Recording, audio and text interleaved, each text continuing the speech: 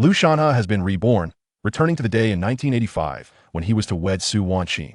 Once again confronted with his mother-in-law's demands for a dowry, Lu Shanhe waved his hand dismissively, declaring that he would not proceed with the marriage. The neighbors and relatives deemed Lu Shanhe foolish for relinquishing a beautiful wife like Su Wanqing, who possessed an urban household registration. Yet, Lu Shanhe remained acutely aware. In his previous life, after marrying Su Wanqing, she proved to be a burden, draining their household finances to support her brother, nearly selling Lu Shanhe himself to fund her siblings' needs. Lu Shanhe also endured a lifetime of infidelity at the hands of Su Wanqing, raising another man's child for over 40 years. To muster the dowry for Su Wanqing, Lu Shanhe's father sold his blood, contracting hepatitis and ultimately succumbing to liver cancer, while his younger sister dropped out of school to forage for medicinal herbs, meeting an untimely demise. Having been granted a second chance at life, Lu Shanhe vowed to steer clear of burdensome individuals, aspiring instead to marry his ideal partner and provide his family with a prosperous existence. Gazing at the golden opportunities flourishing in the late 1980s and early 1990s, Lu Shanhe resolved to become the master of his own fate. Chapter 1. No entry without the 4 major items. You think you can marry my daughter with just a television and some trifles? Such good fortune is unheard of. Su Wanqing's father is returning to become a prominent official. He is the director of a state-owned food factory and has promised to secure a job for Wanqing at a textile mill, along with an urban household registration. Soon, my daughter will be a formal employee of the state-owned enterprise, earning a monthly salary of 50 yuan. In the city, who gets married without the 4 major items? Lu Shanhe, you are but a peasant with no urban household registration, and without the 4 major items, do not even think of marrying my daughter. A woman clad in a red floral dress, her hair piled high, stood with hands on her hips, vociferously pointing at Lu Shanhe. This scene rendered the friends and family present at the wedding proposal deeply awkward. Many urged, Hu Juan, let it go. They already have their marriage certificate. Only the wedding remains. Given Shanhe's current circumstances, they can take their time. Indeed, Hu Juan, look at the wedding procession that has arrived. What kind of behavior is this? Blocking the entrance. Su Haixing has been gone for over 20 years. Who knows what is true or false about his return? Besides, Hu Juan, you're already in your second marriage and a widow. Isn't it time to move on? Shanhe treats Qingqing quite well. In the face of her relatives' counsel, Hu Juan did not relent, instead raising her voice to point at Lu Shanhe's head, exclaiming, Bah, what do you mean by treats well? He has no urban registration and no job. How is that considered well? You are not the one marrying off your daughter, so cease with the condescension. Hu Juan's spittle landed on Lu Shanhe, who knelt on the ground. Without the 4 major items, this marriage cannot proceed. I truly do not understand what Su Wanqing sees in this useless man. Let me tell you, kneeling is of no avail. If you cannot gather the 4 major items, do not even think of entering this door. Hu Juan stood guard at the entrance like a gatekeeper. Regret flooded her heart. Had her daughter Su Wanqing received a letter from her father Su Haixing sooner, how could she have possibly married Lu Shanhe? If Su Haixing had truly resolved the issues regarding his daughter's urban household registration and job, why would she settle for a farmer as impoverished as herself? Hu Juan's regrets mounted, realizing the marriage was not worth the trouble, leading her to increase the dowry demands, hoping Lu Shanhe would withdraw. Meanwhile, in the main room, the 14-inch Panda brand black and white television that Lu Shanhe had delivered the previous day, with its long antenna, displayed the unstable signal of Shanghai Bund. Hu Juan's son, Wong Yongji, Su Wanqing's half-brother, along with a group of friends, lounged before the television, indulging in smoke while watching the drama, seemingly indifferent to the fact that his sister Su Wanqing was to be married that day. In this era, having a television in the countryside was a rare luxury. Lu Shanhe's elder sister, Lu Meiqin, watched her brother kneeling in disgrace, while Hu Juan continued to utter disdainful remarks, causing her to seethe with anger. Nevertheless, for her brother's wedding, Lu Meiqin maintained a smile, gently stating, Aunt Hu Juan, you cannot speak like that. When your family faced hardship, Shanhe was always there to support Qingqing, sending surplus grain to your household every year, and he has helped manage your fields. Lu Meiqin's heart raced with desperation. To enable Lu Shanhe to marry Su Wanqing, the family had exhausted all their savings on a television, sold their ox used for plowing, and incurred substantial debt. As the elder sister, she had borrowed a considerable sum from her future in-laws to amass the dowry. Their father, Lu Linshan, had even sold blood multiple times in secret to gather funds. Today, friends and relatives had gathered at their home, awaiting Lu Shanhe to bring his bride home. Little did they know, upon arriving to propose, Hu Juan unexpectedly altered her demands, insisting on the remaining 3 of the 4 major items: the refrigerator, washing machine, and tape recorder. The combined cost of the refrigerator and washing machine alone would exceed 1,000 yuan. Lu Shanhe's parents earned merely a few dozen yuan a month. How could they possibly afford such expenses? Kneeling on the ground, Lu Shanhe's mind spun in confusion. Hadn't he been diagnosed with terminal cancer? How had he found himself kneeling again, back on that day in June 1985, set to marry Su Wanqing? Could it be that he had been reborn? Gazing at Hu Juan, who was spewing a torrent of words, Lu Shanhe pinched his own hand painfully. Ouch! The pain confirmed that he must indeed have experienced a rebirth. Excitement surged within him, alongside the anticipation of rectifying countless regrets from his past life. Lu Shanhe resolved to exert every ounce of his being. Reflecting on his previous life filled him with shame and fury. His parents had sacrificed everything to appease Hu Juan's insatiable demands. His father, Lu Linshan, had collapsed after selling blood to gather money, only to return home and succumb to hepatitis, ultimately leading to his death from cirrhosis. His sister, Lu Meiqin, had emptied their family savings, nearly leading to her divorce. His academically gifted sister, Lu Meiqi, dropped out of school to contribute to the household, meeting a tragic end years later while foraging for herbs on the mountainside. It was only after enduring these tribulations that Lu Shanhe finally managed to gather the 4 major items and wed. However, the dowry that Lu Shanhe provided, including the television and the 4 major items, was ultimately appropriated by Hu Juan for her own son, Wong Yongji, Su Wanqing's half-brother.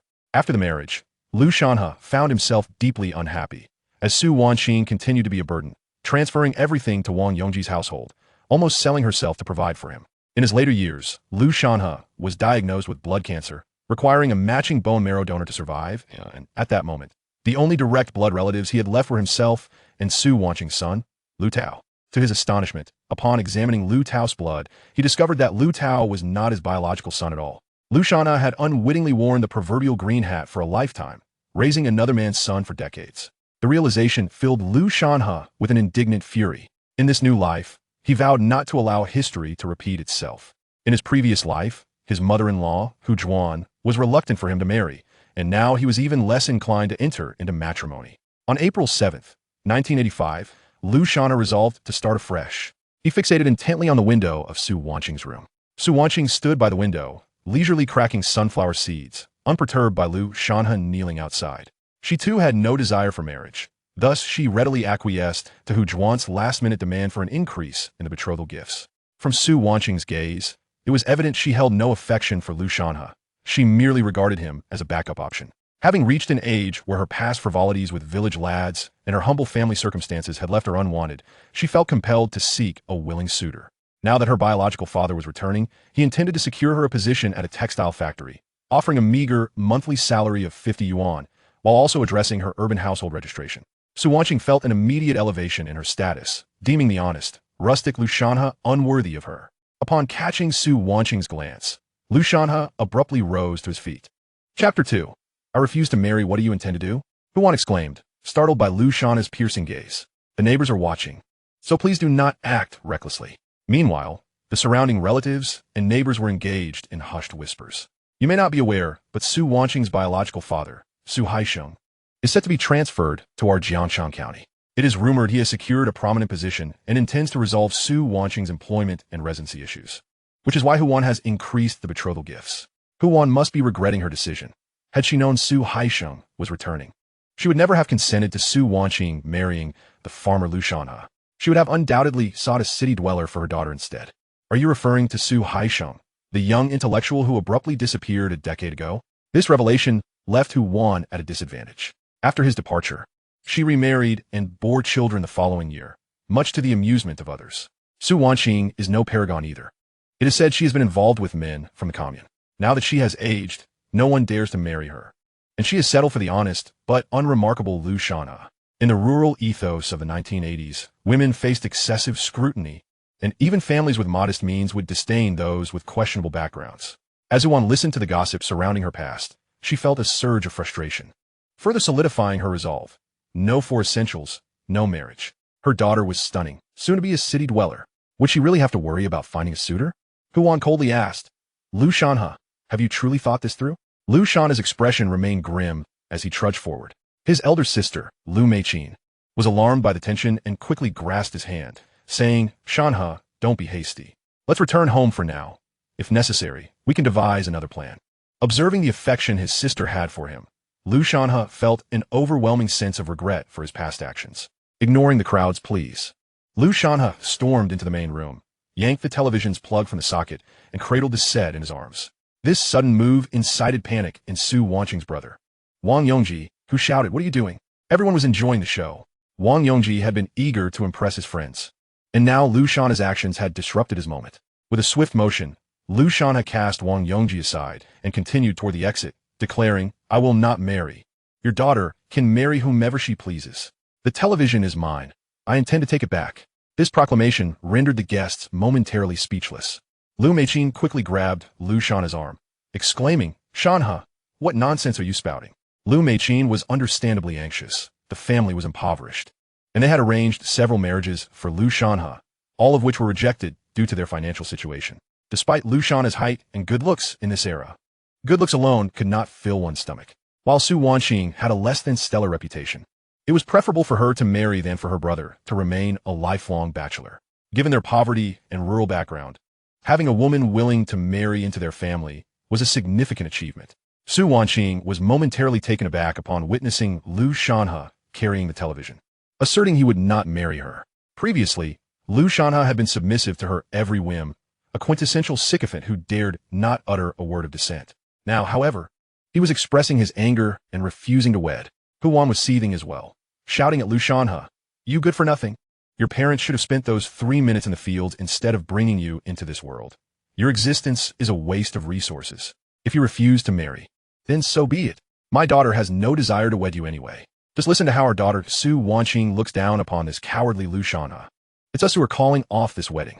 Lu Meiqin, hearing Huan's declaration, was overwhelmed with urgency and anger, trembling with distress, nearly fainting as she exclaimed, "What shall we do? What shall we do?" Lu Shanhe's eyes blazed with fury as he pointed at Huan, stating, "I refrain from striking you today due to your age, but should you utter another disrespectful word, do not blame me for my lack of courtesy." With that, he smashed the table in the main room to pieces, a piece he had painstakingly saved for. The sudden crash startled Huan into silence. She had no doubt that if she spoke again, Lu Shanhe would unleash his wrath upon her. Lu Shanhe placed the television on the ground, then retrieved the radio and bicycle, finally securing the 2 larger items onto the bicycle. He turned to Lu Meiqin and said, "Sister, let us return."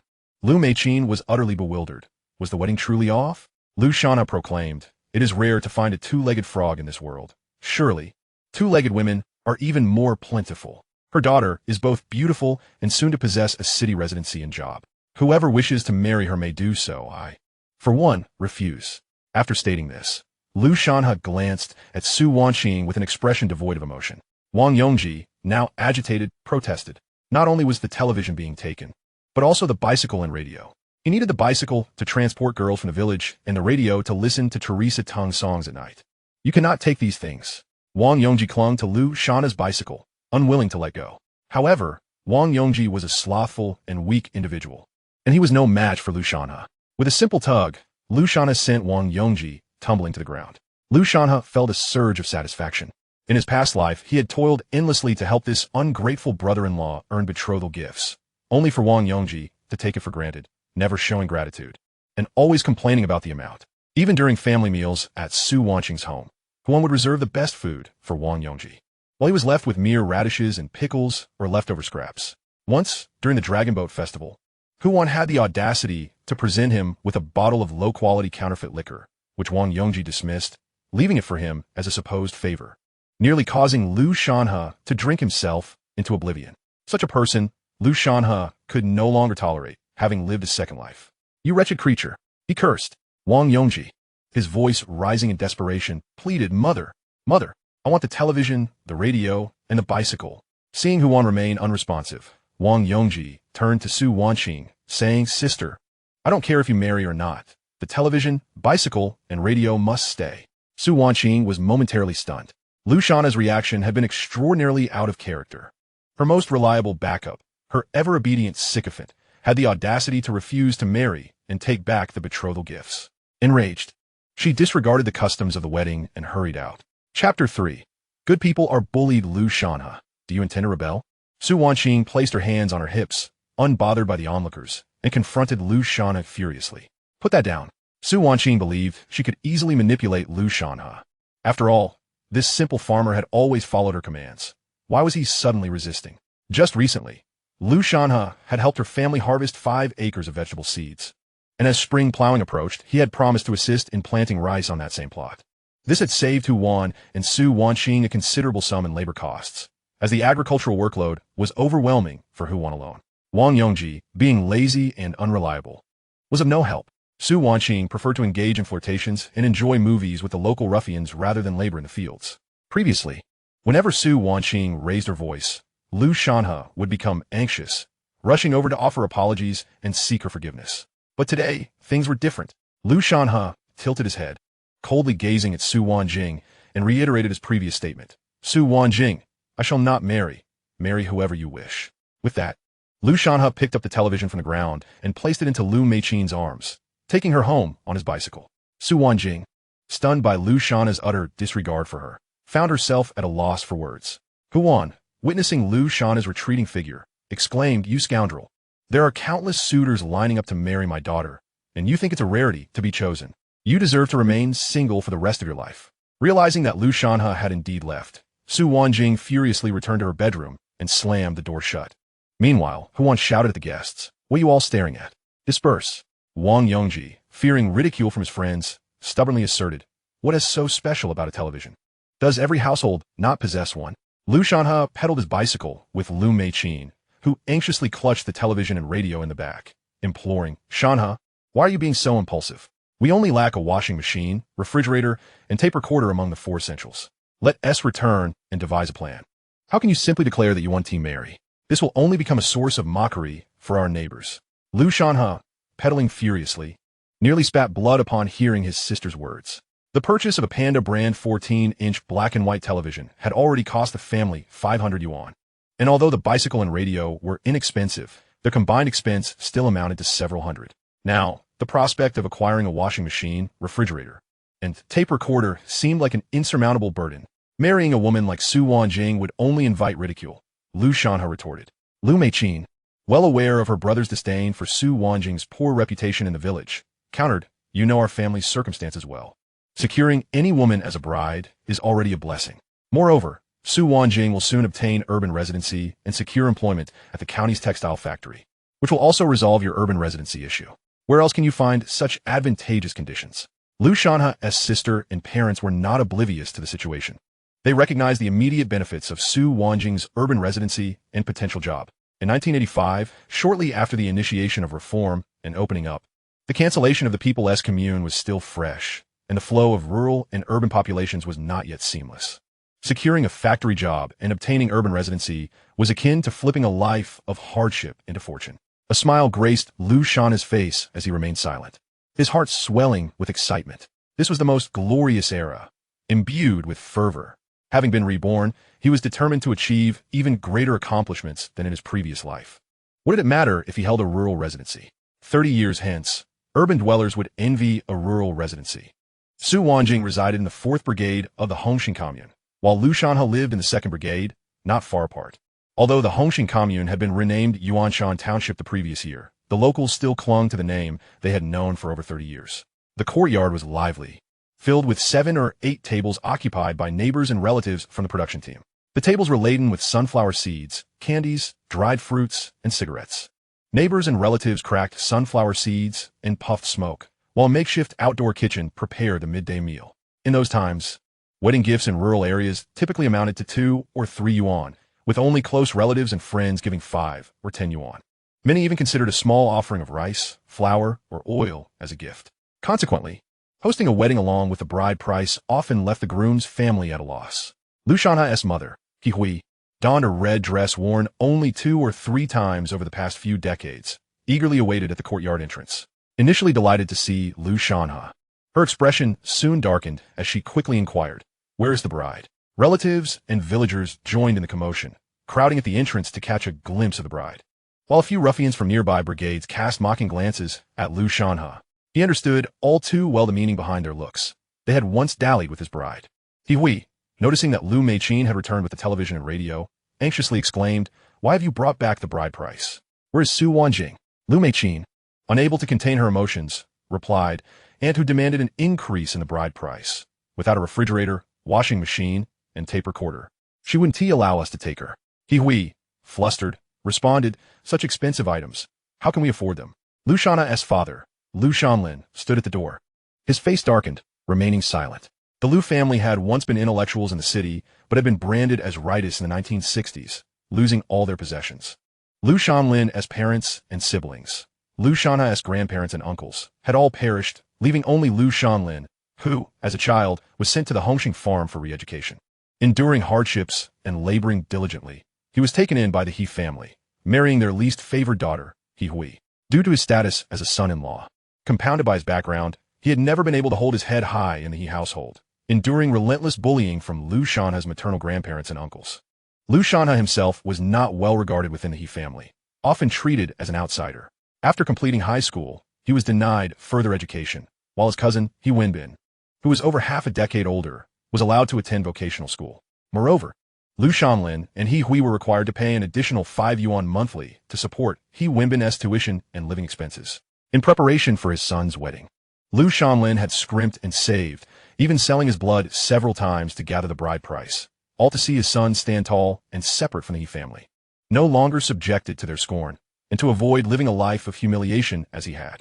However, he had not anticipated such complications arising. Lu Shanhe's 2 uncles and aunt were reveling in the spectacle. Yet Lu Shanhe's focus was elsewhere. He abandoned his bicycle at the roadside and hurried toward the pig pen. Chapter 4. The son-in-law is worth less than a dog.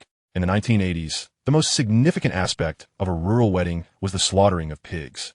After butchering a large, fat pig, all parts were transformed into dishes, complemented by some vegetables for the wedding feast.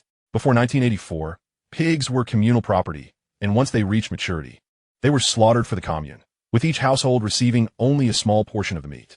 It was only after the dissolution of the commune that pigs became private property, allowing families to consume their own meat, though selling still required approval from the commune, prohibiting private transactions. Lu Shanhe hurried to check whether the pig raised for 10 months at home had been slaughtered.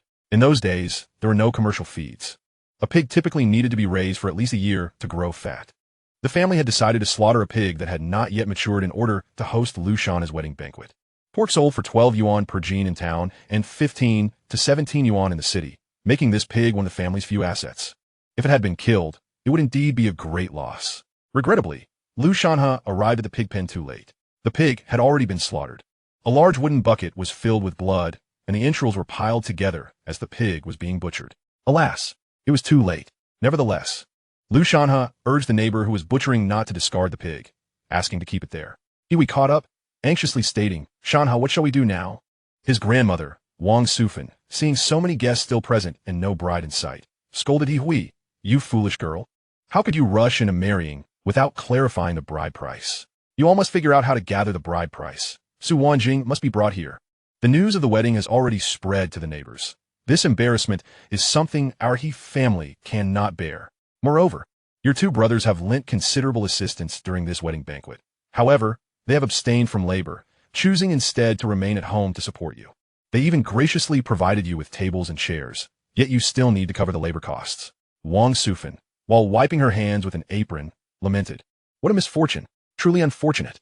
Lu Linshan, that spineless wretch, is not only ineffectual himself, but has also spawned a feckless son." Observing his grandmother's acerbic demeanor, Lu Shanhe felt an overwhelming surge of indignation. It was his own maternal grandfather's wedding, and his uncle's assistance came with a demand for payment.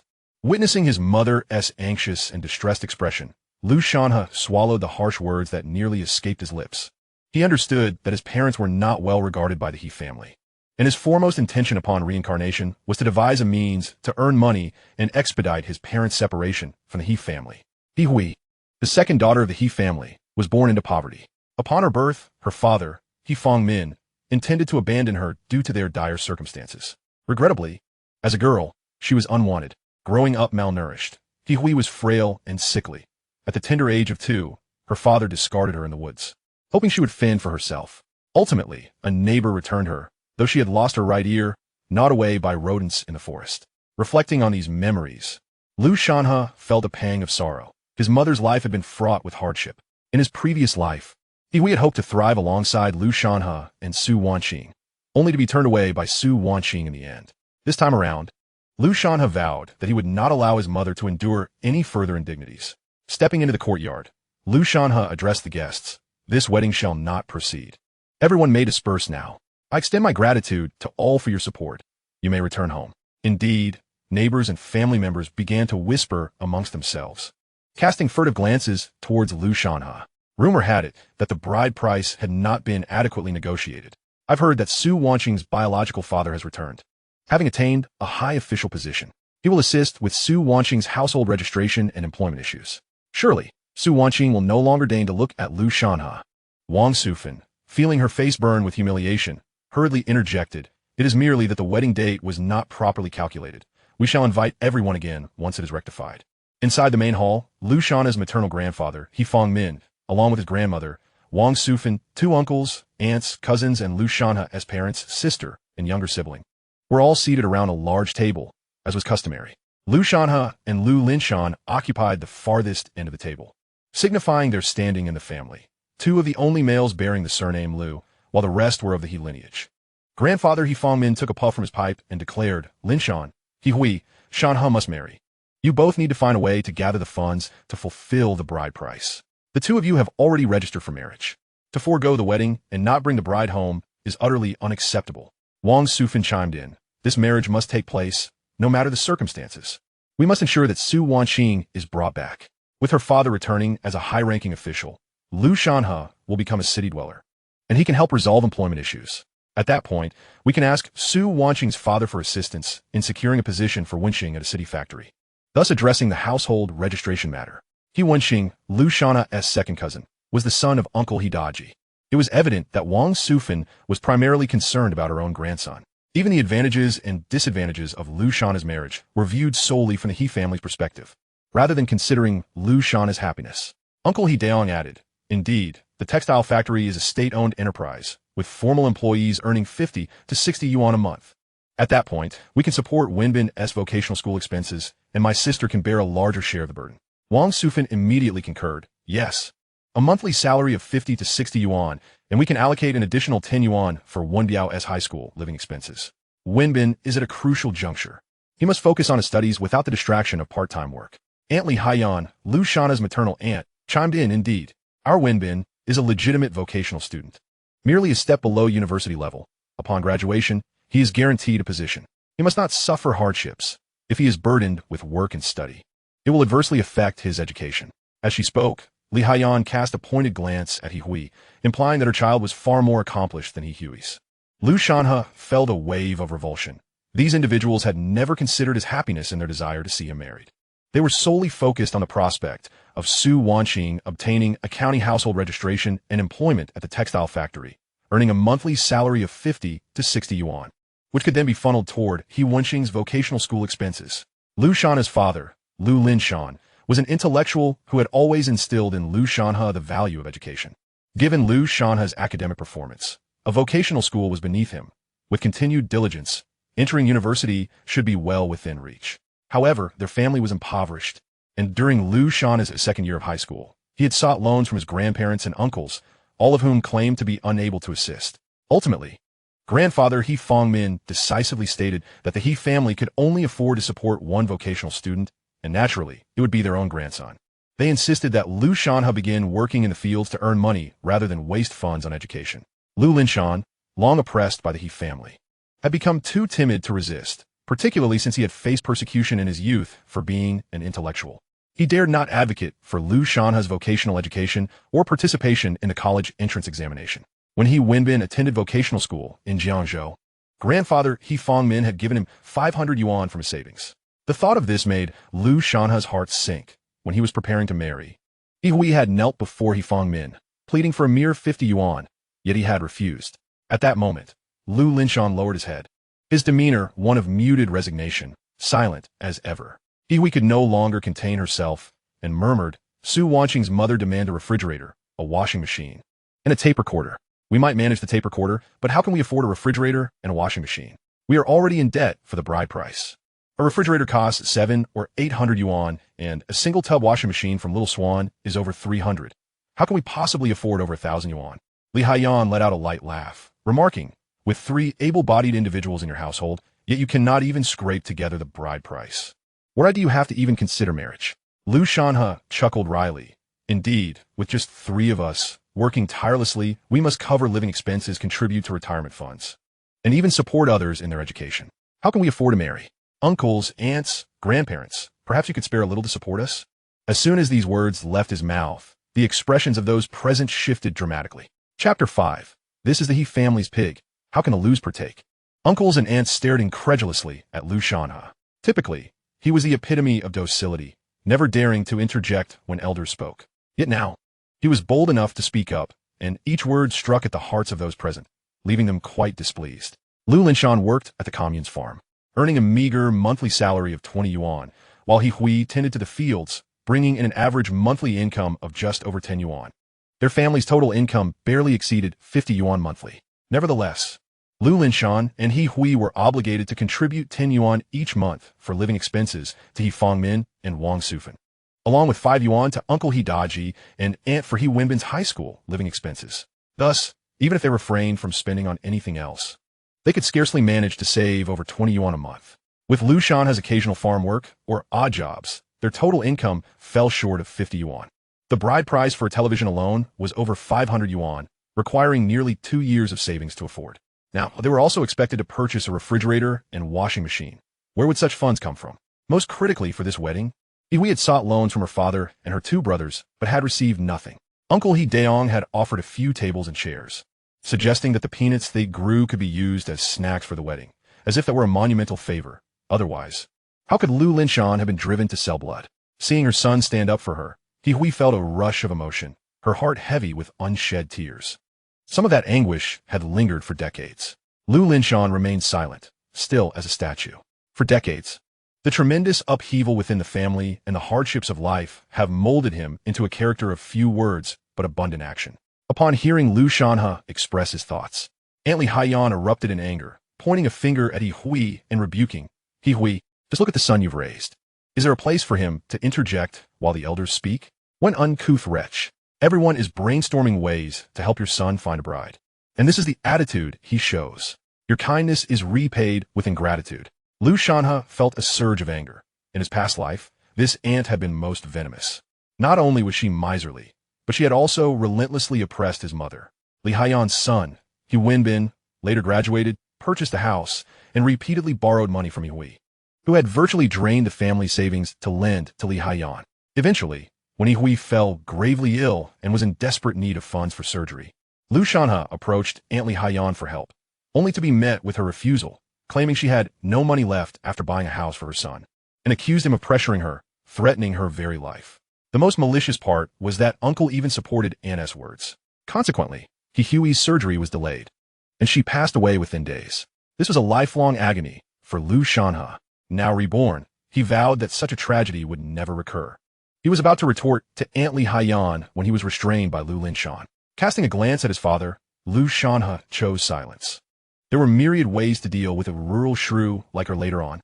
Lu Linshan remarked, as for the wedding expenses, He Hui and I will find a solution. Observing his father's darkened complexion and frail physique, Lu Shanhe felt a wave of sorrow wash over him. He Fangmin did not wish to escalate the situation, as it would only lead to trouble if his daughter refused to contribute to the household expenses. Let us eat, he urged. Upon mentioning food, Aunt Li, Uncle, and their children sat immobile in their chairs, as if it were their entitlement. Only He Hui and Lu Linshan ventured into the kitchen to bring out the prepared dishes. The rural fare was simple, typically consisting of a few vegetable dishes and pickles, accompanied by a modest serving of sweet potato rice, with meat being a rare luxury. However, today, in honor of the guests, they had boiled a piece of pork, and He Hui had stir-fried it with chili peppers. Upon seeing the meat served, the children's mouths watered in anticipation. Lu Shanhe's younger sister, Lu Meiqi, frail as a bean sprout, stared wide-eyed at the plate of twice-cooked pork. At 13, her height and weight resembled that of a 7- or 8-year-old child, indicative of severe malnutrition. In contrast, Aunt's second child, He Chunhua, and Uncle's children, He Wenqing and He Chunfang, were all robustly built. Before they began eating, He Fangmin placed his chopsticks down and declared, since Lu Shanhe's wedding has been postponed, the pig we slaughtered cannot be consumed. He Daong, he called for his eldest son. Yes, Dad, He Daong replied.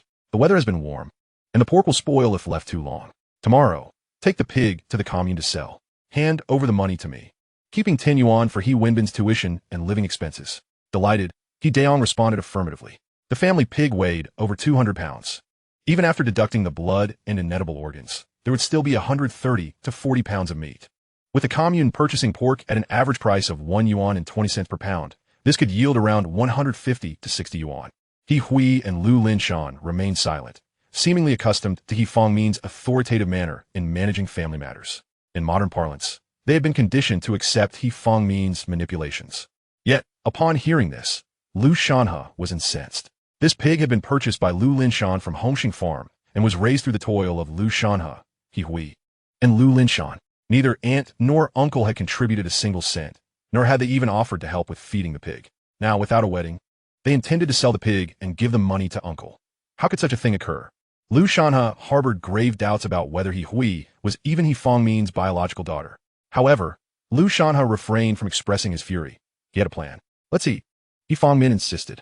No sooner had the words left his mouth than aunt, uncle, and their children, ignoring the vegetables, eagerly grabbed the twice-cooked pork as if fearing it would disappear. Meanwhile, He Hui and Lu Linshan quietly served themselves pickles and sweet potato rice. The frail Lu Meiqi watched the meat with longing, but it was placed beyond her reach, while He Wanqing, He Chunfang, and He Chunhua sat closer to it. Lu Shanhe smirked inwardly, noting the disparity between his granddaughter and the grandchildren of the other family. Struggling to contain herself, Lu Meiqi stood up, stretching her hand toward the meat, only to have it struck by Li Haiyan's chopsticks across her hand. The strike was heavy, leaving 2 red marks on her delicate skin. What sort of manners are these? Haven't you taught your child how to behave at the table? Li Haiyan chastised. Not having secured any meat, Lu Meiqi burst into tears. Seeing her daughter punished, He Hui felt a pang of anguish and interjected, "Sister-in-law, the child knows nothing. Can't we speak civilly without resorting to violence?" Li Haiyan retorted sarcastically. As the old saying goes, it is the father's fault for failing to teach.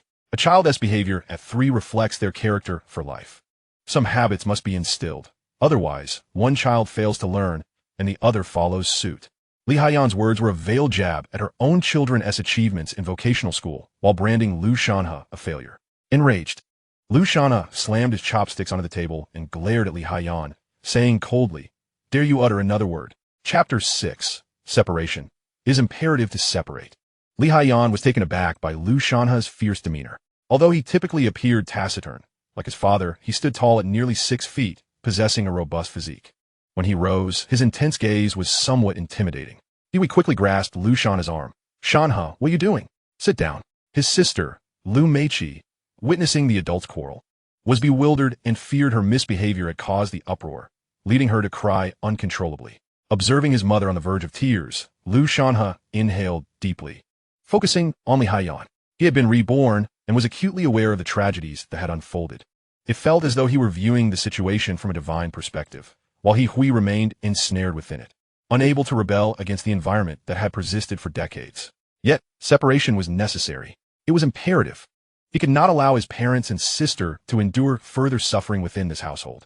Even if they lacked a home at present, they must separate, establish their own kitchen, and prepare their meals. Lu Shanhe's foremost priority was to earn money swiftly, apply for land from the commune, and rebuild a home, thereby achieving complete separation. His sister, Lu Meiqi, had married early, unable to endure such a family environment. He Fangmin banged the table and declared, "Enough, enough. Let us eat."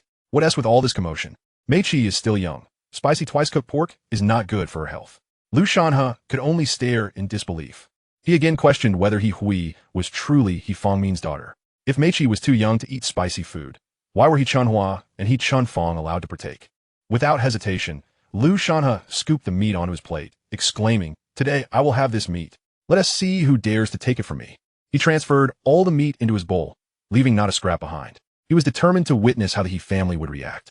Indeed, upon witnessing Lu Shanhe's fierce demeanor, aunt, uncle, and their children, who had previously been animated, suddenly fell silent, no longer daring to contest him for the meat. And soon there was none left to snatch. Lu Meiqi, however, was taken aback, accustomed to being scolded by her grandparents. She hesitated to eat the meat Lu Shanhe had offered her without their permission. Lu Shanhe could only sigh, acknowledging that certain matters cannot be hurried and must be approached with patience.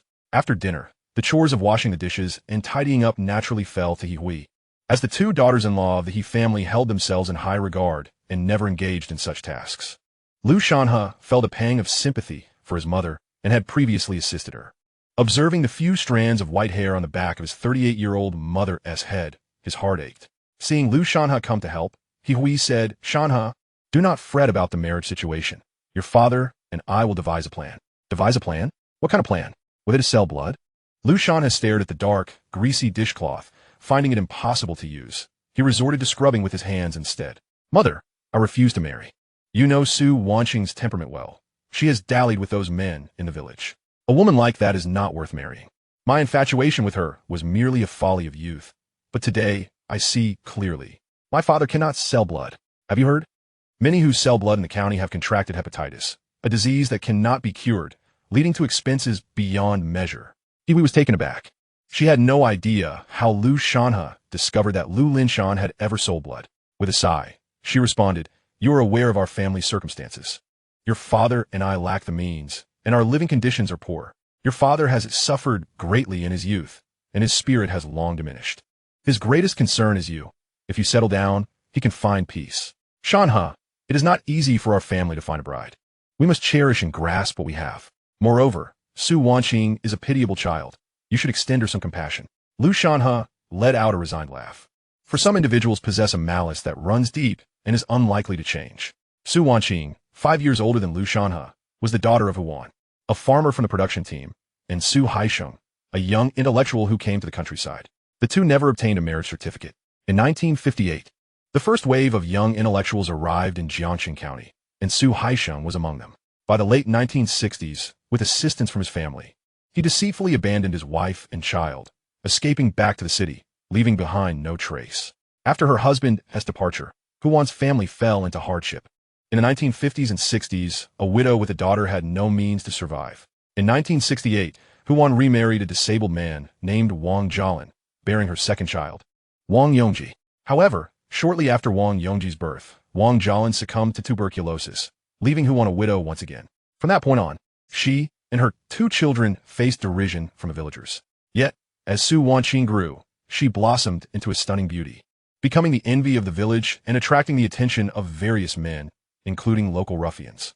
Having grown up in poverty and without a father, Su Wanqing was susceptible to the temptations of food and money presented by the local scoundrels, engaging in frivolous interactions with them in exchange for food to improve her family's meals. Lu Shanhe, 5 years her junior, harbored feelings for Su Wanqing. However, unlike the village ruffians, he was honest and timid, possessing desire without the courage to act, silently supporting her. During the era of the People's Commune, Lu Shanhe worked diligently, delivering the sugar and pork he earned through points to Su Wanqing's household. With the rural land contracting the previous year, he devoted his surplus grain and earnings from odd jobs to her as well, rising early and toiling late to assist her family in their agricultural endeavors. Su Wanqing did not mind having him as a backup. As time passed, Su Wanqing reached marriageable age. However, the village men looked down upon her, deeming her unclean, and none were willing to wed her. Huan, too, wished not to support her daughter indefinitely, especially as her son Wong Yongji also needed to marry, prompting her to act hastily. Ultimately, Huan and Su Wanqing decided upon Lu Shanhe as a suitable match, who was 5 years younger and known for his earnestness. The Lu family, already impoverished, rejoiced at the prospect of their son marrying, especially since Su Wanqing was beautiful and her past was not a deterrent for them. The dowry was settled at 3 rounds and a bell, along with a black and white television. The Lu family went to great lengths to gather the dowry, and the couple obtained their marriage certificate. Yet, on the eve of their wedding, Huan unexpectedly received a letter from Su Haisheng addressed to his daughter Su Wanqing. In the letter, Su Haisheng expressed that his return to the city had been a last resort. He had since remarried and had children, and due to work commitments, he would soon be reassigned back to Jiangxing County. To make amends for the past, he would assist his daughter with her urban household registration and job. But his fate with Huan had come to an end. Upon receiving the letter, Huan felt a mixture of laughter and tears, cursing Su Haisheng for his heartlessness.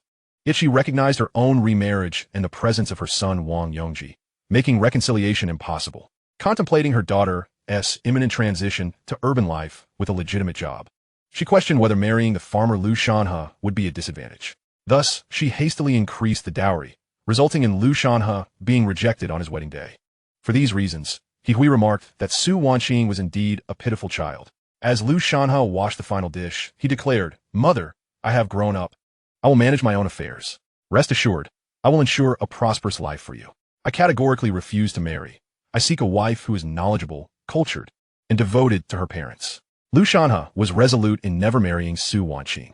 Not only was she a burden, treating him as a servant, but she had also brought him 40 years of humiliation, a life he could no longer endure.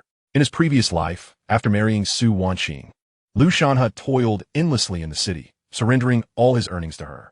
Yet, Su Wanqing preferred to reside in the factory dormitories, socializing with both men and women after work, neglecting to return to Lu Shanhe's rural home or engage in household duties. Even when returning late from the cinema, Lu Shanhe would prepare a basin of water for her to wash her feet. Su Wanqing looked down upon Lu Shanhe's peasant background, berating and physically abusing him, often resorting to slaps and kicks, deriding him as a useless fool. Lu Shanhe, enamored with Su Wanqing, believed she deserved better as an urbanite, and thus he endured her mistreatment without retaliation. The notion of her honoring her in-laws was utterly dismissed. When Lu Linshan passed away, Su Wanqing did not return, citing a fear of death, which left He Hui in tears. Moreover, Lu Shanhe continued to labor for his mother-in-law's family. Years later, when Su Wanqing's half-brother Wong Yongji married, Su Wanqing and Huan once again solicited money from Lu Shanhe. Lu Shanhe, reluctant to spend on himself and subsisting on a single bun per meal while working day and night, finally scraped together the dowry for Wong Yongji's wedding. Subsequently, Su Wanqing became involved with a workshop director at the factory, and rumors spread throughout the textile factory about her becoming the director's secretary. Lu Shanhe, motivated by their child, tolerated the situation. As the tide of reform swept through the 1990s, Lu Shanhe found himself with no alternative but to resign from his temporary position at the machinery factory and seek work along the coast. Through hard work and intelligence, coupled with the advantages of the economic reforms, he achieved success in entrepreneurship, amassing several million in cash, along with a car and a home. Yet, he remained shackled by Su Wanqing. The entire ownership and control of the enterprise were in her hands, and his brother-in-law, Wong Yongji, a high-ranking executive, squandered company resources on drinking and gambling, undermining several of Lu Shanhe's business endeavors. Every time Lu Shanhe urged Su Wanqing to persuade Wong Yongji to leave the company, Su Wanqing would erupt in a fit of rage, smashing things and throwing tantrums, compelling Lu Shanhe to relent time and again. What purpose does such a woman serve? Naturally, Lu Shanhe would never confide these thoughts to He Hui, as she would not believe him regardless. After hearing her son's comforting words, He Hui could only manage a wry smile. Lu Shanhe had something of great importance to convey to He Hui. Mother, let us separate our households. You, father, and Mei Qi must not be subjected to their bullying. Reflecting on the earlier situation brought tears to He Hui's eyes, yet the prospect of separation, with no money or home, seemed insurmountable. She nodded silently in response. Lu Shanhe, recognizing the underlying truth, knew that without financial success and sufficient strength, He Hui would lack the courage to pursue separation. After washing the dishes, Lu Shanhe had another crucial task to attend to, lest it be too late. As he stepped out of the kitchen, he suddenly spotted Lu Meiqi squatting on the ground, seemingly engaged in something obscure. Chapter 7. Braised Pork. Approaching Lu Meiqi, he observed her fragile form akin to a sprout, contrasting sharply with the robust figures of He Chunhua and He Chunfeng, which filled him with distress. Lu Shanhe had an elder sister and a younger sister. Due to the family's dire financial situation, his elder sister, Lu Meiqi, had married early. However, he felt the deepest guilt towards Lu Meiqi. In his previous life, the family had forced Lu Meiqi, who had been an exemplary student, to drop out of school to gather a dowry for him. A few years later, while foraging for medicinal herbs in the mountains, she fell off a cliff and perished. The thought of this agony pierced Lu Shanhe as heart anew. In this life, he vowed never to allow Lu Meiqi to suffer again. He would ensure she attended university and lived a life fit for a princess. Upon closer inspection, Lu Shanhe noticed that Lu Meiqi had picked something up from the ground to eat. Flies buzzed around, drawn to the food. Meiqi, Lu Shanhe called out. Hearing someone call her from behind, Lu Meiqi trembled in fear, as if caught in wrongdoing, but upon turning to see her brother Lu Shanhe, she relaxed. Brother, you scare me to death. Meiqi, what are you eating? Lu Meiqi flashed a sweet, innocent smile, revealing the morsel in her hand. Brother, there's so much pork on the ground. It smells delicious. Do you want some? Pork? Lu Shanhe looked at the piece of white flesh in Lu Meiqi's hand, which was smeared with dirt. This was from the place where they had just slaughtered the pig, and what Lu Meiqi held was surely the fat that had fallen to the ground. Aren't you going to eat it? If you don't, I will, Lu Meiqi declared, popping the raw pork fat into her mouth, chewing vigorously as if trying to extract every ounce of grease from it. Witnessing this scene, Lu Shanhe felt a chill run down his spine. This was his sister, his own sister. While others feasted on twice-cooked pork, His sister was left to consume raw fat off the ground. Lu Meiqi devoured another piece and bent down again to search for more. She shooed away the flies and carefully picked off the maggots, retrieving another small piece of fat from the dirt. The summer heat was oppressive, and the meat had begun to emit a foul odor, with flies laying their eggs upon it. Not wishing to hurt Lu Meiqi's pride, Lu Shanhe gently suggested, "Meiqi, let's not eat this raw meat. How about some braised pork instead?" Braised pork? Lu Meiqi recalled the delicious braised pork she had tasted during the New Year.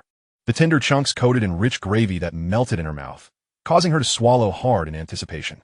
Now 13, she was aware of many things. And with a gulp, she replied, "But brother, where would we find braised pork? Mother always says we can only eat it during the New Year. Trust me. Just follow me," Lu Shanhe promised Lu Meiqi. Nodding eagerly like a chick pecking at rice, she quickly trailed behind him. Lu Shanhe held her frail little hand, warmth blooming in his heart. This was his sister, his own sister. In his previous life, he had failed to protect her. This time, he would not falter. The summer heat was relentless, and so the freshly slaughtered pork had been divided and placed in a cool barrel in the kitchen. The barrel sat within a wooden tub filled with water, ensuring the pork remained at a low temperature to prevent spoilage. Just as Lu Shanhe and Lu Meiqi prepared to enter the kitchen, they suddenly heard sounds from within. Listening closely, he recognized the voices of his Aunt Li Haiyan and Aunt Zhang Lihua.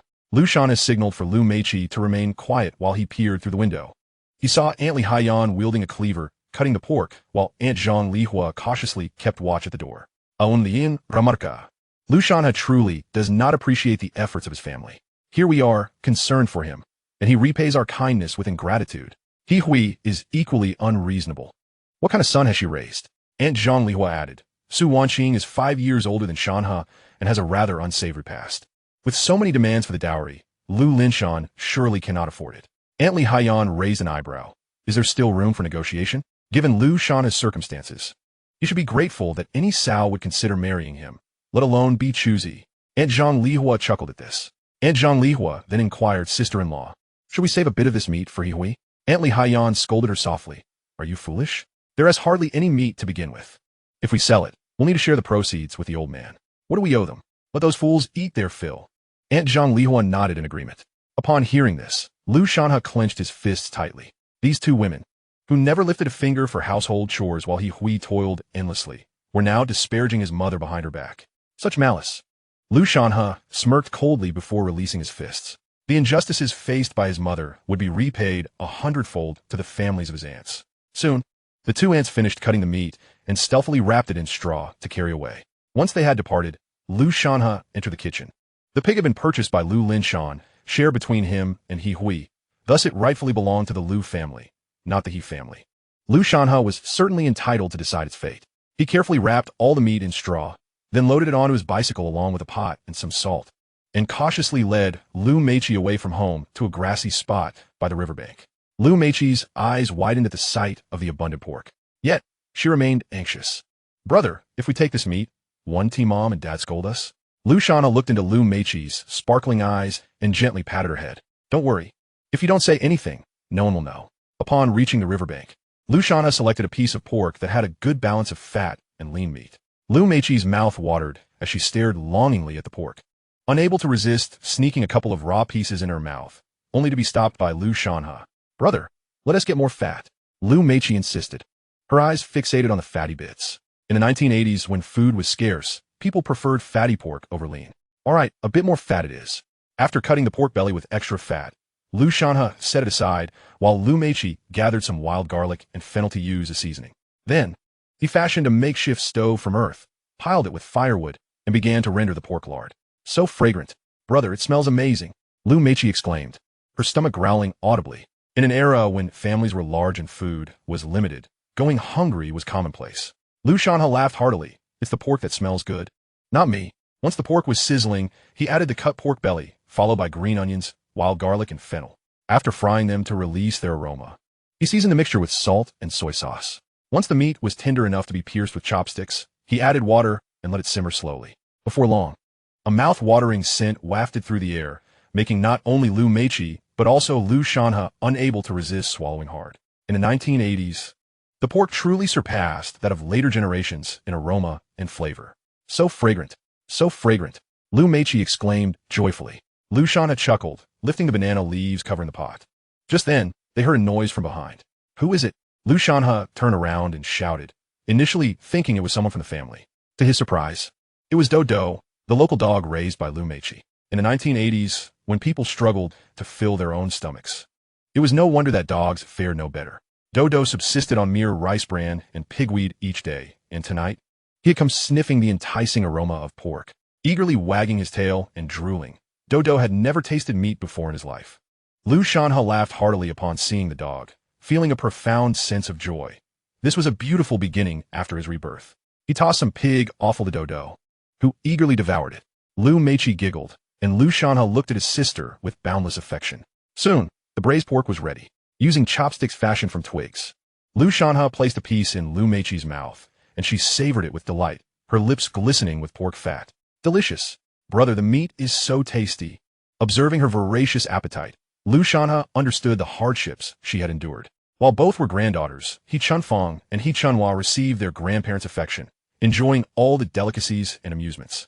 In contrast, Lu Meiqi, as an outsider, felt like a stray child, merely surviving on the fringes, reminiscent of He Hui's childhood. Lu Shanhe restrained himself from eating too much, while Lu Meiqi stuffed herself to the brim, burping several times. With a worried expression, she turned to Lu Shanhe, asking, Brother, when will we have meat again? Is it only during the new year? She feared that meat might become a distant memory. Pinching Lu Meiqi's cheek, Lu Shanhe reassured her, Don't worry. We will have meat every week from now on. Really? Lu Meiqi's face lit up with joy, licking her lips, fully trusting her brother's promise. In this era, pigs were locally bred black pigs, unlike the white pigs imported from England. Although the meat from black pigs was delectable, their growth was notably slow. The pork had already been significantly divided among his aunts, leaving around 100 pounds, supplemented by another 30 pounds. Lu Shanhe intended to sell all of it at the county town the following morning. After a satisfying meal, Lu Meiqi fell asleep on her brother's lap, mumbling in her dreams, Pork is so delicious. Lu Shanhe couldn't help but chuckle. He placed his bicycle and the pork by the riverbank, using tall reeds for cover, then gently carried Lu Meiqi home. After quietly laying her on the bed, he hurried back to the river to cycle to the county town under the moonlight. He chose the county over the village, primarily because too many people in the village recognized him. As dawn broke, dew glistened like pearls on the grass. Lu Shanhe felt invigorated rather than tired. Taking a deep breath, he reveled in the unpolluted air of this era. The village was over 20 kilometers from the county town, and aside from a few main roads, there were hardly any paved streets. Lu Shanhe pedaled for more than 3 hours before reaching Jianshan County. Many pork stalls were opening in the market. He casually approached one, knocking on the door and asking, Comrade, do you buy pork? It's from my own farm. The shopkeeper, a middle-aged man in his 40s, glanced at the pork on Lu Shanhe's bicycle, his expression shifting. After looking around cautiously, he urged Lu Shanhe to quickly bring the pork inside. In 1984, the end of the People's Commune allowed for private trade, and the era of rationing was over. However, in many cities, the old system of ration tickets still lingered, and people's mindsets were not entirely open, prompting the shopkeeper to be wary. The shopkeeper inquired, Where is this meat slaughtered? Do you have a certificate? The law mandated that while farmers could raise pigs, the meat had to be collected and slaughtered by the commune, later the village, for sale. Private slaughtering for personal consumption was permissible, but selling it openly was strictly forbidden. Lu Shanhe was aware of this, yet human greed often prevailed. Those daring enough to engage in business at this time were the pioneers. He explained, It's for my own pig, slaughtered at home. It's not sick, just look at how fresh the meat is. I had planned to feast, but it fell through. The shopkeeper scrutinized the meat's color and bloodstains, nodding, All right, I'll take it for 1 yuan per pound. Given that pork sold for 1 yuan 50 in the county town, Lu Shanhe retorted, 1 yuan? I'm off to another shop. Wait, don't go. The shopkeeper, now anxious, called out, 1 yuan 20 per pound, and I'll value the offal at 70 cents per pound. I can't go any higher. Otherwise, I won't make a profit. Without a slaughter certificate, I'm taking a risk. Deal. Lu Shanhe readily agreed. He aimed to seize the opportunity of this era to earn quickly, gathering as much capital as possible. The total weight of the pork was 110 pounds, with the offal weighing 32 pounds, amounting to a total of 434 yuan. In the summer of 1985, the 4th series of the renminbi had just been issued, resulting in limited circulation. Most people still held the 3rd series, with the highest denomination being 10 yuan. Gripping the thick stack of money brought Lu Shanhe a profound sense of satisfaction. By 8 in the morning, the county town buzzed with life. Lu Shanhe first sought vendors near the supply and marketing cooperative, spending money to buy milk tickets and cloth tickets. He then purchased 5 pounds of milk powder at 0.84 yuan per pound from the cooperative. Lu Meiqi was at the stage of growth, and her daily diet of sweet potato porridge or wild vegetable soup lacked the necessary nutrition. A bit of milk would help her grow taller. Lu Shanhe also bought some floral fabric for a dress for Lu Meiqi. In 1983, the national rationing system was abolished, and by 1985, rice and flour were not particularly scarce in cities, with many essential goods becoming less tight. However, items like televisions, sewing machines, and bicycles remained rare commodities. Additionally, staples such as grain, cloth, oil, and meat were still not abundantly supplied, requiring ration tickets for purchase. The rationing system would not begin to fade away until 1993. In Jiangxing County, resources remained relatively scarce, and essential goods still required tickets for procurement. Lu Jiang had acquired a television through connections, having spent money to obtain an industrial ticket necessary for purchase.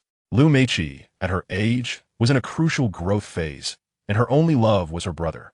After completing his errands, Lu Shanhe cycled back home. Meanwhile, at Su Wanqing's house, Wong Yongji ignored the busy farming season and went to the village to play with some friends. Su Wanqing anxiously looked around for Lu Shanhe, expressing her concern. Mom, do you think Lu Shanhe wants to come? Despite having obtained a marriage certificate with Lu Shanhe and the opportunity to work at the textile factory, transitioning to an urban household, she still felt uneasy. Hu Wan, cracking sunflower seeds, replied, "Are you still thinking about that foolish boy Lu Shanhe? Remember, you're about to become a city dweller, working at the textile factory, and earning 30 yuan a month. At that time, we should find a city dweller to marry. It would be best if Lu Shanhe does not show up. I asked when you two would finalize your divorce. Had I known earlier, I wouldn't have bothered with the marriage certificate. You must remember your promise to your mother. From now on, you are to remit 30 yuan to me each month. Your younger brother is still unmarried." "Oh, I understand, Mom." However, Su Wanqing felt an unsettling anxiety within her. The disparity between urban and rural areas in the 1980s was immense. Marrying a city dweller sounded simple, yet it was anything but. The mother-in-law of a city resident would certainly scrutinize the woman's family background, who would willingly allow their child to marry a woman from a rural household. Wouldn't that be akin to charity? Moreover, Su Wanqing was already approaching the age of 27, which undoubtedly caused her distress. "By the way, I have inquired at the factory. Your father is in the county today. There are only 2 buses from the city to the county each day, so we should head to the station early to meet him. It is imperative that he secures your job and residence registration for you. This is of utmost importance." "But, Mom, didn't Dad say we shouldn't go to meet him?" Hu Wan interjected. "Just because he said not to go, does that mean we won T? This concerns your employment and residence registration." Su Wanqing nodded and replied, "All right, let us head to the county first." Meanwhile, at the He family residence, Uncle He Daong suddenly realized that the pork in the kitchen had vanished. Where did the pig go? Chapter 9. The Battle of Wits with Andy. Over 100 gene of pork and dozens of gene of offal had inexplicably disappeared. This was worth over 100 yuan, equivalent to several months' wages. The money from selling this pig was meant to be handed over to He Fongmin, with a portion allocated for the children's living expenses. This was a serious matter. He Daong felt a surge of panic as he rummaged through the kitchen, searching frantically. Not only was there no pork, but even a single hair from the pig was nowhere to be found. He Daong was distressed. He Fongmin, Wang Sufan, and the other uncles and aunts had all gathered at the kitchen door.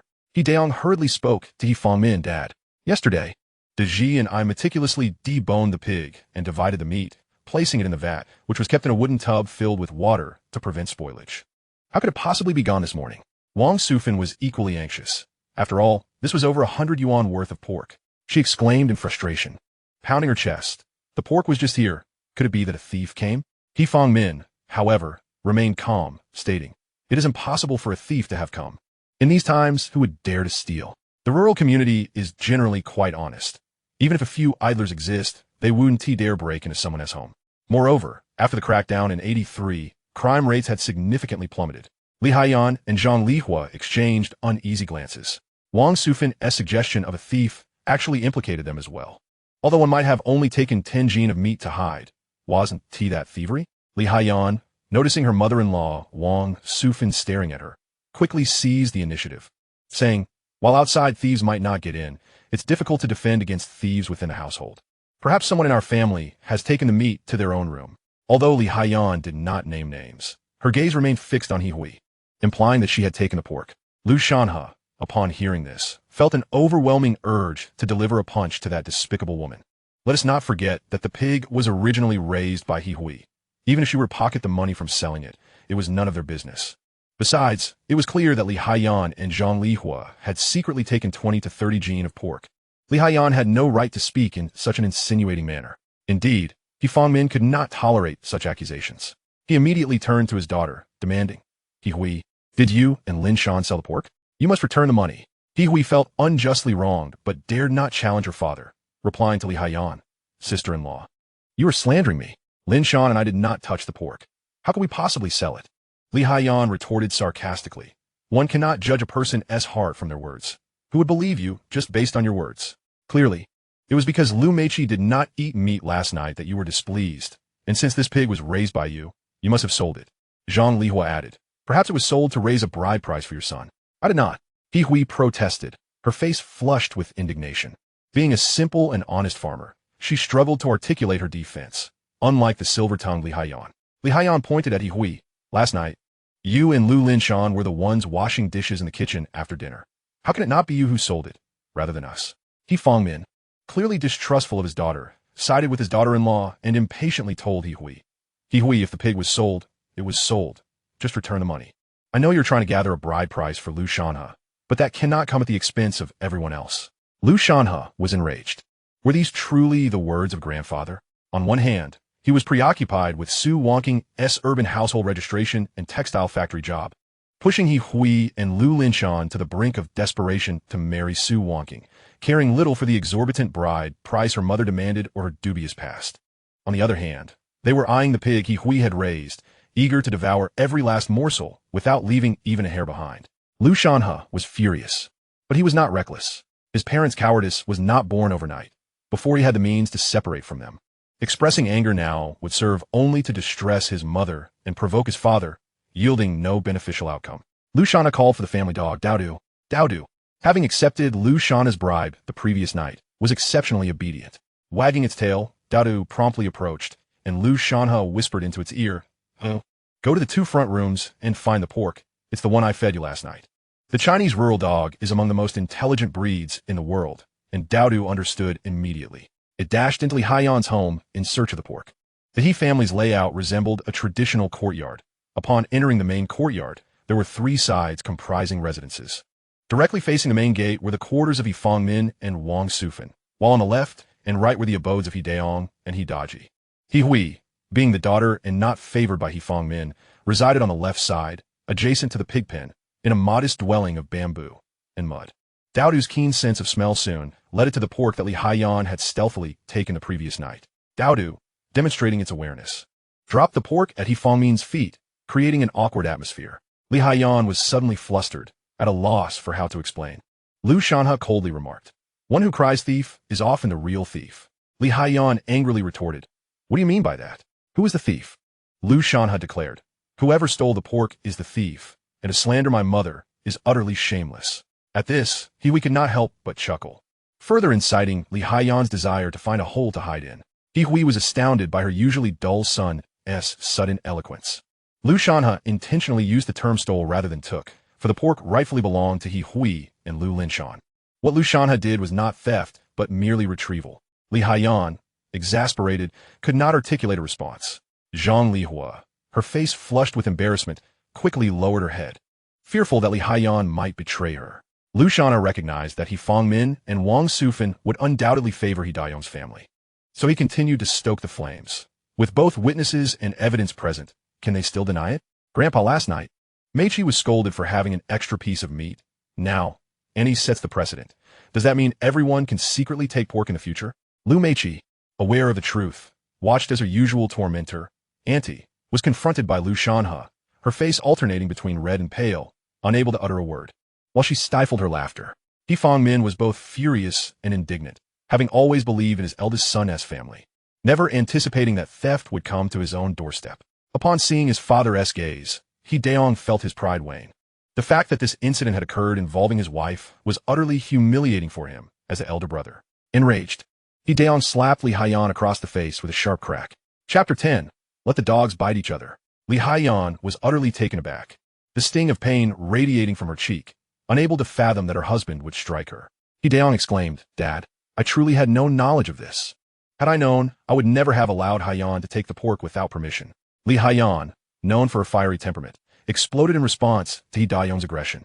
He Fangmin, taken aback by He Dayong's sudden outburst, found his own anger dissipating. He reasoned, fine. It's only natural that Haiyan helped you take the meat since you were the one selling it. Just sell it and return the money to me. He Fangmin was merely providing Li Haiyan an avenue to save face. This scene further incensed Lu Shanhe. Had it been He Hui who had stolen the meat, He Fangmin would have certainly reacted more vehemently, publicly denouncing her while others fanned the flames. Lu Shanhe's resolve to separate the family solidified. What was the purpose of maintaining such a dysfunctional household? He Daong, you scoundrel! How dare you strike me? Li Haiyan retorted, pity de vounded, brandishing a broom to strike He Daong back. Lu Meiqi struggled to contain her laughter, finally bursting into hearty giggles. Seeing the chaotic scene, He Fangmin bellowed, "Enough! Enough! Silence!" With irritation, He Fangmin declared, "I am still alive." Daji, are you and your wife involved in this too? He questioned He Daji. Typically, a father-in-law would not reprimand his daughter-in-law, focusing instead on disciplining his own son. Before He Daji could respond, Zhang Lihua, anxious, interjected, "I only took 15 Jin. Her elder sister's instruction. We agreed on 15 each, and it was to be kept from He Hui. You wouldn't even notice. Zhang Lihua, you ungrateful wretch. How dare you turn on me?" Now, the conflict between Zhang Lihua and Li Haiyan erupted like dogs biting each other, and Lu Shanhe lost interest. The pork had become a moral quagmire, forever elusive. Dragging Lu Meiqi back to their room, he taught her to read the comic adaptation of Journey to the West.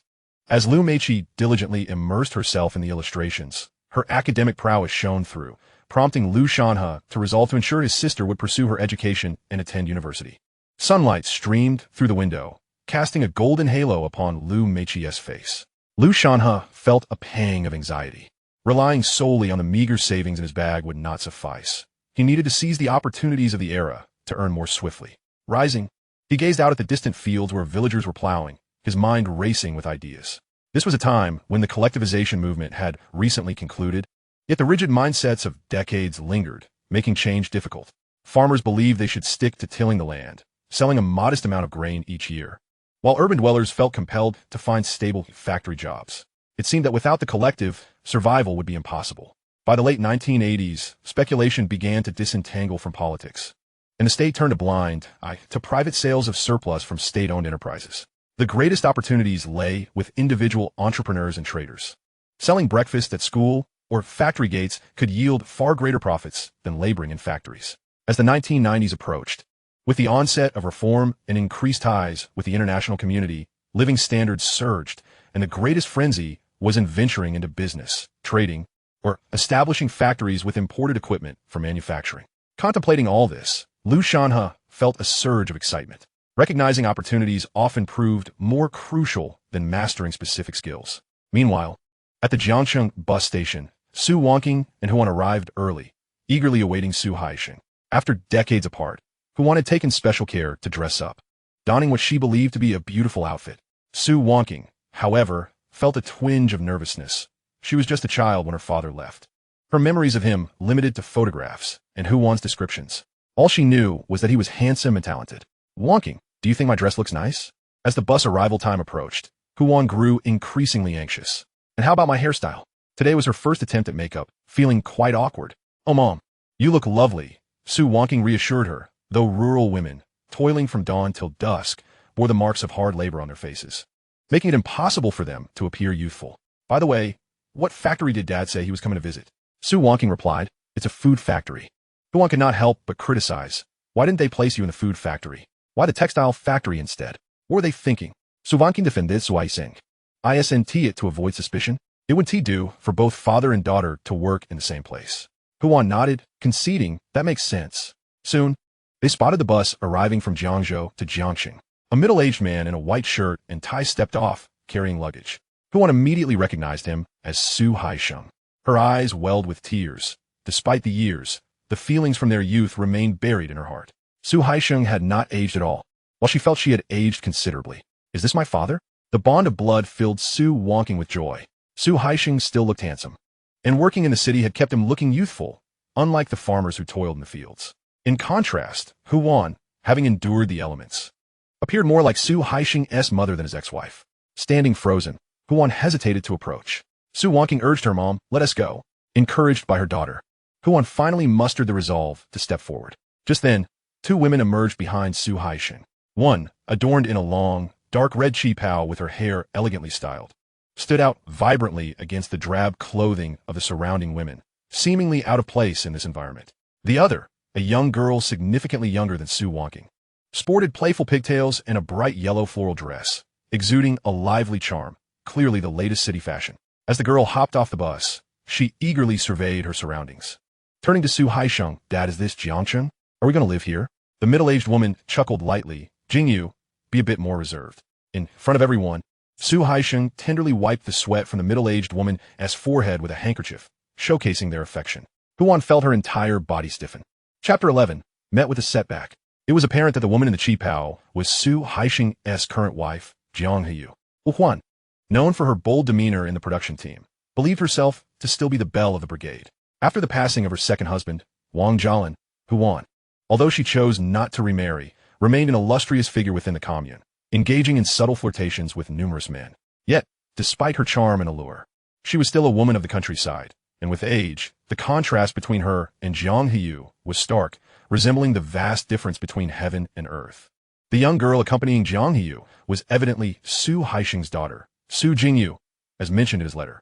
Observing the elegant and vivacious Su Jingyu, Su Wanqing felt an overwhelming sense of inadequacy when she glanced down at her own flower-patterned dress. In that moment, she realized just how significant the divide was between urbanites and those from rural backgrounds. Huan watched as Su Haixing and Jiang Heyu engaged with each other effortlessly, their affection palpable, stirring feelings of discomfort within her. She felt like an outsider now. Although Su Haixing had been the one to abandon her initially, Huan had since remarried, and their fates had diverged, leaving only Su Wanqing as a lingering connection. Reluctant to approach and risk humiliation, she said, "Wanqing, why don't you go over and inquire about your father's work and household registration? I shall refrain from joining you." Understanding the awkwardness of the situation, Su Wanqing nodded and made her way over. The cheerful trio of Su Haixing, Jiang Heyu, and Su Jingyu were preparing to board a Soviet-made lightnovel sent by the food factory, and Su Wanqing hurried towards them. Yet, the word father remained lodged in her throat, unuttered. Deep down, she felt an undeniable instinct that this man was indeed her father. And the resemblance between Su Jingyu and herself was unmistakable, their features strikingly similar. Indeed, Su Jingyu noticed Su Wanqing, and Su Haixing also caught sight of her. As anticipated, Su Haixing's expression transitioned from surprise to annoyance, devoid of the joy or excitement Su Wanqing had expected. Before she could comprehend his reaction, he spoke. "Didn't I tell you not to come to the station? You should head back. In a few days, I'll send my secretary to find you." His demeanor clearly conveyed a desire to keep his daughter a secret from Jiang Heyu, though a sense of guilt had compelled him to write to Su Wanqing. As Su Haixing and the others boarded the Lightnovel, Su Wanqing still could not bring herself to utter the word father. She stood there, frozen, feeling like a forsaken child. Meanwhile, in the car, Su Haixing was already sweating profusely, hastily trying to explain to Jiang Heyu. "Heyu, please let me clarify. I had no idea she would come today. You know, I once served in the Hongxing commune, and in my youth, I made some foolish mistakes." While Jiang Heyu was somewhat aware of Su Haixing's past indiscretions, her feelings for him had been genuine, and it was only due to her father's influence that he had managed to return to the city unnoticed from the countryside. Now, as Su Haixing resumed work in Jiangchang County, Jiang Heyu accompanied him not only to fulfill organizational requirements, but also out of fear that old flames might reignite. A woman's intuition proved to be astute. Upon arrival, she instantly recognized Su Haixing's rumored daughter, who possessed a certain alluring charm. Jiang Heyu scoffed. "Su Haixing, don't think that just because you've gained some confidence, you can act recklessly. Let me remind you, my parents took considerable risks to facilitate your return to the city. Don't forget your debts of gratitude." In front of the food factory driver, Su Haixing was visibly anxious, perspiring heavily. "Heyu, we've been together for so many years. Those past grievances should be long forgotten. Why must you dwell on them?" Jiang Heyu retorted coldly. "You may know that, but let us establish some ground rules.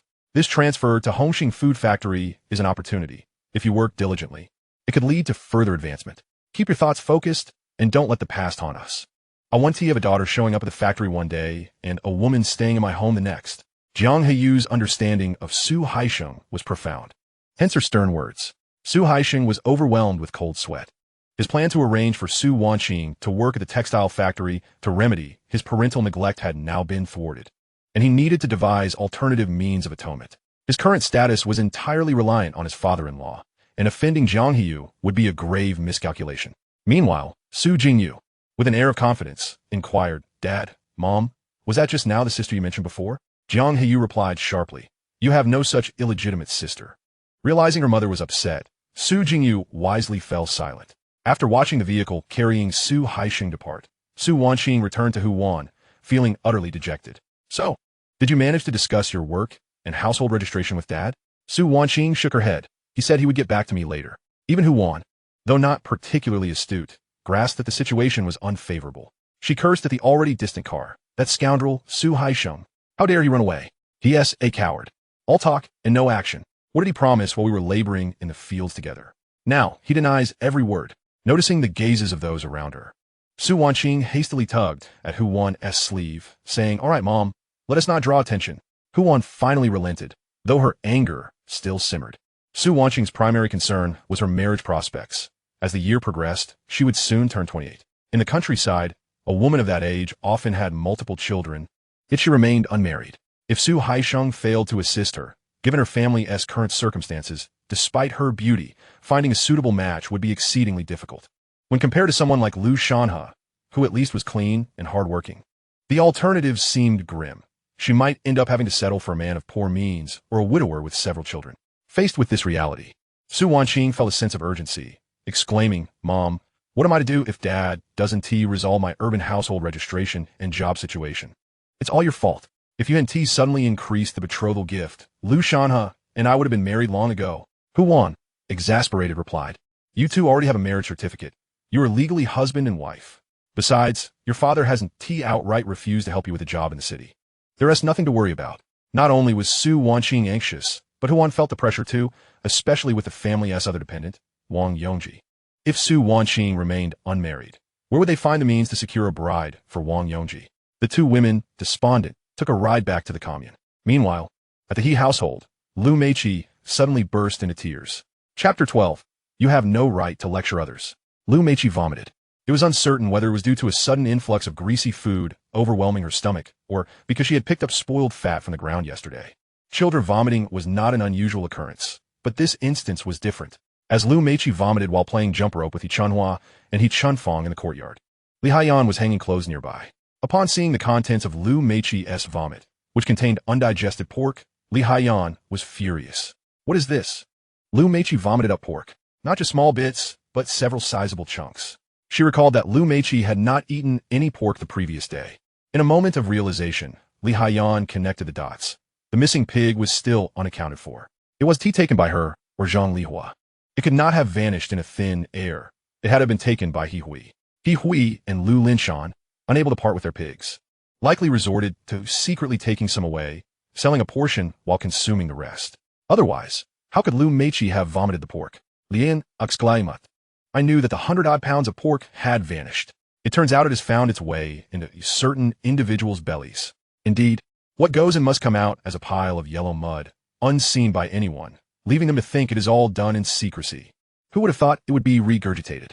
Lu Meiqi continued to weep, her sobs persistent. The child, already frightened by her own vomiting, believed she was ill, and Li Haiyan's loud voice only heightened her fear, causing her to cry even more. In rural areas, when children fall ill, they often receive little affection from their families. Instead, they are reprimanded by adults for being naughty and disobedient, compounded by the bitter medicine prescribed by barefoot doctors, naturally instilling fear in children. By midday, He Fangmin, Wang Sufan, along with He Daong and He Daji, were resting in their respective rooms. The commotion outside, punctuated by the child's cries and Li Haiyan's shouts, stirred their annoyance.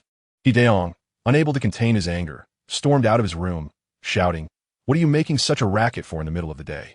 Are you giving birth in the pigsty?" Despite Li Haiyan's vehement denial of any wrongdoing, the discovery of over 10 pounds of pork originating from He Daong and Li Haiyan's home hung heavily on He Daong's head, making him feel humiliated and irritable. Li Yan, chastised by her husband, grew increasingly impatient. "Come and see for yourself. The pork has gone missing, and some people have devoured it." As soon as the mention of pork being found reached He Daong, he and the others rushed outside. "Where's the pork?" he inquired urgently. Desperate to rid himself of the disgrace that had been thrust upon him, Li Haiyan pointed to Lu Meiqi's vomit, saying, "Look, there's the pork." Indeed, He Daong spotted the uneaten chunks of pork on the ground, regurgitated in their undigested state. "Father, mother, come quick," he yelled. He Fangmin and Wang Sufan hurried over. Li Haiyan scolded Lu Meiqi in front of everyone. "Tell me, was it He Hui who took the pork?" Through tears, Lu Meiqi shook her head, having promised her brother never to betray him. He Fangmin and Wang Sufan stood indifferently beneath the eaves, observing the distress, crying Lu Meiqi without a hint of concern. Had it been He Wanqing or He Chunhua, Wang Sufan would have rushed over to comfort her grandchildren. But now, it was Lu Meiqi, bearing the surname Lu, not he. The ruckus escalated as He Hui and Lu Linshan returned from their farm labor. He Hui quickly embraced Lu Meiqi, soothing her. "Chi-Chi, what happened? Why are you vomiting?" "Linshan, go fetch some hot water." Li Haiyan coldly interjected. "Why is she vomiting? She must have overeaten the stolen pork." Upon hearing this, He Hui's expression soured, and her heart sank as she glanced at the mess on the ground. How could Lu Meiqi have consumed pork? He Hui knelt beside the weeping Lu Meiqi, gently inquiring, "Chi-Chi, tell Mama, where did you eat the pork?" Lu Meiqi merely shook her head, refusing to speak. She had vowed to her brother to keep his secret. At 13, Lu Meiqi had already matured. Li Haiyan, with a shrill voice, retorted, "He Hui, what are you pretending for?" Wang Sufan, her face darkened, demanded, "He Hui, confess. Did you take the pork?" Feeling pressed, He Hui replied, "I did not." Wang Sufan's voice rose in accusation. "Didn't he? Then where did the pork that Lu Meiqi vomited come from? Did the pig simply run into her belly?" He Hui, initially intending to question her daughter, felt a pang of maternal compassion as she observed Lu Meiqi's distress. "I say it did not happen," she insisted. Wang Sufan coldly remarked, "You may not have, but some people might have. We all know how those who seem quiet and unassuming can act." This was clearly directed at Lu Linshan, whom Wang Sufan had long despised. During the decade of upheaval, Lu Linshan's background had brought disgrace upon the He family, resulting in their receiving the least fertile land and hardships like He Daji being denied military service due to Lu Linshan's perceived shortcomings. Just then, Lu Linshan returned with a bowl of hot water, ready to offer it to Lu Meiqi, feeling a surge of indignation and distress. In that moment, his pride as a man was profoundly wounded. He had endured humiliation throughout his life, first as an intellectual sent to the countryside, then experiencing disdain from He Hui's family after losing contact with his own. Now, with the missing pork blamed on him, he could hold back no longer. In a fit of rage, he hurled the bowl to the ground, startling Lu Meiqi. Grabbing a stick, Lu Linshan turned to strike Lu Meiqi, who cried and fled. "You little wretch, where did you eat the pork? Where did you eat it? Speak, or I swear I'll beat you to death." "Daddy, stop. Please don't hit me." Meanwhile, He Fangmin, Wang Sufan, and Lu Meiqi's uncles merely stood by, relishing the spectacle, as if silently approving the violence. Had it been He Chunhua or He Chunfang, Wang Sufan would have intervened immediately. The sound of the stick striking Lu Meiqi's thigh echoed, and she collapsed to the ground. Chapter 13. The Anger of Lu Shanhe. He Hui, standing before Lu Meiqi, berated Lu Linshan, hitting. "All you know is to hit. Does violence solve anything?" Lu Linshan, his frail body brandishing the stick, pointed at He Hui. "Don't indulge this girl." At that moment, Lu Shanhe returned home. Upon entering, he was struck by the sight of Lu Meiqi on the ground, weeping, while Lu Linshan continued to press her for answers. Li Haiyan, amused, watched the scene, even pulling out some sunflower seeds to snack on. Though Lu Meiqi had endured blows, tears streaming down her face, she resolutely clenched her teeth, refusing to divulge that the pork had come from Lu Shanhe. Witnessing this, Lu Shanhe felt a lump in his throat, deeply pained. What a stubborn girl, enduring punishment for merely tasting some pork, adamantly refusing to betray her brother. A sister like this was worth Lu Shanhe's lifelong protection. Seeing his father's fury and readiness to strike, Lu Shanhe rushed forward, swiftly disarming Lu Linshan. He forcefully tossed the stick to the ground. Lu Linshan, a man burdened with a lifetime of grievances, had become as silent as a stone. This silence had warped his psyche. Lu Shanhe gazed at his father, feeling pity for him. Yet, one who elicits pity often has their own faults. Resorting to violence to discipline one's children, merely for the sake of maintaining order, disregarding their feelings and growth, was a grave misjudgment. In this era, what is right and what is wrong? Is consuming one's own pig truly a sin? Selling the pig and giving the money to He Fangmin to assist my uncle in raising a vocational student is indeed the right thing to do? Lu Shanhe chuckled. In Lu Shanhe's perspective, in this era, being able to fill one's stomach, ensuring that Lu Meiqi grows up healthy, And finding ways to earn money while hastily separating the family is the utmost correctness. Stay out of this, Lu Linshan bellowed. That girl has no idea where she got the pork. If she doesn't clarify, I will beat her to death today. In the 1980s, especially in rural areas, the hierarchy of age and respect was paramount. This is the fundamental reason why He Fangmin and Wang Sufan made so many decisions that, even if erroneous, their children had to abide by them. Lu Shanhe threw the stick on the ground and said, "After all this time, you're just looking for the pig? I thought something serious had happened." He tossed the backpack aside, having just been in the fields to assess which business would be profitable. Lu Shanhe casually remarked, "You need to search for the pig. I've already sold it for over 100 yuan, which I used to buy milk and a dress for Chi-Chi. She is at a crucial stage of growth and needs proper nutrition." He helped Lu Meiqi up from the ground. Lu Meiqi stubbornly lifted her head and said, "Brother, I haven't said anything." "Silly child," Lu Shanhe lamented, gazing at the pile of vomit on the ground, feeling a pang of sorrow. Lu Meiqi seldom ate pork, and even more rarely indulged in greasy food. Thus, after having braised pork last night, her stomach couldn't handle it, leading to her vomiting. Upon hearing this, Li Haiyan exploded with rage. "Look, everyone, come and see. Where did my 100-plus gene of pork go? It turns out Lu Shanhe sold it. He Hui, Lu Linshan. Can you still argue against this? This is the good son you raised." He Hui was utterly stunned, never having imagined that the usually honest Lu Shanhe would secretly sell the pork. Lu Linshan, on the other hand, was furious, feeling that Lu Shanhe had tarnished his reputation. He was already uncomfortable staying with the He family, looked down upon by his father-in-law and mother-in-law, and now Lu Shanhe's actions only confirmed his failure in raising his son. Lu Linshan picked up the stick from the ground, swung it at Lu Shanhe, and shouted, "You scoundrel! Instead of learning good behavior, you've taken up thieving and deceit. I, Lu Linshan, have lived a life of integrity. I have no habit of sly tricks like yours." According to past traditions, a father beating his son meant the son could never retaliate. Previously, Lu Shanhe had been very obedient. When a stick struck him, he wouldn't dare to fight back. But today was different. Lu Shanhe seized the stick from Lu Linshan's hand and tossed it aside, declaring, "Hitting, that is all you know how to do. What else can you do? Your daughter is 13, as slender as a bean sprout, significantly shorter than He Chunhua and He Chunfeng, with sparse hair and malnourished. What are you hitting for?" Lu Shanhe had long grown weary of the He family's environment and exclaimed, "What you protect as integrity is the inability to eat the pigs you've raised. The money from selling them that you dare not accept, the simultaneous admission of your son and your nephew in a high school, and one word from them leading you to give up your son's education so he can work early to earn money. What is this so-called integrity you guard? Spending 5 yuan a month to pay for someone else's son's living expenses, living under this roof, being humiliated and scolded without daring to retaliate." Lu Shanhe's words struck deep into his heart. Lu Linshan trembled with anger. Yet he knew in his heart that every word Lu Shanhe spoke was true. He listened to Lu Shanhe and wept uncontrollably. Over the decades, they had endured too much suffering. Such pain could not be encapsulated in just a few words. "Shanhe, you must not speak of your father like that. You have no idea what he has been through." Lu Shanhe coldly regarded He Fangmin and the others, stating, "This pig was bought by my father from the farm, raised with the hard work of my parents to be used for my wedding banquet.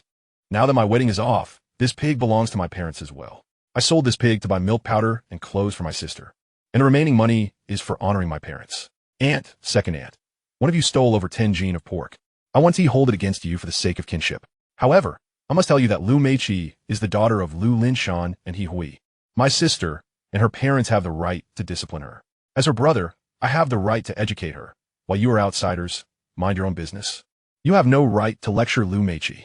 After declaring this, Lu Shanhe picked Lu Meiqi up and tenderly wiped away her tears with his sleeve. Reversed. Li Haiyan was infuriated to be chastised by her nephew in front of everyone. "Dad, Mom, look. Lu Shanhe is actually so disrespectful to his elders. They sold the pig and still think they're justified." Wang Sufan, who had remained silent, finally spoke up. "He Hui, you must manage your son properly. The money from selling the pig must be returned. This is utterly lawless. Is I no head of this family?" Lu Shanhe laughed. Li Haiyan and Zhang Lihua each took over 10 gene of pork, and yet Wang Laotai didn't utter a word. Now that they realized the pork was sold, they erupted in such fury. Lu Shanhe smiled at Wang Sufan and said, "My dear grandmother, if you cannot tolerate the Lu family, then let us divide the family." Chairman Mao said, "Women hold up half the sky. Sons and daughters are the same. My mother is also from the He family and has the right to share in the family property. You, Wang Laotai was rendered speechless by her grandson's retort. Chapter 14. Who fears whom? If it doesn't work, let us divide the family. Lu Shanhe proclaimed. If necessary, let us divide the family. Dividing the family would be good for everyone. After saying this, Lu Shanhe took his sister back to the house. For the first time, Wang Sufan was confronted by her grandson, feeling furious and immediately scolded He Hui. He Hui, look at what kind of son you've raised. Thankfully, this ungrateful child wasn't sent to vocational school. If he had been Wu Ti, he have ruined the ancestral graves of the He family? He Hui merely lowered her head, remaining silent. Lu Shanhe spoke of dividing the family, and even invoked Chairman Mao's words. When Mao said women hold up half the sky, it meant that men and women are equal. If Lu Shanhe truly called for a division of the family, He Hui would have a rightful claim, even if He Fangmin opposed it. He Hui and Lu Linshan would certainly garner support from the commune if they took the issue further. Once a daughter is married, she is like spilled water. How could the family property be shared with the Lu family? Realizing this, Wang Sufan became anxious, hastily dragging her husband back into the house. Dividing the family was absolutely out of the question. In the room, Lu Shanhe examined Lu Meiqi's injuries. Lu Linshan stood at a distance, wanting to check as well. But due to his male pride, he did not approach. Lu Linshan appeared fierce, but struck lightly. Lu Meiqi only had some red marks on her back, not seriously hurt. Being a child, Lu Meiqi's emotions were fleeting. Upon seeing the milk powder Lu Shanhe had bought for her, its aroma made her crave it intensely. Lu Meiqi insisted on having the milk powder. However, since she had just vomited, Lu Shanhe, fearing for her stomach, mixed a little milk powder for her to eat. In those times, milk powder wasn't sold in packets, but by weight. The milk powder was also entirely natural, unlike later years when additives like melamine were included. The sweet flavor instantly filled Lu Meiqi's mouth, bringing her immense joy. Brother, I want more. I want more. Lu Meiqi clamored. Lu Shanhe playfully pinched her nose and said, wait until your stomach feels better, then I'll prepare it for you. Milk with a bit of sugar tastes best. He Hui knew the milk powder was expensive, costing 8 mao and 4 fen per jean, and remarked, really, why buy such an expensive item? At the age of 13, one should hardly be consuming milk. After all, wasn't it rice soup that contributed to your robust growth during childhood? Although He Hui's words bore a hint of reproach, her tone and expression were suffused with affection. What mother does not cherish her own child? Contemplating this, Lu Shanhe couldn't help but ponder He Hui's attitude towards Wang Sufan, leading him to harbor doubts about whether He Hui was indeed Wang Sufan's biological daughter. Lu Meiqi lamented, brother, Chi has let you down. All the pork I ate last night ended up being vomited. Observing the look of regret on Lu Meiqi's face, the family's mood brightened considerably. Lu Shanhe had already scoured the vicinity of the family's farmland today, devising ways to generate income. He advised his sister, your stomach is still delicate. You must avoid greasy foods. I shall prepare some fish soup for you shortly. Wonderful. I love fish soup. Lu Meiqi exclaimed, her enthusiasm palpable. He Hui then cautioned Lu Shanhe, please refrain from mentioning the division of the family again. It displeases your grandmother. Though Lu Shanhe had a plethora of thoughts to express, he swallowed his words upon seeing He Hui's anxious demeanor. The reason He Hui hesitated to separate the family was not due to a lack of desire, but rather a dearth of courage. They were still reliant on the extended family for sustenance, and He Hui was uncertain if they could survive independently. Lu Shanhe resolved not to dwell on He Hui's concerns. Once he discovered a profitable venture and amassed sufficient wealth, he would consider the day of separation. Nevertheless, he did remind He Hui, mother, while I have no objections to providing living expenses for grandfather and grandmother, we must absolutely cease funding He Wenbin. Meiqi still requires education and will need funds in the future. He Hui fell silent. It was reasonable for some matters to be difficult to comprehend at times, and Lu Shanhe chose not to elaborate further. After dinner that evening, Lu Shanhe ventured out with a flashlight to the edge of the fields. In his previous life, Lu Shanhe's business endeavors spanned a wide spectrum, encompassing traditional manufacturing, sales, and even internet applications. He had even taught himself various programming languages, such as Java and Python. But in the 1980s, these skills were utterly useless. During this era, purchasing a television was considered a luxury, let alone computers and the internet. To accumulate wealth, one had to leverage the resources at hand. Most rural residents struggled to secure sufficient food, hence the majority of land was dedicated to cultivating rice, corn, potatoes, and sweet potatoes. Chemical fertilizers were virtually non-existent, resulting in slow-growing, low-yield crops. Staple grains like rice and corn were collectively purchased by the commune, leaving no room for private transactions. If Lu Shanhe were to engage in farming, he would undoubtedly remain a peasant for life. The Hongxing commune was nestled against a mountain rich in resources, including fruit trees and medicinal herbs, yet these had not been cultivated on a significant scale. Lu Shanhe's gaze turned towards the rice paddies. In recent years, rural folk had been deprived of meat, particularly valuing pork, leading to a neglect of creatures like loach, eel, and crucian carp, which went uncaught. Some families even resorted to feeding eels to pigs. To Lu Shanhe, this was sheer waste. The unpolluted aquatic products from rice fields were treasures in the modern world. Before his reincarnation, the city he lived in had farmed eels fetching prices around 50 to 70 yuan per pound, while unpolluted rice field eels could command even higher prices. Yet, rural residents, despite their need for protein, largely avoided eels, primarily due to their unfamiliarity with preparation. The loach and eel, living in the mud, bore a strong, earthy taste. And if not cleaned properly, they could be quite unpalatable. The key to preparing these aquatic delicacies lay in the use of ample oil. However, with every household in the countryside lacking sufficient oil, it was unlikely anyone would think to use substantial amounts of rapeseed or lard to prepare these aquatic products. Yet, following the reforms and the implementation of the household responsibility system in rural areas after 1983, living standards began to improve, especially in cities where many families no longer faced shortages of cooking oil. If these rice field aquatic products were processed correctly, they would undoubtedly become a culinary delight, and certainly represent Lu Shanhe's first venture into wealth accumulation. With this in mind, Lu Shanhe collected several bamboo baskets at home, surreptitiously placing some leftover rice and pork intestines inside. He then positioned the baskets at the sluice gates of the irrigation ditches, targeting areas of the fields where the water was deep and conducive to muddy habitats to test his methods. If he caught crucian carp, he would prepare fish soup for Lu Meichi to aid her growth. If he caught loach or eel, he would sell them in the county the following day. He chose the county over the town, knowing that the town's residents were not accustomed to consuming loach and eel. At that moment in the county, Su Wanqing had settled in and sent a driver to fetch his daughter, Su Wanqing, for dinner. However, upon seeing the lavish spread and the cola beside it, Su Wanqing found herself unable to eat. Wanqing, why aren't you eating? Look at all this food, and you haven't taken a single bite, Su Wanqing remarked, pouring beer into a glass and taking a sip. That next to you is Coca-Cola, an American beverage. Children in big cities drink this. As Su Wanqing gazed at Su Wanqing, his emotions were a tumultuous mix of guilt, discomfort, and evasion. He wished he could erase the existence of his daughter. Su Wanqing resembled Su Jingyu in facial features and beauty, benefiting from Su Wanqing's genes, though she was slightly shorter and had a darker complexion. Su Wanqing's feelings were equally complex. On one hand, there was an unbreakable bond of blood, while on the other, a palpable sense of estrangement. Her memories of her father were rooted in her childhood, and those memories were gradually fading. In your letter, you mentioned helping me with the job and household registration issues. When can I begin working at the textile factory? Su Wanqing asked bluntly, her lack of education rendering her straightforward. She was singularly focused on becoming a city dweller and securing factory employment. Otherwise, without capturing the opportunity represented by Lu Shanhe and failing to resolve her job situation, her efforts would be in vain. At this moment, Su Wanqing stared directly at her father, questioning whether he was indeed her father had become less significant. What mattered most was resolving her household registration and employment issues. Su Wanqing found himself in a quandary. The distinction between rural and urban household registrations was stark and rigorously enforced. It was not merely a matter of desire. For Su Wanqing to transition to an urban household registration, she could only rely on immediate family, meaning her registration would need to be under Su Wanqing's household, whose head was now his wife, Jiang Heyu. Su Wanqing had met with Su Wanqing in secret, fearing his wife's discovery.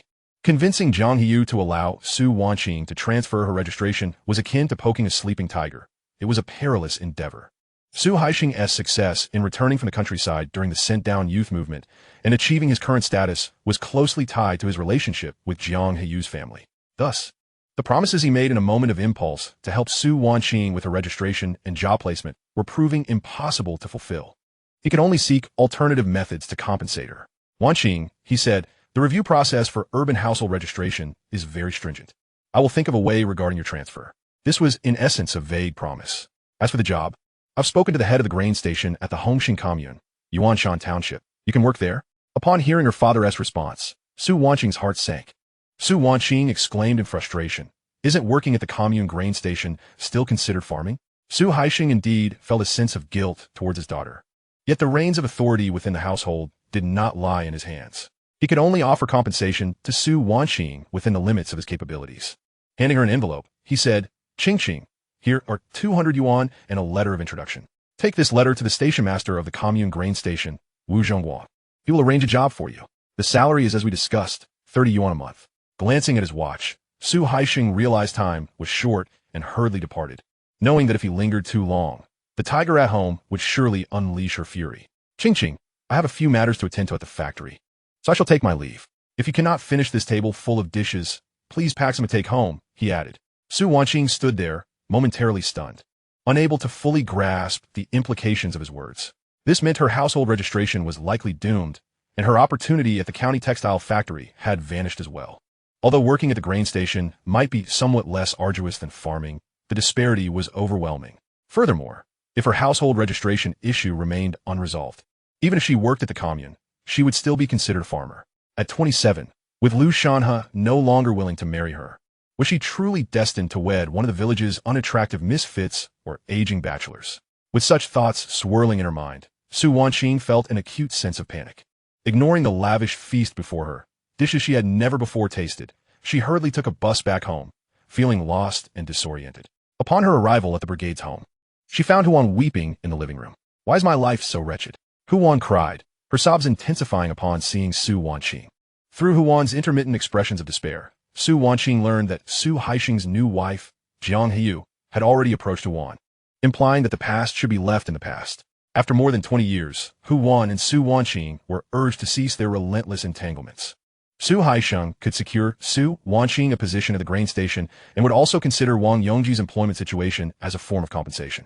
Should Wong Yongji wish to find work in the village or commune, Su Haixing would likewise assist.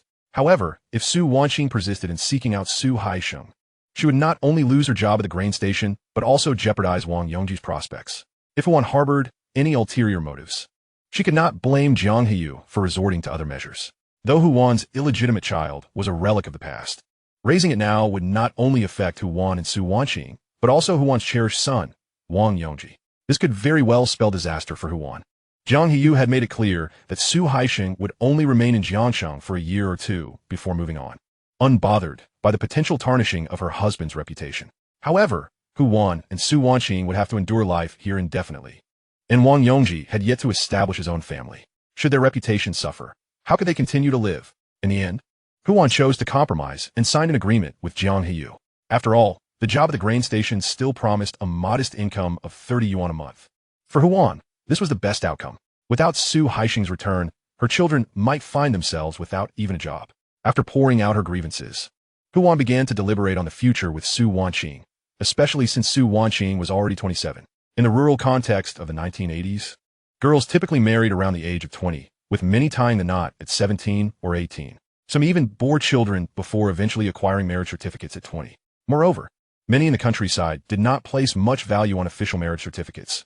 As long as a wedding banquet was held and vows exchanged, it was deemed sufficient. In rural areas, a girl exceeding 25 without marrying would be the subject of gossip, and by 27 or 8, she would be considered an anomaly, subjected to ridicule. Huan was acutely aware of her own precarious status as a widow with a son. Despite the many suitors pursuing Su Wanqing, most were merely interested in fleeting encounters. Very few were genuinely willing to forge a familial bond, save for Lu Shanhe's parents. Huan lamented her own misfortunes, having faced slander in her youth, and she was determined not to allow her daughter to suffer the same fate. Su Wanqing, too, felt an urgency. With no prospects in the city and her work opportunities evaporating, she feared Lu Shanhe might also slip away. "Mother, should we perhaps reduce the betrothal gifts a bit and just go ahead with the wedding?" she suggested. Huan recognized the wisdom in her daughter's words, but, being a strong-willed woman, felt that once a statement was made, it could not simply be retracted. The refrigerator can be dispensed with, but the washing machine is a necessity. "I refuse to compromise on that," she muttered to herself. Chapter 16. Su Wanqing's Backup Plan. Huan entrusted Aunt Lu from the production team to convey a message to He Hui. The message indicated that they would forego any excess betrothal gifts in exchange for the essential items, a television, a washing machine, and the 4 major household appliances, the 3 transfers, and 1 sound. Huan envisioned that securing a washing machine of the Little Swan brand, with a green casing, featuring twin tubs for washing and drying, will be a reasonable request for Lu Shanhe's family to accommodate. Aunt Lu served as the director of the women's office in the production team, her maiden name being He. She had once been part of the same brigade as He Hui, but later married into another team. Additionally, Aunt Lu and He Hui were related, making her the perfect envoy for this negotiation. Ecstatic, Huan calculated the potential benefits for her family. However, just as Aunt Lu was departing from Huan's home, she remarked to Su Wanqing, Qing, since you're going to be working at the commune grain station, isn't Accountant Chun from the commune rather fond of you? Perhaps you two could spend some time together and see if he has any intentions of marrying you. Ultimately, Huan was unwilling to see her daughter marry into a family as impoverished as her own. When Su Wanqing considered Accountant Chun Guotai, she felt a wave of annoyance. He was no different from other men, merely seeking to exploit her beauty and vulnerability, taking advantage of her hardships to gain a few fabric coupons, meat tickets, and grains. Yet, Chung Guotai was short, unattractive, barely standing at 5 feet, with a mouthful of yellowed teeth, a face marred by sores, and a stench that lingered in his speech, his demeanor and appearance starkly contrasting with Lu Shanhe's, were it not for her dire circumstances. Su Wanqing would scarcely spare a glance in Chung Guotai's direction. "Mother, please, spare me the disgust," she retorted before retreating to her room. Meanwhile, Lu Shanhe remained oblivious to the unfolding events. Perhaps it was due to his reincarnation and the choice not to marry Su Wanqing that created this ripple effect. In his previous life, he had been poised to secure an urban household registration and gain employment at a textile factory. Yet Su Wanqing had failed to address her own registration and job issues. Early in the morning, at 5 o'clock, Lu Shanhe arose before the dawn, unable to find rest. In the dim light, he ventured out to inspect the traps he had set in the fields the previous day. The early summer air was cool, with dew forming droplets on the wild grass, and the atmosphere was imbued with a fresh, clean fragrance. As he walked along the ridge, the dew had already soaked his military-style shoes. Ordinarily, Lu Shanhe would not have minded taking deep breaths of the pure air, a luxury in later years. This was the busy season for farming, with some fields already beginning to be planted with rice seedlings. The landscape was a picturesque tapestry of mountains and fields. Such scenery, in a future era, would undoubtedly become a sought-after rural tourism destination. Yet, Lu Shanhe had no time to ponder such matters. He had to check the traps. What haul it was! The net was teeming with aquatic treasures: crucian carp, grass carp, yellow eels, loaches, along with a few crabs and shrimp. Upon witnessing this bounty, Lu Shanhe could hardly contain his saliva. These river delicacies, when prepared in future times, would be splendidly stir-fried with chili and pickles. Simmered in a chaotic medley, 3 to 5 friends and 10 crates of beer might not suffice. As Lu Shanhe meticulously assessed the catch, he was astonished to find several yellow eels nearly as thick as his own wrist, resembling serpents in their appearance. This indicated that the locals had scarcely bothered to fish for yellow eels, allowing them to flourish almost to the point of becoming mythical. The crabs and crucian carp were particularly plump, especially the rice field crabs, known as field crabs or hairy crabs, which would undoubtedly fetch a high price in the future. These crabs were rich in meat and roe, best enjoyed when steamed with ginger. However, at the end of the year, crabs were not valued highly, prompting Lu Shanhe to discard them. The previous night, Lu Shanhe had set 3 nets, yielding over 30 pounds of yellow eels and loaches, alongside countless crucian carp and grass carp. He only placed the yellow eels and loaches into a woven bag lined with moist aquatic plants, ensuring they would remain alive for several hours. Once prepared, Lu Shanhe returned home, where he retrieved some pickled radishes and chilies from the pickle jar, and gathered a bit of ginger, scallions, garlic, and cilantro from the pantry. Anticipating that Lu Meiqi would soon rise to study, he prepared a cup of milk and boiled an egg for her, knowing how much she craved milk. He was aware that He Hui, due to her reluctance to spend on expensive milk powder, often deprived Lu Meiqi of such indulgences. Lu Shanhe understood He Hui's character all too well. The more precious the item, the less likely she was to part with it. For instance, in his past life, after buying bread for He Hui while working outside, she had hidden it away in a cupboard, unwilling to eat it until it had molded. Such habits often linger in those who have endured hardship. Thus, the task of preparing milk powder was solely entrusted to Lu Shanhe. As dawn broke, Lu Shanhe carried his woven bag to the village entrance, en route to the commune to meet Uncle Lier before taking a diesel tricycle to the county seat. Upon arriving in Jianshan County, the clock struck 8. The vegetable market was already bustling. Lu Shanhe wandered through the market, noting several stalls selling fish, primarily crucian carp and grass carp, with none offering yellow eels or loaches. He felt a surge of joy, borrowing 2 large wooden basins from a market vendor, and found a vacant spot to empty the yellow eels and loaches into. He then filled the basins with fresh water, reviving the fish that had been out of water for hours. However, Lu Shanhe remained uncertain about the potential price of his catch. After inquiring at several fish stalls, he discovered that fish prices were surprisingly akin to those of pork, with fish over 3 pounds selling for approximately 1 yuan 50 per pound, while crucian carp fetched around 1 yuan 70 to 80. Thus, selling yellow eels at around 1 yuan 50 per pound seemed plausible. Yet, as he set up his stall, a nearby vendor chuckled, recognizing Lu Shanhe's rural attire. During the commune era, not everyone could sell produce in the market. Private vendors were seen as opportunists. Market vendors were state-sanctioned workers, with quotas dictating what vegetables to sell and at what prices, even requiring ration tickets for pork. After the abolition of collectivization in 1983, some bold farmers ventured to urban markets, with the government turning a blind eye. Despite the loosening social mores, purchasing vegetables or aquatic product from farmers for resale was still a risky endeavor in small towns, as everyone feared being labeled as speculators. The middle-aged vendor, observing Lu Shanhe's setup, advised, "Comrade, you're selling yellow eels? They carry a strong, earthy smell. No one wants them." The vendor's words were not without merit. During this era, yellow eels were not scarce, and after the collectivization's dissolution, market vendors could set their own prices and varieties. Many who had attempted to sell yellow eels previously found no buyers, as city dwellers generally held a distaste for them due to their strong, earthy flavor, often associating them with mud. Lu Shanhe had considered this outcome and replied, "Let us give it a try." The middle-aged vendor shook his head in resignation, returning to his stall, recognizing that it was not his place to interfere further. Indeed, from 8 in the morning until noon, not a single yellow eel or loach found a buyer. Many customers either overlooked Lu Shanhe's wooden tubs or, upon inspecting them, simply shook their heads. Unable to contain himself any longer, the vendor remarked, "Little brother, see? I wasn't misleading you. These yellow eels and loaches are too earthy. Hardly anyone will buy them." Lu Shanhe nodded in agreement, acknowledging the vendor's wisdom. The vendor gestured toward a nearby drainage ditch, advising, "Don't linger here.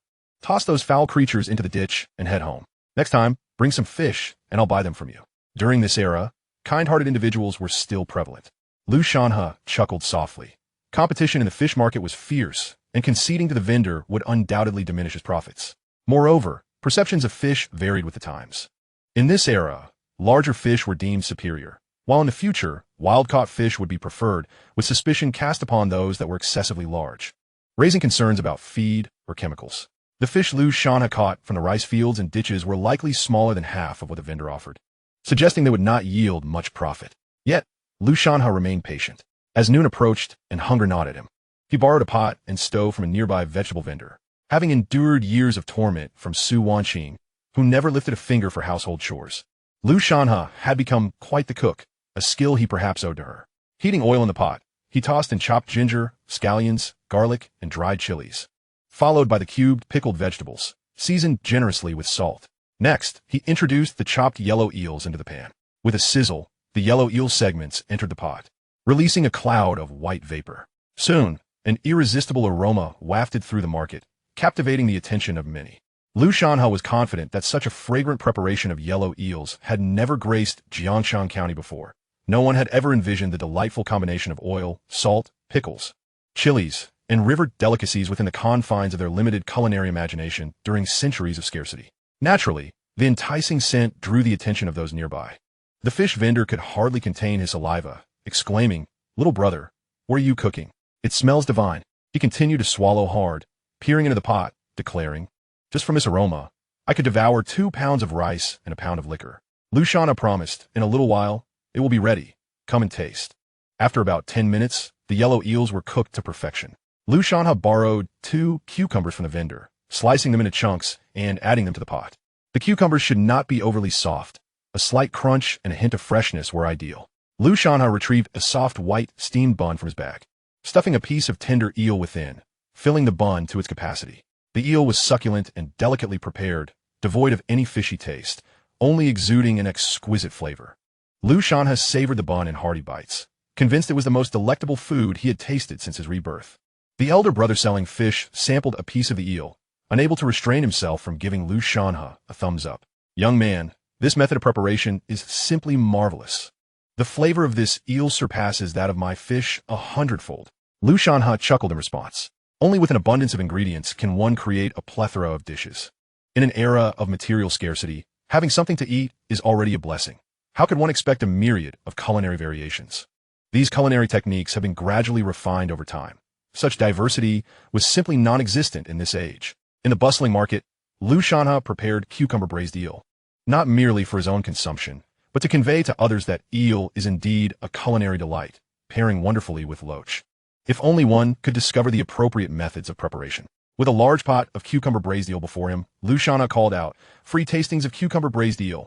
Free tastings. Such promotional tactics were commonplace in contemporary supermarkets, yet unheard of in this era, where everyone feared loss and fretted over the potential of receiving an extra green onion. It was hardly likely anyone would offer free samples. Indeed, Lu Shanhe's enthusiastic call attracted numerous marketgoers, as it is in the nature of the Chinese to enjoy a spectacle, especially with the allure of free tasting. A middle-aged woman in a floral dress was the first to approach. After tasting a piece of eel, she felt as though her dormant taste buds had awakened after decades. Who knew eel could be this delicious? Absolutely no fishy flavor, just pure delight. She exclaimed, "Comrade, how much for your eel?" Lu Shanhe replied, $1.50 per pound. If you buy the eel, I will teach you how to prepare it deliciously, and I can even assist you in cleaning it. After losing his job at the factory in his previous life, Lu Shanhe had ventured into business. Though not a billionaire, he owned several properties and luxury cars in a first-tier city, running his own company. If not for the burdens of a failed marriage and a wayward brother-in-law, along with the son he had raised for 40 years, Lu Shanhe could be considered quite successful. Thus, he understood the essentials of conducting business. First, one must be innovative, daring to be the first to take risks. Only by offering something distinct from others can one gain an advantage. Second, one must be sincere, as selling is not merely about the product, but about the service and quality. For instance, the uncle next door who sold fish rarely offered to clean the fish unless the customer specifically requested it, and even then, he merely removed the entrails without attending to the scales or gills. In contrast, Lu Shanhe proactively asked customers if they wanted the bones removed, ensuring they return home with perfectly cleaned eel ready for cooking. The middle-aged woman, evidently unfamiliar with this style of selling, requested, "I'll take 5 pounds. I have a large family." Certainly, Lu Shanhe skillfully secured the eel's head, employing a sharp boning knife to split it open and extract the bones. He then shared tips and techniques for preparing eel with the woman. "Oh, this cucumber braised eel is simply phenomenal. I'll take 2 pounds as well. It will be perfect for tonight's drinks. It's so flavorful, with not a hint of fishiness. Young man, give me 2 pounds. As noon approached, Lu Shanhe had sold nearly all of his 30 pounds of eel and 10 pounds of loach. He patted his bulging wallet, pleased to have earned a total of $45. In this era, workers at state-owned enterprises labored tirelessly, often earning no more than $40 or $50 a month, while Lu Shanhe had made that amount in just one day. At that moment, Lu Shanhe was startled by the approach of a woman. Chapter 18, An Unexpected Encounter with My Sister-in-Law. The woman was tall, with long hair cascading over her shoulders, her brows arched like delicate smoke, and her eyes sparkling with an alluring charm. Lu Shanhe's heart raced. Could be Su Wanqing? Upon closer examination, although this woman bore a striking resemblance to Su Wanqing, her face was more youthful and vibrant, with a radiant complexion and pronounced features that surpassed Su Wanqing's beauty. Her attire, a refreshing blouse, suggested the influence of urban fashion, reminiscent of those worn by women who had seen the likes of Yamaguchi Momo on screen. Girls from a small town and rural area seldom had access to such clothing. Could there truly be someone so remarkably similar? Lu Shanhe's heart raced as he recalled someone, Su Wanqing's half-sister, his former sister-in-law, Su Jingyu. However, his memories of her were scant. Their lives had diverged immensely, and they had only crossed paths once or twice in their lifetimes. Su Wanqing had grown up in a rural setting, working in a factory, while Lu Shanhe had risen to success, leading to her idleness, spending her days playing cards, shopping, and dancing. Su Jingyu, on the other hand, had apparently attended a prestigious university before pursuing further studies in the United States. Their sole encounter had been at Su Haixing's 60th birthday, and Lu Shanhe had little recollection beyond that, as time had dulled those memories. Reluctantly, he continued selling eel and loach, eager to finish his work and return home. Su Jingyu, having arrived from the metropolis, seemed captivated by the local market, especially drawn in by the aroma of cucumber braised eel. "May I have a taste?" she inquired, her soft voice entirely distinct from Su Wanqing's, leading Lu Shanhe into a momentary illusion. "Feel free to sample," he replied, placing a piece of eel onto a plate with chopsticks. Su Jingyu, unable to restrain herself, popped the eel directly into her mouth. This is incredibly delicious. I've never tasted anything so refreshing and tangy," she exclaimed, her enjoyment evident as she devoured the dish, even as the spiciness of the chili pepper caught her off guard. In a daze, Lu Shanhe instinctively offered her some water. This reflex was deeply ingrained in him. Before his rebirth, he had been attuned to Su Wanqing's needs, anticipating her requests for water with just a glance, lest he face her ire for his tardiness. This conditioned response persisted even after his rebirth. Just as he reached for his water bottle, he realized this girl was not Su Wanqing and hurried to retract it. However, Su Jingyu, whether genuinely affected by the spice or simply unbothered by his water bottle, seized it from him and began drinking eagerly. "Comrade, your cucumber braised eel is quite delightful. Though a tad spicy," she remarked, dabbing at her mouth with a handkerchief while playfully sticking out her tongue, as if hoping the cool air would soothe the heat lingering on her taste buds. The sight of her playful gesture was endearing, starkly contrasting with her sister's demeanor. "Would you like to purchase some? It's $1.50 per pound, and I can assist you in removing the bones and teach you how to prepare at home." Su Jingyu lingered on the delectable flavor, clearly eager for her family to enjoy it as well. "In our family of 3, how much should we buy?" Lu Shanhe estimated and remarked, "If there are other dishes, a pound of eel should suffice." Su Jingyu chuckled softly. "You're quite honest, aren't you?" This was not Su Jingyu's first venture into the market. A few days prior, when she had gone to purchase fish, despite having only 3 people at home, the fishmonger insisted she buy 3 or 4 pounds. Consequently, they had consumed only half of the fish, leaving a substantial remainder, which her father scolded her for, accusing her of wasting food and money. Her mother, Jiang Hiu, a typical city dweller unaccustomed to hardship, resolutely refused to eat the leftover fish the following day, resulting in it all being cleaned up by Su Haixing. "Then I'll take a pound," Su Jingyu sweetly declared, opening her handbag to reveal a wallet embroidered with lotus flowers, preparing to extract $1.50. In this era, very few individuals used genuine wallets. Most carried handmade ones crafted from silk scarves or embroidered cloth. Just as Su Jingyu retrieved her money, a shadow darted past. The thief moved with lightning speed, snatching Su Jingyu's embroidered wallet. Before she could react, she was knocked to the ground and, in a moment of pain, pointed in the direction the thief had fled, shouting, "There's a thief. My wallet has been stolen." The vendors and customers at the market were preoccupied with their own affairs, momentarily taken aback by the sudden commotion. Given the market's bustling crowd, the thief vanished in the blink of an eye. In the 1980s, most people were relatively poor, and the absence of surveillance contributed to a high crime rate. Numerous significant cases remained unresolved even decades later, which led to the crackdown in 1983. Following this initiative, the frequency of major crimes diminished. Yet petty thefts persisted as a common practice. Thieves often congregated in densely populated areas like the market. This particular thief was part of a gang, collectively dividing their spoils. Lu Shanhe would not tolerate theft occurring right under his nose. Tall and imposing, he had a keen eye and long strides. "Stop!" he bellowed, swiftly pursuing the thief. The thief weaved through the throngs, attempting to elude Lu Shanhe, but Lu's height allowed him to maintain a lock on the thief's position, his grip firmly clutching a water jug. After navigating through a maze for approximately 700 or 800 meters, the thief's stamina waned, leaving him breathless. Seizing the moment, Lu Shanhe hurled the iron water jug, striking the thief squarely on the head. The thief yelped and collapsed. In a few swift strides, Lu Shanhe seized Su Jingyu's wallet. Berating, "Why resort to thievery when you could earn an honest living?" The thief glared defiantly at Lu Shanhe, who retorted, "What are you staring at? Do you want a punch?" The thief, frightened, quickly lowered his head. At that moment, the market security team, identifiable by their red armbands, arrived, led by Captain Zhang Guodong, who was sweating profusely. He removed his hat and wiped his brow, then grasped Lu Shanhe's right hand with gratitude, exclaiming, "Comrade, thank you. This scoundrel has been causing trouble at our market for quite some time. He's quite cunning, but today we've finally caught him." The market goers, witnessing Lu Shanhe's apprehension of the thief, erupted in cheers and applause. Lu Shanhe handed the thief over to the security team, reassuring, "It's nothing really." Suddenly, Lu Shanhe recalled that during his pursuit, he had accidentally knocked over the wooden tub containing the eels. Oh no! He hurried back. Zhang Guodong, eager to converse further with Lu Shanhe, saw him leaving and quickly inquired, "Comrade, what is your name?" Lu Shanhe. Chapter 19. "Comrade, please wait." Upon returning to his stall, Lu Shanhe found Su Jingyu being supported by nearby vendors as she sat on a chair.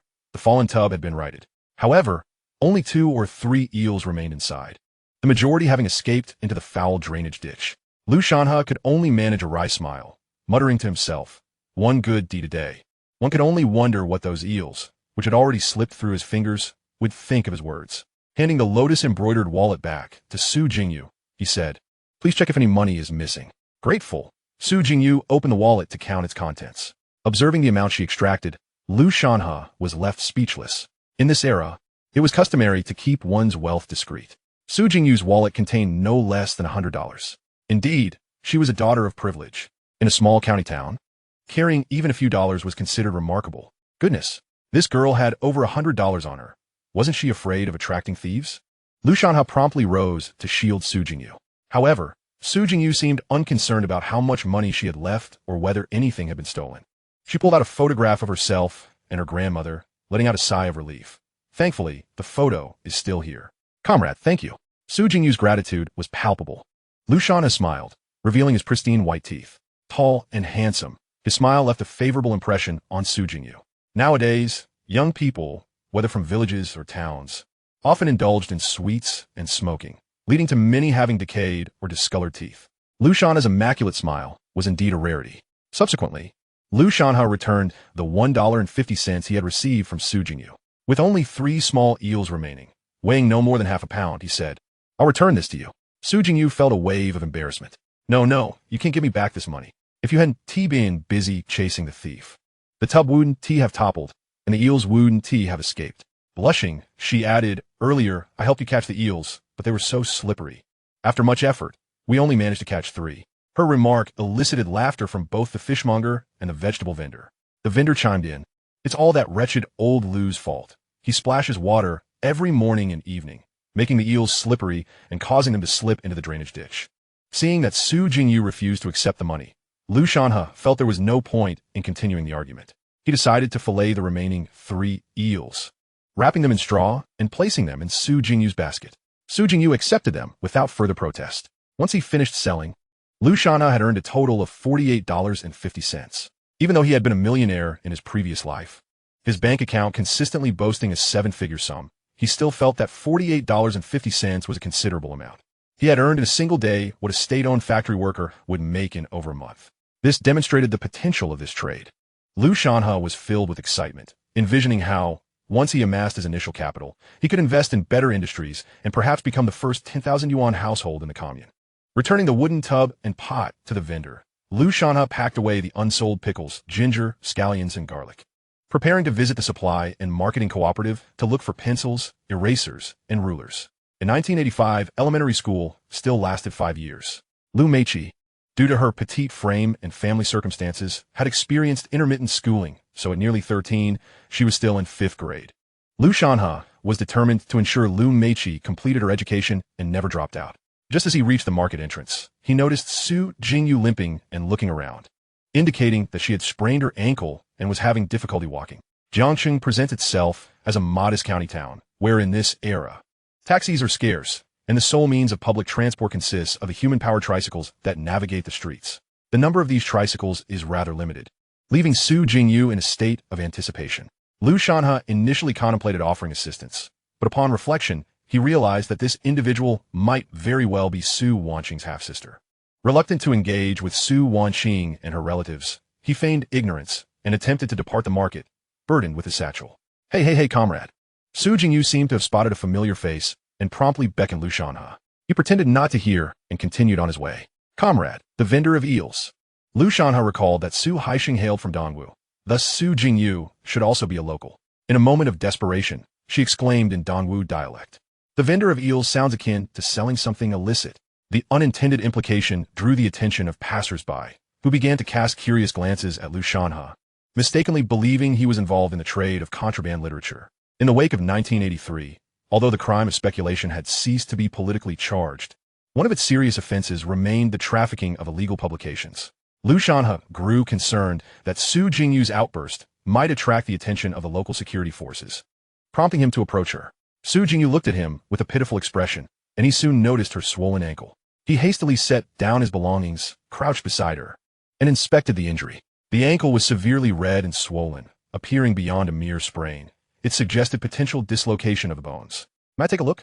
Given that a girl's ankle is considered a more private matter in this era, Su Jingyu's face flushed with embarrassment, not from modesty, but from unbearable pain. Tears welled in her eyes, and had it not been for the throngs of people around, she surely would have wept. Although Lu Shanhe possessed rudimentary knowledge of bone setting, such skills were primarily applicable to animals, not humans. "Do you have medical knowledge?" Su Jingyu inquired, stifling her pain. Lu Shanhe casually replied, I've set bones for mules and assisted sows in childbirth. The unexpected humor caused Su Jingyu to chuckle, but the laughter only exacerbated her pain, prompting a pained gasp as she clutched her ankle, tears streaming down her cheeks. Realizing the severity of her injury, Lu Shanhe crouched on the ground, turned to Su Jingyu and said, There are only a few tricycles in the county. The People's Hospital is 2 miles ahead. I'll carry you there. Initially hesitant, Su Hinju, newly arrived in Jiangxing and lacking acquaintances within a 10-mile radius, had no choice but to accept Lu Shanhe's assistance. She nodded, wrapping her arms around him tightly as he hoisted her onto his back. Just as he was about to set off, Su Jingyu hastily gestured to the ground, exclaiming, the eels, I forgot to take them. Lu Shanhe's mind momentarily blanked, and he felt a pang of discomfort. It turned out the young girl had neglected to retrieve the eels she had purchased from him. He bent down to collect them before making his way to the hospital. Upon examination, the doctor confirmed a fracture, necessitating hospitalization. Very well, Lu Shanhe acquiesced, allowing Su Jingyu to sit in the outpatient waiting area while he handled her admission paperwork. It was then that he saw her name and confirmed that she was indeed Su Wanqing's sister. Faced with this revelation, he felt an urge to escape. Fortunately, Su Jingyu was not one to take advantage. Understanding the expenses of hospitalization, she promptly handed her wallet to Lu Shanhe, observing his busy movements. At that moment, Su Hinju experienced a peculiar sensation. Having grown up with parents whose occupations kept them preoccupied, she had always tended to herself. Following her grandmother's passing, she managed her life alone, whether it was attending school or visiting the hospital. Suddenly, a stranger, a man no less, was attentively tending to her needs. This feeling was undeniably strange. Having successfully settled the young girl in the hospital ward, allowing her to rest on the bed, Lu Shanhe was drenched in sweat, his clothes soaked multiple times over. As he watched Su Jingyu lying peacefully, he remarked, Please have a nursing staff notify your family shortly. I have some matters to attend to. He was reluctant to inform Su Jingyu's relatives. However, just as he reached the doorway, she abruptly sat up and called out, Wait. Comrade with the eels. Chapter 20. The comrade with no money is useless. Indeed, at the sound of comrade with the eels, all eyes in the room turned to Lu Shanhe. He felt a wave of embarrassment wash over him. Rushing back, he explained, Comrade, my surname is Lu. I merely sold a few eels. Furthermore, he added, Your Mandarin is not very standard. Suddenly, Su Jingyu realized the misunderstanding and couldn't help but laugh, apologizing with a giggle. However, her laughter provoked further pain in her injured ankle, leading her to wince and clutch her foot, tears spilling from her eyes. Lu Shanhe could only sigh, recognizing that both Su Jingyu and her sister Su Wanqing were equally troublesome. Lu Ge, it's already 2 o'clock, and we haven't eaten yet. Could you kindly fetch me a meal from the hospital cafeteria? I would like to treat you as well. My stomach is quite upset from hunger. Su Jingyu forced a smile, though Lu Shanhe could see her forehead glistening with sweat, indicating genuine discomfort. She extended her wallet to him once more. Lu Shanhe accepted it without hesitation. His current priority was to ensure Su Jingyu's needs were met so he could procure school supplies for Lu Meiqi. He made his way to the hospital cafeteria, only to discover that at 2 o'clock there was little food left. The kitchen staff were gathered in the back courtyard, either playing chess or engaging in card games. Comrades, is there any food left in the kitchen? Lu Shanhe inquired. The kitchen workers glanced at him but remained silent. In this era, hospital cafeteria workers were considered formal state employees, with their positions firmly established. The divide between urban and rural individuals, as well as between workers and farmers, was stark. Those receiving state salaries often took liberties, choosing to work as little as possible. Seeing Lu Shanhe dressed like a farmer, they were even less inclined to engage. Noticing some leftover rice in the pot, Lu Shanhe decided to take matters into his own hands and began to prepare the eels Su Jingyu had purchased.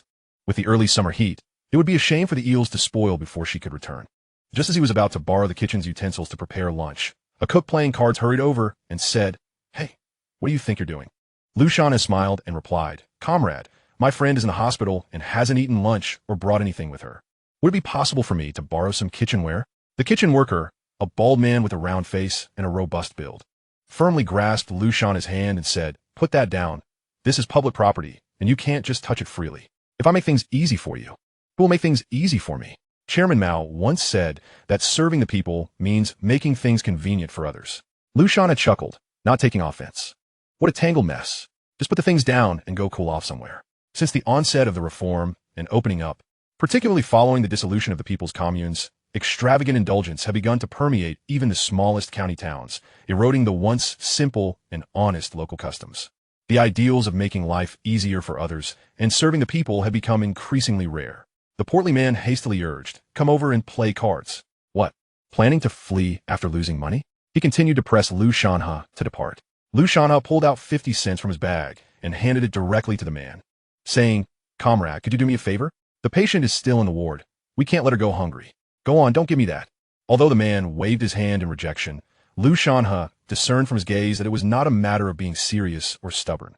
Rather, he was merely dissatisfied with the meager amount Lu Shanhe offered. Lu Shanhe then fished out another yuan and stuffed into the man's clothing. "Just a little favor, brother." At this, the man finally broke into a grin, saying, "Ah, so it's for the patient. Why didn't you say so earlier? There's a bit of rice left in the steamer. Feel free to use it, but do clean up afterward." The man had just lost a yuan and felt quite pained by it, as that amount could buy a substantial portion of pork. Now, with Lu Shanhe compensating for his loss, he was naturally pleased. Lu Shanhe readily agreed. "Rest assured, I'll clean up thoroughly." However, inwardly he chuckled. Indeed, the term comrade proved less effective than cash. After rekindling the fire under the coal, Lu Shanhe began preparing 2 dishes for Su Jingyu. The fishy scent of the eel was quite strong, so he sliced it into strips, briefly stir-fried it in oil, then added pickled vegetables, ginger, scallions, and garlic, along with some potatoes, omitting the chili this time. Thus, a simple dish of a stir-fried eel was ready. In the kitchen, he also found some cabbage and made an egg drop soup. With 1 dish and 1 soup prepared, he felt satisfied. The hefty cook observed Lu Shanhe using the kitchen's oil and eggs, but said nothing, knowing well that these provisions belonged to the public, not to him. Utilizing public resources to assist others while pocketing a little profit, what could be more advantageous? Once the meal was ready, he carried it up with chopsticks. In the ward, the doctor had just finished examining Su Jingyu's ankle. Seeing Lu Shanhe return, the doctor mistook him for a family member and advised, "It's confirmed as a fracture. It's not severe at the moment, but a cast is necessary, and she should stay in the hospital for a few days for observation.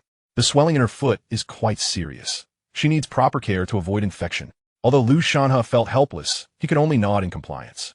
The doctor then sniffed the air, detecting a delightful aroma, and upon seeing the meal Lu Shanhe had brought, his mouth watered at the sight of such appetizing food. Yet, being on duty, he merely complimented the meal before departing with the medical staff. "What's good to eat in the kitchen? I am starving." Su Jingyu, rather familiar, quickly sat up, eagerly awaiting Lu Shanhe's offering. With a resigned sigh, Lu Shanhe placed the meal on the table beside the bed, saying, "It's already 2 or 3 o'clock. What could possibly be left in the kitchen? I made an arrangement with the kitchen staff to borrow their kitchen, so you can sample my cooking, stir-fried eel with egg drop cabbage soup, and the rice is from the kitchen. Eat up if you're hungry." Su Jingyu swallowed hard, her dictionary devoid of the word polite. Satisfying her palate and hunger took precedence. She eagerly dug into the meal, exclaiming, "I never realized there were such delightful ways to prepare eel aside from braising it. This shredded style is simply delicious, and the cabbage soup is equally scrumptious. I've never had such exquisite food before." Su Jingyu was almost moved to tears. She even felt that enduring her injury was worth it to experience such delectable cuisine. "Brother Lu, how is your cooking so marvelous?" Lu Shanhe could only smile helplessly. It wasn't as if he could reveal that his culinary skills were honed through years of surviving domestic abuse after marrying his sister in a past life. At that moment, the door to the ward swung open with a bang. Chapter 21. You are not allowed to make foolish friends. A middle-aged woman, elegantly dressed in a long skirt with her hair neatly pinned up, entered with an air of sophistication. Clearly, this was Su Jingyu's mother, Jiang Heyu. She hurried to the bedside, and upon seeing her daughter lying quietly in the hospital bed, she finally breathed a sigh of relief. "The hospital staff found your father at his factory and informed him of your ankle fracture. What happened? You look fine when you left this morning." Though her tone seemed reproachful, it was laced with deep concern. Su Jingyu, however, was unfazed. She had already endured the pain and cried her tears. What truly delighted her were the 2 dishes Lu Shanhe had prepared. Pouting at her mother, Su Jingyu retorted, "Did I not ask them not to tell Dad? If I hadn't told him, do you think you could have hidden it? I informed your father. He's too busy to come. Is everything all right? I just spoke with the doctor downstairs, and they said you need to stay in the hospital for a few days for observation." Seeing her mother's worried expression, Su Jingyu could only offer a reassuring smile, saying, "Oh, Mom, it's nothing serious. The doctor said it's a minor issue. Just a cast and a few days in the hospital, and I'll be fine." Jiang Heyu nodded in agreement. She had wanted to ask her daughter if she had eaten, but upon noticing Su Jingyu holding chopsticks and enjoying her lunch, She furrowed her brows. You should eat something light after being injured. What are you consuming? Stop eating that. I'll make you something good shortly. Listening to Jiang Heyu's incessant concern, Su Jingyu replied with a hint of impatience. Oh, by the time you bring the food. It will already be afternoon. This is my lunch. Jiang Heyu could only nod, realizing the truth in her daughter's words. You little girl, you never make things easy.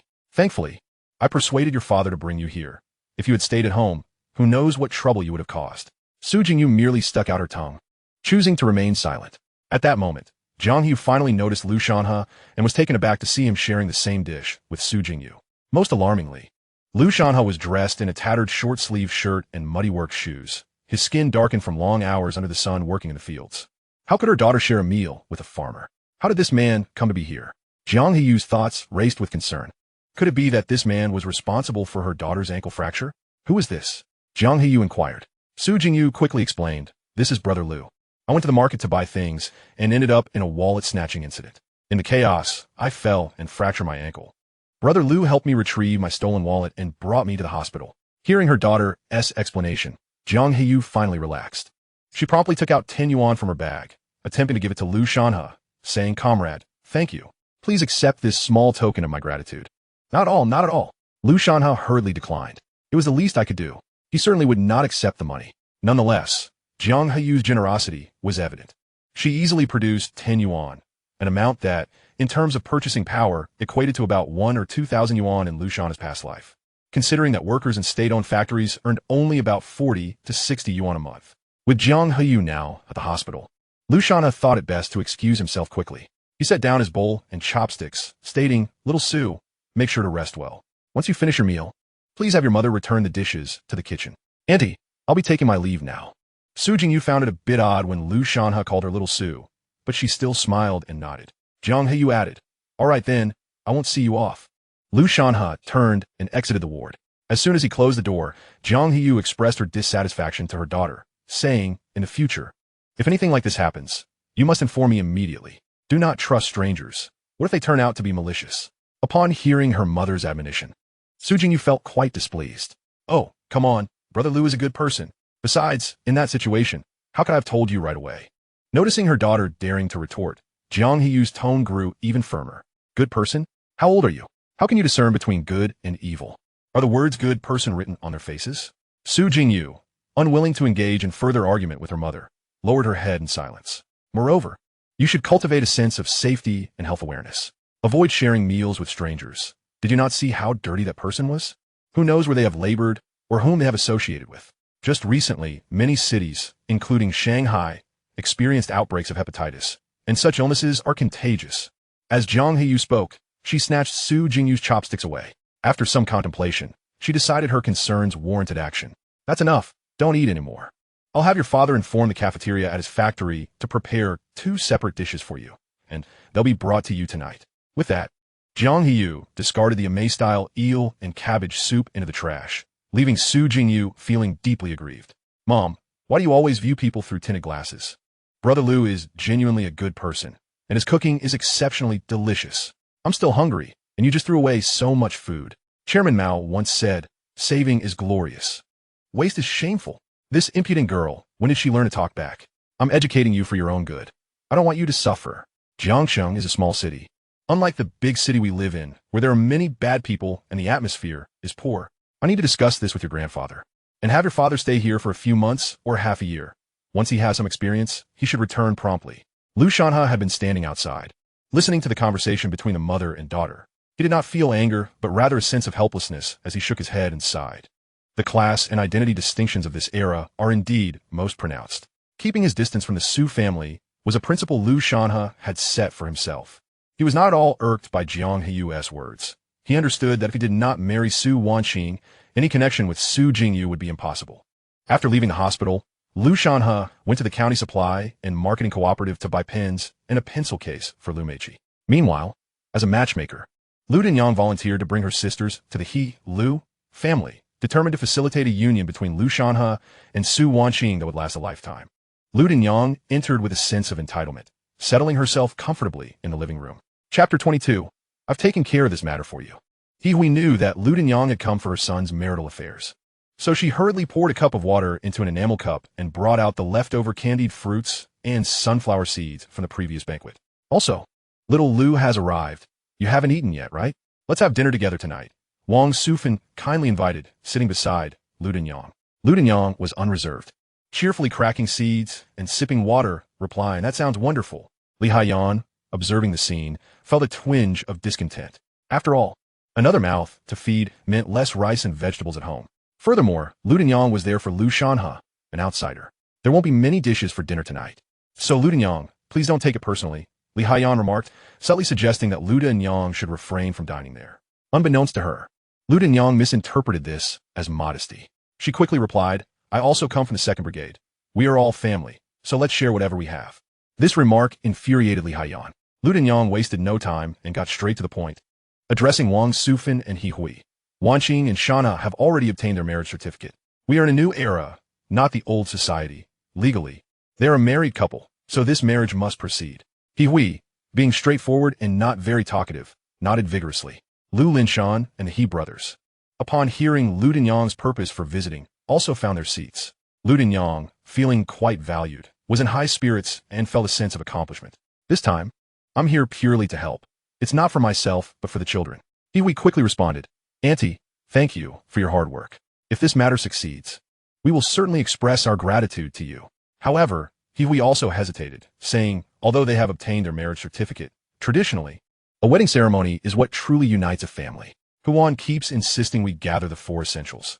Just acquiring a television has proven quite challenging for us. How can we possibly gather all 4 essentials?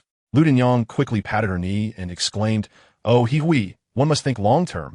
One must have a high viewpoint to see far. Huan has already stated that they won't require the 4 essentials for the wedding. Just the previous items plus a washing machine will suffice. If you can manage to get a washing machine now, the future benefits will be considerable. I have received reliable news that Su Haisheng, Su Jingyu's biological father, has returned and is now the factory director at the county state-owned food factory. Think carefully about this. Acquiring a washing machine now means securing a father-in-law who is a factory director. Is that not worth it?" Upon hearing this, everyone began to discuss excitedly. Wow, who would have thought Su Haisheng would return after all these years? And now he's a high-ranking official. If Su Haisheng becomes the director of the state-owned food factory, then Su Jingyu is essentially the daughter of a factory director. Lu Shanhe is indeed fortunate. Li Haiyan's words, while seemingly congratulatory, were laced with bitterness as she pondered why such favorable circumstances had not befallen her family. "Sister, this marriage must happen. After they are married, we can approach Su Haisheng and arrange for Lu Shanhe to work at the factory. Such an opportunity is rare." He Dayong's words, however, hinted at ulterior motives. For if Lu Shanhe worked at the factory, his monthly salary of 50 yuan would surely rise, allowing him to contribute more towards his parents' support and his son's living expenses. He Daji quickly added, "Exactly. Sister, look at Wenxing. His grades are poor, and he hasn't even finished junior high. It would be a waste for him to remain a farmer. If Lu Shanhe finds such a father-in-law, it would solve Wenxing's employment issue. Wouldn't that be a win-win situation?" Both He Hui and the He family harbored hopes that Lu Shanhe and Su Wanqing would solidify their union. Yet the relatives were primarily concerned with how they could benefit from marriage. No one considered where the funds for the washing machine would come from, particularly after hearing Lu Dinyang mention that Su Haisheng had returned to be the factory director. Everyone was even more elated. After all, marriage is not merely a union of 2 individuals, but of 2 families. Given Lu Shanhe's circumstances, unexpectedly finding a father-in-law who is a factory director is a stroke of fortune for the Lu family. Without further ado, He Fangmin decisively declared, "He Hui, Lin Shan, this matter is settled.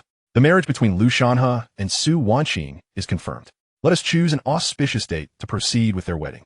Although He Hui agreed to this marriage, her brow furrowed as she contemplated how to procure the few hundred yuan needed for the washing machine. Didn't Lu Shanhe just sell a pig a few days ago? That should have netted around 100 yuan. I can contribute 50 and Daji. Can you also pitch in some money? Do not be misled into thinking that He Dayong's remarks were made out of consideration for Lu Shanhe. He was solely concerned with his own interests. Indeed, after making that statement, He Dayong promptly turned to He Hui and declared, "Second sister, this money is a loan to you and must be repaid after the wedding. Furthermore, let's agree that once Lu Shanhe is married, he will undoubtedly be working at the factory, and your family will need to contribute an additional 10 yuan per month towards living expenses. As it is no small feat for our parents to have raised both you and Shanhe. With Wenbin still studying, it is imperative that we support Shanhe. So let's increase the monthly living expenses by an additional 7 yuan. Li Haiyan, feeling a twinge of envy at Lu Shanhe's fortuitous engagement to a city dweller, remarked sarcastically, "Our family has invested considerable effort into Lu Shanhe's wedding. We have emptied our coffers to help you gather the bride price, so let us make this clear." Observing how much advantage the He family was gaining, He Daji did not wish to be left behind. Elder sister, from now on, Lu Shanhe will be half a city dweller, earning a monthly salary of several dozen yuan. Didn't we decide to renovate the house later this year? Lu Shanhe has been supported by our family for so many years. Naturally, he should contribute to the renovation costs. Ultimately, He Fangmin made a decisive proclamation without consulting He Hui or Lu Shanlin, stating, "All right, it's settled. You all should quickly prepare the money." He Fangmin, too, was calculating his own interests. The money he lent was not a gift to He Hui, but a loan that required repayment. This loan would allow for an extra 10 yuan in monthly living expenses, and during the house renovation in the latter half of the year, he could contribute less. This transaction was undoubtedly advantageous. He Fangmin produced 10 bills of 10 yuan each, totaling 100 yuan. He Daong and He Daji each contributed 50 yuan, handing a total of 200 yuan to He Hui. Witnessing this scene, He Hui felt a mix of emotions, unsure whether to cry or laugh.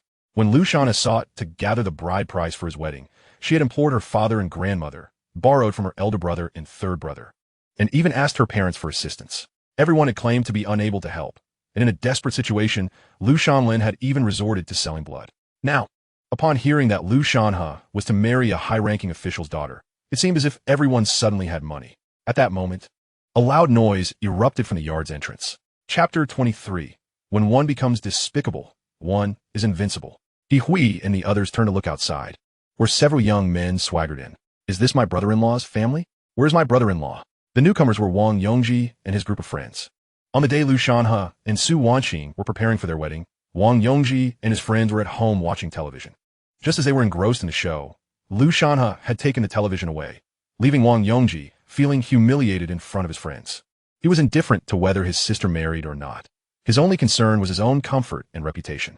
Thus, in the following days, Wong Yongji had been causing a ruckus with Hu Wan, insisting on retrieving the television from Lu Shanhe. "You can't just take something back that you've given away." Hu Wan and Su Wanqing were thoroughly exasperated. After Wong Yongji returned home from playing outside, Hu Wan had already sent Aunt Lu to mediate, agreeing to the marriage between Su Wanqing and Lu Shanhe. This was even better for Wong Yongji. The television that Lu Shanhe had purchased would definitely come back to him. This 14-inch black and white Panda television ultimately belonged to Wong Yongji. Eager to retrieve his television, Wong Yongji wasted no time in gathering his friends to come and take it away. They were also anticipating the daily broadcast of Shanghai Bunt. Wong Yongji was notoriously known in the brigade for being lazy and living off others. Although Hu Wan and Su Wanqing were shrewd, they had to ensure that their family of 3 could eat. In contrast, Wong Yongji was the type who only consumed without contributing, spending his days with a few other loafers from the commune, either playing cards in secret or watching movies in the county, never lifting a finger to work. Despite being from the countryside, Wong Yongji was dressed better than many from the town. The leather shoes he wore, obtained through some connection, had been purchased at the supply and marketing cooperative in the county. Most of the money Su Wanqing and Hu Wan earned went towards supporting this idle character. Upon seeing Wong Yongji, He Hui's heart raced, and she quickly grasped the money she had just received, hiding it behind her back, fearful that he might take it. Before the He family could react, Wong Yongji had already entered the main room, searching for the television. We could not find it there. He soon realized it was at He Daji's home. This revealed He Hui's boundless compromise towards her brother. He Chunhua and Chun Fong, along with He Wenxing, wanted to watch television. He Daji had taken the initiative to move the television to his own room, claiming it was more convenient. However, this reasoning was rather flimsy. Su Wanqing's home had electricity due to her good relations with a leader in the commune, who had helped her family connect to the power line. In contrast, the He family had no electricity at all. How could they watch television? This was merely a pretext by He Daji to claim the television for himself. Wong Yongji, clutching the television, made his way outside. He Daji hurriedly stepped forward to stop him, insisting, "You can't take the television." Wong Yongji was not deterred like Lu Shanlin or He Hui. He puffed on a cigarette and bluntly replied to He Daji, "This was bought by my brother-in-law as a gift for my sister. Why can't I take it? Since Lu Shanhe is marrying my sister, he not only has to give a television, but also a washing machine. Our home has electricity." In 1985, there were no utility bills to worry about, as connections to the commune's electricity were free. Moreover, since your family has no electricity, what use is the television to you? He Daji stood awkwardly. Unsure of how to respond. He Daong, having not gained any advantage from the television, was also unwilling to let he dodgy benefit, and remarked, "This was originally Lu Shanhe's bride price for Su Wanqing. The marriage is destined to happen, so it makes no difference whether I take it or you do." Aunt Lu chimed in, "Exactly. When it comes time to carry it away, you'll still need to thank others. It's only right that Lu Shanhe's brother-in-law comes to retrieve the television." Wong Yongji laughed heartily, rallying his friends to carry the television away. Before leaving, he also rode off on Lu Shanhe's bicycle, which was also considered part of the bride price. With a grin, Wong Yongji addressed everyone. "Let us get the wedding feast underway. I'm looking forward to celebrating." Aunt Lu chuckled. "Look, the brother-in-law has come in person. Their marriage is definitely happening. We're just waiting for you to carry away the washing machine." At this point, Lu Linshan and He Hui had tacitly accepted the situation. That evening, Lu Linshan personally took to the kitchen, preparing half a kilogram of pork to treat Aunt Lu. This expense was, of course, shared between Lu Linshan and He Hui. Aunt Lu, who roamed various brigades within the commune, was accustomed to this role. Every household would offer her food, and if things went well, she would receive red envelopes during festivals, with everyone bringing her eggs, rice, and flour as a token of gratitude. "Auntie, please don't be modest," He Hui said. In addition to the meat, they prepared a pot of white rice. Normally, a meal would consist mostly of sweet potatoes with a small amount of corn. But as they were hosting a guest, both meat and rice were placed in front of Aunt Lu. Meanwhile, He Chunhua's younger relatives certainly did not get to eat any white rice. They were served a large bowl of sweet potatoes with just a smattering of corn. He Chunhua, Chunfang, and He Wanqing, along with Lu Meiqi, watched Aunt Lu and the white rice with mouths watering. He Hui urged Lu Dinyang not to be polite and to eat more, words that were originally meant to convey humility. Little did she know, Lu Dinyang took her words to heart and proceeded to heap meat into her bowl, devouring rice as if she had not eaten for days, arriving with an empty stomach simply to take advantage. This behavior was unbearable for He Hui to witness, yet she felt powerless, for the sake of her son's marriage. Sacrifices were inevitable. Lu Dinyang, having feasted to her heart's content, consumed an entire platter of meat without leaving a morsel behind, while the children were left with growling stomachs.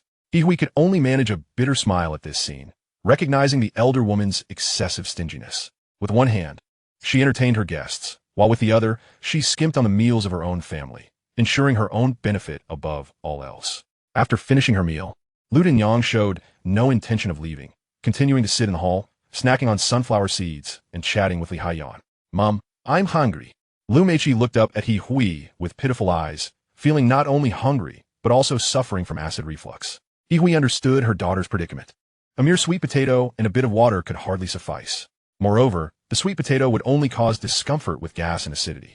He Hui was acutely aware that Li Haiyan and Zhang Lihua would undoubtedly be preparing extra food for their own children. Although He Hui had nothing in hand, she could not let her child suffer from hunger. Suddenly, she recalled that Lu Shanhe had purchased milk for Lu Meiqi. Seeing her daughter in such a pitiable state, her stomach completely concave and her face no larger than her own palm, He Hui's heart ached. She turned to Lu Meiqi and said, "Go and mix yourself some milk to drink." Upon hearing her mother's words about the milk, Lu Meiqi's eyes sparkled with delight. However, this conversation was overheard by He Chunhua. Chapter 24. What milk powder should a girl drink? After Lu Shanhe bought milk for Lu Meiqi, He Chunhua and He Chunfang were utterly envious. The rich aroma of milk and the froth encircling Lu Meiqi's mouth after she drank it made He Chunhua swallow hard. She too yearned for some milk. In this era, food was scarce, and children craved every morsel, especially something as delightful as milk. Yet when He Chunhua expressed her desire for milk to her mother, Li Haiyan, instead of receiving approval, she was scolded for it. "You're 12 or 13 years old. What do you need milk for?" Tonight's banquet for guests had left the children already unsatisfied. Like Lu Meiqi, He Chunhua's stomach churned with hunger. Sweet potato soup did little to satiate. Rather, it only intensified their hunger and discomfort. Watching Lu Meiqi mix her milk, He Chunhua couldn't resist sneaking into He Hui's room to take an entire packet of milk. Returning to Li Haiyan's room, she scooped the milk powder into a bowl and mixed it with hot water. The rich scent filled the air. He Chunfang and He Wanqing, also hungry, were drawn to it. "Sister, I want some too." Among the three sisters, He Chunhua was the eldest, influenced by their parents. The He siblings often bullied Lu Meiqi when they played together. After hesitating for a moment, wanting to show off her authority as the eldest sister, He Chunhua said, "I'll mix the milk for you, but each of you can only have a little." "Okay, just a little." He Chunfang and He Wanqing nodded eagerly. He Chunhua prepared the milk for her two sisters, and they happily drank it in the courtyard, oblivious to the adults engrossed in conversation. However, Lu Meiqi noticed. Seeing the three of them drinking milk, she wondered if perhaps her aunt or second aunt had bought it for them. Being a clever girl, Lu Meiqi did not confront He Chunhua directly. Instead, she returned to her room to investigate. To her dismay, she discovered that the milk powder that had been on the dresser was now missing. Fuming, she approached He Chunhua and demanded, "He Chunhua, where did you get that milk?" Given the He siblings' history of mistreating Lu Meiqi, she never referred to them as sisters but called them by their names instead. He Chunhua, caught off guard by the quick discovery of her theft, averted her gaze but still denied it, claiming, "I bought this myself." Desperate, Lu Meiqi retorted, "You stole my milk powder. That milk powder is mine." She then attempted to search He Chunhua's arms for the milk powder. When she found nothing, Lu Meiqi hurried to Li Haiyan's room, where she indeed discovered her packet of milk powder on the cabinet. Holding it up angrily, she confronted He Chunhua. "You took my milk powder." He Chunhua, unwilling to lose face in front of her younger siblings, snatched the milk powder back from Lu Meiqi, insisting, "This is mine." Alarmed, Lu Meiqi realized the milk powder was quite expensive. She knew that her brother had faced their mother's reprimand for purchasing it for her. Thus, Lu Meiqi treasured the milk powder dearly. Were it not for Lu Shanhe's insistence on her drinking it daily, she would have hoarded it away like a precious treasure. Now, with He Chunhua not only claiming it but also asserting ownership, Lu Meiqi felt a surge of urgency. "This is mine. This is mine," she cried, attempting to reclaim her precious milk powder. Though only a few months younger than He Chunhua, Lu Meiqi was physically weaker due to prolonged malnutrition, rendering her smaller in stature and unable to compete. With a swift motion, He Chunhua yanked the milk away, causing Lu Meiqi to tumble to the ground with a thud. Yet, Lu Meiqi did not cry. Her sole objective was to retrieve the milk powder her brother had bought for her. The two girls wrestled on the ground, their freshly changed clothes now muddied. Typically, when children fought, parents would overlook it, but if their clothes got dirty, parents would be displeased, as washing clothes was a time-consuming task. "You little rascal," He Chunhua, rolling around on the ground again. "Get up this instant," Li Haiyan shouted, brandishing a broom. Under normal circumstances, such a reprimand would send He Chunhua scuttling to her feet, fearing punishment. However, this time was different. Lu Meiqi was reclaiming her milk powder. He Hui rushed over upon seeing the commotion. "Chi-Chi, get up quickly. Why are you fighting with your sister?" Before Lu Meiqi could respond, He Chunhua accused. "Lu Meiqi hit me." Upon hearing this, He Hui, without questioning further, struck Lu Meiqi on the backside with a stick, producing several loud cracks. Marks appeared on Lu Meiqi's thigh as a result. He Hui and Lu Linshan had little patience for parenting, often resorting to indiscriminate punishment. Lu Linshan and others stood by, indifferent, while Lu Dinyang continued to munch on sunflower seeds, enjoying the spectacle. Lu Meiqi, stung by the blows, jumped up, her voice tinged with tears. "He Chunhua stole my milk powder. He Chunfang took my milk powder." At this moment, He Hui noticed a package of milk powder nestled in He Chunhua's embrace. This milk powder had been purchased by Lu Shanhe. The wooden stick in He Hui's hand clattered to the ground. Lu Meiqi felt an overwhelming urge to weep. She stifled the burning sensation in her nose and the pain in her legs, and, in a frenzy, collided with He Chunhua. The sudden impact sent He Chunhua sprawling to the ground, wailing, the milk powder spilling out as well. Lu Meiqi hurriedly gathered the milk powder into her arms, terrified of it being taken away by others. This was the milk powder her brother had bought for her, and it had cost a considerable amount. Meanwhile, He Fangmin and Wang Sufan, who had been observing the commotion from the steps, could no longer remain passive. Initially, they had refrained from intervening while He Chunhua had the upper hand, but now that their beloved granddaughter had been struck, they could not stand idly by. Wang Sufan, clear-minded as ever, understood precisely who was in the right and who was in the wrong. Yet, in the eyes of children, notions of right and wrong are often lost, particularly when it comes to one's own granddaughter. Moreover, seeing He Chunhua, He Chunfang, and He Wanqing, the three sisters, enjoying their milk with such delight filled Wang Sufan's heart with joy. Thus, she stepped forward and proclaimed, "Enough. Let each of us tend to our own children and cease this fighting." With her own logic, she asserted that the milk powder had originally been purchased with money earned from selling the family's pig, and thus, it belonged to everyone. She seized the milk powder from Lu Meiqi's grasp and, producing 4 sheets of newspaper, divided the package into 4 portions. He Wanqing, being a boy in need of nourishment, received the largest share, while Meiqi and Chunhua, both over 10 years of age, were deemed too old for milk powder, only allowed to taste since too much could harm their teeth. Wang Sufan revealed her true intentions, allocating nearly 3/4 of the milk powder to He Wanqing, leaving Lu Meiqi with the smallest portion, probably just enough for 1 bowl, while He Chunhua and He Chunfang received at least half again as much as Lu Meiqi.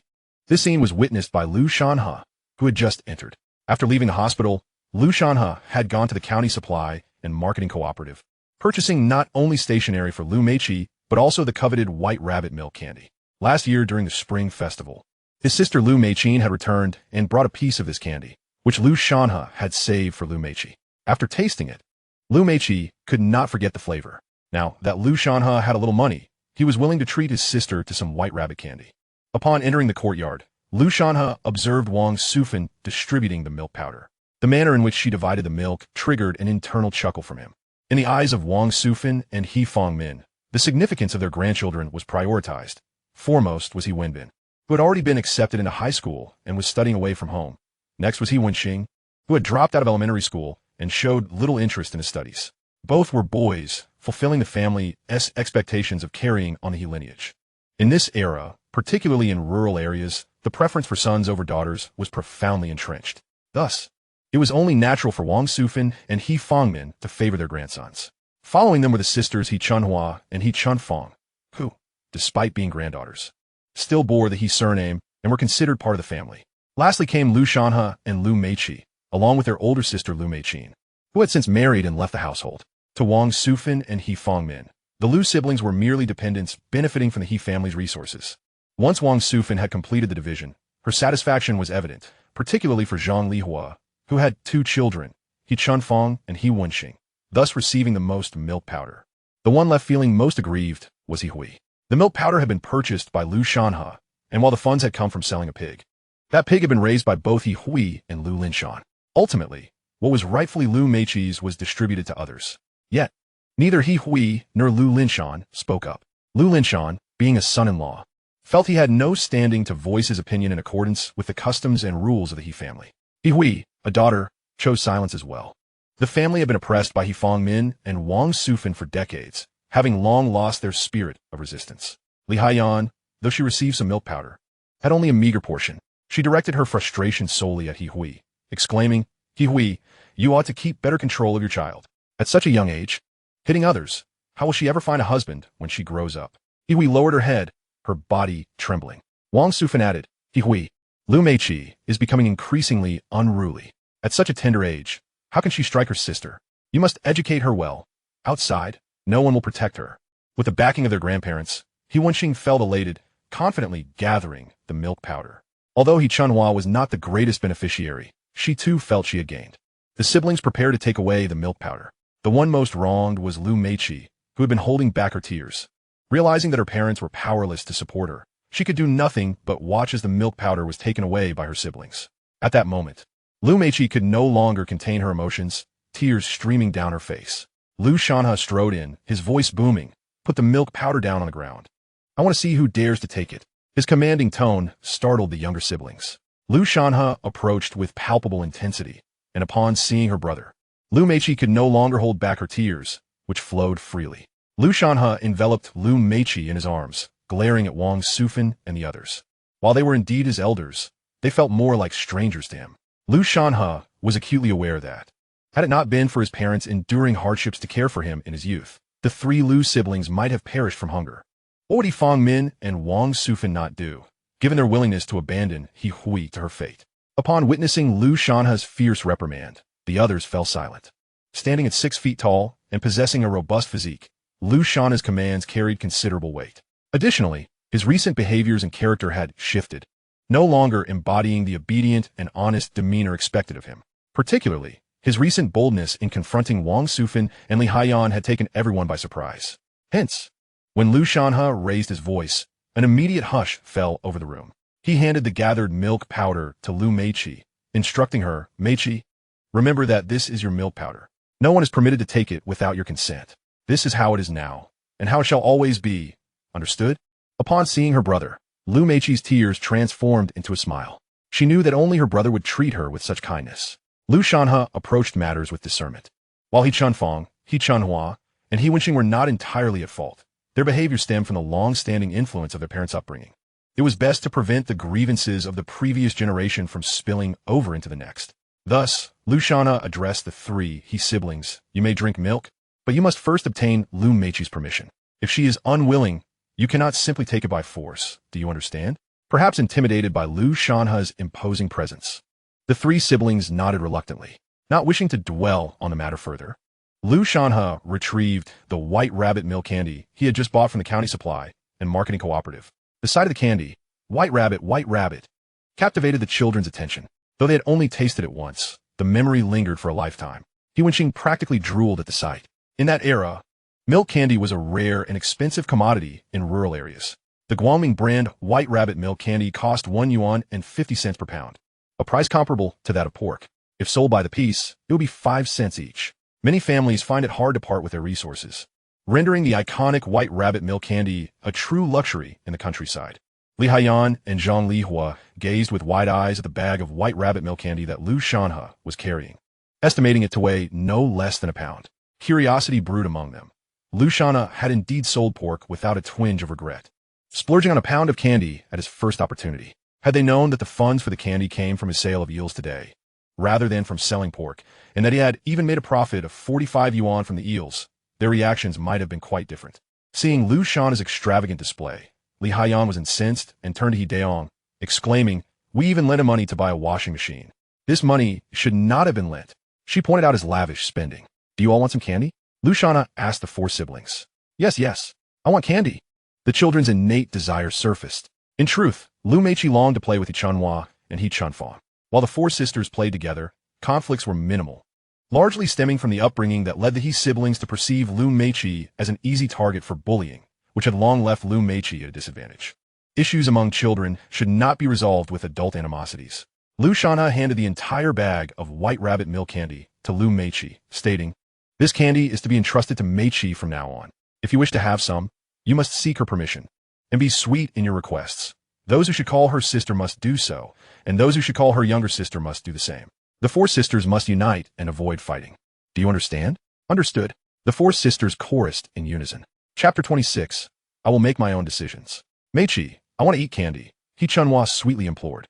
"Here, have a piece of white rabbit milk candy," Lu Meiqi said, handing candy to He Chunhua. The two sisters, who had just been in conflict, quickly reconciled.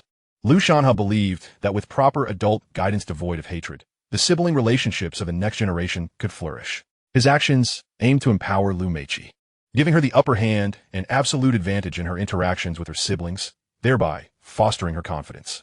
At present, Lu Meiqi's most significant character flaw was her lack of confidence and timidness in her endeavors.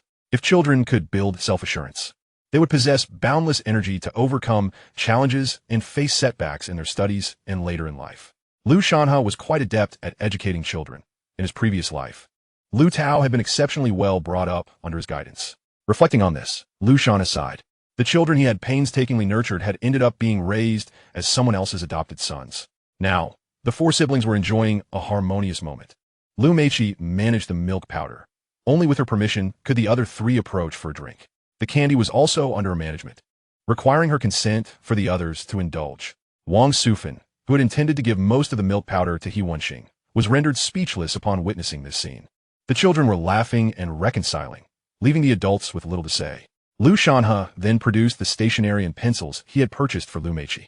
The metal pencil case adorned with a Sun Wukong design, along with the colorful pencils, made the children's eyes widen in delight. He Chunhua and He Chunfang were particularly excited, clamoring for pencils. "Please, can you give me one?" He Chunhua pleaded. "Sister, I want one too. I have a wooden toy I can trade for it."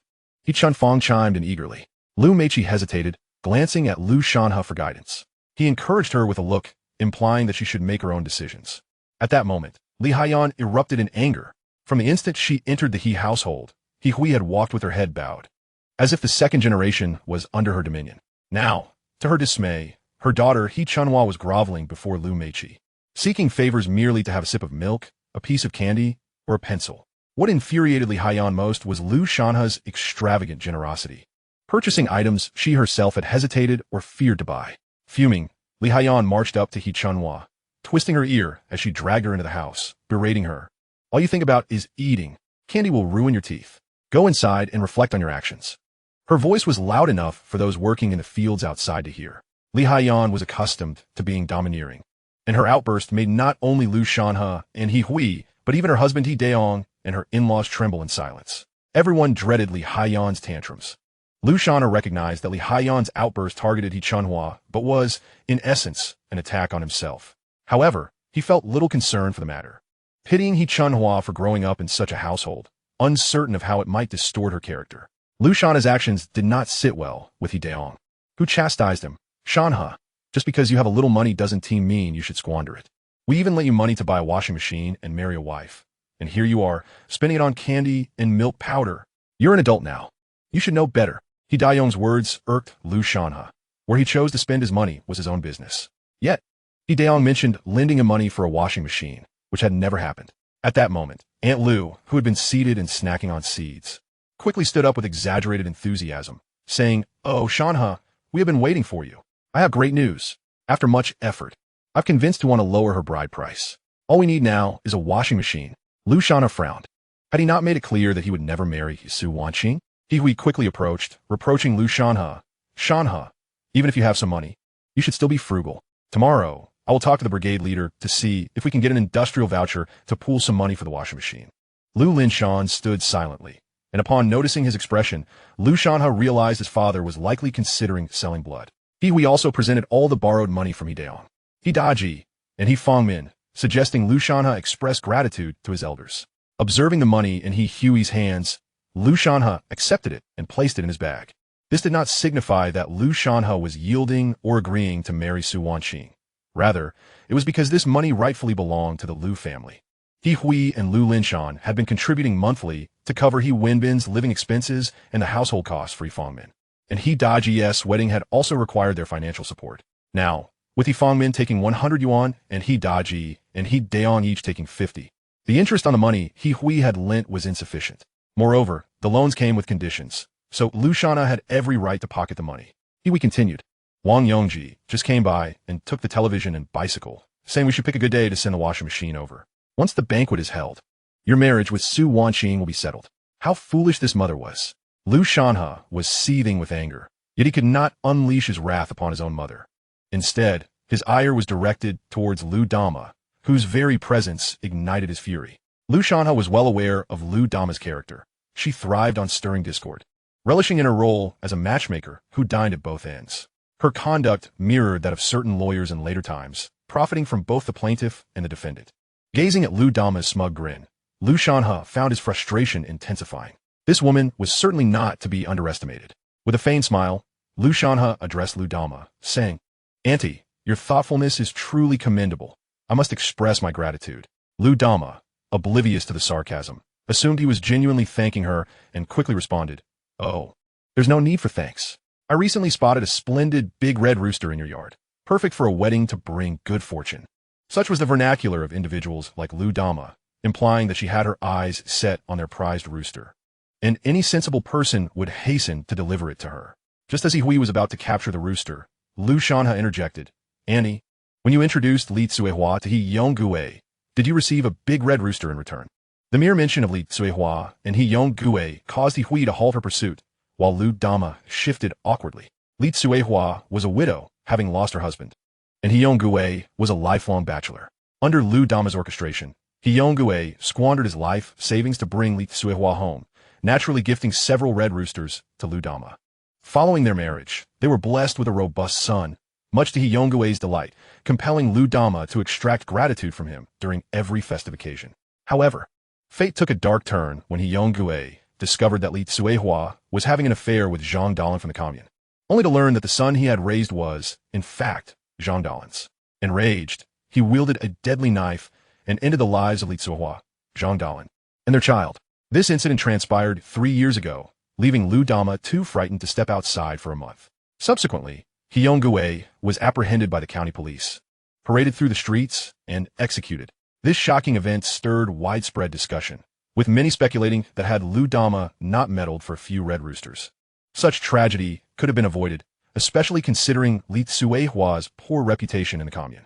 By invoking these matters, Lu Shanhe aimed to silence Lu Dama and discourage her from meddling further, particularly since Su Wanqing's reputation was also far from pristine. Lu Dama, now a loss for words, stammered, "Well, I suppose I shall take my leave." Only then did Lu Shanhe turn to He Hui, asserting, "Mother, I have my own plans regarding marriage. I shall not wed Su Wanqing. If I do marry, it will be to a gentle, kind-hearted university student." With that declaration, Lu Shanhe dashed outside. That scoundrel Wong Yongji had brazenly taken his television and bicycle, two rare treasures in the countryside worth several hundred yuan. In his previous life, Lu Shanhe had endured considerable exploitation at the hands of his brother-in-law, but in this lifetime, he would not allow it to happen again. Observing Lu Shanhe's declaration of not marrying and his hasty departure with money, He Daong grew frantic, berating He Hui. Look at the kind of son you and Lu Linshan have raised. How can he expect to find a city girl with a household registration if he refuses to marry? If he were my son, I'd have beaten him senseless. He Daong's ire was directed at Lu Linshan, who until that moment had remained silent. Now he spoke up. I know how to raise my son. With that, Lu Linshan retreated to his room. What father does not love his child? If Lu Linshan did not care for Lu Shanhe, he would not have sold his blood for the sake of his son's bride price. Lu Linshan felt he had lived a life of submission, having been labeled a rightist for his unwillingness to resist. Later, he found love with He Hui, a woman of humble origins who, though lacking in education, possessed a gentle spirit that healed his wounded soul. Together, they managed to scrape by. Yet the oppressive atmosphere of the He family suffocated Lu Linshan. The Lu family was once distinguished, yet it had fallen into decline by Lu Linshan's generation. According to family tradition, Su Wanqing was indeed not a suitable match. However, Lu Linshan's poverty made it remarkable that his son could even aspire to wed. Now, witnessing his son's assertiveness and rebellious spirit, Lu Linshan felt a flicker of hope, as if he were glimpsing the ideal version of himself, and internally, he supported Lu Shanhe. Lu Shanhe pursued the direction of the 4th Brigade. Wong Yongji, burdened with the television and accompanied by a group of friends, was not likely to get far. Indeed, after a mere 2 miles, Lu Shanhe spotted Wong Yongji, securing the television on the back of his bicycle, leisurely pushing his own bike while chatting with his friends, a cigarette dangling from his lips. Observing Wong Yongji's self-satisfied demeanor, Lu Shanhe knew he was boasting. Lu Shanhe approached and blocked Wong Yongji's path. Wong Yongji took a deep drag from his cigarette and then blew smoke in Lu Shanhe's face, taunting, "Brother-in-law, have you bought your washing machine yet? Are you in such a hurry to marry my sister?" Wong Yongji harbored no genuine affection for Lu Shanhe or even Su Wanqing. His primary concern was whether he could showcase his television to friends and boast about his washing machine and bicycle to relatives. Even if Su Wanqing married a pig, as long as there was a television, Wong Yongji wouldn't care. Seeing Wong Yongji's flippant expression only fueled Lu Shanhe's disdain. Recalling how, in his previous life, this uneducated, incompetent brother-in-law had exploited him, costing him several significant projects, Lu Shanhe felt an overwhelming surge of anger. He could not fathom how he had tolerated such a wastrel before. But in this life, it was utterly inconceivable. With determination, Lu Shanhe snatched the cigarette from Wong Yongji's mouth and tossed it to the ground, declaring, "Who the hell are you calling brother-in-law? Leave the television and bicycle." Wong Yongji was momentarily taken aback, utterly unprepared for Lu Shanhe's newfound assertiveness. In the past, Lu Shanhe had pined for Su Wanqing, obediently complying with Wong Yongji's every demand without a hint of complaint. Years ago, while collecting work points, he had even assisted Wong Yongji, neglecting his own responsibilities just for a fleeting glimpse of Su Wanqing. What had changed? Was it possible that this scoundrel had developed feelings for someone else? "Lu Shanhe, what do you mean? If you wish to marry my sister, you must provide a bride price. We are a respectable family now. We've even waived the refrigerator and tape recorder fees. What more do you want?" Lu Shanhe merely chuckled dismissively, ignoring Wong Yongji's protests and making a move for the bicycle and television. Wong Yongji felt his pride wounded, particularly in front of his friends. Anger surged within him, and he shouted, "What do you mean you won't marry? You think you could just decide whether to marry or not? If you don't want to marry, then leave the bride price behind and get lost." Lu Shanhe merely sneered, "Get lost? Damn it," Wong Yongji cursed. And as Lu Shanhe loomed over him, intent on reclaiming the bicycle and television, Wong Yongji panicked and swung a slap at Lu Shanhe. In the heart of Lu Shanhe, a simmering anger brewed as he seized Wong Yongji's arm. With a forceful grip, the frail Wong Yongji stumbled and fell into the muddy rice paddy. Chapter 28, A Lesson for You, Kid. Wong Yongji's rascally companions hurriedly rescued him from the mire, but the fields were flooded, leaving a thick layer of muck. When Wong Yongji emerged, he resembled a clay figure ready for the kiln, destined to transform into a terracotta warrior after a few days of drying. "That damn Lu Shanhe. Just wait, I'll make you pay," Wong Yongji shouted, intent on confronting Lu Shanhe. However, Lu Shanhe's imposing stature rendered the slender Wong Yongji no match for him. Memories of past grievances surged within Lu Shanhe's heart, igniting a rage that combined both this life's and his previous life's animosities. With a fierce punch, he struck Wong Yongji in the chest, leaving him gasping for breath, nearly losing consciousness. "Get him! Whoever takes him out, I'll make them my brother-in-law. Wong Yongji's entourage, none of whom were paragons of virtue, rallied around him. They clung to Wong Yongji either for access to television, food, or in hopes of gaining favor with Su Wanqing, fantasizing about the benefits of such a connection. Yet, none were willing to marry Su Wanqing. She was merely a sight to behold, not a woman to bring home, as doing so would mean wearing multiple metaphorical green hats. Wong Yongji's claim that anyone who defeated Lu Shanhe would become his brother-in-law implied not marriage, but a chance to exploit Su Wanqing's allure. Upon hearing this, the ruffians erupted into a frenzy, their imaginations ignited by visions of Su Wanqing's alluring figure and enchanting eyes, encircling Lu Shanhe and jeering incessantly. Lu Shanhe, disgusted by the smug expression on Wong Yongji's face, felt a wave of revulsion wash over him. The entire situation was repugnant. Su Wanqing, who won, and Wong Yongji alike were all unbearable. It was true that those who suffer often have their own faults, and it was indeed a case of not being of the same family, not sharing the same door. Wong Yongji's use of his sister as a bargaining chip was reprehensible enough. One must have truly struck a rich vein in the family to have birthed such a son. Let us go, altogether. What we have to fear with so many of us. Let us finish that bastard. At Wong Yongji's urging, the group surged forward. Despite his robust physique, Lu Shanhe was but one man, and under the assault of 4 or 5 thugs, he too sustained blows, spitting blood onto the ground. Lu Shanhe felt his teeth collide painfully with his tongue. As Wong Yongji reveled in the sight of Lu Shanhe's waning strength, he laughed heartily, taunting Lu Shanhe. You have 2 choices now. Either buy the washing machine and obediently marry my sister, as I have several acres of rice paddies waiting for you to tend, or leave everything behind and get lost. Lu Shanhe replied with a smirk, Wong Yongji, what kind of hero are you, surrounding me with so many people? Have some guts and face me one-on-one. Wong Yongji, resembling his deceased father Wong Jialin, short and scrawny, knew he wouldn't stand a chance in a fair fight against Lu Shanhe. Yet, undeterred, he boasted, I'm no hero, just a petty man. Realizing Lu Shanhe was likely unwilling to concede, Wong Yongji decided to teach him a lesson. He contemplated the potential fallout of his actions, deciding that if things escalated, he could always sacrifice his sister to leverage some connections of the commune. After all, what was Lu Shanhe to him? Hit him hard. Wong Yongji yelled, picking up a stone to strike Lu Shanhe, with others following suit. Provoked, Lu Shanhe was consumed by anger, momentarily disregarding his own pain as he lunged at Wong Yongji, pinning him to the ground and delivering blow after blow to his head. Wong Yongji screamed in agony, blood pouring from his mouth and nose. Let go of Wong Yongji.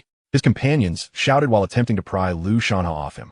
Yet, Lu Shanhe remained relentless, his grip unyielding. Suddenly, a commanding voice boomed. What are you doing?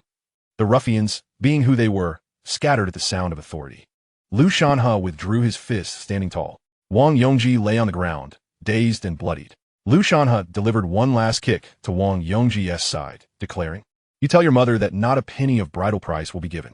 If you think you can take my things, think again. I will never marry your sister. Let whoever wants her do so. Wong Yongji trembled at the sight of Lu Shanhe's fists, filled with resentment, yet compelled to flee. Shanhe, are you all right? Came the voice of Li Erniu from the same brigade.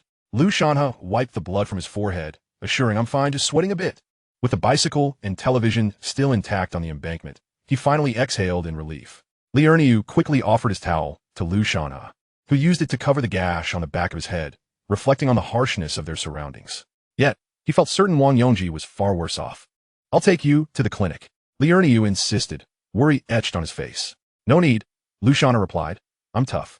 A little blood is just a way to detox. The two sat on the embankment, catching their breath. Li Erniu handed Lu Shanhe a metal water bottle, and without hesitation, Lu Shanhe gulped down the entire contents. It was then that Li Erniu spoke. Shanhe, I actually came to find you today. What is the matter? Lu Shanhe inquired, washing the blood from Li Erniu's towel in the nearby stream, only to see it turn crimson. They had grown up together, sharing a bond from childhood. Li Erniu, who came from a poorer background, had lost his father early and watched his mother succumb to illness, leaving him to be raised by his grandparents. Now, as their health waned, he bore the weight of the household alone. In the past, during the commune days, Li Erniu's family had often been bullied due to their lack of public points. However, his honesty and kindness set him apart, making him infinitely more admirable than the likes of Wong Yongji. Sensing the gravity of the situation, Lu Shanhe asked, Is your mother's condition worsening? At the mention of his mother, tears streamed down Li Erniu's face. They say men don't shed tears lightly, but only when the time calls for it.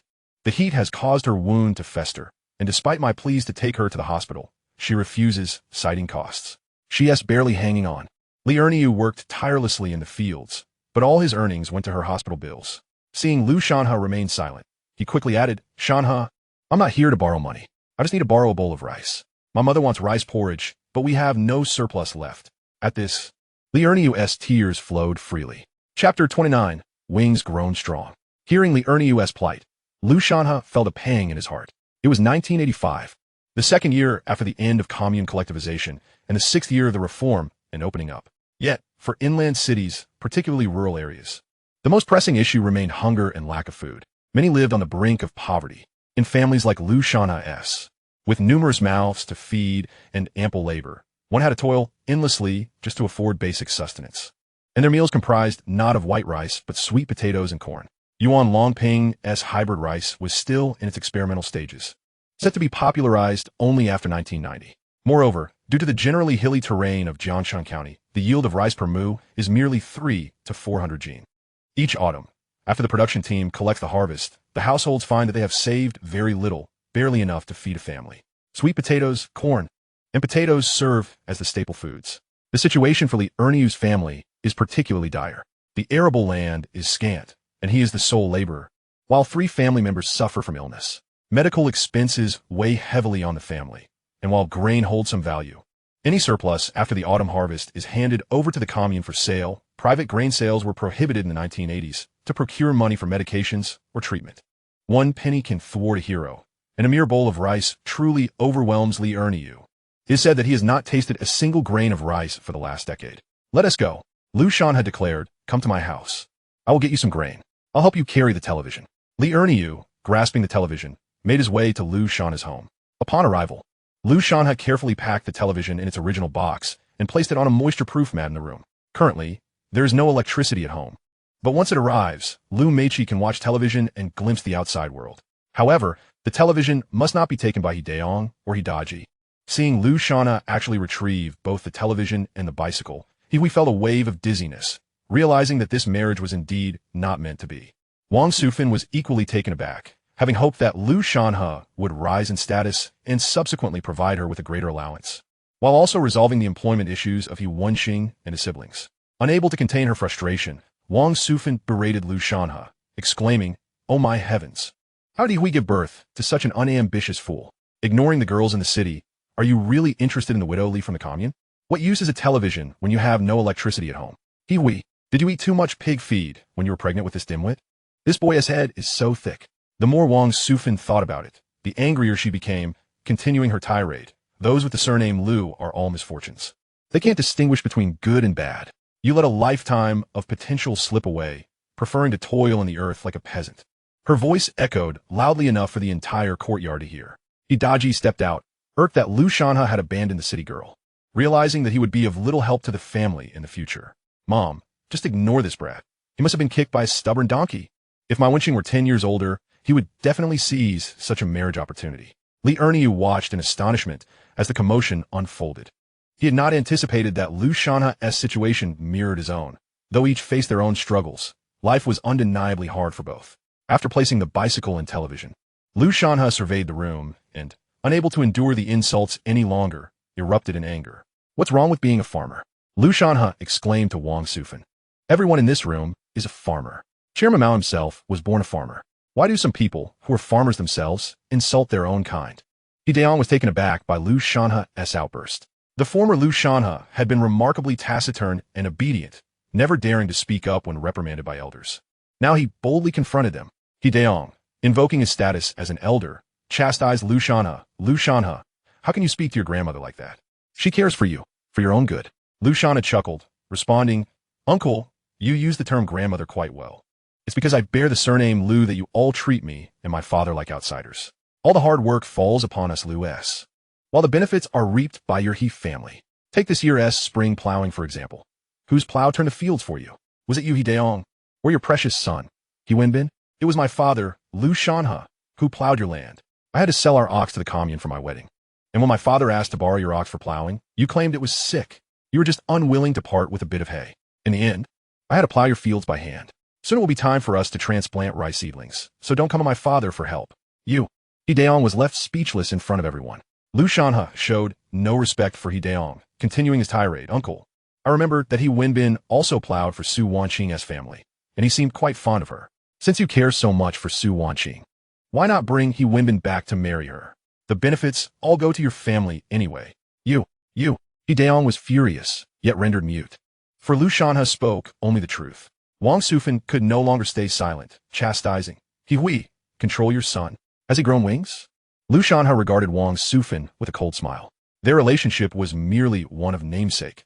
He had never received a shred of affection from her throughout his life. He had even overheard village elders say that upon his birth, Wang Sufan did not rejoice but rather cursed her fate, lamenting the arrival of another son who would only incur more expenses, blaming Hui for her misfortunes. Looking at Wang Sufan, Lu Shanhe had declared, yes, a division of the family is long overdue. I cannot remain in this household any longer. Remember, the division will include 1/3 for my mother. He dismissed the old woman and headed to the kitchen, filling a bowl with fine rice for Liurniu. In the kitchen, the rice was categorized into 3 types. The most abundant was bran, followed by brown rice, with fine rice being the least in quantity. Fine rice was typically reserved for important guests, and Lu Shanhe directly served Liurniu a large bowl. Liurniu hurriedly protested, Shanhe, just give me some brown rice. This fine rice is far too precious. Lu Shanhe waved his hand dismissively, saying, what is precious and what is not? A mother is the most precious of all. These words brought tears streaming down Liurniu's face. Lu Shanhe's gesture was rooted in a profound reason. In his previous life, before Lu Shanhe had launched his own business, he had faced contempt from Su Wanqing, who even banished him from her home. During that time, it was his good friend Liurniu who welcomed him into his home and offered him some money. This act of kindness had remained etched in Lu Shanhe's memory for a lifetime, weighing even heavier than all the ties of kinship from the He family. Following his rise to success, he had intended to assist Liurniu, but upon returning to Yuanshan Township, Hongshan Commune, to seek him out, he learned of Liurniu's untimely demise during a flood rescue effort. This regret haunted Lu Shanhe throughout his life. In this new life, Lu Shanhe was determined not to allow such a good person as Liurniu to leave this world prematurely. Much may have changed since his rebirth, yet the essence of human character remains unaltered. Seeing that Liurniu was reluctant to accept, he said, Liurniu, I'll take this bowl of rice back when the autumn harvest comes. Lu Shanhe patted Liurniu on the shoulder, saying, we are all brothers. What is there to repay? He even pulled out 5 yuan from his bag to give to Liurniu for his mother's medical expenses, which Liurniu adamantly refused. Realizing he could not persuade him otherwise, Lu Shanhe ceased to insist. As Liurniu left with a bowl of fine rice, Wang Sufan began her tirade again, cursing Lu Shanhe as a wasteful child, accusing him of taking the family's possessions outside. People are inherently self-serving. Had it been the production team leader requesting rice, Wang Sufan would not have dared utter a word. However, it was Liurniu who came to borrow rice. Liurniu's family had no support and was exceedingly impoverished, which naturally caused Wang Sufan to look down upon him earlier. You wasteful son, bringing your family's belongings outside. Truly, you must be blind. Liurniu hesitated for a moment, taken aback by Wang Sufan's harsh words. Lu Shanhe patted Liurniu on the shoulder and said, ignore her. This rice belongs to us. Take it with you. Only then did Liurniu hurriedly take the rice and leave to prepare a bowl of plain white rice for his mother. After ensuring everything was settled, Lu Shanhe retrieved the pork he had bought from the county earlier that day. Tonight, he intended to prepare a stir-fried pork dish to nourish Lu Meiqi. This was undoubtedly a special meal, not part of the communal dining. Hideong and Wang Sufan were both astounded by the scene. Recently, Lu Shanhe had indeed been extravagant, purchasing not only milk powder but also large quantities of white rabbit candy, and now he was producing pork. However, Hideong believed that the money Lu Shanhe spent was derived from the sale of pork he had made some time ago. Having missed out on an opportunity to benefit from Lu Shanhe, Hideong could only curse him as a spendthrift before sulking back to his room. In truth, Hideong was swallowing his saliva, imagining how delightful it would be to enjoy stir-fried pork and a few sips of wine that evening. At dinner, Lu Meiqi devoured the meat heartily. After a period of recuperation, her digestive system had improved significantly, allowing her to absorb the meat she consumed. Hui and Lu Linshan exchanged smiles at this sight, but their hearts were heavy with worry. Lu Linshan, in particular, only served himself pickled vegetables, refraining from taking any meat. It was not that he did not wish to partake, but rather he viewed meat as a precious commodity and wished to allow his child to enjoy more of it. Dad, you should eat some meat, Lu Shanhe urged his father, serving him a piece of meat into his bowl. During this time, Lu Shanhe was burdened with thoughts. Seizing the opportunity, he addressed Lu Shanhe. Shanhe, we want to pursue the matter of you secretly selling pigs last time, but you must be frugal with your spending. You are not yet married and will soon have children. These will entail significant expenses. Parents always consider the well-being of their children. Lu Shanhe, however, paid little heed as he savored a piece of meat. In this era, pork was free from any feed additives or antibiotic injections, and the meat was exceptionally fresh and chewy. Lu Shanhe felt that he could easily consume 5 bowls of rice with his stir-fried pork. Mom and Dad, when I spoke of separating our household, I meant it seriously. You both know how we have lived all these years. As he spoke, Lu Shanhe and He Hui lowered their heads in silence. They were acutely aware of the hardships they had endured over the years. After 10 long years, they had finally achieved household production responsibility, yet they bore the heavy burden of the He family. This burden was akin to a colossal mountain pressing down upon them, leaving them breathless. Yet the thought of separation was something they dared not entertain. Where would they live post-separation? Lu Shanhe argued that women should also have a share in the family assets, but according to the commune's customs and rural traditions, He Hui would receive nothing, not even a single cent from the household. Even if the matter were to be raised in the commune, there would be no support for her. Moreover, in the eyes of the community, Lu Shanhe, having married into the He family at a young age, was now viewed as living off the He family for decades without contributing. The villagers would undoubtedly side with the He family, leaving Lu Shanhe with no allies. Lacking both the courage and the means to separate, they remained silent. Lu Shanhe took a sip of the sweet potato wine he had brewed and said, Shanhe, let's not mention separation again. If you truly dislike Su Wanqing and do not wish to marry her, I will not force you. He Hui added, you should not have quarreled with your grandmother and uncle today. Regardless of their faults, they are your elders. Lu Shanhe understood his parents well, realizing that persuading them to separate was utterly unrealistic. The matter of separation would rest solely on his shoulders. He was willing to forego any financial ties to the He family and would not continue living there. This brought forth 2 significant issues, land and housing. In the 1980s, it seemed everything had to adhere to regulations, yet sometimes things could be done outside the rules. By the rules, Lu Shanhe had no right to build a new home on land outside of the He family's property. However, if he cultivated a good relationship with the brigade's secretary and secured their support, it was not impossible for the commune to allocate him a new piece of land. With this thought in mind, Lu Shanhe resolved to handle matters himself, sparing his parents any further difficulties. He took another bite of meat and addressed his parents. You need not worry about my plans. I have it under control. However, there are 2 things you must refrain from. Father, I will make my own decisions regarding marriage. Please do not sell blood to provide my bride price. It is detrimental to your health and could expose you to illness. Trust in your son. I will certainly find a way to earn money. Lu Shanhe remained silent, tacitly agreeing. Also, it's almost time for us to plant rice. You must not assist your uncle or second uncle. They must handle their own affairs without dragging us into labor that yields no reward. Lu Shanhe's admonition left He Hui and Lu Shanhe in a quandary. Meanwhile, at Su Wanqing's home, Huan was infuriated upon witnessing her son's disgraceful behavior. Chapter 31. Spreading Rumors. Mom, you found a good son-in-law. I went over today with good intentions to discuss the wedding banquet, and Lu Shanhe outright told me he wouldn't marry, even going so far as to hit me and kick me out. Wong Yongji dared not speak the truth, merely dumping the blame on Lu Shanhe. Upon hearing this, Huan was livid, unable to believe it. What did you say? Lu Shanhe said he wouldn't marry? Huan was incredulous that Lu Shanhe would refuse marriage. Didn't Aunt Lu tell them that my bride price has been reduced? We don't need the 4 essentials. Just a television and a washing machine will suffice. They've already bought the television, so we only need to get a washing machine, right? In the dimly lit hall, the flickering light overhead struggled against an unstable power supply. Yet, this was Huan's pride, for in the entire brigade, apart from the brigade secretary's household, hers was the only family with electricity. Indeed, Wong Yongji exclaimed, Lu Shanhe is utterly despicable, taking advantage of my sister and refusing to marry her. If he wants to marry, he should at least compensate her for her losses. He must bring over that television and washing machine. By the way, it's almost time for spring plowing. Let Lu Shanhe come over and tend to our rice paddies. He did it for the past few years, and this year should be no exception. Wong Yongji viewed Lu Shanhe as a great fool. Speaking of taking advantage, Su Wanqing was painfully aware that many men in the commune had exploited her, but Lu Shanhe had never taken advantage of her. He had never even held her hand. He was merely a backup option for her. However, Su Wanqing's mindset had shifted dramatically from before. Previously, when her family was impoverished and with her age advancing, she feared remaining unmarried. Having someone like Lu Shanhe provided her with some stability, and her family gained a strong laborer. Now, however, things had changed.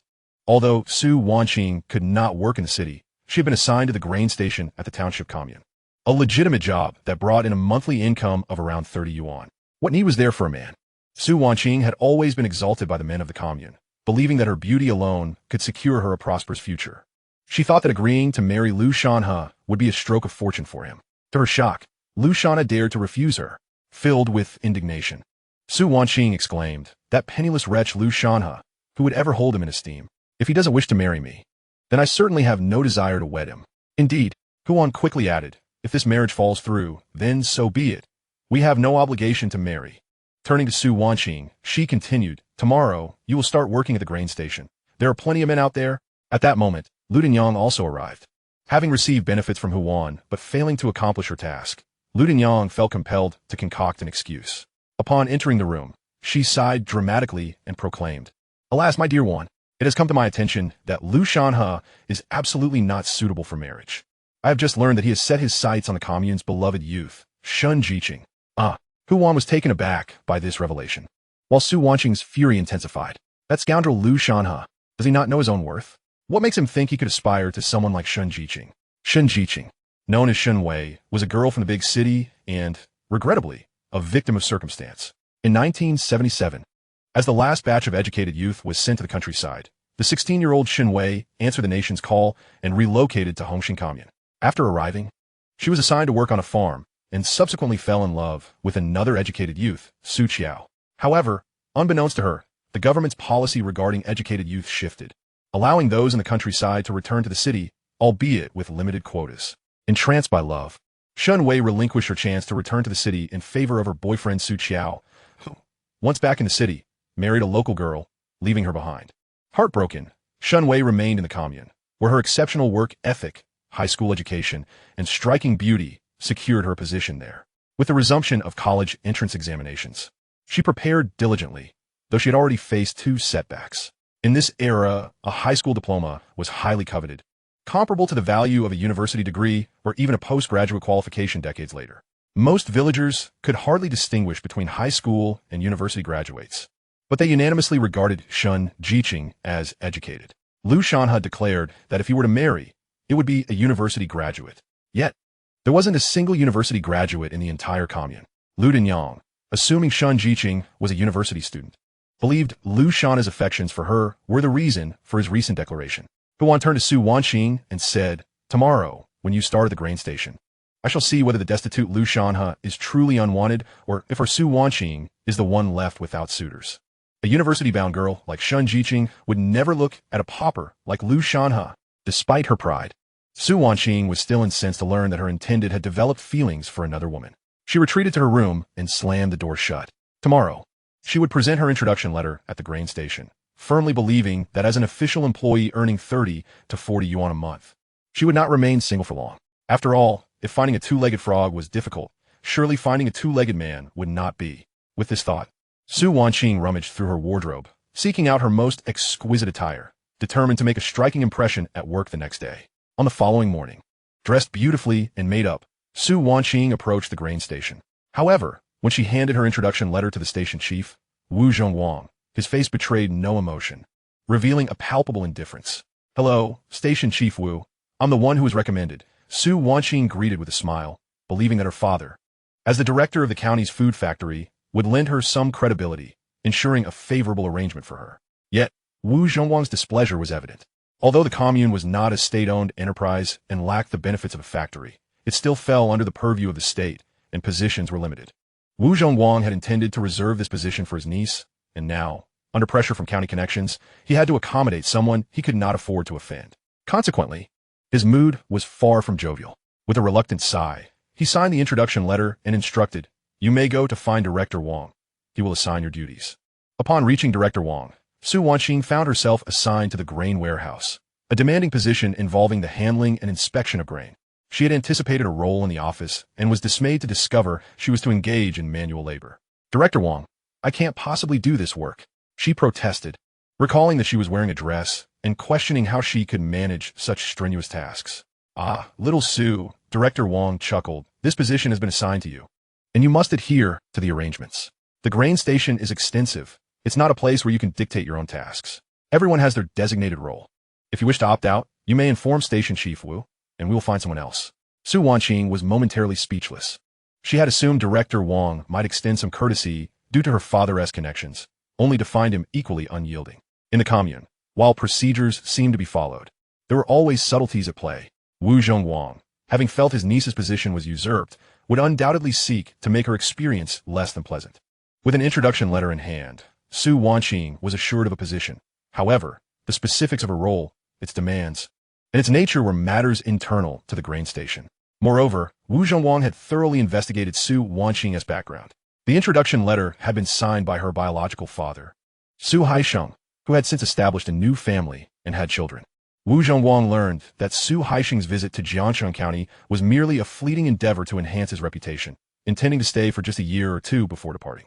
Upon his arrival, he had not invited Su Wanqing or her mother to his home, indicating that his feelings towards Su Wanqing were merely a sense of guilt, leading to insufficient reparations. It was evidently clear, if Su Haisheng genuinely valued his daughter, he would have resolved her urban residency issues and facilitated her transition to a city factory job rather than relegating her to the grain station. This arrangement spoke volumes. Hence, Wu Zhongwang felt no trepidation in allowing Director Wong to impose difficulties on Su Wanqing. Listening to Director Wong's words, Su Wanqing opened her mouth to protest, but ultimately held her tongue. She realized that if she did not work at the grain station, she would have to return to a life of farming, which would be even more dismal than her current situation. With no other options, Su Wanqing reluctantly assisted the workers in transporting grain. At that moment, the commune's accountant, Chen Guotai, who belonged to the same production team as Su Wanqing, approached with a briefcase in hand.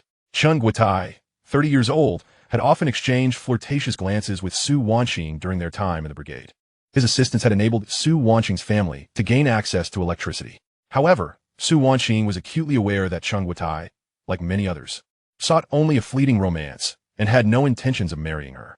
His family held a prestigious lineage, with a father who had served in the Red Army. While they viewed poverty as honorable, they were adamant about avoiding individuals with questionable reputations. Su Wanqing had been labeled by Chen Guotai's father as a woman of ill repute from feudal times. During a visit to Chen Guotai's home for dinner, Su Wanqing had been promptly dismissed by his father. However, Su Wanqing's beauty and figure were undeniable, and Chen Guotai was not one to adhere to boundaries. Where there was temptation, infidelity was inevitable. After each clandestine affair, Chen Guotai would shower her with sweet nothings before hastily departing. Moreover, Chen was short, unattractive, standing at less than 5 feet tall, with a mouthful of yellowed teeth and a face marred by blemishes, exuding a foul odor with every word he spoke. Were it not for certain advantages, Su Wanqing would find him utterly repulsive. As time passed, and Su Wanqing reached the age where marriage became a pressing consideration, she deemed Chen Guotai a potential suitor. Although he was less than handsome, his family background and social standing were commendable. Su Wanqing attempted to approach Chen Guotai, only to be met with a litany of excuses to evade marriage. Thus, she reluctantly sought out Lu Shanhe as a less than satisfactory backup option. Now, circumstances had changed. Su Wanqing had secured a position at the grain station, elevating her status, and she perceived a shift in Chen Guotai's demeanor. Upon seeing her, his eyes widened, particularly as she presented herself with remarkable beauty that was rare among rural maidens. His lower abdomen reacted involuntarily as memories of their past intimacies flooded back, stirring a sense of longing within him. "Accountant Chen, you're working at the grain station too?" Su Wanqing cooed sweetly, bending slightly to pour him a cup of tea, her movements revealing her ample bosom. Chen Guotai swallowed hard, awkwardly stammering, "Su Wanqing, what are you doing here?" With a hint of pride, Su Wanqing replied, "My father has returned. He is the director of the county state-owned food factory, and he arranged for me to work at the grain station." She deliberately raised her voice, ensuring that her words reached the ears of others at the station, deterring any potential bullying. Chen Guotai, captivated by Su Wanqing's allure, was momentarily transported back to their previous encounters. The knowledge that her father was the director of the state-owned food factory stirred something within him. Meanwhile, Lu Shanhe had risen early to assist his family with work in the rice paddies. Villagers called out as they planted seedlings under the scorching sun. Occasionally, leeches would attach themselves to their feet, but everyone remained calm, wiping sweat from their brows and dislodging the leeches with a gentle tug. May was the peak of the farming season. After harvesting the vegetable seeds in April, it was now time to plow the fields and apply fertilizer. With the urgent need to plant rice seedlings in May, Failure to do so would jeopardize the harvest in September, making it impossible to contribute grain to the public stores, which would exacerbate the food shortage for Lu Meiqi's schooling and their daily sustenance. While Lu Shanhe worked diligently, he couldn't help but notice that his maternal grandfather and uncles had yet to begin planting seedlings. It wasn't that they were wealthy and could forego farming. Rather, they awaited Lu Linshan's assistance, confident that he would ultimately plant all their seedlings. They understood Lu Linshan's accommodating nature all too well. Lu Shanhe chuckled to himself, recognizing the futility of such dependence. He thought of the relentless toil of his own father, Lu Linshan, and felt a twinge of sympathy for the path he could have taken had he married Su Wanqing. Thankfully, he had not. As Lu Shanhe gazed across the undulating hills and the small terraced fields, he contemplated solutions. The land here was fragmented, unlike the expansive fields of the northern plains where mechanization thrived. In this era, tractors were scarce and rice transplanters were non-existent. Even if they existed, the uneven terrain made their use impractical. The inefficiency and labor-intensive nature of such a large-scale manual operation was daunting, often leaving his mother, Hui, utterly exhausted after planting, requiring days of rest, and sometimes seeking remedies from the village's barefoot doctor. Although Lu Shanhe had not attended university, he was resourceful, having worked various jobs after being laid off from the factory. He had even managed to self-study and gain admission to a graduate program in nursing and engineering after achieving entrepreneurial success. Inspired by the terrace fields he had seen in later years, he recalled that similar small-scale mechanical rice transplanters could be devised. While engines were difficult to procure in this era, he could design a manual rice transplanter that would significantly surpass human efficiency. In hilly terrains, a proficient worker could manage to plant 6 mu of rice from dawn until dusk, a feat that machinery could undoubtedly enhance. Resolute in his decision, Lu Shanhe abandoned the idea of planting seedlings and returned home to gather a pencil, paper, and ruler, meticulously sketching his designs by the field's edge. Just as he completed the drawings, someone called from the field, "Shun Jiqing, you're here." Chapter 33. The Unfathomable Shock of Shun Wei. At a time when she should have returned to the city, Jiqing Shun sacrificed her own opportunity for love, allowing Su Qiao to take her place. She believed that once Su Qiao established himself in the city, he would come to fetch her. Little did she know, the only letter she would receive from Su Qiao was one of separation, informing her of his marriage and new life. Su Qiao even wished her well, urging her to live her life fully. But could Shun Wei truly thrive? When she finally considered returning, she discovered that her parents had passed away, leaving her with no home to return to. Shun Wei was left with no choice but to remain in the commune, working while preparing for the college entrance examination. Unfortunately, her emotional wounds ran deep, compounded by the changes in exam formats over the years. Though talented, she found herself in a position where her abilities were underappreciated. When agricultural experts from the county came to disseminate knowledge and distribute technical literature, the communist leaders and staff lacked understanding, but Shun Wei comprehended. Thus, she remained at the commune, eventually rising to the position of head of the agricultural cooperative, a young luminary. In recent days, various teams within the commune had begun planting rice seedlings, and Shun Wei was on site to oversee the operations.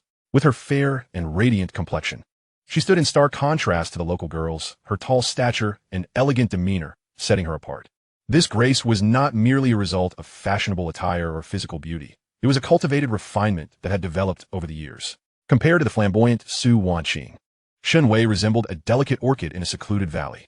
The local ruffians had taken notice of her, with some audacious enough to attempt to spy on her during her baths.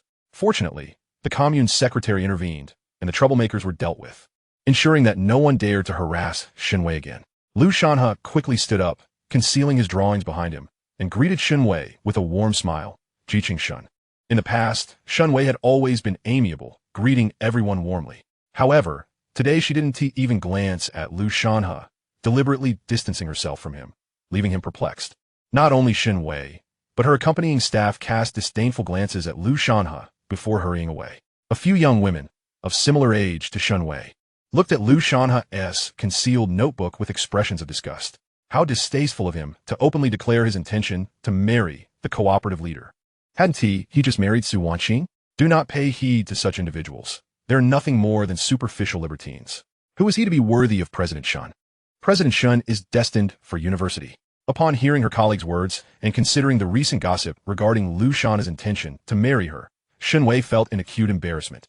Her cheeks flushed with shame. Internally, she seethed with indignation. After all, she was a city girl. even if Su Qiao were to spurn her. She would rather what a rural man of integrity, diligence, and ambition than be associated with someone like Lu Shanhe. It was rumored that he was to marry Su Wanqing, only for the engagement to dissolve unexpectedly, and now he had set his sights on her. How utterly revolting. Lu Shanhe, observing the disdainful glances directed his way and the hushed whispers surrounding him, could only feel the weight of their judgment. They speculated about his absence from the fields during the busy farming season, questioning his idleness. What was he doing lounging by the field's edge? Surely, he was slacking off. And what the notebook concealed behind him? What could it possibly contain? It must be those sordid publications. The blush of embarrassment washed over some young girls at the mere mention of such literature. Post-reform, particularly after the 1980s, societal norms underwent a transformation that swept from the cities to the countryside, bringing with it a tide of unhealthy publications. The crackdown of 1983 targeted illegal publications, many of which were of an inappropriate nature. The townsfolk assumed Lu Shanhe was indulging in such lewd literature. Shen Wei's disdain for him deepened. Naturally, her beauty attracted many suitors within the commune, and for a rural man, being with the educated Shen Wei was a dream come true. As her colleagues continued their disparagement, her anger swelled, further solidifying her contempt for Lu Shanhe, whom she deemed a libertine. Wong Yongji, a worker from the agricultural commune and one of Shen Wei's admirers, fancied himself in a position to win her favor. He frequently sought opportunities to curry her favor, yet Shen Wei had never afforded him a second glance. Now, seizing the moment, Wong Yongji aimed to expose Lu Shanhe's true character to the commune, eager to demonstrate just what sort of scoundrel he truly was. Taking advantage of Lu Shanhe's distraction, he attempted to snatch the notebook from him. However, Lu Shanhe, quick on his feet, evaded the grab. Undeterred, Wong Yongji resorted to brute force. As Lu Shanhe protested and defended himself, the limited space of a ridge led to the unfortunate dropping of the notebook, which landed open before Shen Wei. The page that unfolded revealed Lu Shanhe's meticulous drawings of a handheld rice transplanting machine, created to CD standards. It included comprehensive 3-view diagrams, with each component clearly delineated, showcasing precise angles and structures, alongside mechanical models illustrated with standard formulas. Shen Wei was taken aback by the meticulousness of the drawings and the complexity of the formulas. She stared at Lu Shanhe in disbelief. How could a man with only a junior high education possess such knowledge? As she pondered this, Lu Shanhe snatched the notebook back from her, exclaiming in exasperation, "What a bunch of lunatics!" He was baffled by the hostility of the agricultural commune's members, feeling he had done nothing to warrant such treatment. Wong Yongji quickly approached Shen Wei, suggesting, "President Shen, should we report Lu Shanhe for viewing illegal publications?" Shen Wei, still dazed, shook her head and watched Lu Shanhe's departing figure.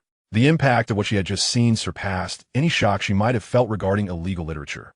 How could a man with no formal education grasp such intricate physical formulas and draft 3-view diagrams?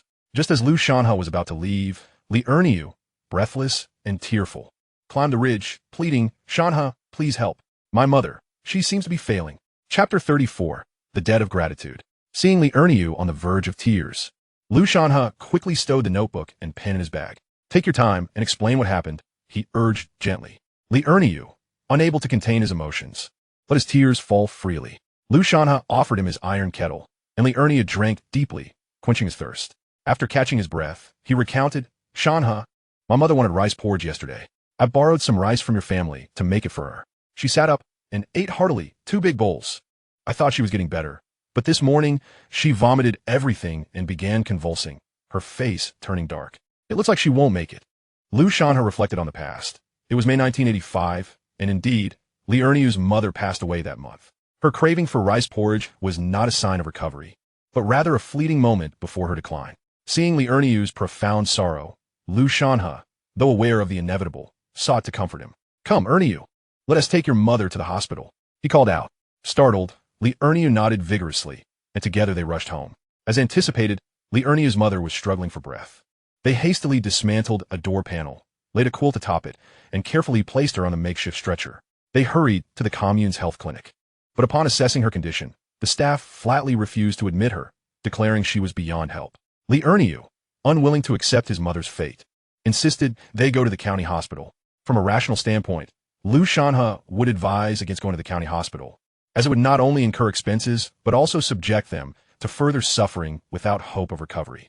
However, such matters could not be viewed solely through the lens of reason.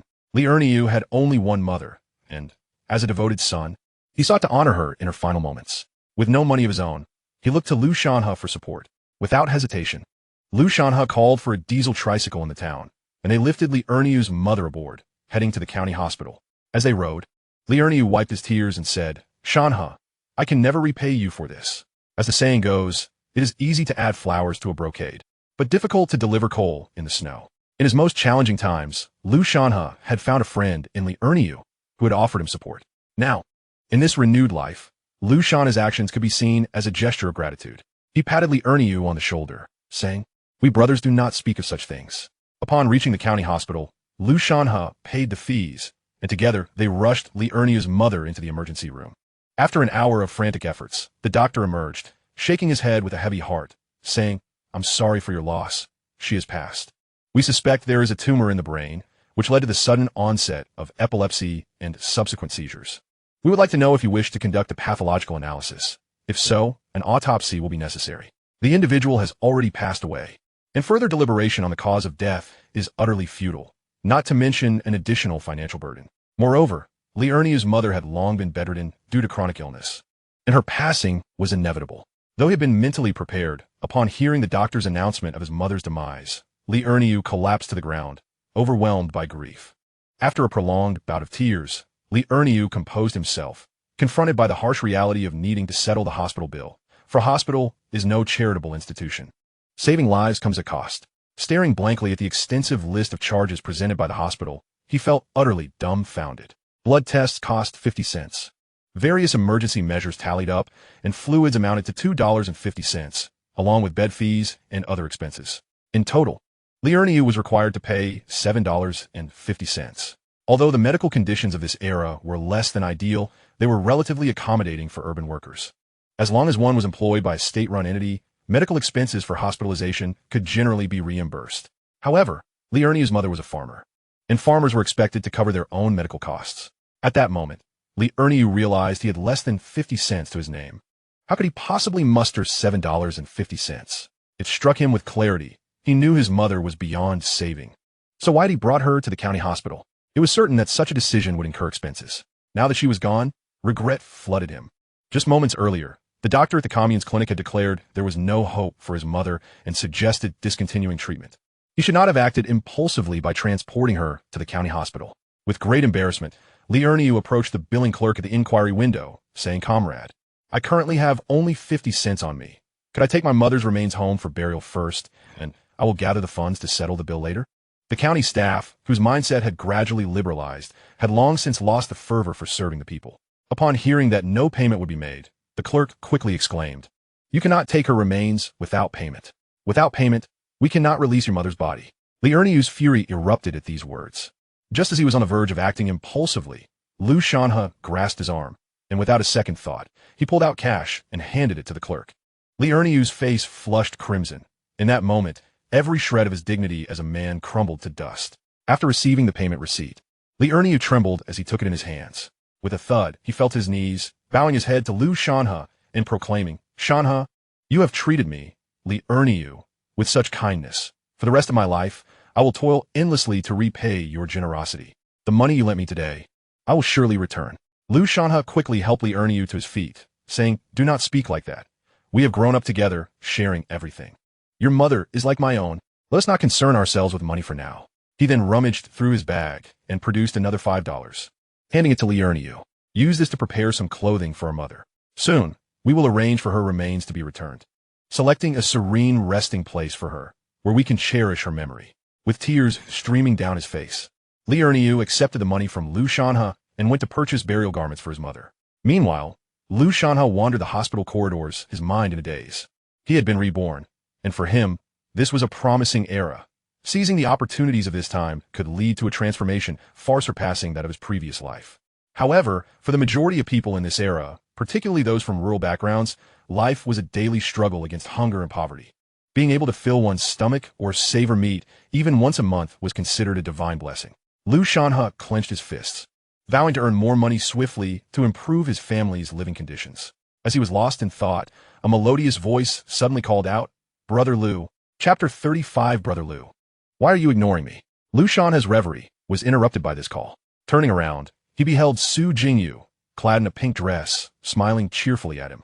Lu Shanhe felt a headache coming on. He recalled that Su Jingyu had suffered a leg fracture, and it would likely take at least a week or two for her to be discharged from the county hospital. Perhaps feeling weary from her hospital stay, Su Jingyu was now using crutches to take a leisurely stroll down the corridor. "Brother Lu, did you come specifically to see me?" Su Jingyu's eyes flickered between Lu Shanhe's hands, anticipating he had brought her gifts. However, upon realizing his hands were empty, disappointment washed over her. Following the incident with Lu Dinyang, Lu Shanhe had little desire to engage with the Su family, be it Su Wanqing or Su Jingyu. Thus, he feigned ignorance and hurriedly walked away. This action left Su Jingyu perplexed.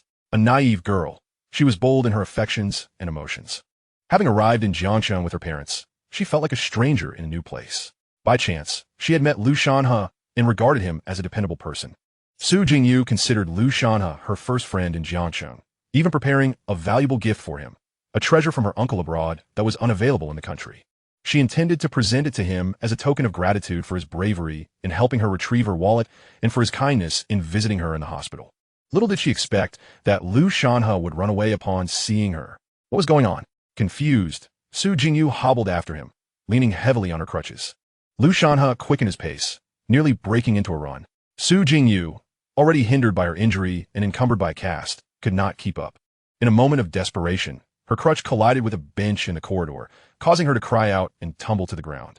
Nearby medical personnel rushed over to assist her, asking, "Are you all right, comrade?" Su Jingyu, already feeling wronged, found herself even more aggrieved after falling and seeing Lu Shanhe's retreating figure. She had intended to give him a gift, yet he had fled. A torrent of emotions surged within her, compounded by the pain in her foot. After falling, her thigh had struck the bench, leaving a bruise. Tears welled in her eyes as she exclaimed, "Wah, I don't need your concern." Upon hearing her cries, Lu Shanhe turned back to see Su Jingyu sprawled on the floor, tears glistening in her eyes. He felt a mix of exasperation and guilt. He could not leave the girl on the ground, especially considering her injuries. With no other choice, he jogged back to her side, asking, "How did you end up on the floor?" An elderly gentleman seated nearby, waiting for his turn, scolded Lu Shanhe, saying, "Young man, this is not right. Your girlfriend is clearly injured and has been calling for you. You didn't even turn around. See what happened?" She fell in her haste. At the mention of girlfriend, Su Jingyu's eyes widened, and with tears still streaming down her face, she retorted, "Sir, one can eat randomly, but one cannot speak carelessly. Who is his girlfriend? I am still an unmarried young lady." Coming from a big city, Su Jingyu was direct and forthright, and her response inadvertently brought laughter from those around. The elderly man quickly covered his mouth, saying, my apologies, not girlfriend but friend." Lu Shanhe neither cared for his wife nor his friends. He hurriedly helped Su Jingyu to her feet and seated her on a stool. Realizing that it was Lu Shanhe who supported her, Su Jingyu ceased her sulking.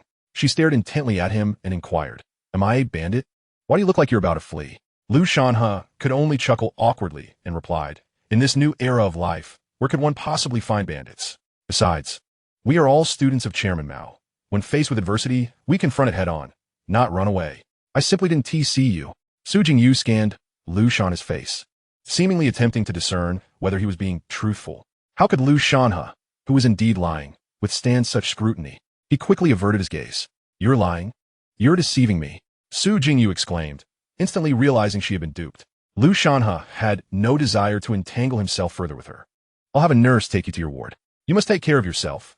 You have an injury but still insist on running around." Su Jingyu felt that Lu Shanhe was avoiding her. "Didn't you come to the hospital to see me?" At her words, Lu Shanhe nearly burst out laughing.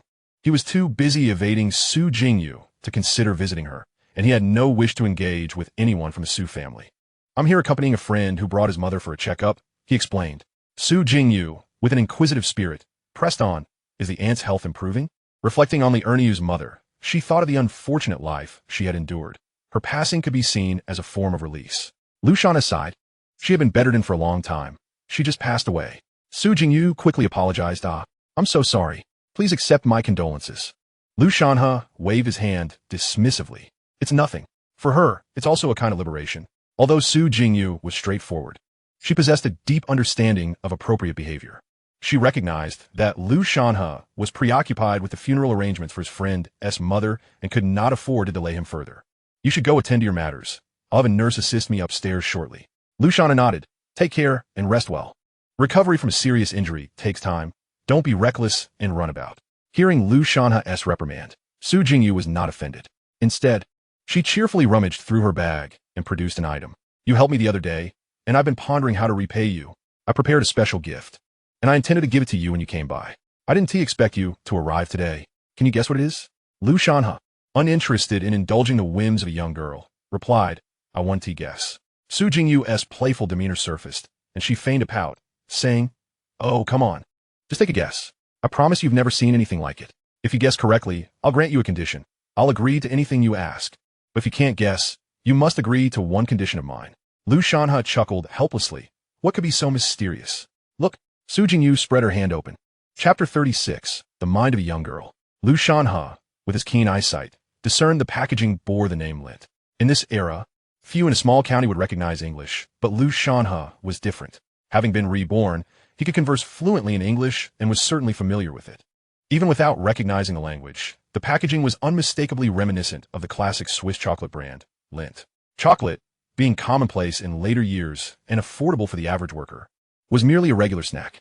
Lindt chocolate, having expanded its business, had factories in summer country, rendering it hardly a luxury item. However, in this time, even white rabbit candy was a rarity, let alone foreign chocolates. The chocolate in Su Jingyu's possession was undoubtedly brought back from abroad. Su Jingyu believed she had successfully stumped Lu Shanhe, confident he wouldn't recognize it. Yet, Lu Shanhe, uninterested in further interaction with the girls from the Su family, casually remarked, Isn't it just chocolate? Lindt Swiss chocolate. Upon hearing this, Su Jingyu was utterly taken aback. She stared at Lu Shanhe, incredulous. The gift she held was indeed Lindt chocolate, a special treat her uncle had brought back from Europe, limited to a single bag containing about 20 pieces.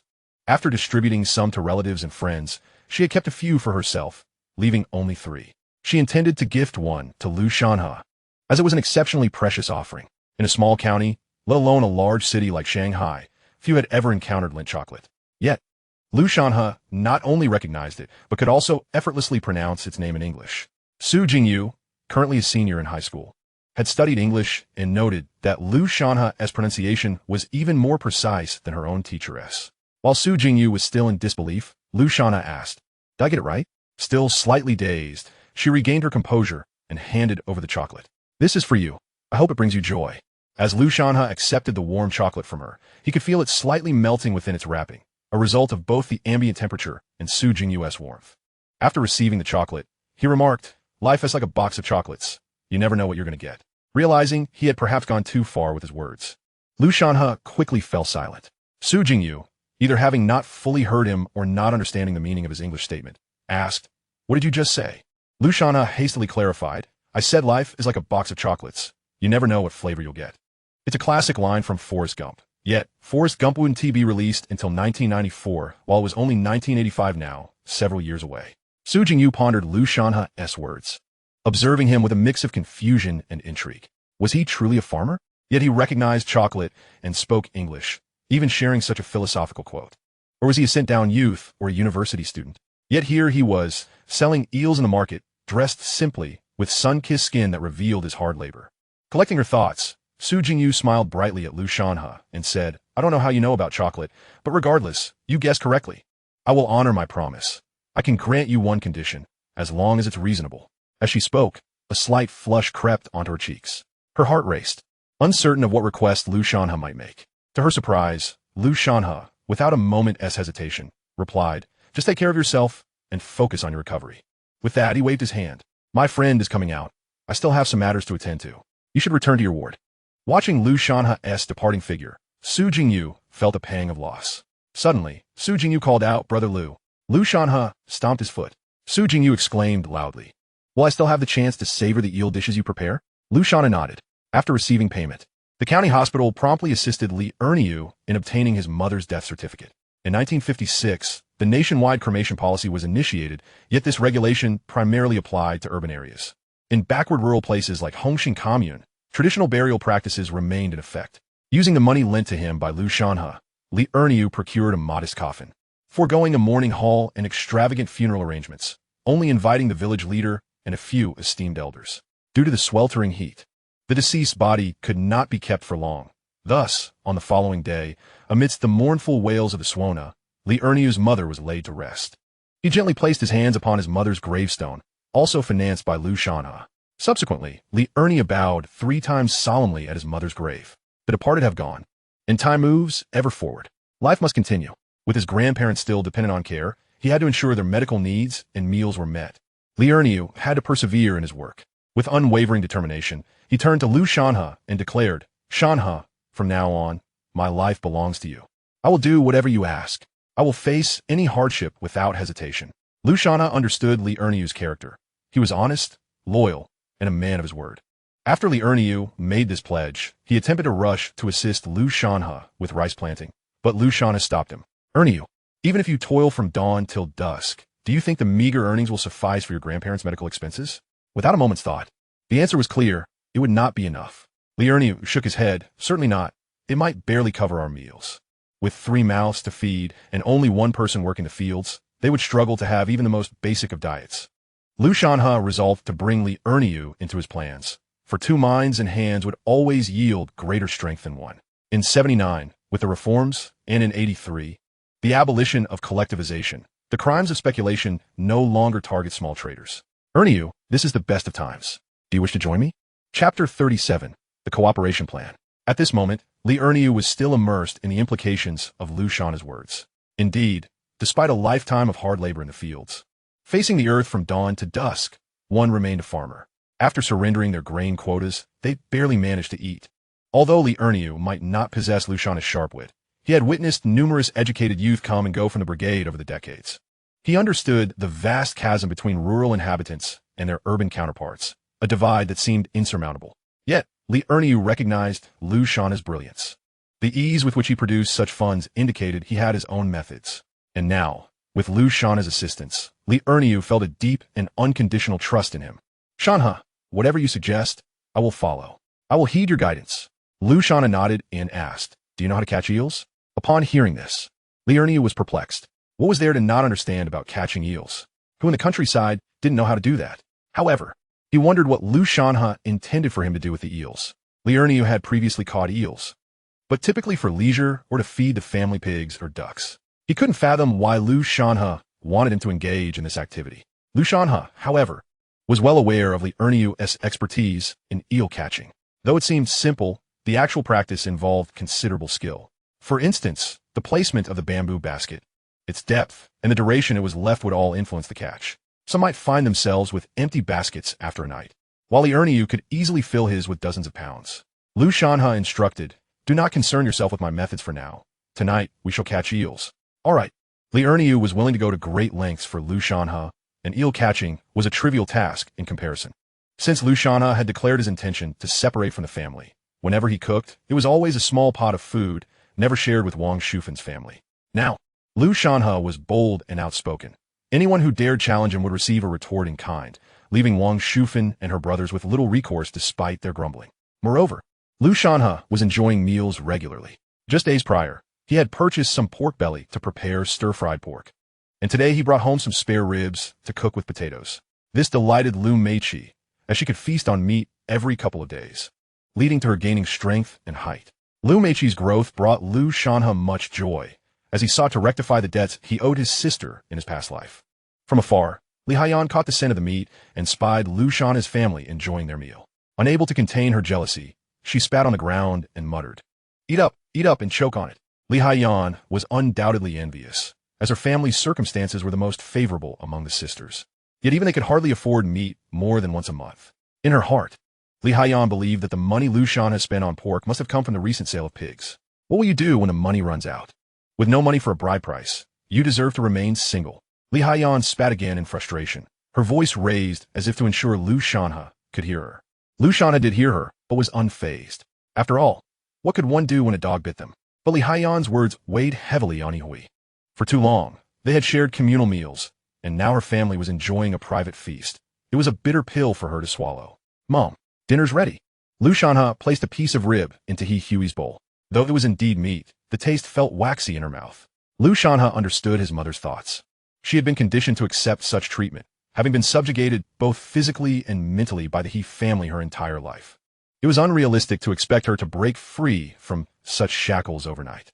Yihui longed to share the ribs with her 2 brothers and parents. As Li Haiyan continued to berate them from outside, Her voice grew louder when she noticed Lu Shanhe's indifference. So what if you eat a couple of ribs? What is the big deal? Eating ribs won't get you into college. My son is a university student. Li Haiyan's son, Yu Wenbin, was merely a vocational high school student. Yet she exaggerated his status. Hearing this, Lu Shanhe couldn't help but chuckle. He took 2 pieces of rib and handed them to Lu Meiqi, saying, "Here, Meiqi, take these 2 ribs to He Chunhua and let her taste your brother's cooking." All right, Lu Meiqi was elated. Since Lu Shanhe had mediated the sibling relationships previously, she had become the de facto leader among her brothers and sisters, thanks to her plentiful resources, milk powder, and white rabbit candies. The 3 He siblings regarded Lu Meiqi with great fondness. When Lu Meiqi delivered the ribs to He Chunhua, she was overjoyed and sweetly called her sister. Little did she know, Li Haiyan was furious. She snatched the rib from He Chunhua's mouth, even pulling out the tooth she was replacing. Eat, eat, eat. All you ever do is eat. What do you need pork for? How can you know if what others offer you to eat is poisonous? He Chunhua was frightened and burst into tears. Li Haiyan, realizing she had not gained the upper hand in her confrontation with Lu Shanhe, angrily retreated to her room. He Hui, utterly unable to eat, picked up the ribs and carried them to the dining table in the main room, announcing to Wang Sufan and Yifangmin, "Mom, Dad, it's time to eat." Lu Shanhe was left speechless. However, she empathized deeply with her mother's current emotions, having devoted her entire life to this family. Being asked to become independent was likely an emotional burden she could not bear. The only solution seemed to be to hastily separate and live independently. Did Hui truly believe that by placing the ribs on the table, everyone would be happy? Wang Sufan would undoubtedly not be pleased and might even resort to shouting. Indeed, with a loud crash, Wang Sufan flung the ribs onto the floor. With an incessant stream of complaints, she exclaimed, "Eat, eat. What is there to eat? Some people think they've grown wings. You serve me leftovers. Have you lost all sense of conscience?" Hui was taken aback by this scene. She hurriedly explained, "Mom, that is not what I meant.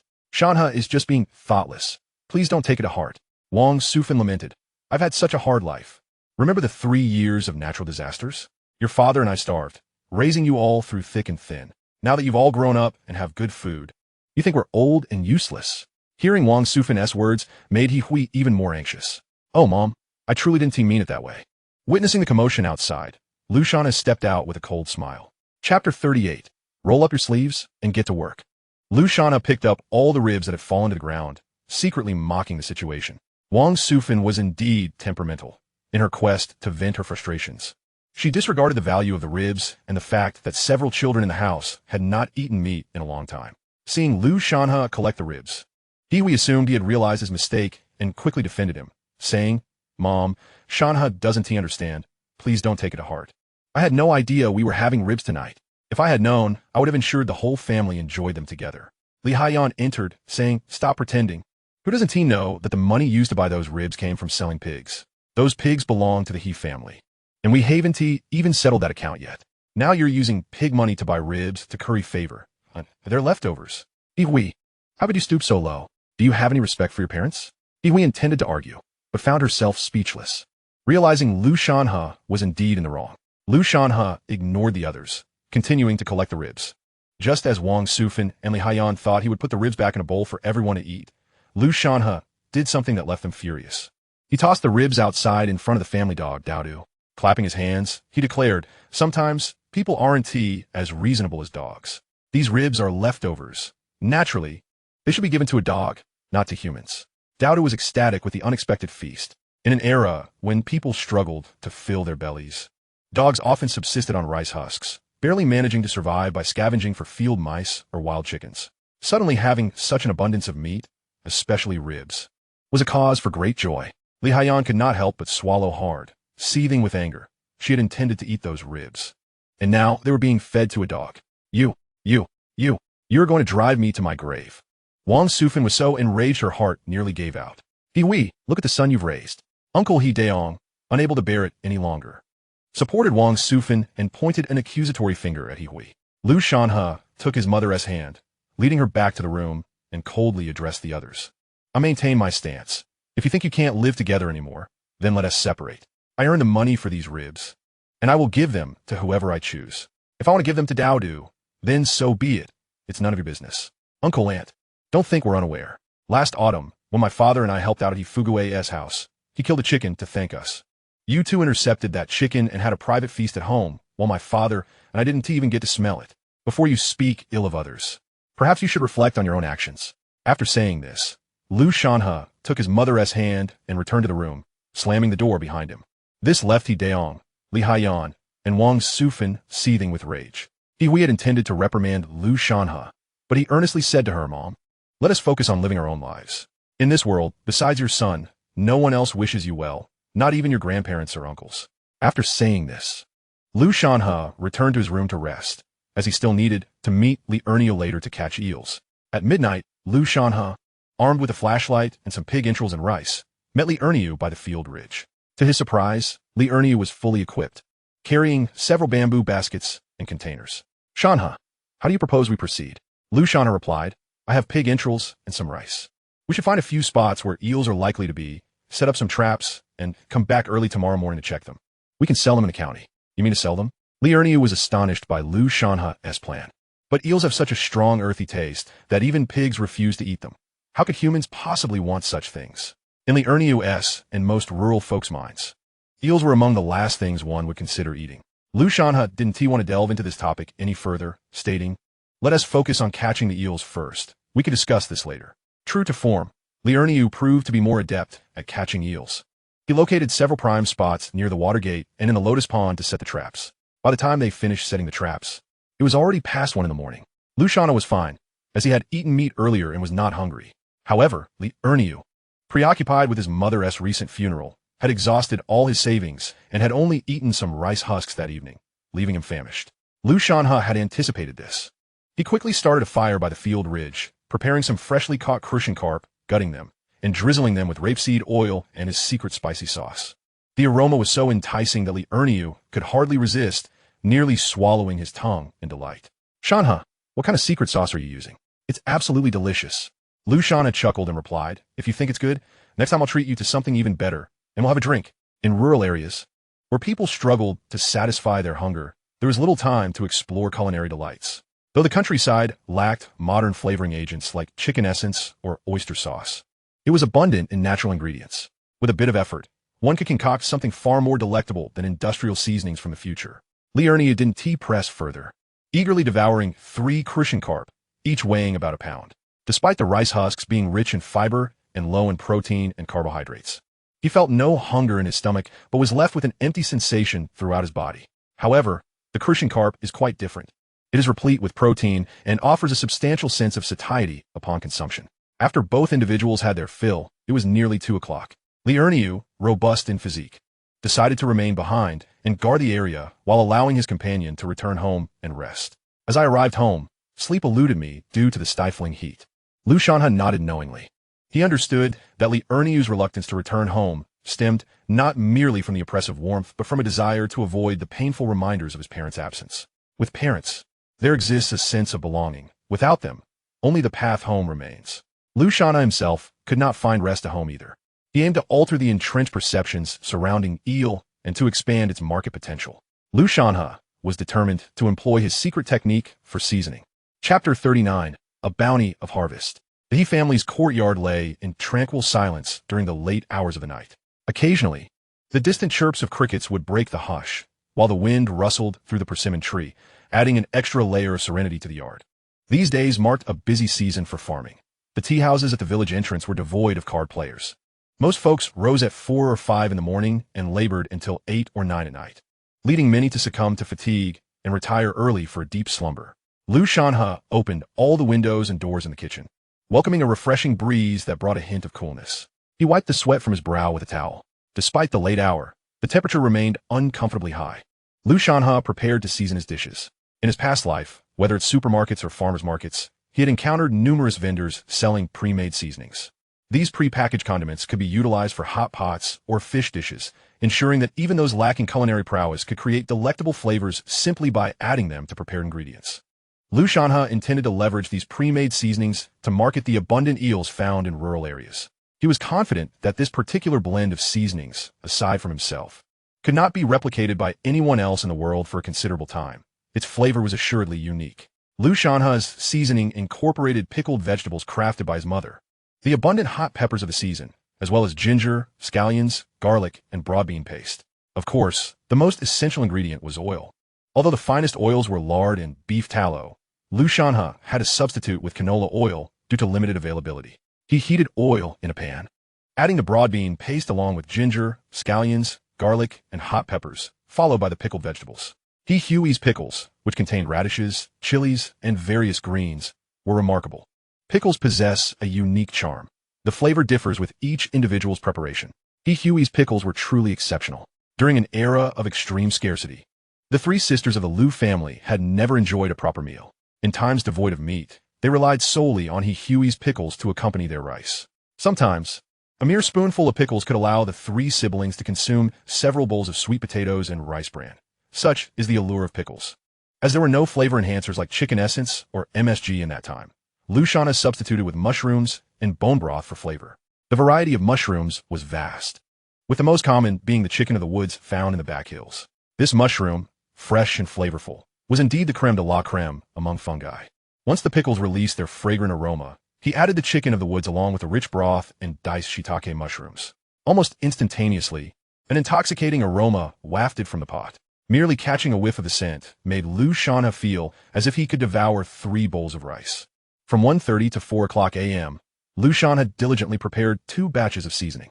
He stored them in wooden barrels, covered them with cleaned and sun-dried straw, and planned to take them to the market the following day. The oil used for seasoning had been heated to a high temperature and contained ample salt, ensuring it would not spoil even in the sweltering summer heat for a month or 2.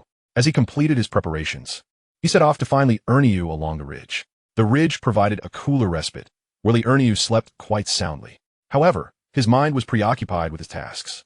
Thus, at 4:30, he began collecting the bamboo baskets placed in various locations. To his astonishment, the haul was substantial.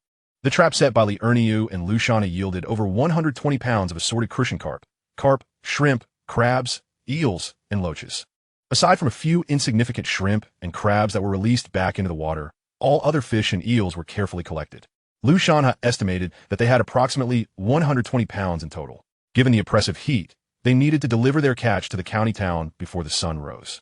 Lu Shanhe resorted to his old method, procuring a cart, lining it with abundant straw, and carefully placing the fish, eels, and loaches in neat rows atop the straw, followed by another layer of straw for insulation. The ingenuity of the working class is indeed boundless. The fish and eels remained remarkably still and obedient in their placement. As Li Erniu observed Lu Shanhe loading the overflowing barrel onto the cart, he inquired, "Shanhe, what do you have there?" "Pre-made seasoning. It's quite delicious," Lu Shanhe replied. Li Erniu, satisfied with the response, resumed his efforts in pulling the cart. Given the substantial load they were carrying, a diesel tricycle from the commune would not suffice, necessitating one to ride a bicycle while the other pulled the cart on foot, switching roles as fatigue set in. Just as they were prepared to depart, Li Erniu suddenly exclaimed, "Don't I have a donkey at home? Why not use it?" Without delay, he hurried home to fetch the donkey to pull the cart, easing their burden significantly and freeing Lu Shanhe from the need to ride a bicycle. Lu Shanhe felt an intensified desire to purchase a 3-wheeled vehicle, ideally one that ran on diesel. Gasoline was out of the question, as it was a scarce commodity in that era, with few gas stations available. The two hurried along and managed to arrive at the Jiangshan County Market by 8 a.m. There Lu Shanhe spotted the fish vendor, who was delighted to see him after several days of absence. "Ah, young man, it's been quite a while." The vendor greeted warmly. Lu Shanhe chuckled. "I had some matters to attend to." The vendor continued, "Several customers have inquired about your whereabouts. They eagerly awaited your return." This news delighted Lu Shanhe, indicating that his previous venture into eel sales had garnered positive recognition. Having become quite familiar with the local vendors, he inquired around and secured a few large wooden barrels to partition his haul of over 100 pounds of fish, eels, and loaches. Uncle Fong, the fish seller, exclaimed, "Goodness, you brought in quite the bounty this time." Lu Shanhe understood that to thrive in the marketplace, one must offer differentiated competition. As a newcomer, he needed to cultivate friendships rather than directly compete with those already established. Since Uncle Fong was a fish seller, Lu Shanhe resolved not to sell fish. Instead, he wholesaled all the crucian carp he had caught to Uncle Fong at a price of 1 yuan per pound, allowing Fong a profit of 70 cents. Uncle Fong was overjoyed. "Oh, young Lu, you're making me feel guilty." As Lu Shanhe and Li Erniu transferred the fish into Uncle Feng's barrels, they exchanged smiles, with Lu Shanhe saying, "Let us not be formal, Uncle Fong. You know I'm here primarily for eels. I won't be selling fish." Uncle Fong chuckled heartily and promptly assisted them. The catch of fish was not particularly abundant, totaling just over 19 pounds. Yet Uncle Feng rounded it up to 20 pounds and promptly handed 20 yuan to Lu Shanhe. This scene left Li Erniu utterly astonished. A mere 20 yuan. He toiled away in the fields for an entire month, perhaps earning that much, while Lu Shanhe effortlessly garnered 20 yuan. Uncle Feng even generously shared a section of the water pipe he had installed, ensuring that the eels and loaches had a constant supply of oxygen. Next came the sale of the eels. In Chapter 40, titled Profitable Gains, Lu Shanhe and Li Erniu divided their responsibilities. Li Erniu was tasked with weighing the eels and boning them before wrapping them in straw. Lu Shanhe, on the other hand, focused on marketing his secret sauce and collecting payments. As before, he borrowed a cast-iron pot and, using his special sauce, prepared a pot of cucumber-stewed eels. Anyone passing by could sample the delightful flavor of cucumber-stewed eels, regardless of whether they intended to purchase. As anticipated, the aroma of the cucumber-stewed eels wafted through the entire market. A vendor cheerfully greeted Lu Shanhe, exclaiming, "Ah, Shanhe, you're here again." The moment I caught a whiff of that scent, I knew you'd arrived. Some of the other vendors jokingly remarked, "Shanhe, just smelling your dish makes me feel like I can finish 3 bowls of rice." Lu Shanhe, ever generous, shared portions of his cooked eels with the surrounding vendors. If it wasn't enough, he would simply prepare another batch. His open-heartedness and generosity earned him widespread acclaim. Many of the vendors reciprocated with gifts of eggs and vegetables, fostering a warm and friendly atmosphere. At that moment, Captain Zhang Guodong of the security team arrived. Upon seeing Lu Shanhe, he greeted him with a smile. "Ah, Shanhe, you're here, selling eels again." Zhang Guodong offered Lu Shanhe a cigarette, which he politely declined, stating that he did not smoke. Ever since Lu Shanhe heroically apprehended a thief, Zhang Guodong held a favorable impression of the young man. Ordinarily, vendors at the market must register with the Supply and Marketing Cooperative. Private vendors are required to pay a management fee, and even then, they might not be allowed to set up their stalls. However, Zhang Guodong waived Lu Shanhe's management fee, recognizing the contribution he made by capturing the thief, which had earned Zhang Guodong accolades from the security team. He remarked to Lu Shanhe, "Last time, I caught a whiff of your stewed eels and wished I could take some home to enjoy with a couple of drinks. Today, you must reserve 2 pounds for me. Rest assured, Captain Zhang, I'll set aside 2 pounds for you, with the bones neatly removed." As the cucumber stewed eels were served, more customers gathered around. Lu Shanhe raised the price of the eels to 1.8 yuan per pound, which included a complimentary packet of pre-made sauce.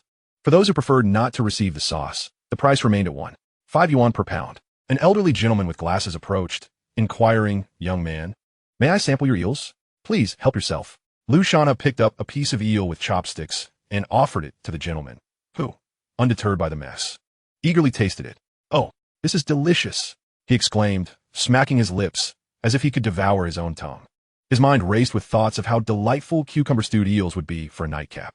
The elderly gentleman posed a question that many onlookers were eager to ask. "But young man, what if I take this home to cook and can't replicate this flavor?" "Exactly.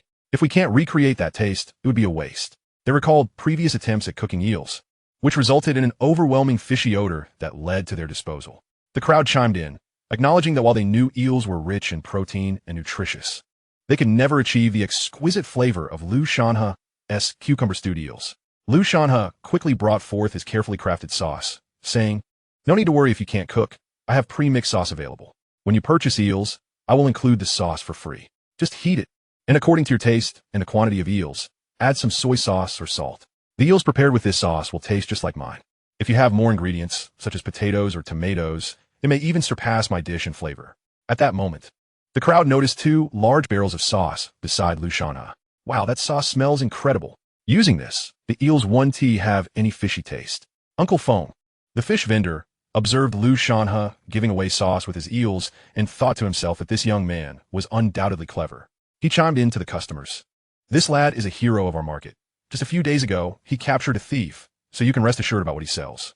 Moreover, these eels are truly delicious. Indeed, you can trust what Shanhe sells. It's guaranteed to be good.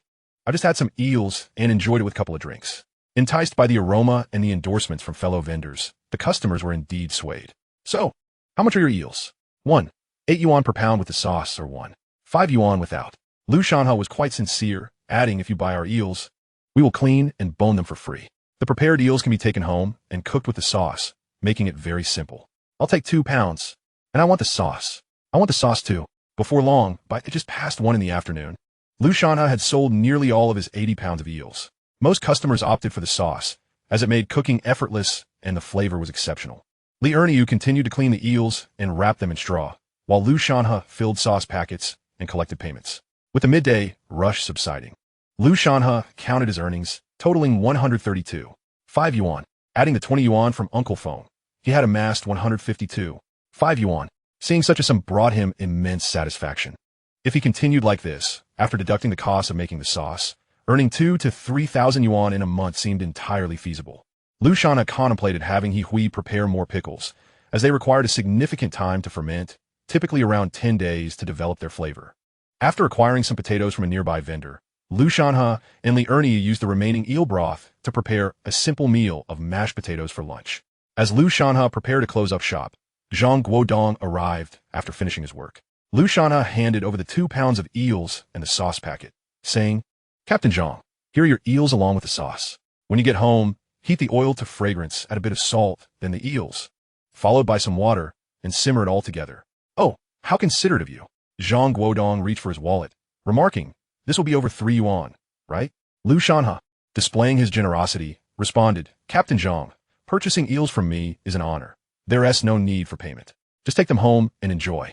Lu Shanhe's motivations were twofold. He genuinely wished to build friendships, and 2 pounds of eels were not a significant loss for him. Most importantly, Captain Zhang is the head of the public security team, and he is remarkably young, with a promising future ahead. Lu Shanhe, seeking to advance in life, surely does not wish to spend his entire existence selling eels.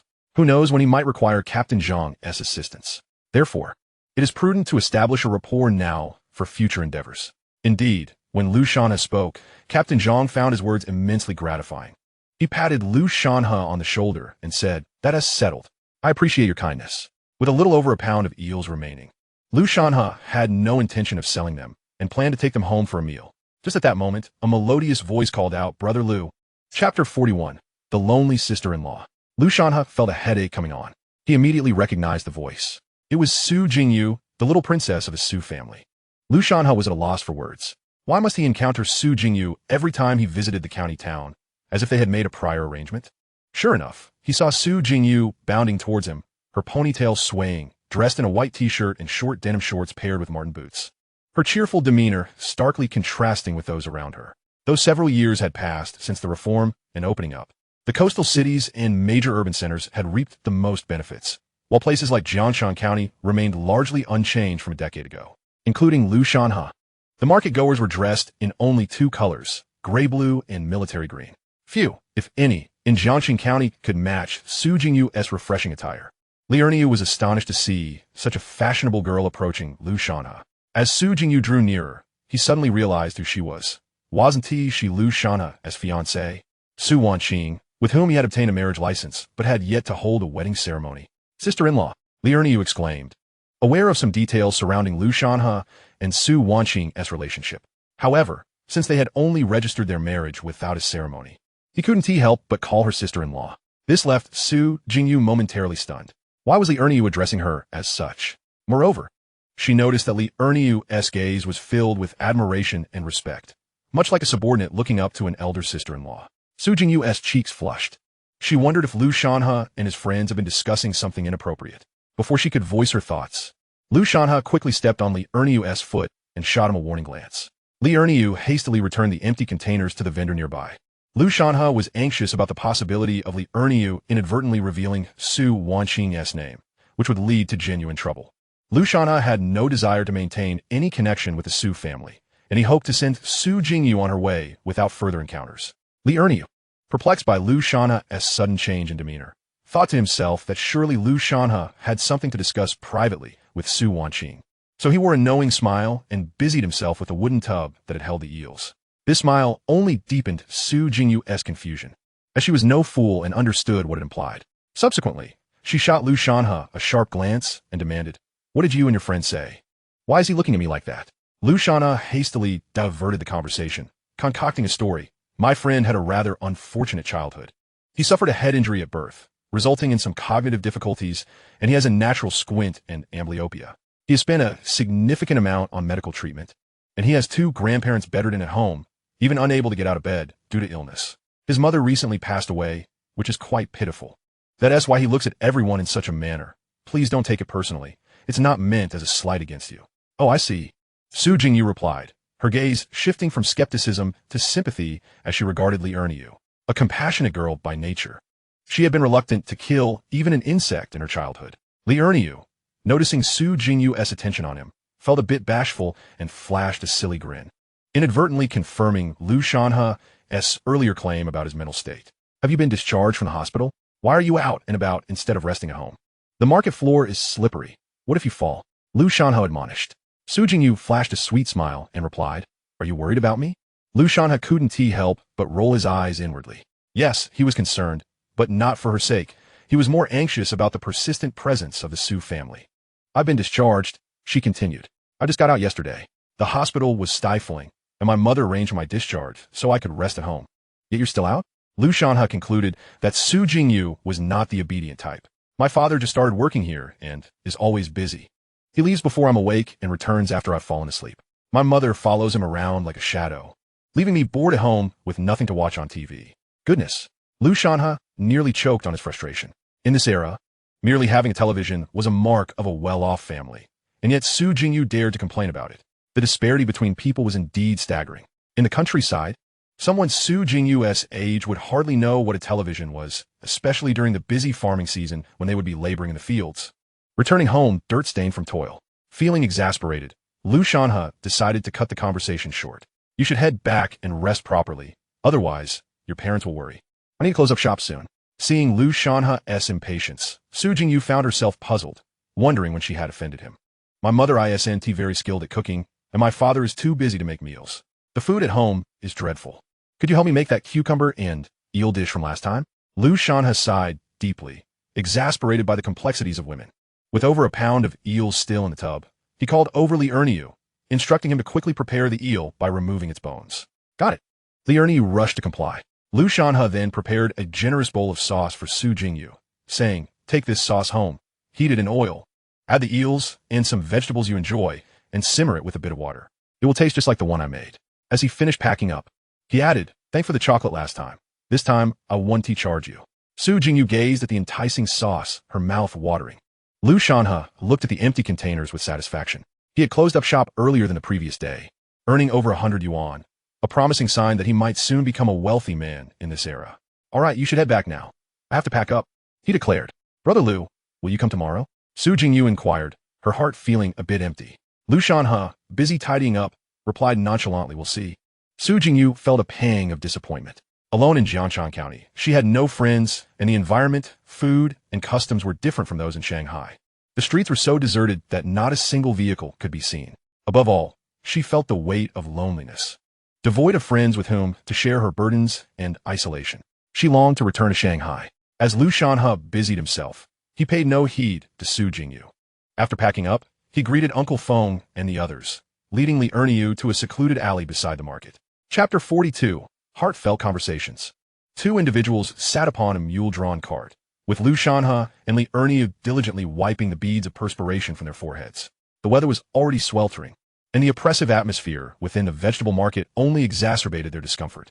Their garments had long since become drenched in sweat. Li Erniu, clutching an iron kettle, approached the nearby water pipe to fill it with a refreshing stream. He then handed the kettle to Lu Shanhe, who eagerly gulped down nearly half of its contents. Were it not for his rebirth, Lu Shanhe would have certainly hesitated to drink such tap water. Finally, after a moment of respite, Lu Shanhe turned to Li Erniu and inquired, Erniu, can you guess how much we earned today? Li Erniu, entirely inept with numbers, had merely noted that Uncle Feng had given Lu Shanhe 20 yuan. He exaggerated their daily earnings, proclaiming, did we make 50 yuan? To Li Erniu, such an amount was astronomical. After toiling tirelessly in the fields for a month to sell grain, he had never managed to accumulate such wealth. Despite years of hard work, Li Erniu had no savings. He had even borrowed money from Lu Shanhe for his mother's funeral.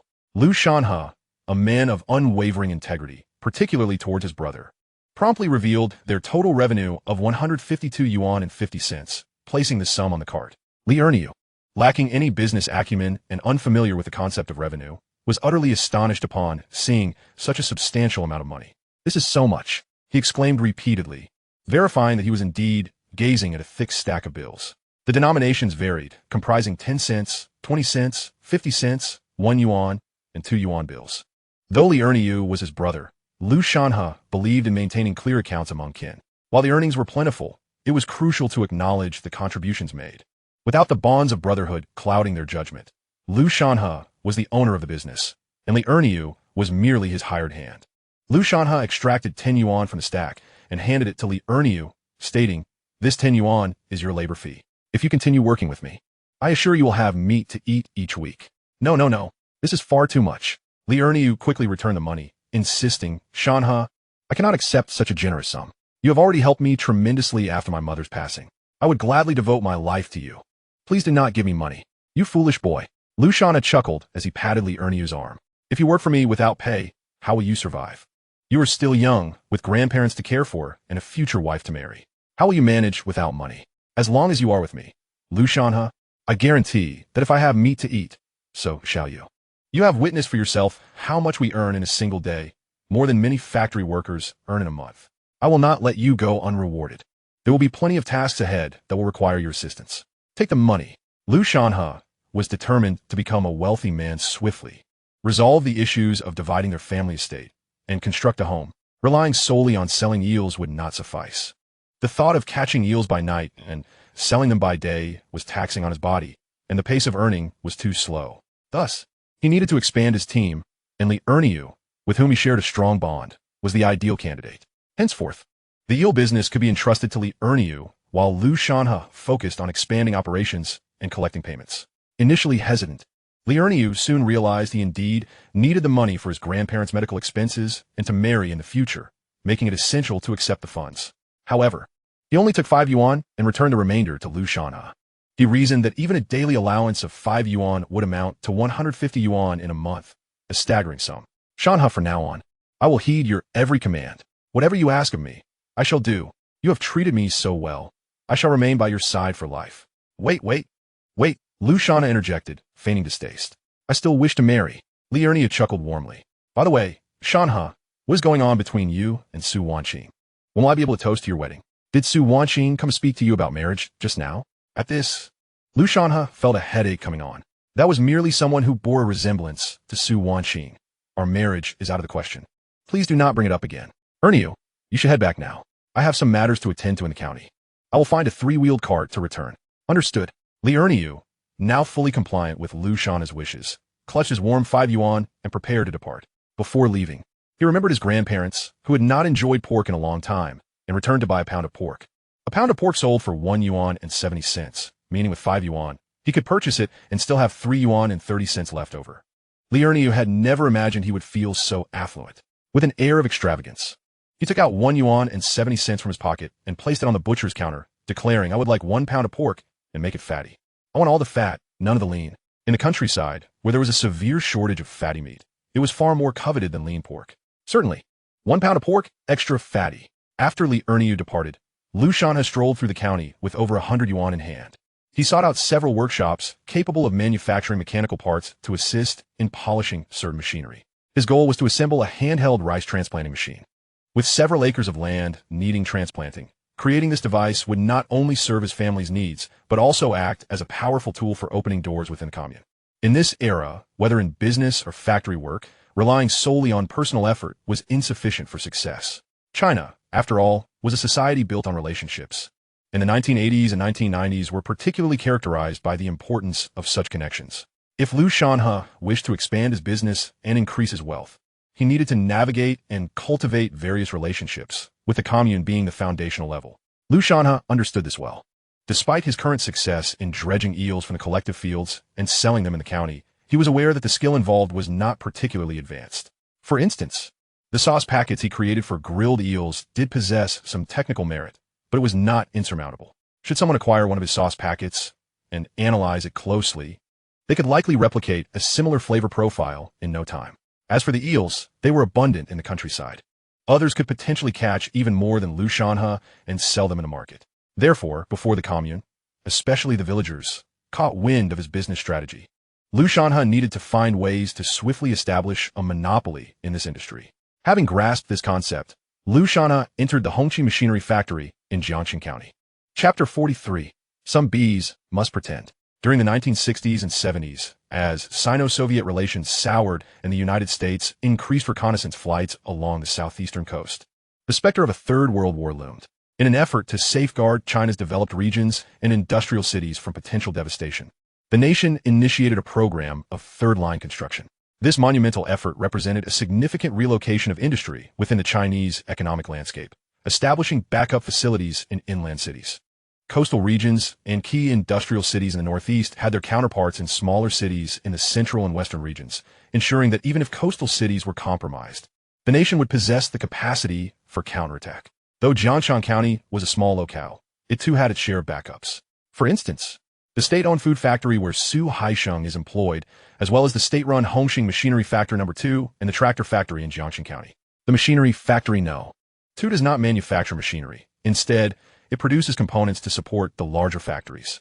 The variety of products is limited and their quality is mediocre, yet they are functional. Many of the mechanical devices aided by the Soviet Union in the 1950s and 60s have become difficult to maintain due to the Sino-Soviet split, as the necessary spare parts are no longer provided by the Soviets. Consequently, the state-owned machinery factories have begun to imitate the Soviet components, gradually carving out a path of their own. The quality of the parts produced may be average, yet they are serviceable. It should not pose much of a problem for the Hongqing Machinery Factory No. 2 to manufacture certain components for handheld rice transplanters. However, Lu Shanhe is acutely aware of the mindset prevalent among the leaders of state-owned factories during this era. They are accountable only to their superiors, indifferent to their subordinates, and even less inclined to answer to the outside world. Given his current attire, Lu Shanhe is certain that if he were to visit the machinery factory, he would undoubtedly be turned away. Thus, he takes his time, purchasing a suit and leather shoes from the county's department store. If the supply and marketing cooperative serves to provide most essential living materials, then the department store, which opened earlier this year, caters to a more capitalistic demand for material goods. Here, no tickets are required, but the exorbitant prices render it inaccessible to many. A pair of cowhide leather shoes with 3 joins retails for 32 yuan, while a suit devoid of any brand costs 82 yuan. Such are the grotesque prices of the 1980s. Incomes remain low, yet rare products command exorbitant prices due to scarcity. Lu Shanhe earned over 100 yuan selling eels in the morning, which was spent rather quickly. However, one must admit that after donning this outfit, Lu Shanhe appears quite presentable, momentarily reminiscent of his entrepreneurial days prior to his rebirth. He is naturally handsome and tall, albeit slightly tanned. Although the suit lacks any prestigious branding and its style is decidedly outdated, in a pale grayish-blue hue, it suits Lu Shanhe remarkably well. The salesgirl at the department store, upon seeing him in his suit and shoes, couldn't help but exclaim, "Comrade, are you dressed for a wedding? This outfit is absolutely stunning. What a fortunate bride she will be." Post-reform, many people's mindsets have undergone significant transformations. In the 1950s and 60s, individuals revered the notion of red roots and proper lineage, where poverty was seen as a badge of honor. If a family had 3 generations of farmers and someone had served in the Red Army, that was a matter of great prestige, drawing suitors to their doorstep. However, times have changed. An increasing number of individuals now aspire to stable employment, preferably in state-owned enterprises and a city dweller status. If a family boasts a 10,000 yuan household, that is an impressive feat, shattering thresholds of recognition. Thus, upon witnessing Lu Shanhe purchase a suit and shoes worth several dozen yuan without a hint of hesitation, observers immediately categorized him as a wealthy city dweller, likely a managerial figure in a state-owned factory or an official in a government department. Lu Shanhe merely smiled, choosing not to respond. Only he knew the burdens of his heart. Externally polished, he appeared impeccably dressed, yet beneath his attire, he wore a tattered undershirt. This is the epitome of appearance versus reality. Lu Shanhe further purchased a briefcase, secured some cigarette coupons from Scalper, and acquired a pack of Dakeman cigarettes before heading to the Hongqing Machinery Factory No. 2. As expected, the security guard, upon seeing Lu Shanhe's demeanor, not only refrained from stopping him, but welcomed him with a smile. Lu Shanhe, in turn, generously offered a cigarette to the guard, who was taken aback and gratefully accepted the smoke. "Could you direct me to your office?" Lu Shanhe inquired, his voice tinged with a slight Hong Kong accent. Having spent considerable time in Shenzhen prior to his rebirth, he spoke Mandarin with a somewhat unrefined accent, yet he was proficient in Cantonese. Upon hearing his words, the guard's respect deepened. Just ahead, turned right on the first floor of the building. Lu Shanhe harbored a fondness for standard Mandarin. However, it was undeniable that, in the wake of the reform era, The first wave of foreign investment attracted from Hong Kong and Taiwan had influenced the mainland. In this era, possessing a Hong Kong accent often led others to presume one was an investor from the region, earning respect that surpassed mere formal address. The guard, concerned that Lu Shanhe might not find his way, hurriedly led the way. Upon reaching the office door, he knocked. "Director Rin, a comrade is here to see you." Indeed, state-owned enterprises often operated leisurely. Within the modest office, 3 individuals were present. One reading the newspaper while smoking, another concealing a Jin Yong novel within a file, and a third, a young woman, applying makeup with none engaged in actual work. The man reading the newspaper was Director Run, sporting frog-eye glasses, with slightly curly, voluminous hair, and a long face, appearing to be around 40. Without lifting his head, he inquired, "Do you not see that I am busy?" Lu Shanhe cleared his throat. "Comrade Lei Ho, I wish to discuss some equipment, and am curious whether you possess the necessary expertise." His Mandarin was pure Cantonese. Upon hearing this, Director Rin immediately set aside his newspaper and stood to shake Lu Shanhe's hand. "Hello, hello." He quickly turned to the young woman applying makeup, saying, "Xiaoli, please prepare a cup of tea for our guest." Having undergone countless commercial negotiations in his previous life, Lu Shanhe was adept at controlling his tone and presence. Once the tea was ready, Lu Shanhe took a seat on the sofa, crossing his legs. This time, he spoke not in Cantonese but in a slightly accented Mandarin, stating, "I am here, representing our Changtian Company, to conduct an investigation in Jiangxing County." The name Changtian Company was indeed the name of the business Lu Shanhe established prior to his rebirth, thus rendering his statement both partially true and not deceptive. "I have heard that Jiangxing County is rich in talented individuals and has long been home to notable figures," Lu Shanhe remarked, using a teacup to skim the floating tea leaves before taking a sip, exuding an air of authority that surpassed even that of the director himself. Director Run, though flattered, quickly responded, "You flatter me, you flatter me." Meanwhile, his mind raced, pondering what kind of company Changtian Company might be. Lu Shanhe nodded, presenting the meticulously drawn blueprints. He handed them to Director Run and asked, "Our company is looking to produce a batch of equipment and requires certain components. Could you check if you can produce these parts?" Chapter 44. Chinese people do not deceive fellow Chinese. As Director Ren accepted the blueprints from Lu Shanhe, he examined the precise 3-view drawings, further confirming Lu Shanhe's status as a Hong Kong businessman. Director Ren's mind was still in a whirl, as he had never encountered foreign investment before. In 1985, Hong Kong had not yet returned to the motherland. Thus, it was still considered foreign capital. Foreign capital. This was a prized commodity. Although Director Run had never dealt with foreign investment, he frequently attended market meetings or provincial conferences. He understood that foreign capital was highly valued and that one must not offend it. They must do their utmost to maintain the dignity of Jiangxing County and Hongqi Machinery Factory No. 2. Director Run took the matter seriously and promptly summoned the technical staff.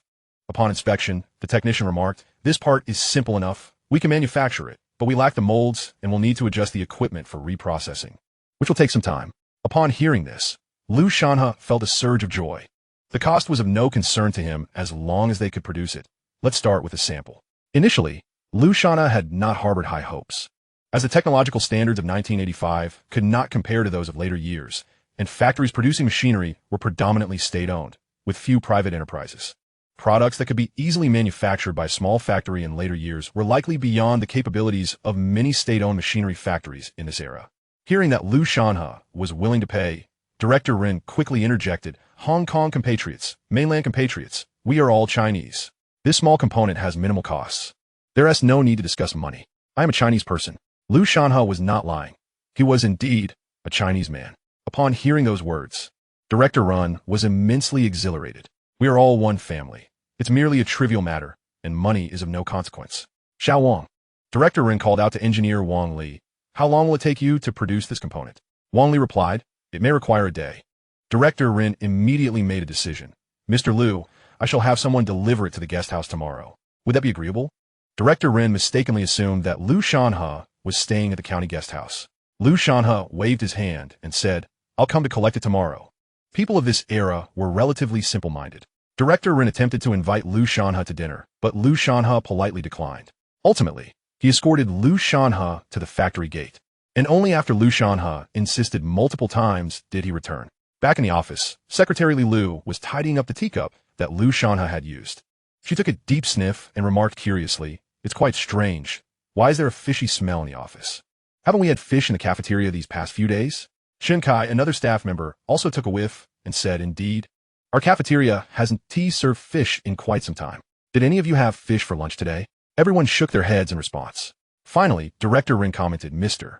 Lu is from Hong Kong, which is by the sea, so a fishy scent is to be expected. It's nothing of great concern." Li Lu stifled a laugh and said, "Yes, yes, and let's not forget about Hong Kong foot." Jokes aside, Director Run intended to find time to inform the factory manager about the Hong Kong merchants coming for an inspection. Lu Shanhe meandered around, ensuring that no one from the factory had followed him, and then let out a sigh of relief. The component he requested from the second machinery factory was relatively complex. While he could salvage other parts with a handheld rice transplanter from a bicycle or craft them himself from wood. However, during this era, there were hardly any private enterprises engaged in machinery. If there were private firms, the solution would be straightforward. Simply pay them, and they would process the request. Yet, state-owned enterprises operated on relationships and social standing rather than mere monetary transactions. Lu Shanhe had no doubt that if he were to appear in work attire, short sleeves and cloth shoes, he might not even gain entry to the gates of the Hongqi Machinery second factory. Finding a secluded spot, Lu Shanhe carefully stowed away his suit and leather shoes in a bag, as these garments could not be worn casually and certainly should not be soiled. After all, there were no dry cleaners in the county. However, money flowed like water. Having earned 150 yuan today, he spent over 110 on clothes and shoes, leaving him with less than 30 yuan. Rather than saving this amount, Lu Shanhe put it to better use. He returned to the market to purchase some pork and lard, and then sought out a ticket dealer at the supply and marketing cooperative to acquire oil tickets, purchasing several dozen pounds of rapeseed oil.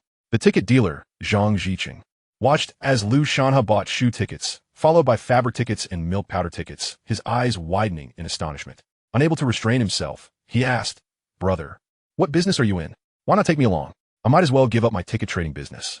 Since the abolition of the ticket system in 1983, certain tickets, such as cotton tickets, had been eliminated, yet a considerable number of tickets still circulated in the market, making the buying and selling of tickets undoubtedly illegal. Thus, Zhang Ziqing felt a twinge of apprehension. Lu Shanhe glanced at Zhang Ziqing and replied, "There is no business here. It's merely a matter of necessity, a desperate measure." Pointing to his dark circles, he added, "You see, my health has suffered. If it weren't for the sick family member needing both medical care and nutritional support, I wouldn't resort to such measures." Zhang Ziqing looked at Lu Shanhe's dark circles and realized the truth. He was indeed a pitiable figure. Zhang Ziqing repeatedly apologized, promising to offer Lu Shanhe a preferential price for tickets in the future. Lu Shanhe returned home with only the pork and some lard, while the rest was stored in a safe, empty room at the supply and marketing cooperative, awaiting transport by Li Ernie the next day. He arrived home shortly after 3 in the afternoon. Lu Shanhe brought the pork and lard directly into his room. He Yong and their neighbors were playing cards under the shade of a tree, while Li Haiyan was cracking sunflower seeds and chatting with some elderly women who had lost their ability to work. Outside, a total of 7 or 8 acres of land remained untilled.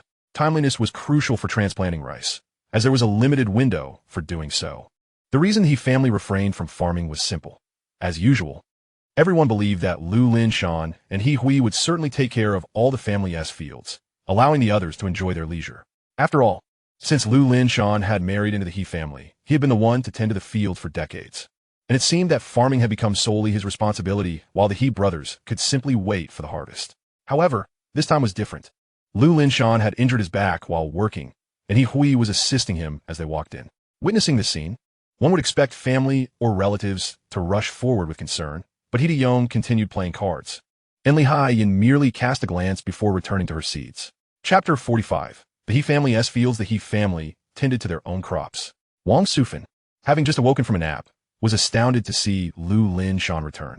Groggy from sleep, she exploded in outrage. It was the busy farming season. How could he return when there were still several acres to tend? It was crucial to seize the opportunity for spring plowing. Were they not a plan at all? Wang Sufan pointed an accusing finger at Lu Linshan, berating him. This is truly a case of living off others. Coming back to sleep while there is work to be done. What will happen in autumn when it's time to harvest the grain? With such a big mouth to feed and no work being done, raising a person is less rewarding than raising pigs. At least fattened pigs can be sold for money. But a person who just sleeps and does nothing is truly a misfortune. Wang Sufan epitomized the archetype of a rural shrew. When enraged, even He Fangmin, her husband, would take a step back. Hearing her mother's harsh and vulgar tirade was deeply distressing for He Hui, especially with neighbors gathered outside. making her mother's insults all the more public. Even if they had a dog at home, such treatment was unwarranted. Hui quickly interjected, "Mom, Lin Shan has hurt his back and needs to rest." She had hoped her mother would show some understanding, but Wang Sufan only intensified her criticism. "Rest? What do you mean by rest? You're just eating, drinking, and making a mess. Haven't you rested enough? If you want to rest, plant those few acres of seedlings first. Do you think the heavens take a break? If the time for transplanting passes and the weather heats up come autumn, when you have no grain handover, what will you eat? Oh, Mom, please say less. Let the two brothers help a little. Every year, it's just me and Lu Lin Shan doing the transplanting while they don't lend a hand." Hui felt an overwhelming sense of grievance. Since the liberation, farmers had become masters of their own fate. Yet, Hui felt that she and Lu Lin Shan were still like serfs. With the landlords now being Wang Sufan and He Fangmin, and the parasitism of the He Ji and He Yong families hanging over them. Her words struck like a sharp sword, piercing Wang Sufan's heart and stirring up a hornet's nest. Wang Sufan raised her voice. "What do you mean by not helping? Who brought back the seedlings? You two sold the plowing oxen. Who had to borrow the oxen? Wasn't he your elder brother and second brother? You heartless wretches. Too full to remember your roots. When asked to transplant the seedlings, you come up with so many excuses. Do you want your father and me to do it? You two just lie around at home while we old folks take care of your entire family. Remember the 3 years of natural disasters when we had nothing to eat? To ensure the 3 of you brothers could survive, your father and I swallowed our pride, going from door to door, kneeling and begging." Wang Sufan once again unleashed her ultimate tactic, invoking the past by stating, "Hui, how can you be so ungrateful? Your growth, your very existence, is the result of the sacrifices made by me, your father, and your 2 brothers who scrimped and saved to provide for you. Now that you have matured and married, you have turned your back on your parents, haven't you?" As she spoke, Wang Sufan was overwhelmed with emotion, her tears flowing freely as she used the tattered, yellowed hem of her clothing to wipe her nose, a sight utterly revolting. Upon hearing these words, Hui felt a wave of embarrassment wash over her. "Oh my, we were discussing planting rice seedlings, and you've taken the conversation in a completely different direction." Lu Lin Shan could no longer bear the exchange. He was reluctant to engage in a dispute with his elders, and even less inclined to provide entertainment for the neighbors at his expense. He interjected, "Mother, I did not return to rest. I merely twisted my waist a little. I'm going to apply some rapeseed oil, and then I'll head out to plant seedlings."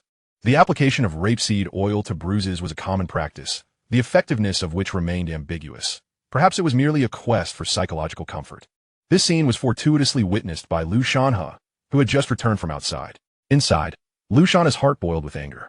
Indeed, the He family enjoyed the fruits of labor while the Lu family toiled in the fields.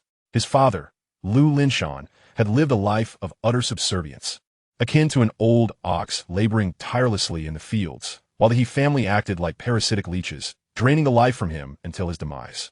Lu Shanhe contemplated confronting Wang Sufan, having never perceived her as his grandmother, but rather as the landlord in a tenant-farmer dynamic. The Lu family was akin to tenants, while the He family embodied the landlords. Yet, Lu Shanhe hesitated, knowing that Wang Sufan was Hui's mother, and confronting her in front of Hui would undoubtedly cause her great distress. Thus, he devised a plan to deal with his exceedingly indolent uncle and the grandmother who exploited his father. He placed the meat he had purchased inside the house and rushed out to assist his father. "Dad, why are you still working with your injured back? You should rest." When Wang Sufan attempted to speak, Lu Shanhe quickly patted his chest, assuring, "Don't worry, Dad. I'll be planting the seedlings shortly. I can finish these few acres." Lu Lin Shan had intended to insist on his own involvement, but as he straightened his back, a searing pain shot through him. This injury would not heal in less than 10 days. If he forced himself to work, he risked exacerbating the condition. The seedlings needed to be planted, and soon he would also have to plant corn, potatoes, and other vegetables. If he could not work in the fields, that would create the greatest trouble. After a moment's hesitation, Lu Lin Shan imparted some planting techniques and precautions to Lu Shanhe. One should never underestimate the task of planting seedlings. If the seedlings were planted at an improper depth or density, the eventual yield could be hollow and insufficient due to the lack of competition for nutrients. Farmers may not understand modern technology, but their decades of experience provided them with the most effective methods. Lu Shanhe repeatedly assured his father, "Oh, Dad, don't worry. I know what to do. I've done this before." Seeing Lu Shanhe take on the responsibility, Wang Sufan ceased her complaints, huffing as she retreated inside. As long as someone was willing to work, that sufficed. Hui hastily turned to Lu Shanhe, saying, "Shanhe, I'll come over to help you shortly." Lu Shanhe quickly replied, No, I can manage alone. You should rest. I bought some pork, and in this heat, it needs to be cooked right away. otherwise. It'll spoil, and we won't have anything to eat. He could not help but scold him. You fool, you're wasting money. Yet, despite her words, she knew the pork needed to be cooked. It would spoil quickly in the heat. Lu Shanhe chuckled lightly as he made his way to the fields. At the edge of the field, Lu Shanhe gazed at the empty paddy and thought, you want me to plant seedlings? Huh, dream on. Chapter 46, Lu Shanhe's long-term plans. To engage in farming, one must first understand the purpose of cultivation. The aim of farming is to ensure the annual payment of taxes and to have a surplus to sustain the family. Lu Shanhe, now financially secure and possessing avenues for earning, realized that he could easily purchase grain from the commune to meet his tax obligations and provide for his parents and sister. Given this, why should he engage in backbreaking labor to cultivate land that yields little? If he were to farm, it would only be the land allocated to He Hui and Lu Linshan. It would not be the He family's land. The question of whether the He family reaped a harvest or how much they gathered was of no concern to Lu Shanhe. There's a local saying that if one does not plant seedlings by June, the rice sown in June may either fail to grow or miss the opportunity for proper maturation. It was already late May, and June was fast approaching. If seedlings were not planted soon, there would be no harvest by September. As for whether the He family would go hungry, Lu Shanhe believed his uncles would find a way. He spat the straw he had been chewing onto the ground and turned to seek out Liurniu.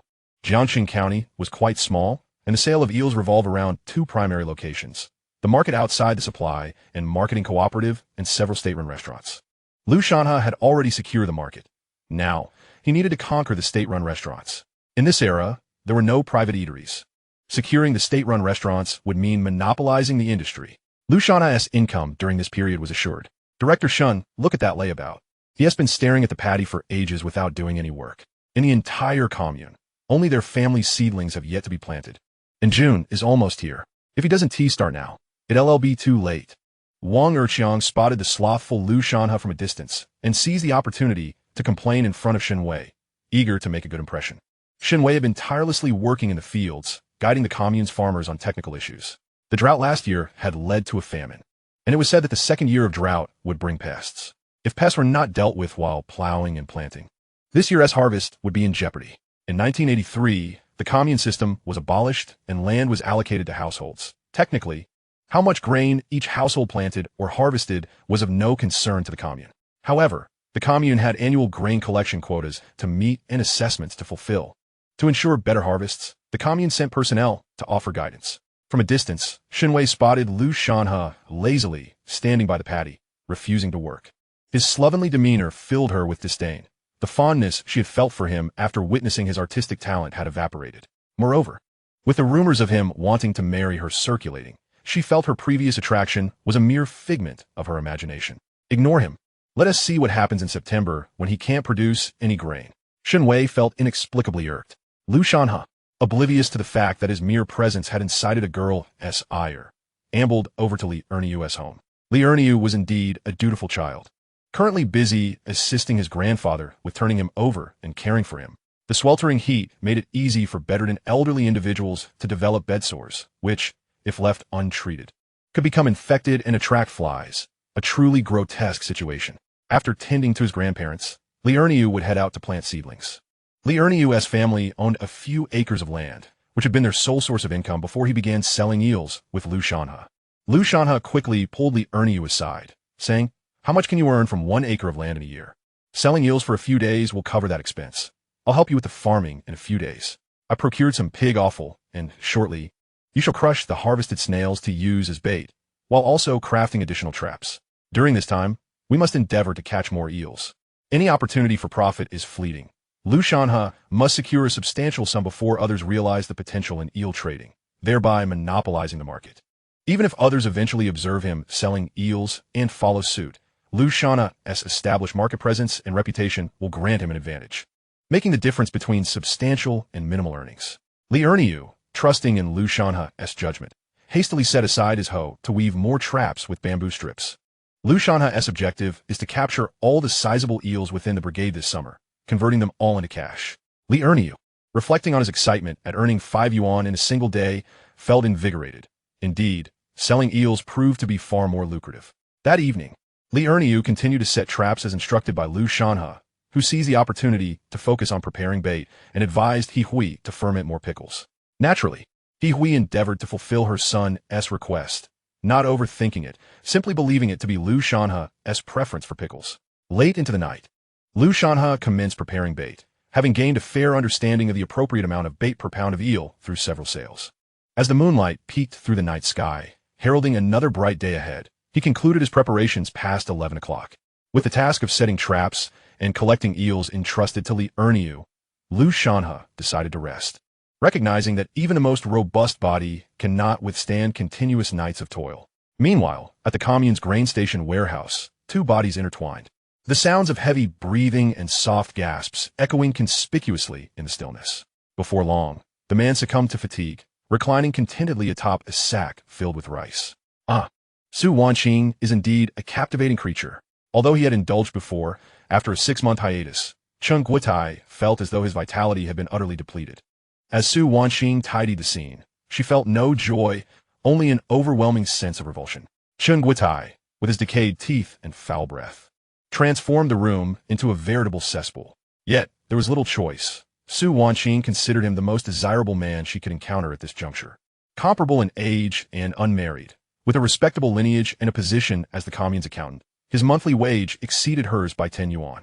Moreover, as the accountant and the right-hand man to the commune head, now the township mayor, he received additional rations during harvest seasons, including grain and oil, along with guaranteed pork and festival bonuses. Rumor had it that the current deputy mayor would soon retire, and Chen Guotai, being young and capable, with a father who was a Red Army veteran, was a strong candidate for the position. Most significantly, Chen Guotai resided in the commune, not in the village, and his household boasted a black and white television, refrigerator, and washing machine, an essential distinction from rural life. Although Chen Guotai's looks paled in comparison to Lu Shanhe's from a material standpoint, he was Su Wanqing's optimal choice. Marrying him would spare her the toil of farming. Guotai, you promised to take responsibility. Upon hearing this, Chen Guotai broke into a cold sweat, suddenly alert. Chapter 47. You must be responsible. Indeed, Chen Guotai was quite the lecherous man. One could argue that most men were. However, lust and marriage were two entirely different matters. The men in the commune were not fools. If Su Wanqing truly possessed the beauty suitable for marriage, why was it only Lu Shanhe who showed interest, with no other men willing to pursue her? The answer lay in the knowledge of Su Wanqing's past and her family background. She was not a paragon of virtue. If she could engage with Chen Guotai in the grain warehouse today, she had likely consorted with other men before. In recent days, Chen Guotai had also gleaned information regarding Su Wanqing's biological father, Su Haisheng, who had indeed relocated to Jiangcheng, serving as a factory manager in the commune. Such a position was one of considerable prestige. However, Su Haisheng had remarried and had another daughter, both of whom lived with him in Jiangcheng. If he truly cared for Su Wanqing, he would have arranged for her a job in the city, secured her household registration, or invited her to live with him. Instead, he merely secured her a position at the grain station, relegating her to the most laborious tasks of inventory and transportation. If he had any genuine concern for his daughter, he would have used his influence to arrange for her a more comfortable office position, yet he did not. Nearly half a month had passed, and Su Haisheng showed no interest in her welfare, which spoke volumes. His compensation for her existence seemed limited to her employment at the grain station.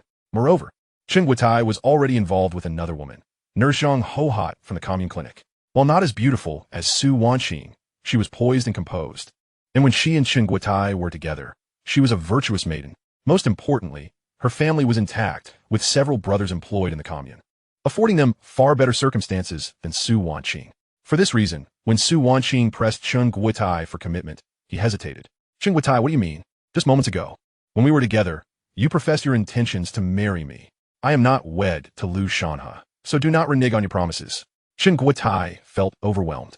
Just prior to their intimate encounter, he had indeed uttered a flurry of sweet nothings. However, such declarations often served merely to seduce women into bed, making them hardly credible. Embarrassed, yet unwilling to displease Su Wanqing, he replied, Wanqing, rest assured. The moment the words left his mouth, even he doubted their sincerity. Yet, to his surprise, Su Wanqing beamed at his response, suppressing her inner disgust, and planted a kiss on his cheek, exclaiming, Guotai, I knew you were a good man. By 7:30 the following morning, Lu Shanhe and Li Erniu returned to the market. Having frequented the market several times, Lu Shanhe had grown familiar with the vendors, including Uncle Feng, the fishmonger, and the neighboring vegetable vendor, who graciously provided him a dedicated stall beside Uncle Feng's. As before, Lu Shanhe first sold his catch of crucian carp and carp at a low price of around 1 yuan per pound to Uncle Feng before proceeding to sell eels. Uncle Feng, understanding the arrangement, accepted Lu Shanhe's fish and handed him the payment. There was a strategy behind this. Although Uncle Feng sold fish, he was not the owner. Rather, he was an employee of the supply and marketing cooperatives market, earning a salary regardless of sales volume, as all proceeds were submitted to the cooperative. However, he had the discretion to determine the daily fish supply, as he understood the market's average consumption. By purchasing fish from Lu Shanhe, Uncle Feng had the opportunity to profit. He could easily claim that fish sales were low and reduce his orders from the public fishery, filling the gap with Lu Shanhe's supply. In this manner, Uncle Feng could earn from both his fixed salary and the fish he procured from Lu Shanhe. Profiting 50 cents per pound, 20 pounds would yield 10 yuan, a considerable sum. It is precisely for these reasons that Uncle Feng holds Lu Shanhe in high regard. After all, one is always beholden to those who provide sustenance. Lu Shanhe brings tangible profits to Uncle Feng. Even if we calculate just 20 days in a month, earning merely 5 yuan a day, that amounts to 100 yuan in total. This sum significantly surpasses Uncle Feng's salary, a testament to the allure of the market economy. Uncle Feng can be considered one of the pioneers, daring to venture into uncharted waters. Years later, as the supply and marketing cooperative gradually disentangles itself from the vegetable market, it begins to turn a blind eye to private transactions, resulting in heightened competition. An unspoken understanding exists between Uncle Feng and Lu Shanhe, who reciprocates with a characteristic smile. From a moment of his rebirth, Lu Shanhe comprehends that money is more effective than mere camaraderie. He entrusts the affairs of the vegetable market stall to Li Erniu, while he himself continues to traverse the market with over 30 pounds of eels. Lu Shanhe feels assured about Li Erniu. Having grown up together, they are akin to soulmates who understand each other perfectly. With just a glance, Lu Shanhe can discern whether Li Erniu is merely restless or truly needs to relieve himself, ensuring that Li Erniu does not act recklessly. Furthermore, the exact weight of the eels and the sauces is quantifiable, allowing Lu Shanhe to confidently assume the role of a hands-off manager. Drawing from prior experience, Li Erniu skillfully prepares cucumber and eel dishes for free tastings before selling them. Meanwhile, Lu Shanhe arrives at the entrance of a state-run restaurant in Jiangxing County. This establishment is the largest dining venue in the county, with no private restaurants to speak of in this era, as dining establishments are state-owned.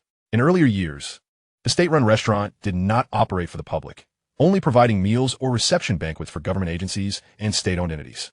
However, as the winds of reform swept through, the state-run restaurant began to cater to the public to bolster its revenue, adopting some capitalist traits. The location where Su Haisheng invited Su Wanqing to dine is none other than here, where one can procure rare delights like Coca-Cola, indicative of the restaurant as high standing. Lu Shanhe anticipated a smooth sale of his eels at the state-run restaurant. Yet, before he could even step into the kitchen, he was halted by the watchful doorman. "What do you want? Get out, get out. The kitchen is not a place for you." "Sir, please, a moment of your time." Lu Shanhe, well prepared, extracted a pack of cigarettes from his bag and offered it to the doorman. He had hoped this tactic would work, but the doorman promptly refused, saying, Leave. You're too young to be misled. Go where it's cooler." Lu Shanhe then attempted a new approach, exclaiming, "Comrade," to which the doorman replied, "Even calling me comrade won't grant you entry." Lu Shanhe chuckled. Today he encountered someone impervious to persuasion. Chapter 48. The Rescuer Lu Shanhe. Unperturbed, Lu Shanhe chose not to argue with the doorman, but instead sought refuge in the shade outside the kitchen, patiently waiting for an opportunity. Sometimes, one must bide their time for the right moment to present itself. Observing the bustling activity within the kitchen, Lu Shanhe realized the state-run restaurant was thriving and perhaps preparing for an important guest that day. Just then, a man clad in a suit hurriedly approached. In such sweltering weather, dressed in formal attire, this man must hold a significant position, further indicating that the restaurant was indeed preparing to host notable visitors. "Where is Wong Gang? Where is he? Tell him to whip up a couple of substantial dishes. We have city officials coming to inspect today. We cannot serve them mere home-style dishes." The suited man, visibly perspiring and flushed, darted back and forth between the kitchen and the dining area, overwhelmed with urgency. "Why haven't I seen Wong Gang? Wasn't it communicated that we have important guests today? Manager Wu, I apologize, but Chef Wong's mother is ill, and he took her to the hospital today. He's on leave." A middle-aged man wearing a chef's hat rushed over to explain. This man, the head chef Wu Debiao, was addressing the restaurant manager Wu Xiaobing. Upon hearing that Chef Wong had taken leave, Wu Xiaobing fumed. "Didn't I emphasize yesterday that we have important guests today? How could he just leave without a word?" Chef Hu, striving to placate him, responded, "Manager Wu, people fall ill. Wong Gang is a devoted son, the only child in his family. He can't just leave his elderly mother unattended. Though Wu Xiaobing was furious, he understood that illness is unavoidable. It was just unfortunate that it coincided with such a crucial time. He took a moment to compose himself and loudly inquired in the kitchen. Who here can make braised rabbit? What about sauerkraut fish? Can anyone make dompa elbow or braised goose? Wu Xiaobing called out a list of elaborate dishes. But the chefs lowered their heads, none daring to respond. On one hand, they typically prepared simple home-style dishes such as twice-cooked pork, shredded pork with green peppers, and kung pao chicken, rarely venturing into complex culinary creations.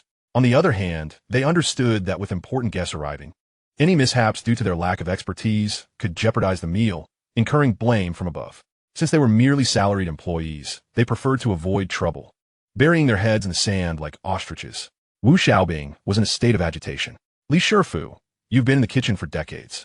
Can you help us out today? However, the balding Li Shifu quickly waved his hands. Say no, I can't do that, Manager Wu. I've always been a kitchen assistant.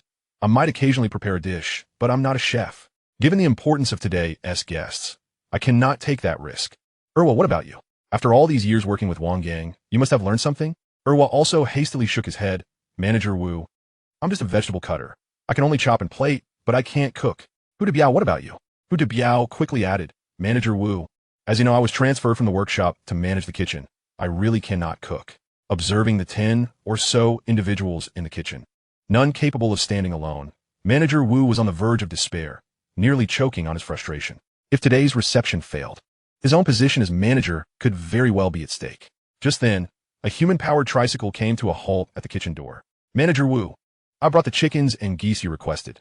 They were freshly slaughtered and are quite fresh. Recognizing the voice, Lu Shanhe looked up and realized it was none other than Zhang Guodong, the captain of the market's public security joint defense team.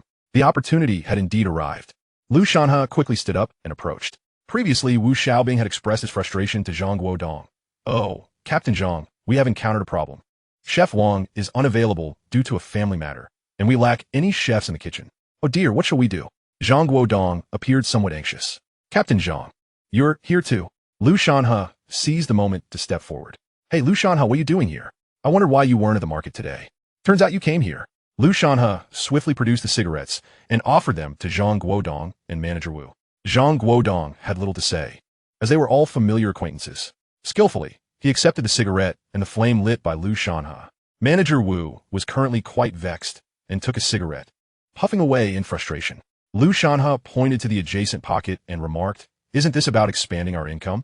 Our county state-run restaurant typically hosts esteemed guests, so I thought we might bring in the freshest eels from Jianshan County, allowing outsiders to savor the unique flavors of our region. Zhang Guodong chuckled softly, already aware of Lu Shanhe's quick wit. The young man's ability to devise a tasting strategy for the market was indicative of his remarkable ingenuity. He understood that Lu Shanhe was waiting for an opportunity to promote his eels. Suddenly, Zhang Guodong recalled that Lu Shanhe possessed extraordinary culinary skills. The eel dishes he prepared in the market could entice others to enjoy a drink or two. Zhang Guodong hastily turned to Manager Wu and said, Manager Wu, isn't Wang Yang absent today? Let Lu Shanhe prepare a grand meal for you. This lad sells eels at the market, but his culinary prowess is undoubtedly top-notch. I assure you, the leaders in the city will be thoroughly impressed and might even indulge in a few extra drinks. Is that true?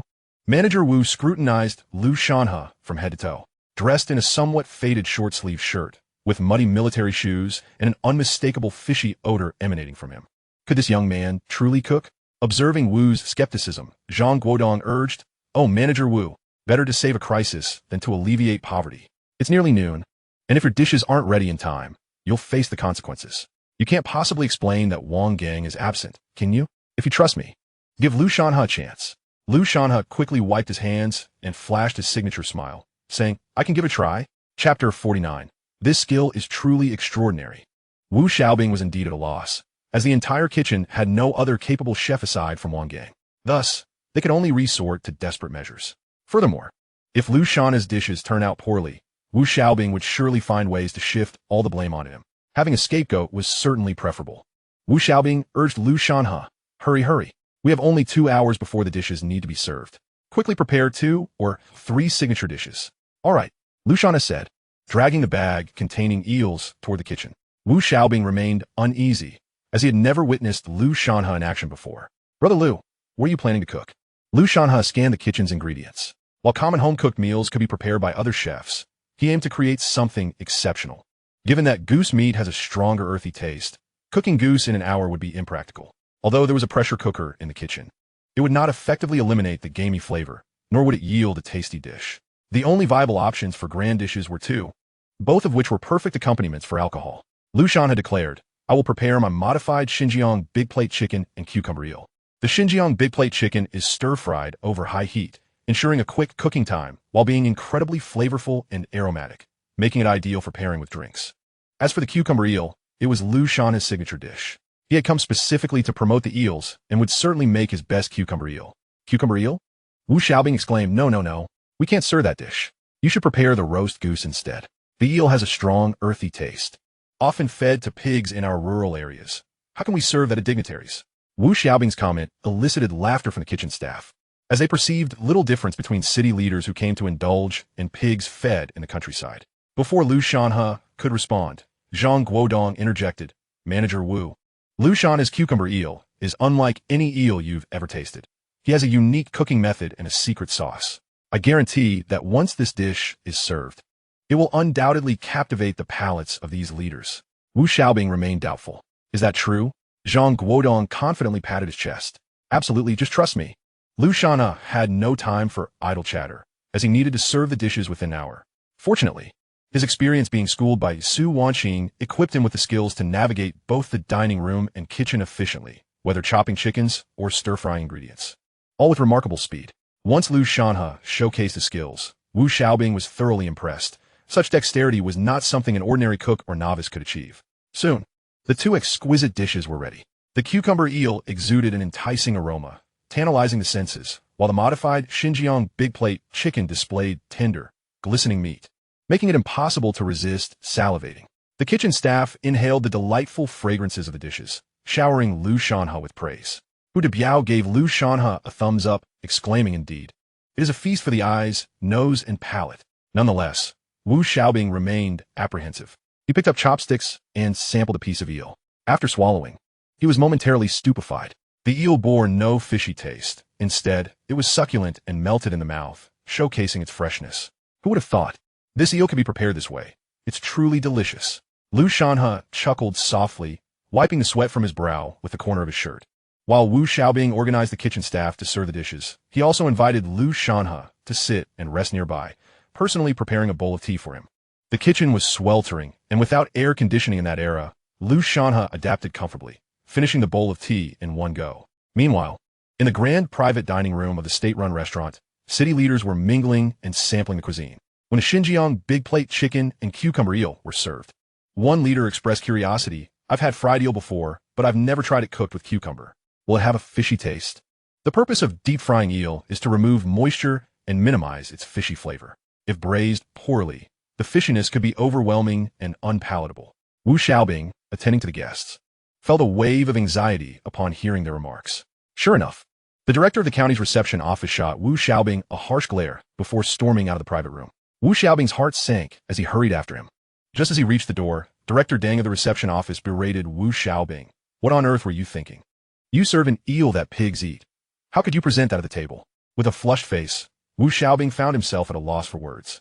Director Deng, Wang Gang's mother is ill today, and we had to hire a new chef.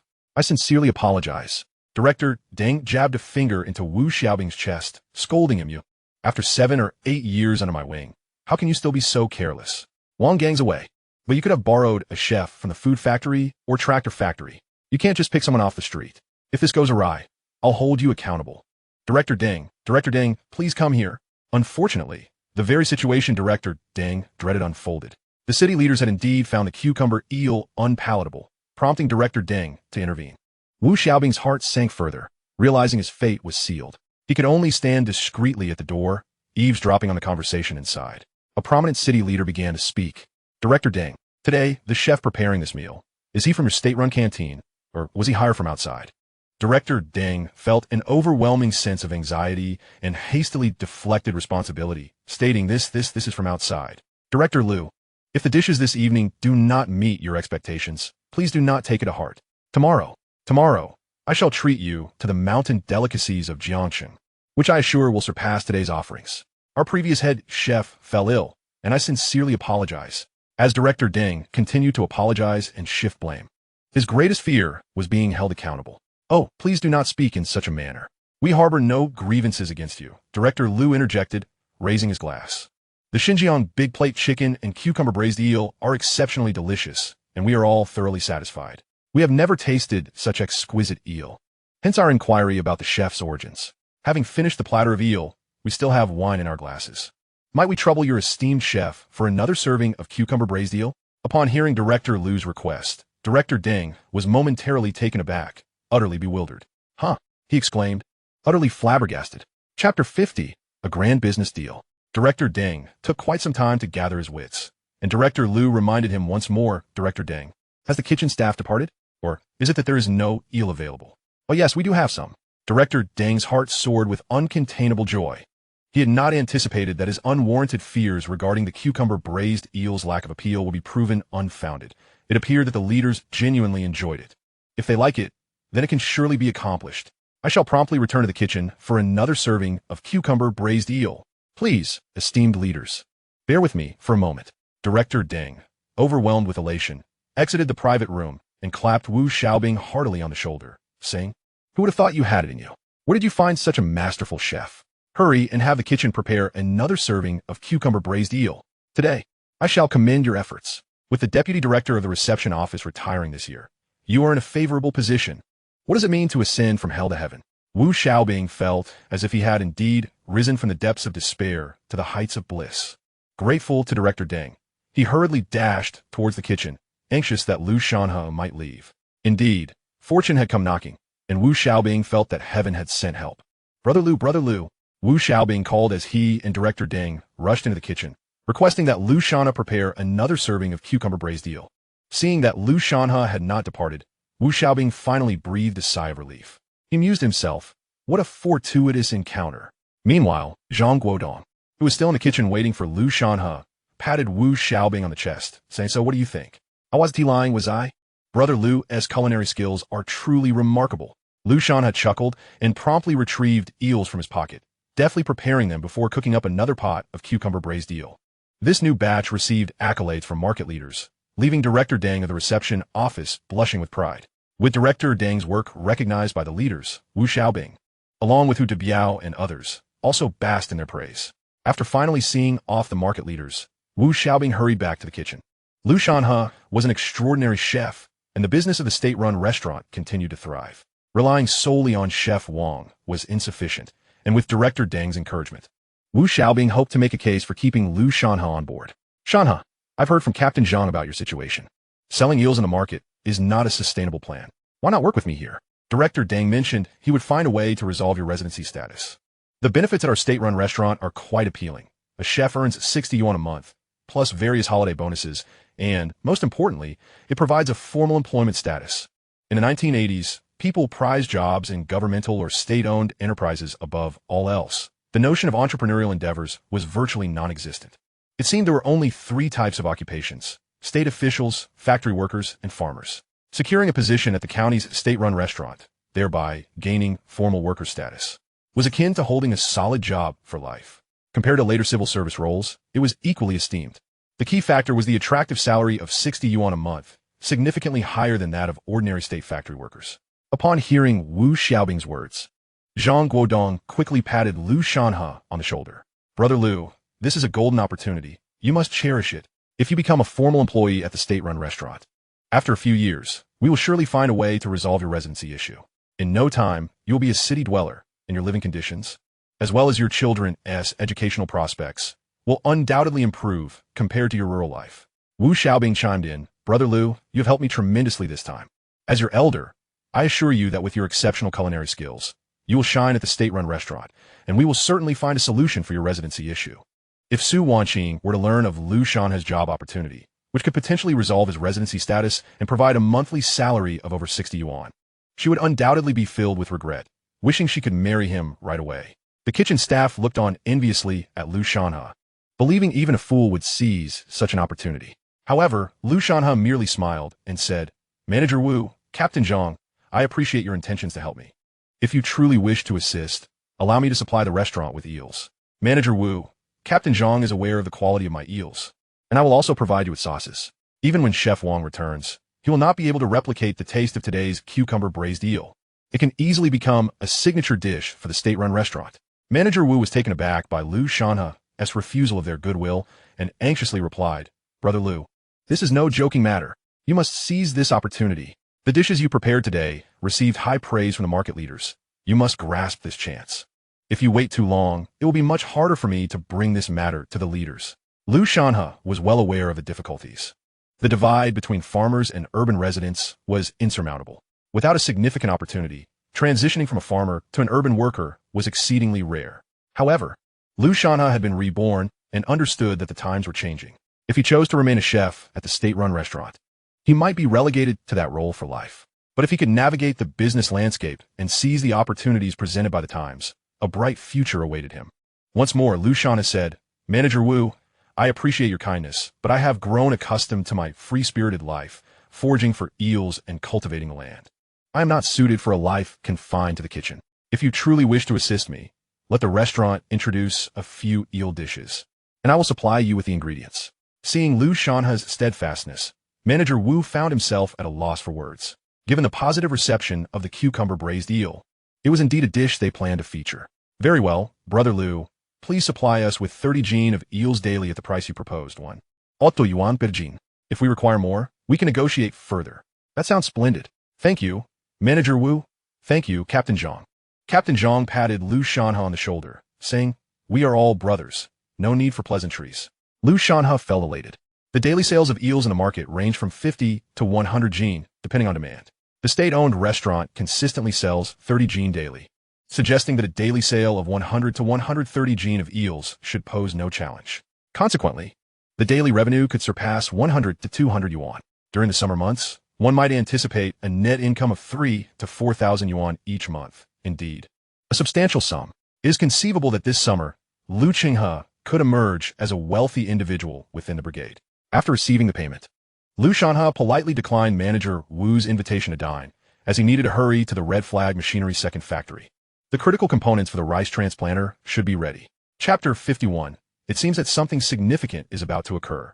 Lu Shanhe and Li Erniu reconvened in a narrow alley near the vegetable market.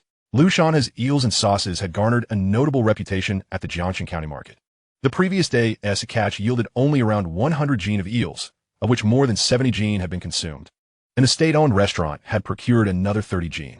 By 3 o'clock in the afternoon, all the eels had been sold, generating total earnings exceeding 170 yuan. As some customers opted not to purchase sauce alongside the eels, a portion of the sauce remained. Numerous vendors selling vegetables and meat expressed interest in the sauce, and Lu Shanhe generously distributed it among them, recognizing that these neighbors were longtime market residents, while he was merely a newcomer in need of their support. Li Erniu's hands trembled as he fumbled to present Lu Shanhe with 116 yuan and 50 cents, exclaiming, "This is quite a lot for today." Previously, Lu Shanhe had been the one collecting the money. Today, it was Li Erniu's turn. Overwhelmed by the sight of such a sum for the first time, Li Erniu clutched the money tightly to his chest, fearful of losing it. 100 yuan is a significant amount. City workers would take 2 to 3 months to earn such a sum. Lu Shanhe counted the earnings, feeling quite satisfied. The market sales had nearly reached their limit, and, as the novelty of eel consumption waned, daily sales were likely to decline. Maintaining a sale of 30 to 50 jin daily would be commendable. Lu Shanhe handed Li Erniu 10 yuan, to which Li Erniu hastily protested. "Shanhe, you gave me 5 yuan yesterday. I cannot accept this." Despite his limited education, Li Erniu understood the principle of not accepting money beyond his comprehension. The intricacies of Lu Shanhe's business dealings eluded him, and he felt it unreasonable to receive 10 yuan for a day's labor catching and selling eels. "Take it. You're working with me. You must live as well." Eventually, Li Erniu, unable to refuse, accepted the 5 yuan. Lu Shanhe instructed Li Erniu to head to the market's warehouse to fetch the vegetable oil, lard, and spices he had purchased, while he himself needed to retrieve the components from the machinery factory. At the machinery factory, Director Run had long prepared the parts, neatly wrapped in craft paper. Initially, Lu Shanhe only required 1 set of parts, but to his surprise, the factory had produced 2. He examined the components with great satisfaction. The primary parts crafted were the axle and wheel. For the rice transplanter to endure, only iron castings would suffice. Wooden components would fail within days in the rugged terrain of the Hongxing Commune. Steel could not be hand-forged, it necessitated machine tools, which only the machinery factory could provide. The wheels could be adapted from bicycle rims. One must commend the quality of state-run factories during this era. Regardless of technological prowess, the materials used were exceptionally robust. Lu Shanhe felt confident that even if the rice transplanter were to be worn out, these parts would remain intact. However, the factory's eagerness made him feel somewhat embarrassed. A single lie can only be concealed by countless others, and Lu Shanhe could only express his gratitude with a humble smile. Director Ren and the workshop technician watched Lu Shanhe with eager anticipation, hoping he would consider placing bulk orders under the company's name after testing the parts. After the economic reforms, particularly post-1983, state-owned factories sought to expand their operations beyond the confines of planned economy tasks. Securing a cooperative order with Hong Kong enterprises could earn Director Ren significant recognition in front of the factory manager. This would mark the first collaboration between a small county and Hong Kong merchants. Promotion and salary increases aside, such an achievement would surely lead to an excellent year-end evaluation. Lu Shanhe merely chuckled, ignoring the eager expressions of Director Ren and the technician. In this era, the status of Hong Kong merchants was exalted, and Lu Shanhe knew better than to broach the subject. Director Ren and technician Wang Li exchanged glances, conveying an understanding that the Hong Kong merchants would likely need to test the components before deciding on a large-scale order. Lu Shanhe inquired about the cost of the two components. Director Ren quickly waved his hand, stating, "It's a trivial matter. There's no charge." After a moment's hesitation, he finally expressed his true thoughts. "Boss Lu, if you're satisfied with our parts and processing capabilities, securing some orders from you would be immensely beneficial." Lu Shanhe simply smiled, offering no response, leaving the two men to ponder endlessly. They did not dare to press further. Just as Lu Shanhe was about to depart, he caught sight of a newspaper lying on Director Ren's desk. The date unmistakably read May 27th, 1985, with a headline reporting that 10,000 people were missing in a storm in Bangladesh. While this was neither a major nor minor news item, Lu Shanhe felt a sudden jolt upon reading it. Having died in 78, he realized that events from 1985 were decades removed from his death, and he could scarcely recall the happenings of his youth. Yet, this news stirred an uncanny feeling within him, as if it heralded a significant event on the horizon. However, the passage of time clouded his memory. Mr. Lu, Director Ren smiled and invited, "How about we dine together this evening? Our state-owned restaurant serves excellent cuisine. I would love for you to experience the local specialties of Jiangxing County." Upon hearing this, Lu Shanhe nearly choked. Inviting him to the state-owned restaurant would surely expose his true identity. He quickly declined, saying, No, perhaps another time.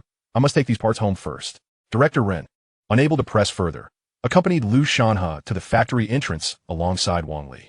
After returning to his office, Li Lu remarked curiously, "Director Ren, don't you find Boss Lu a bit peculiar?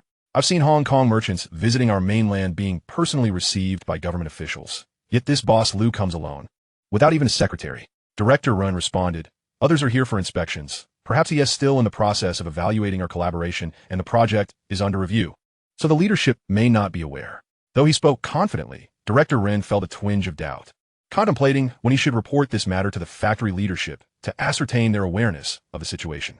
Meanwhile, Li Erniu had taken the lead, leisurely returning to the brigade with the lard and cooking oil he had purchased, pulled by a donkey. Just returning from the commune after watching a play, Wong Yongji and his companions spotted Li Erniu from a distance. Previously, Wong Yongji had scolded Lu Shanhe after he brought back a television and bicycle, only to be thwarted by Li Erniu. Now, Wong Yongji was eager to find an opportunity to confront Li Erniu. What a fortunate turn of events. Li Erniu was alone. This was a perfect opportunity. Chapter 52, The Discovery. Li Erniu traversed the path with a heart full of trepidation. On one hand, he clutched several bills in his bag, representing his wages from the past few days. While the amount was modest, it was a small fortune for someone like him, who often found himself with empty pockets. On the other hand, the cart he pulled was laden with cooking oil, lard, and various spices. In that era, acquiring oil required a ration ticket, making it nearly impossible for an ordinary family to procure such quantities. This oil was purchased by Lu Shanhe for culinary purposes, costing a considerable sum, and the lard added even more to the expense. Li Erniu's greatest concern was losing the precious cargo. Given Lu Shanhe's kindness towards him, losing these items would be a profound dishonor. With utmost caution, Li Erniu covered his goods with straw to avoid drawing attention, even when entering the collective. Just as he was meticulously making his way home, he was accosted by Wong Yongji and a group of ruffians from various brigades. Instinctively, Li Erniu shielded his donkey cart and glared at Wong Yongji, demanding, "What do you want, Wong Yongji?" Wong Yongji, with a cigarette dangling from his mouth, regarded Li Erniu with a mocking grin. In 1985, while larger cities may have relaxed their cigarette rationing, in a small town like Jiangcheng, cigarettes remained a coveted commodity, still requiring tickets for purchase. Wong Yongji, who was neither employed nor from a wealthy family, somehow managed to smoke daily, the source of which was a mystery. His cocky demeanor led him to believe he was quite charming as he spat the cigarette, but at Li Erniu's feet and coldly declared, "Aren't you quite the tough guy? Li Erniu? You injured a few of my brothers with that hoe, and I haven't settled the score yet." Li Erniu clung tightly to his cart, insisting, "Just let me go." "Oh, come on, Li Erniu.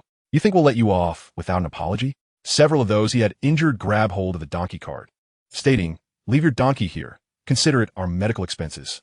Everyone knew that Li Erniu's family was destitute, so taking the cart would be like scraping the bottom of the barrel for them. Upon hearing their demand for the donkey cart, Li Erniu felt a surge of panic. The goods on that cart were procured by Lu Shanhe, and if discovered, it would spell disaster. Desperate to avoid further confrontation, he pleaded, "I'm sorry. Let's discuss this another time. I have urgent matters today." Witnessing Li Erniu's swift capitulation only delighted Wong Yongji further. "Look at that. He can say sorry.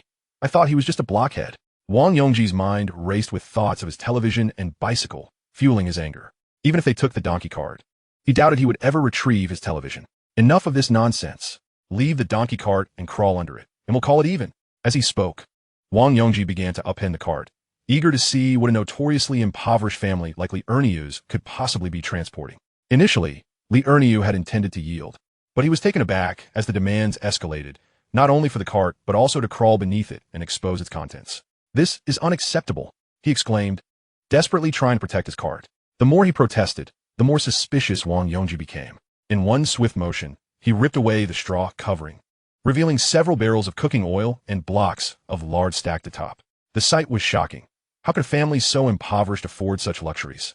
The thought of lard made Wong Yongji's mouth water.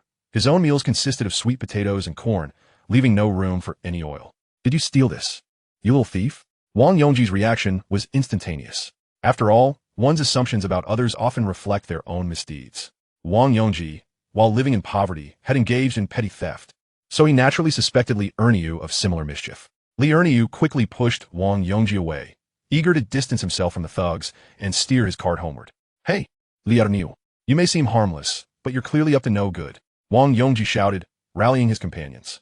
"Let's go report you to the public security officer."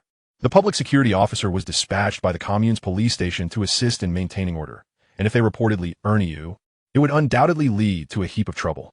Determined not to back down, Li Erniu seized a pole from his cart and swung it at the gang.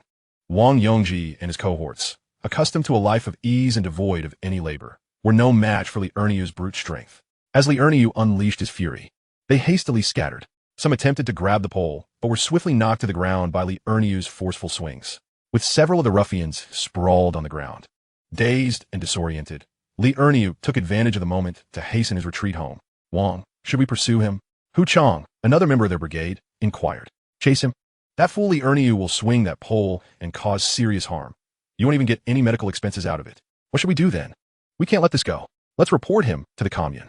Claim he stole something. Yes, we'll lodge a complaint." Given that Li Erniu's family could barely afford a meal of white rice, how could he possibly have purchased such a large quantity of oil and lard? Initially, Wong Yongji shared the group's inclination to report Li Erniu, but then a thought struck him. If the commune had truly lost such a significant amount of lard and cooking oil, they would have noticed by now. Thus, it was likely that Li Erniu had not stolen the goods, but had indeed purchased them. Wong Yongji, not lacking in intellect despite his laziness, quickly connected the dots. Wasn't Li Erniu's mother recently deceased? I heard he held a funeral and even had a proper tombstone made, quite an impressive one at that. Hu Chang slapped his forehead. Realization dawning, right? A proper funeral and tombstone must have cost a pretty penny. So, where did Li Erniu get the money? As they pondered Wong Yongji's words, it became evident that Li Erniu's sudden wealth was suspicious. Although his family farmed a few acres, they had been notably impoverished. Wong Yongji, despite his lack of education, was not dim-witted. Hold off on reporting him. It's strange that Li Erniu's family, long known for their destitution, suddenly has money for oil and a lavish funeral. Something is definitely amiss. You're right, but what exactly is Li Erniu up to? Wong Yongji declared. Let's keep a close watch on him and see what he is really doing. I noticed he has dark circles under his eyes. Perhaps he has been up to something under the cover of night. This evening, let's closely observe Li Erniu and discern his true intentions. Thus resolved several brothers. Wong Yongji, contemplating the bountiful supplies of vegetable oil and pork lard on the Erniu's donkey cart, could not suppress a gulp of saliva. The aroma of rendered lard from the pork belly was simply tantalizing. The thought of indulging in such fragrant fried delicacies, typically reserved for the new year, made Wong Yongji yearn to devour his own tongue. Upon acquiring the components in the county seat, Lu Shanhe did not promptly return to the collective, but instead procured 2 pounds of pork and cut 5 yards of cloth. These items were destined for Su Wanqing's home. It was evident that Lu Shanhe and Su Wanqing would not be marrying. According to the local customs of Jiangshan County, there were rituals associated with breaking off an engagement. The items were not excessive. It merely reflected the sincerity of the man's intentions. The most troublesome matter was that Lu Shanhe had already entered into a marriage contract with Su Wanqing. Although, in a traditional sense, the absence of a banquet signified that they were not truly wed. Legally, they were indeed recognized as husband and wife. Lu Shanhe knew Su Wanqing all too well. This woman was one to curry favor, much like his own mother, entirely driven by materialistic desires. Should she discover that Lu Shanhe had found a lucrative means of earning over 100 yuan a day, she might very well refuse to annul the engagement. Thus, Lu Shanhe was eager to resolve this matter swiftly to avoid prolonged complications. As dusk fell, Lu Shanhe arrived at Su Wanqing's residence, carrying the pork and cloth. Su Wanqing had just returned from her shift at the grain station. Having spent considerable time with Chung Guotai, her eyes sparkled with vitality, and she walked with an air of confidence. With a flourishing career and burgeoning romance, her complexion had notably improved. However, Lu Shanhe felt indifferent towards Su Wanqing's current state. All he desired was to terminate their engagement. Upon noticing Lu Shanhe at the door, Su Wanqing cast a glance but chose to ignore him, hastily retreating into her home.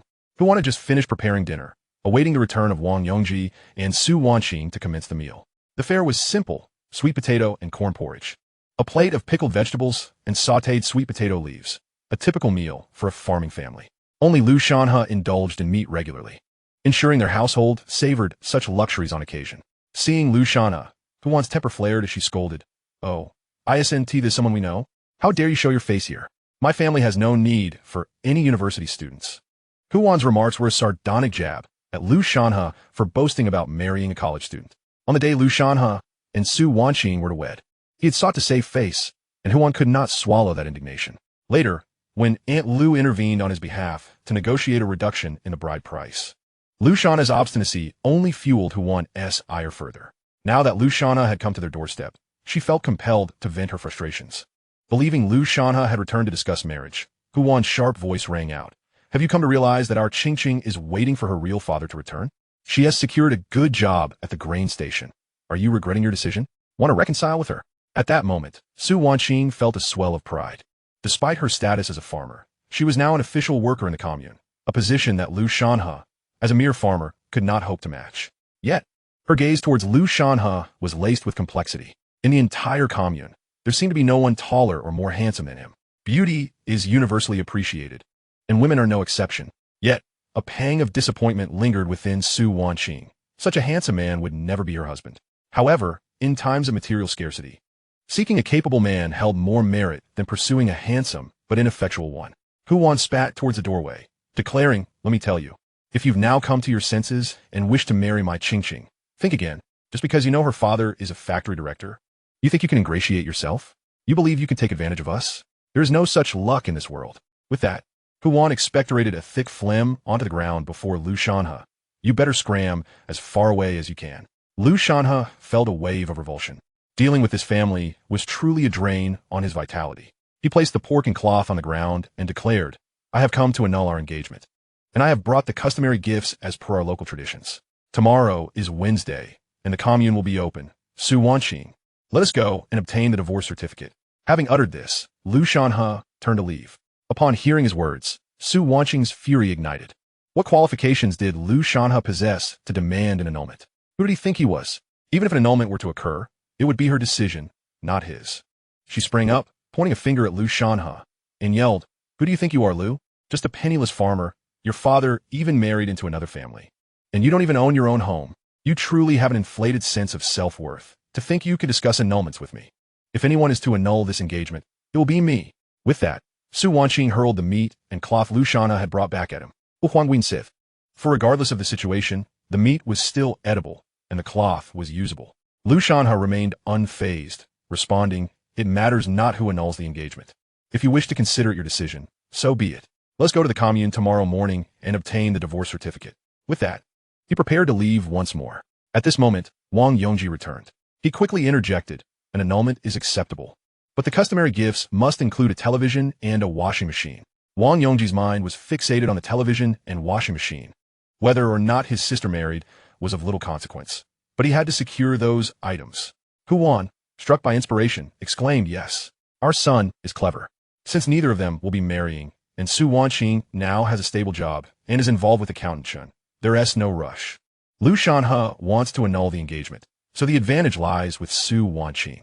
Let us seize this opportunity to extract a hefty compensation from Lu Shanhe. If we secure a television and washing machine, Wong Yongji's future bride price will be set. Hu Wan eagerly added, "Indeed, you've delayed our ching-ching for so long. Compensation is due. The washing machine and television must be delivered, or we will not annul this engagement." Chapter 54. This is a notification, not a request. Lu Shanhe realized just how shameless Hu Wan's family could be. He had not anticipated such audacity. He had come bearing gifts to formally conclude their past. And by all rights, he had acted with the utmost decency. If Lu Shanhe had indeed taken advantage of Su Wanqing, a raucous demand for compensation might be warranted. However, the crux of the matter was that Lu Shanhe had never even held Su Wanqing's hand, let alone shared bed. Indeed, Lu Shanhe was well aware of the moles on Su Wanqing's body, but that knowledge stemmed from his previous life, not this one. Conversely, many men in the commune had taken liberties with Su Wanqing. Why did one not demand compensation from them? Lu Shanhe chuckled inwardly, recognizing the absurdity of targeting an honest man. However, in this life, he would not afford any leniency to his former mother-in-law, nor to his brother-in-law Wong Yongji. Lu Shanhe regarded the carefree Wong Yongji. In his past life, he had shouldered all the burdens caused by this brother-in-law, preventing any major disasters. This time around, let whoever wishes to bear the burden do so. It would not be him. Su Wanqing's bright demeanor surely indicated she had found another man. Yet she still expected him to play the fool. What a misfortune. After his rebirth, Lu Shanhe felt a newfound confidence and determination. Since Su Wanqing was unwilling to break off their engagement, he had plenty of ways to ensure she would. Not only would he make her withdraw from the engagement, but he would also ensure that she gained not a single cent from it. With a cheerful demeanor, Lu Shanhe picked up the pork and floral cloth that Su Wanqing had thrown on the ground. The pork could be taken home to prepare spicy stir-fried meat, and the cloth would be used to make a few garments for He Hui, though he had no intention of giving any to Hu Wan. As for Wong Yongji's suggestion to retain the betrothal gifts, that was merely a pipe dream. Dusting off the fabric and pork, Lu Shanhe remarked, "Su Wanqing, you already have another man outside. Why hesitate to end this engagement? Surely you cannot have your cake and eat it too, straddling two boats in indecision." Indeed, his words struck a chord with Su Wanqing. Women known for their fickleness loathe being labeled as such, just as men with fleeting prowess feel compelled to repeatedly assert their capabilities. Lu Shanhe, you scoundrel! What utter nonsense! Su Wanqing trembled with rage, reiterating her stance. If you want to break the engagement, you must leave the betrothal gifts. Otherwise, she declared, it was out of the question. Frustrated, Su Wanqing reluctantly acquiesced to Wong Yongji's proposal. Lu Shanhe shrugged indifferently. "Do as you please. I am merely here to inform you, not to plead. Just don't be surprised when the cloth and pork are gone, and some faces are lost at the commune. I will be at the commune tomorrow morning at 9. He added before striding out of the courtyard, feeling lighter and more elated than ever. Rejecting Su Wanqing was something he had long wished to do in his previous life, but had never found the courage to. In that life, he had indulged her endlessly, even enduring her insults without retaliation. Initially, it was due to his feelings of guilt for her marrying down from the city to a farmer like him, which led to his unconditional obedience. Later, after they had a child, Lu Shanhe, being profoundly responsible, wished to shield his child from the discord between them, striving to provide a warm family environment. Ultimately, he realized he had become accustomed to emotional manipulation, even developing a slight case of Stockholm Syndrome, obediently acquiescing to Su Wanqing's demands. On the day of the wedding banquet, he had rejected her, and today he formally proposed the dissolution of their engagement. Only now did Lu Shanhe feel truly reborn.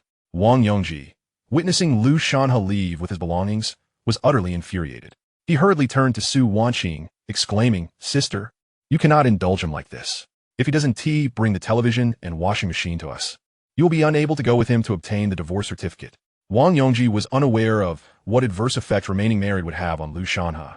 However, observing Lu Shanhe's eagerness to obtain the divorce certificate, he surmised that preventing Su Wanqing from securing it would undoubtedly benefit their side and disadvantage Lu Shanhe. After all, why would Lu Shanhe be in such a hurry otherwise? Su Wanqing was equally vexed. Obtaining the divorce certificate with Lu Shanhe was a foregone conclusion. After all, the man she intended to marry was Chen Guotai, the accountant of the commune, who was also eager to finalize the divorce. Chen Guotai's circumstances far surpassed those of Lu Shanhe. Yet, Su Wanqing could not swallow her pride. Moreover, she could not fathom why. Given her current standing, being among the more fortunate in several brigades within the commune, with a stable monthly salary from her job at the grain station, Lu Shanhe, who was so disadvantaged, would insist on breaking their engagement and be so anxious about obtaining the divorce certificate. A troubling thought crossed her mind. Could it be that Lu Shanhe had found someone new and was in a hurry to marry? Who could that be? Perhaps it was the well-spoken, educated Shen Wei, the commune's agricultural society leader, whom everyone had been gossiping about lately. Impossible. How could someone like Shen Wei take an interest in a destitute man like Lu Shanhe? In a fit of exasperation, Su Wanqing retorted to Wong Yongji, "If he doesn't leave the betrothal gifts, I want to go with him to get the divorce certificate. Let us see what he does then." Of course, this was merely a rash statement. Deep down, Su Wanqing was eager to finalize the divorce with Lu Shanhe so she could marry Chen Guotai. With thoughts of the more advantageous Chen Guotai, Su Wanqing felt a sense of certainty. After dinner, she had to report for the night shift at the commune's grain warehouse, where Chen Guotai planned to visit her that evening. Lu Shanhe returned home with the pork, handing it to Lu Meiqi. "Wow, brother, we're having meat again," she exclaimed. Although they had been enjoying pork regularly, the sight of it still made her mouth water. "You cook it, and we'll have dinner, leaving some for Mom and Dad," Lu Shanhe instructed. Lu Meiqi nodded eagerly, understanding that if they handed the pork to He Hui, she would undoubtedly scold Lu Shanhe for wasting money. Moreover, the pork would surely end up on a large table in the main room, where the entire He family would feast, leaving no portion for Lu Meiqi. Old Lady Wong would also have plenty to say, uttering all manner of harsh words. As of now, He Hui and Lu Linshan still believed that the money in Lu Shanhe's possession was merely the proceeds from the last sale of pork, along with the sums borrowed from He Daong, He Daji, and Wang Sufan, totaling little more than 200 yuan. This money was intended for Lu Shanhe's wedding, not for him to squander. Throughout this time, Lu Shanhe had spent money on baby formula, clothes, toys, and even several purchases of pork, which had caused He Hui considerable distress. Watching Lu Shanhe waste money on pork would surely keep her awake for nights on end. However, now that the pork was already being cooked, there was no turning back. When He Hui eventually received it, even if she was reluctant, she would have to eat it to avoid wasting it. The siblings shared a tacit understanding, and Lu Meiqi even stifled a laugh. At her age, she was still innocent enough to be thrilled at the prospect of having meat to eat. At 13, rural girls were already capable of managing many household chores. So Lu Meiqi had no trouble cooking the pork. Just then, a fierce argument erupted outside. Wang Sufan's sharp voice pierced the air, berating Lu Linshan. "You useless coward. A good-for-nothing who only consumes without contributing. I asked you to plant a few acres of seedlings, and look at this. What month is it? You've barely managed to plant 1 acre. Come autumn, you'll be lucky to have enough to feed the dogs." Wang Sufan was the undisputed authority in the He family. When she spoke, even He Fangmin fell silent, too intimidated to respond. Lu Meiqi trembled at the sound of her grandmother's tirade, as she had often faced the brunt of such verbal assaults herself.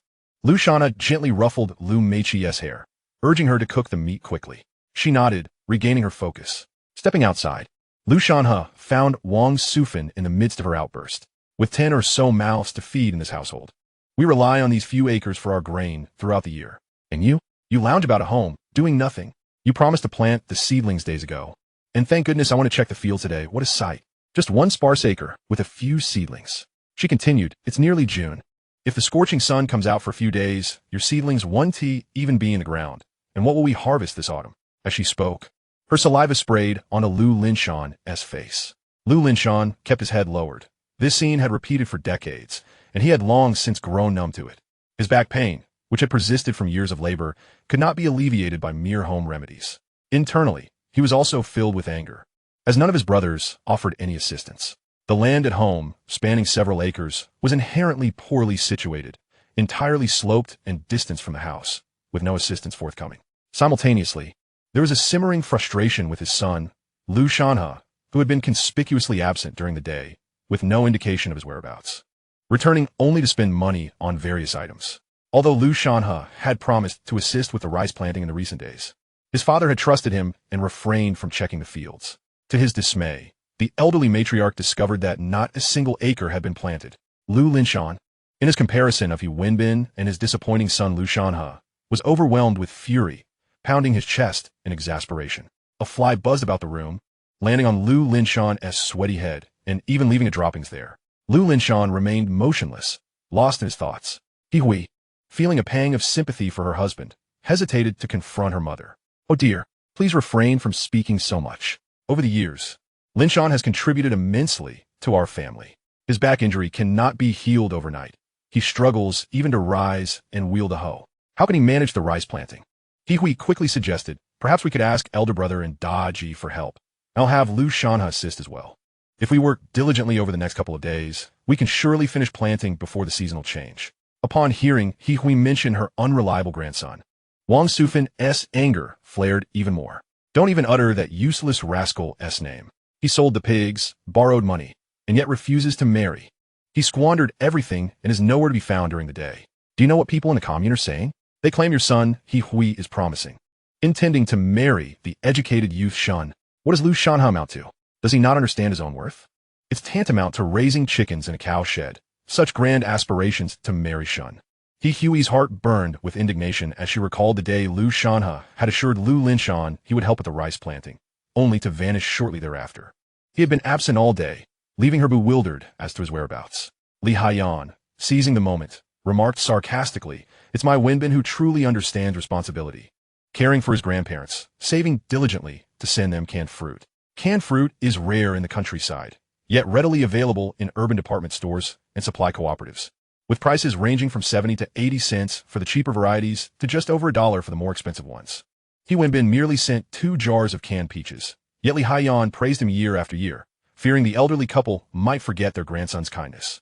Meanwhile, Lu Linshan toiled tirelessly for the He family, often met with disdain, as if his lifetime of labor held less value than 2 jars of fruit from He Wenbin. He Daong and He Daji stepped forward to chastise He Hui for her sentiments. He Daong said, "Sister, your words are misguided. Who has planted the seedlings all these years if not Lu Shanlin? When Lu Linshan sought your hand, we agreed he must contribute to the household." He Daji chimed in, "Munching on sunflower seeds. Indeed, sister, remember how pitifully Lu Linshan lived at the farm, dwelling in a cow shed, surviving on fodder, with barely any rice bran to eat. He was on the brink of starvation. Were it not for our He family taking him in, would he be where he is today?" To them, Lu Linshan was not merely their brother-in-law, but akin to a servant of the He family. The He family provided him food, and thus Lu Linshan was beholden to labor. Furthermore, any work that belonged to Lu Linshan was not to be shared with He's brothers. He Hui attempted to speak, but her words faltered under the barrage of her family's reproach, leaving her no room to defend herself. She could only silently wipe her tears, lamenting her unfortunate fate and her son's lack of ambition compared to He Wenbin. Observing his wife's distress, Lu Linshan was equally tormented by self-loathing, wishing his back pain had not struck at such an inopportune moment. He grasped He Hui's hand and assured Wang Sufa mother, "I will certainly plant the seedlings on the sloped land before the weather changes, so do not worry." Witnessing his parents endure such humiliation ignited a flame of anger within Lu Shanhe. His deliberate procrastination in the rice planting was a calculated move against the He family. Lu Shanhe was eager to see how the He family would fare without Lu Linshan's support, relying solely on the meddling Li Haiyan and the 2 uncles who squandered their days drinking, smoking, and playing cards. However, before the family division, Lu Shanhe was determined to teach the He family a lesson in humility.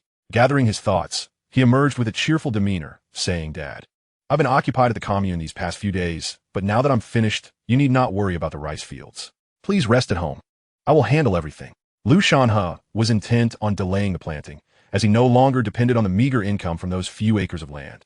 Having found more lucrative avenues, he looked forward to witnessing his uncles squirm under pressure, caught between the urgency of planting and their leisurely pursuits of sunflower seeds, tea, chess, and cards. Wang Sufin, observing Lu Shanhe's languid exit, felt her anger rise, believing the delay in planting was solely his fault. She unleashed a torrent of scolding upon him.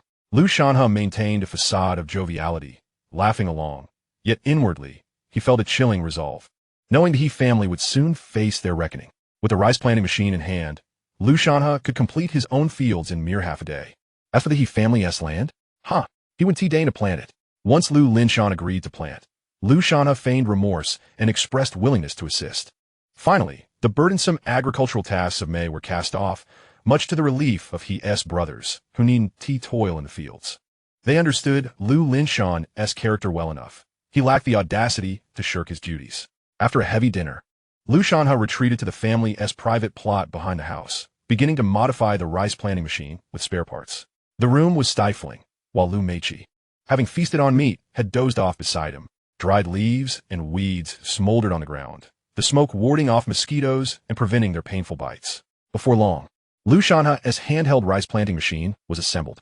Just as he prepared to carry Lu Meiqi into the room to sleep, a sudden jolt of realization struck him. As vivid memories surged forth, he finally understood why the news of 10,000 people missing in a hurricane in Bangladesh had struck a chord with him. Chapter 56, A Moment of Crisis. It was a fire. The fire at the lumber storage site. Old memories flooded back to him. This fire had utterly consumed the commune's lumber storage, claiming the lives of over a dozen individuals. The investigation revealed that the elderly guard had carelessly discarded his cigarette but onto the ground. The weather had been dry, and the lumber yard was littered with wood shavings. Though the fire could have been extinguished, the guard, having indulged in sweet potato liquor, had fallen into a deep slumber, missing the critical moment to douse the flames, ultimately igniting the entire storage. The deceased were not workers of a lumber yard, but rather the elderly guard, a supervising official from the commune, and those who had come to fight the fire. Why did Lu Shanhe recall this incident so vividly? Because on the very day before his rebirth, he had gone to the commune clinic to procure medicine for his father's back pain, where the doctors had been casually discussing national and international affairs during their lunch break. Upon the desk lay the newspaper that Lu Shanhe had seen that afternoon, discussing the disconcerting news of 10,000 missing individuals in Bangladesh. Such international headlines typically elicited little more than indifference from Lu Shanhe, a fleeting glance before being forgotten. However, the very next morning, a fire broke out at the commune's lumber yard, claiming the lives of over 10 individuals. With the able-bodied men of the brigade summoned to extinguish the flames, Lu Shanhe himself pulled several corpses from the ashes. The two tragedies became intertwined in his memory, ensuring their vivid recollection even decades later. Wait, an important detail flashed through Lu Shanhe's mind. He recalled that among the deceased was a duty officer from the commune. After the fire, many local women lamented, expressing their sorrow over the untimely demise of Su Wanqing, a young woman who was just days away from her university entrance exams. A sudden jolt coursed through Lu Shanhe's heart. The duty officer that night was none other than Sun Wei. Before his rebirth, the young Sun Wei had perished in that very blaze. The lumber yard was situated just behind the commune's government office, making it inevitable that Sun Wei would be among the first to rush to the scene. Life is fraught with unexpected occurrences, and one witnesses countless unforeseen events. Yet, when faced with genuine calamity, Lu Shanhe could not stand idly by, especially when it involved someone he knew, like Su Wanqing. Hastily, he concealed the rice transplanter in a pile of grass and gently placed the already slumbering Lu Meiqi back in her bed. Would the fire indeed occur? And would he be able to alter the course of events since his rebirth? Lu Shanhe dared not gamble on it. He quickly retrieved the rice transplanter, disassembled the wheels of his bicycle, and reattached them before rushing toward the commune. Li Erniu awaited him at the door, eager to discuss how Wong Yongji had discovered his dealings with the cart. However, Lu Shanhe offered him no opportunity, stating, "You go catch the loach by yourself today. I have something to attend to. Tomorrow, you can sell it at the market. I have my own matters." Alas, Lu Shanhe was in a predicament. Before Li Erniu could finish his sentence, Lu Shanhe's bicycle had vanished into the enveloping night. The rural paths were treacherous at night, the sounds of insects akin to ominous harbingers, urging Lu Shanhe to hasten his pace. Fortunately, having grown up in this area, he could navigate it even with his eyes closed. After a hurried journey, he finally arrived at the commune's lumber yard, exhaling a sigh of relief. The yard was eerily quiet, save for the occasional bark of dog. No fire, no smoke. Lu Shanhe felt a wave of relief wash over him, realizing he had perhaps overthought the situation. Since his rebirth, he had not hosted a banquet with Su Wanqing, nor shared a room with her, nor helped with the rice planting, instead opting to catch and sell loach. This deviation must have triggered a butterfly effect, thus preventing the fire. If no fire occurred, then Su Wanqing would not perish in the flames and would instead sit for her college entrance exams in July, embarking on her own journey. Just as Lu Shanhe contemplated returning home, a sudden twitch in his right eye signaled his unease. He He resolved to check the lumber yard if the old guard was awake. He would urge him to refrain from drinking and smoking and to get some rest. With this thought in mind, Lu Shanhe hastened toward the lumber yard. The gate was tightly shut, forcing Lu Shanhe to scale the fence at the side. He soon located the duty room, constructed from rudimentary wooden planks, where the sounds of snoring emanated from within. With a sigh of relief, he thought that if the guard was asleep, he would surely not wake to smoke. Yet, just as he prepared to leave, a pungent aroma of smoke reached his nostrils. Lu Shanhe inhaled deeply. Indeed, it was the scent of burning wood. Before he could fully comprehend the situation, a violent roar erupted as one of the lumber warehouses ignited fiercely. In an instant, flames erupted, sending sparks flying onto adjacent warehouses and timber. It was over. Lu Shanhe lamented, realizing that history was repeating itself. He was no fool and understood his own limitations. Fire knows no mercy, and this was not a time for bravado. The notion of sacrificing oneself to save the commune's property was not one Lu Shanhe entertained. He believed that as long as he was alive, his contributions would outweigh the value of the lumber. Nevertheless, he adhered to the principle of saving whatever lives he could. He pounded on the duty room door, finally rousing the sleeping elder. The old man, stunned by the fiery spectacle, was rendered speechless. "We must leave," Lu Shanhe shouted, his voice hoarse and strained from exertion. "What should we do? What should we do?" The elder's eyes reflected not fear of the fire, but anxiety over potential accountability.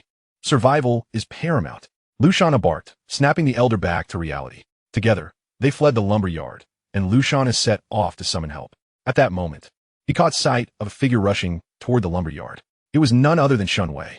"Damn it, that foolish woman," Lu Shanhe thought, urging the elder to find help while sprinting toward Shen Wei. With the fire raging and surrounded by timber, there was no time to waste. "Shen Jiqing, get out quickly. What are you doing in there?"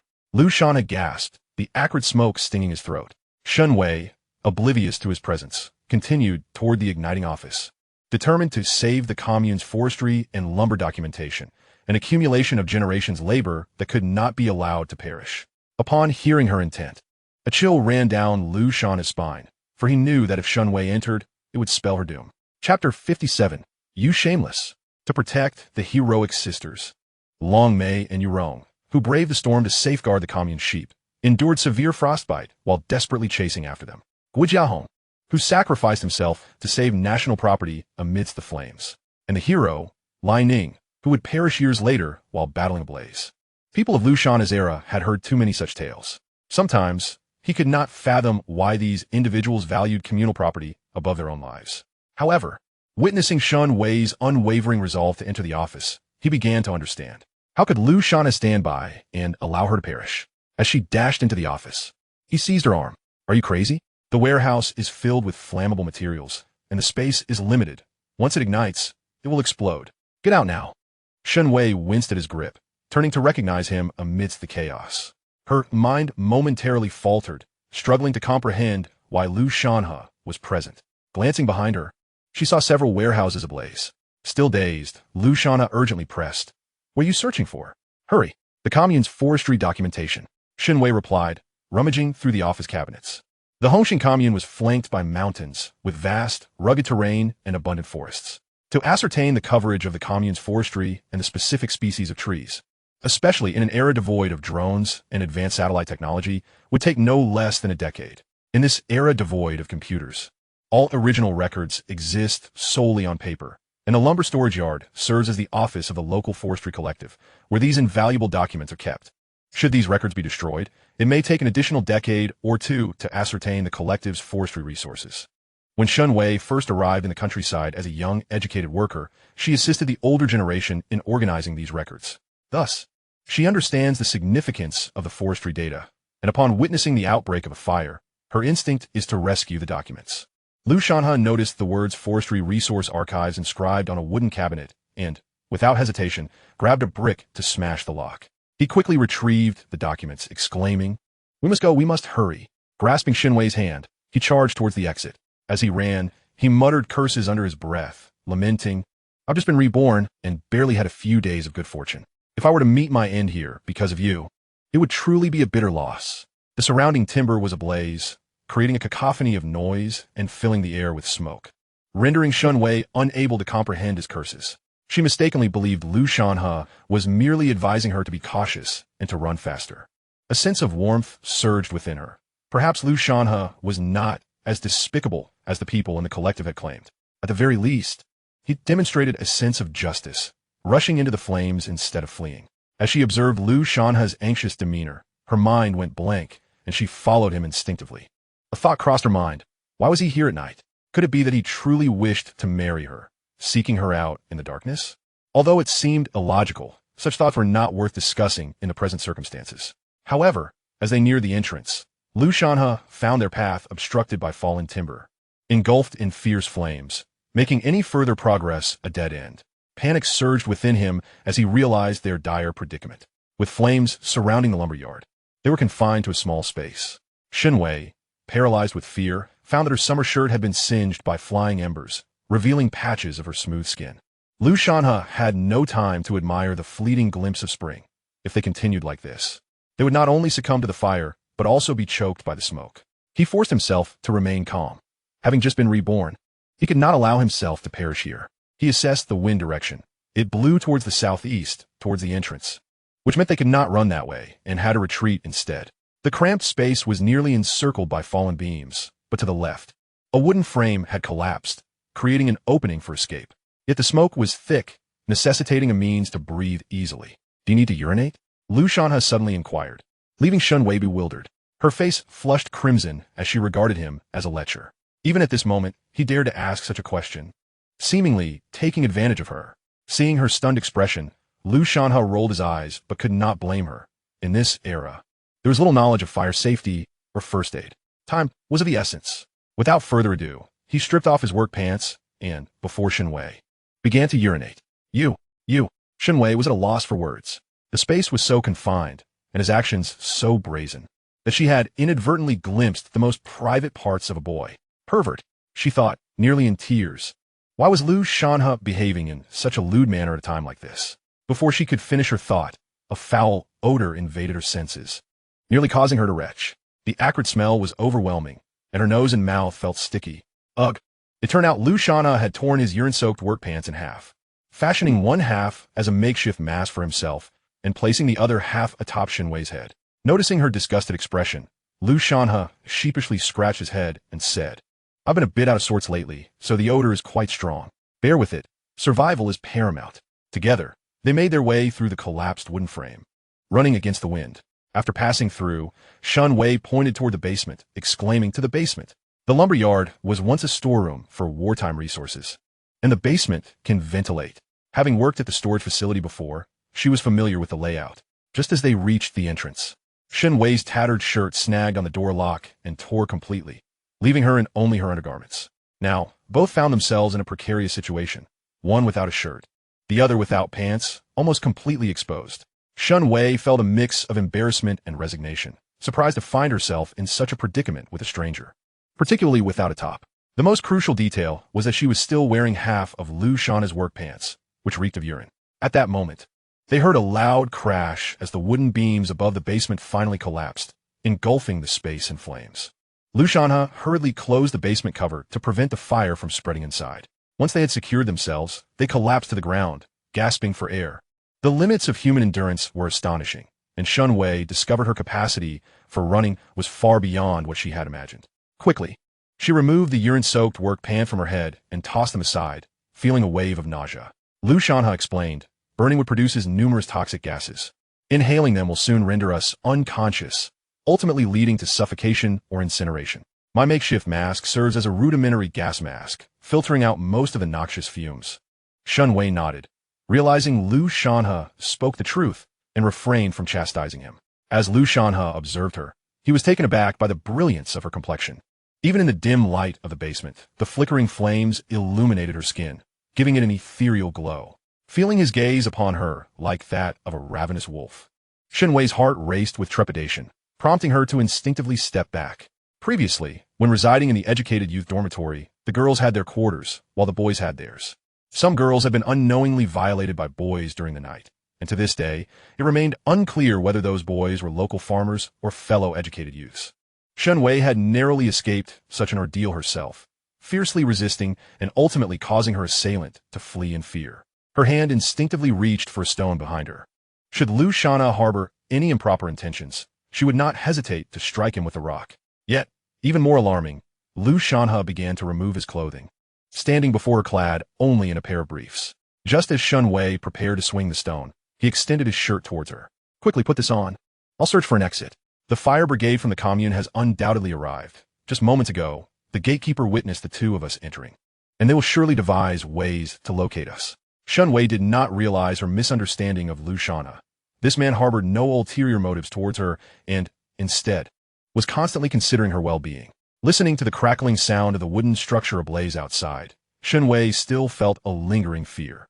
Had it not been for Lu Shanhe rushing in with her and promptly finding a way to prevent her from inhaling the smoke, she might very well have perished in the inferno. Reflecting on this, her heart swelled with gratitude. She suddenly recalled hearing murmurs within the commune that Lu Shanhe intended to marry her. Now, by sheer coincidence, they found themselves together in the cellar. Perhaps fate had a plan for them. Lu Shanhe repeatedly examined the various passages within the cellar and discovered some troubling news. This cellar, constructed over 40 years ago, had several entrances now suffocated by thick layers of silt. The iron door was rusted, and the key was long gone. Even if Lu Shanhe were to force the lock open or push against the door, the accumulation of earth would render it impossible to open. Thus, there was but one option: to retreat the way they had entered. However, when Lu Shanhe exerted himself to lift the cellar lid, he found it obstructed by an overwhelming number of collapsed wooden beams, making it utterly unmovable. Is there truly no exit?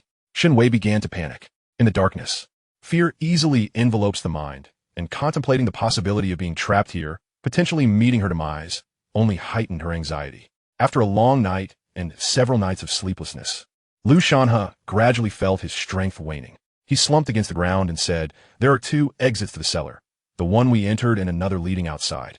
Yet the latter has fallen into disrepair over the years, and it is blocked by deep, thick earth, rendering it inaccessible. We can only pray that those above will discover our predicament soon." In truth, Lu Shanhe was equally anxious, uncertain of how thick the timber had piled outside and whether they would be found. Shun Wei, too, was losing her composure and cried out, "What are we to do?" Lu Shanhe initially wanted to chastise her. If not for her reckless decision to rush into the flames, this predicament would not have arisen. However, seeing her tear-streaked face softened his heart. At this moment, any scolding or criticism would bear little significance. He comforted her, saying, "Do not worry, they will find us.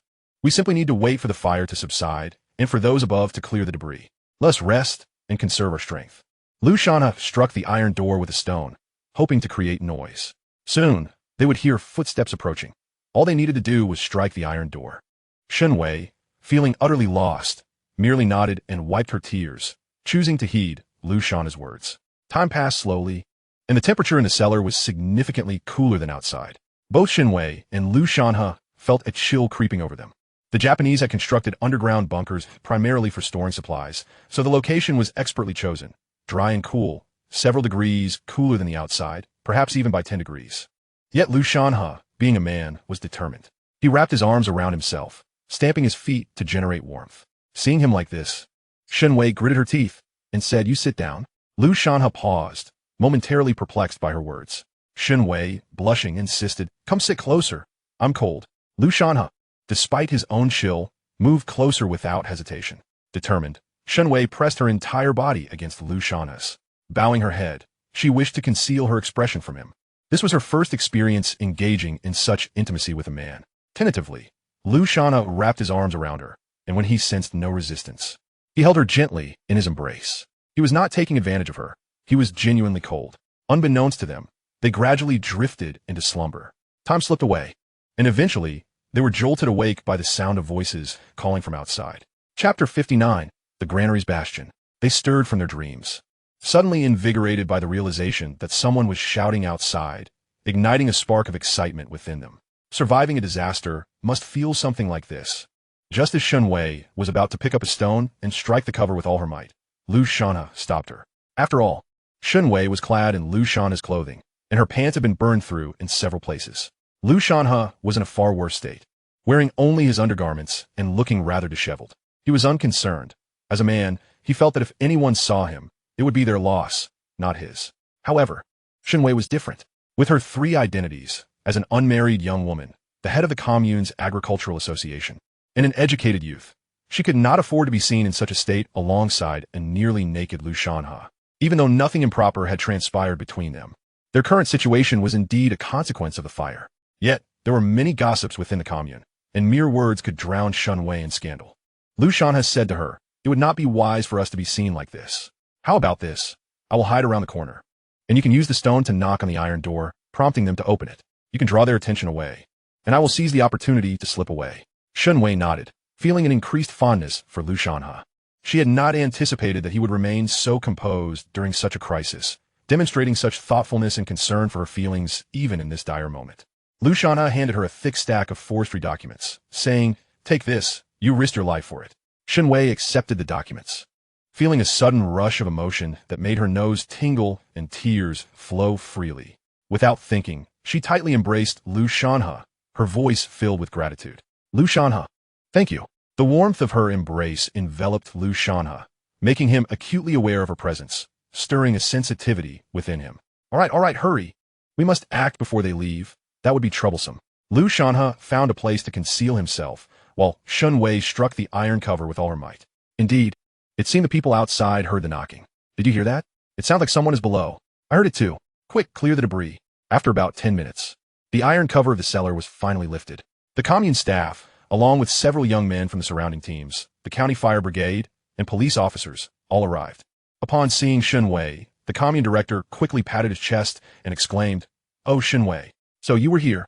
You nearly gave me a heart attack. Come quickly. Are you all right?" "Iem Mifine." The commune staff noticed the forestry documents in Shen Wei's arms and felt a swell of admiration. Immediately, he turned to the rescuers nearby and announced, "Shen Wei has selflessly put the commune's interests above her own. She has salvaged our forestry documents. Let's applaud her." The crowd erupted into thunderous applause, bestowing upon Shen Wei the highest honor. Shen Wei was profoundly moved, yet deep down, she understood that it was not her, but Lu Shanhe, who had salvaged the precious documents. Had it not been for Lu Shanhe, not only would these materials have been irretrievably lost, but Shen Wei herself might have perished in that moment. As she contemplated Lu Shanhe, she recalled his recent admonition. Hesitating, she found herself being pulled upward by the crowd. "Shen Wei, is there anyone still down there?" A tremor of uncertainty coursed through her. She was at a loss as to whether to affirm or deny. Turning back, she glanced at Lu Shanhe's position, only to see him gesturing for them to leave hastily. Shen Wei then replied, No one is down there anymore." At this juncture, the officer from a station remarked, "Thankfully, this fire was detected early. It only consumed a few storage sheds and warehouses, along with half of the office building, without resulting in any casualties. Had we been delayed by another 10 to 20 minutes, the blaze could have engulfed the entire lumberyard, possibly igniting the office building ahead." Upon hearing this, Lu Shanhe, who had been hiding, let out a sigh of relief.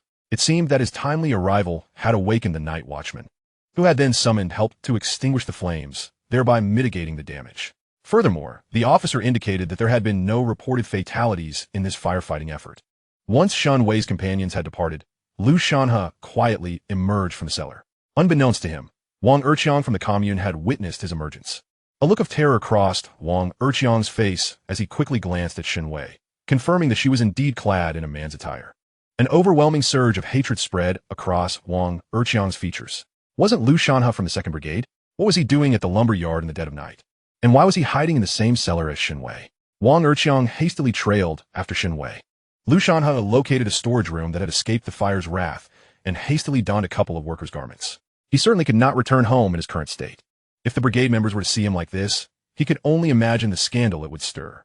Fortunately, his bicycle remained outside. It was now around 3 or 4 in the morning. As he pedaled home, feeling the cool night breeze, he relished a sense of accomplishment. After all, he had saved a life today, which could be seen as indirectly saving many others. Perhaps this was the essence of rebirth, transforming oneself and influencing others. To get from the commune to the brigade, one had to pass by the commune's granary, where Su Wanqing currently worked. Inside the granary, 2 bodies glistened in sweat, having just parted ways. Chen Guitai had arrived shortly after 3 in the morning, and it had been less than half an hour since his arrival. After their encounter, he hastily put on his clothes, eager to leave. This abrupt departure left Su Wanqing quite displeased. "Why are you leaving so soon? You just got here. Is it because you don't like me anymore, especially after arriving so late?" Chen Guitai's expression soured. He could not disclose to Su Wanqing that he had spent the night with a nurse, managing to coax her into bed. He had to rush back for work early in the morning, and with dawn approaching, he feared being discovered by others who would soon rise for the day's labor. Su Wanqing then seized his arm, demanding, "When will you fulfill the promise you made me last time?" Although the granary was dimly lit, the moonlight allowed Su Wanqing to discern that Chen Guotai's demeanor was quite poor. He impatiently replied, "This matter should not be constantly brought up. Marriage is not merely a decision between two individuals. It involves two families. Convincing my father will take time." Su Wanqing reluctantly nodded. "Then you must hurry. If I become pregnant with your child before we marry, it will be a scandal we cannot face." The mention of a potential pregnancy startled Chen Guotai. How could she even suggest such a thing before marriage? "Aren't you worried about the disgrace?" he exclaimed. Su Wanqing pinched him sharply. "Whether or not I get pregnant is not solely my decision. You have a part in this too. Are you just going to enjoy the pleasures without any responsibilities?" Chen Guotai, feeling the urgency of the situation, hurriedly gathered his belongings. "As long as you're not pregnant, that's good." The truth was, he had already gotten the nurse. Zhang Hohat, pregnant. His relationship with Su Wanqing was merely a fleeting dalliance. He had no intention of marrying her. He was already planning a wedding with Zhang Hohat, contemplating ways to extricate himself from Su Wanqing. Men are often unfaithful, and despite Su Wanqing's alluring nature, Chen Guotai found himself irresistibly drawn to her, yearning for her every time. When Su Wanqing heard Chen Guotai promise to marry her, her heart soared, and she quickly dressed to see him out. She wondered why he was in such a rush to leave at this hour, when everyone else was asleep, devoid of any night owls. Unbeknownst to her, fate had indeed played a hand, for there was a night owl nearby. Lu Shanhe was leisurely riding his bicycle in front of the granary when he spotted Chen Guotai and Su Wanqing emerging together. Normally, in the darkness, it would be difficult to discern who they were, but for Lu Shanhe, Su Wanqing was unmistakable, his past life as wife. Having shared decades of life together, he knew her every mannerism, from the way she walked to the expression she wore, all etched vividly in his memory. As he pondered how to find an excuse to call off their engagement, he was struck by the sight of her entangled with another man. Swiftly, he halted his bicycle, dismounted, and stealthily approached. There they were, Su Wanqing and Chen Guotai, embracing and exchanging kisses at the granary entrance. What a shameless woman! Lu Shanhe seethed inwardly. And she dares to ask for a bride price? Truly brazen. The memories of Su Wanqing's capricious nature from his previous life flooded back. Initially, she had looked down upon him as a mere rural man, and later, she became a source of chaos. Unsurprisingly, in this life, she had not changed her ways. Instinctively, Lu Shanhe rummaged through his pockets, hoping to find a phone to capture this moment. Alas, he was met with emptiness. After all, it was 1985, and even household landlines were a rarity. Nevertheless, he committed Chen Guotai's appearance to memory. Whether driven by vengeance from this life or the last, Lu Shanhe was determined to make Su Wanqing pay dearly for her actions. After their passionate encounter, Chen Guotai hurriedly departed. Upon returning home, Lu Shanhe washed with well water, took a brief nap, and donned a clean set of clothes before making his way to the commune. This was his promise to Su Wanqing, to obtain the divorce certificate that morning. Whether or not she chose to show up was her concern. He was only offering her this one dignified opportunity to part ways. As anticipated, by 10 in the morning, Su Wanqing had yet to appear. Instead, it was Shan Wei, who had been shaken by the previous night's events, that rushed in to begin her workday. Upon her arrival at the commune, she was met with resounding applause from both colleagues and villagers alike. Last night, a devastating fire broke out at the timber yard. In an act of selflessness and dedication to public property, Shan Wei bravely rushed into the blaze to rescue vital forestry documents. A tale that has swiftly spread throughout the commune. The community widely regards Shan Wei as a heroic figure, and plans are in motion to elevate her story as an exemplary account to be reported to the county and city authorities. Feeling somewhat bashful, Shan Wei repeatedly nodded to her colleagues and the public. At that moment, she caught sight of Lu Shanhe, her eyes sparkling with a hint of surprise, and she even playfully stuck out her tongue at him. However, recalling their intimate interaction from the previous night, she felt a wave of shyness wash over her again. Lu Shanhe smiled at Shan Wei, easing her embarrassment. Approaching him, Shan Wei whispered, "What brings you to the commune?" She added with a hint of irony, "Now everyone has proclaimed me a firefighting hero, protecting state assets, and you remain incognito." Lu Shanhe chuckled softly. "I'm just a simple man, indifferent to such hollow accolades. It's you who might find yourself transferred to the county for work." Shan Wei found his words quite gratifying. Did she enjoy rural life? Certainly not. Ever since she was sent to work at the timber yard as a youth, she had yearned to return to the city. Yet, having lost that opportunity and with her parents gone, she found herself engulfed in profound confusion. Shenwei harbored hopes of taking the college entrance examination, aspiring to enroll in her dream university and ultimately return to urban life. Enough of that, she said. What brings you to the commune? Lu Shanhe replied. I came to file for a divorce, but my partner didn't show up, so it 1 happened today. Upon hearing this, Shenwei's heart skipped a beat. She was aware that Lu Shanhe was already married, and now he was seeking a divorce. Could it be that he genuinely intended to marry her? But Shenwei, being a modest girl, found it difficult to broach such a delicate topic. Her emotions were a tumultuous whirlpool of confusion. Director Shun, oh, what brings you to work today? I just heard about the incident last night, exclaimed Chung Guotai, the commune's accountant. How could he not take a proper rest at home? Observing Chung Guotai, Lu Shanhe inwardly scoffed. So this man also worked at the commune. Shenwei politely greeted him. Accountant Shun, I'm fine, just needed a brief break. Very well. I'll get back to my duties. After Chung Guotai departed, Lu Shanhe quickly inquired, who was that just now? Shenwei, slightly puzzled by his curiosity, replied, that is Chung Guotai, our accountant. He is quite diligent at his job. Is he married? Lu Shanhe asked further. Shenwei, unsure why Lu Shanhe was interested in an accountant, especially a male one, answered, he has a fiancée, a nurse named Zhang Hohat from our commune's health clinic. Why do you ask? Lu Shanhe chuckled. Just curious. He seems quite accomplished, so one would think he should be married. Lu Shanhe spoke his mind freely.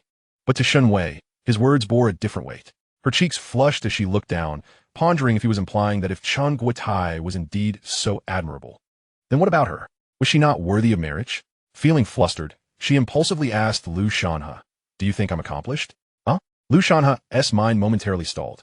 How had the conversation shifted to her? Did she believe she had offended him somehow? Luckily, he quickly regained his composure and replied with a smile. You are already quite remarkable. Just as Shenwei felt a surge of joy at his compliment, Lu Shanhe doused her enthusiasm with cold water. But there is always room for further improvement. Shenwei rolled her eyes at him, declaring, you can wait for your bride. I have to get to work. Lu Shanhe chuckled softly. As the clock struck 10 in the morning, the time he had agreed upon with Su Wanqing, and she still had not arrived, it became evident that she would not be coming. This was entirely within Lu Shanhe's expectations. A woman like Su Wanqing would certainly not shed tears until faced with the harsh reality of her choices. She sought to maximize her worth with any man. Given this, Lu Shanhe would not hesitate to ensure that Su Wanqing held no value in his eyes. After leaving the commune office, he rode his bicycle directly to the health clinic. Hello, I'm looking for Nurse Zhang Hohat. It was that Lu Shanhe was being unkind. Rather, he believed that saving a life outweighed many trivial pursuits. He wanted Zhang Hohat to see the caliber of the man she was involved with. May I ask who you are? The nurse at the clinic regarded him with some suspicion, as most visitors came simply to seek medical attention rather than request a specific nurse by name.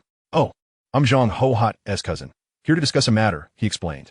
Upon hearing that he was a relative, the nurse's demeanor softened, and she promptly invited him in. Zhang Hohat is in the inpatient department. Please wait a moment. I'll fetch her. Zhang Hohat, your cousin is here, she called out, leaving Zhang Hohat momentarily bewildered. After all, Zhang Hohat had no siblings. From where could she possibly have a cousin? Nonetheless, curiosity piqued. She set aside her tasks and hurried to the entrance, only to find she did not recognize Lu Shanhe. Zhang nurse, I have something very important to discuss with you. Let us step outside, Lu Shanhe urged. Intrigued, she followed him to a path outside the clinic. Who exactly are you? I don't have a cousin, she pressed.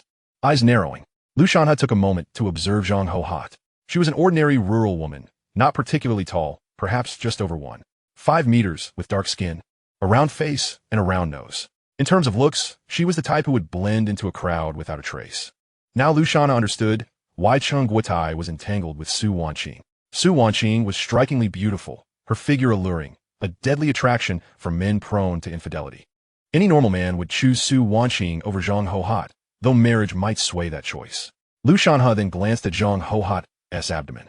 Given the warm weather, she likely wore only a light garment beneath her nurse's uniform, which inadvertently highlighted her figure. While she was quite slender, her stomach appeared slightly pronounced. With his life experiences, Lu Shanhe quickly discerned that Zhang Hohat was likely pregnant.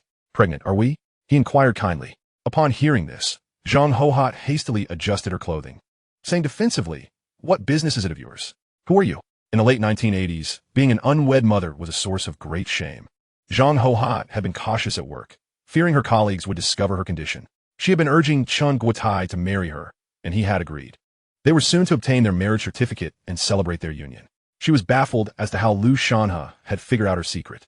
I assume I'm correct in saying that the father of this child is Cheng Guotai? Lu Shanhe stated. Zhang Hohat exhibited not a trace of astonishment, for her romantic involvement with Cheng Guotai was well known among many in the company. Her only concern was to keep the news of her premature pregnancy a secret. Who are you? Speak your mind, she demanded. Lu Shanhe replied, I have come to discuss your marriage and the child you carry. He continued, there's a female worker at the grain depot named Su Wanqing, and she's also in a relationship with Cheng Guotai. Upon hearing this, Zhang Hohat was utterly incensed. You're talking nonsense. How could Cheng Guotai be involved with someone else? We are to be wed. Lu Shanhe chuckled softly. I'm not speaking in jest. Su Wanqing is my nominal wife. Surely, I would not trivialize my own dignity.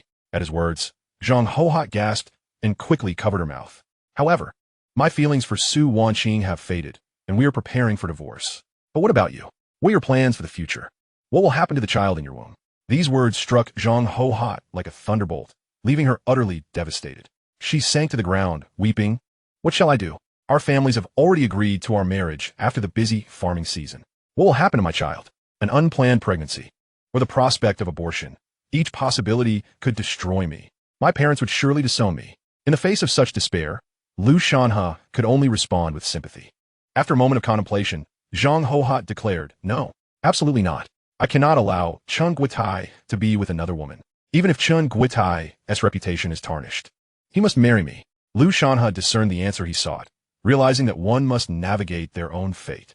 He handed Zhang Hohat a note he had prepared earlier, detailing Su Wanqing's night shift schedule at the grain warehouse. He advised her, tonight, Cheng Guotai will meet her there.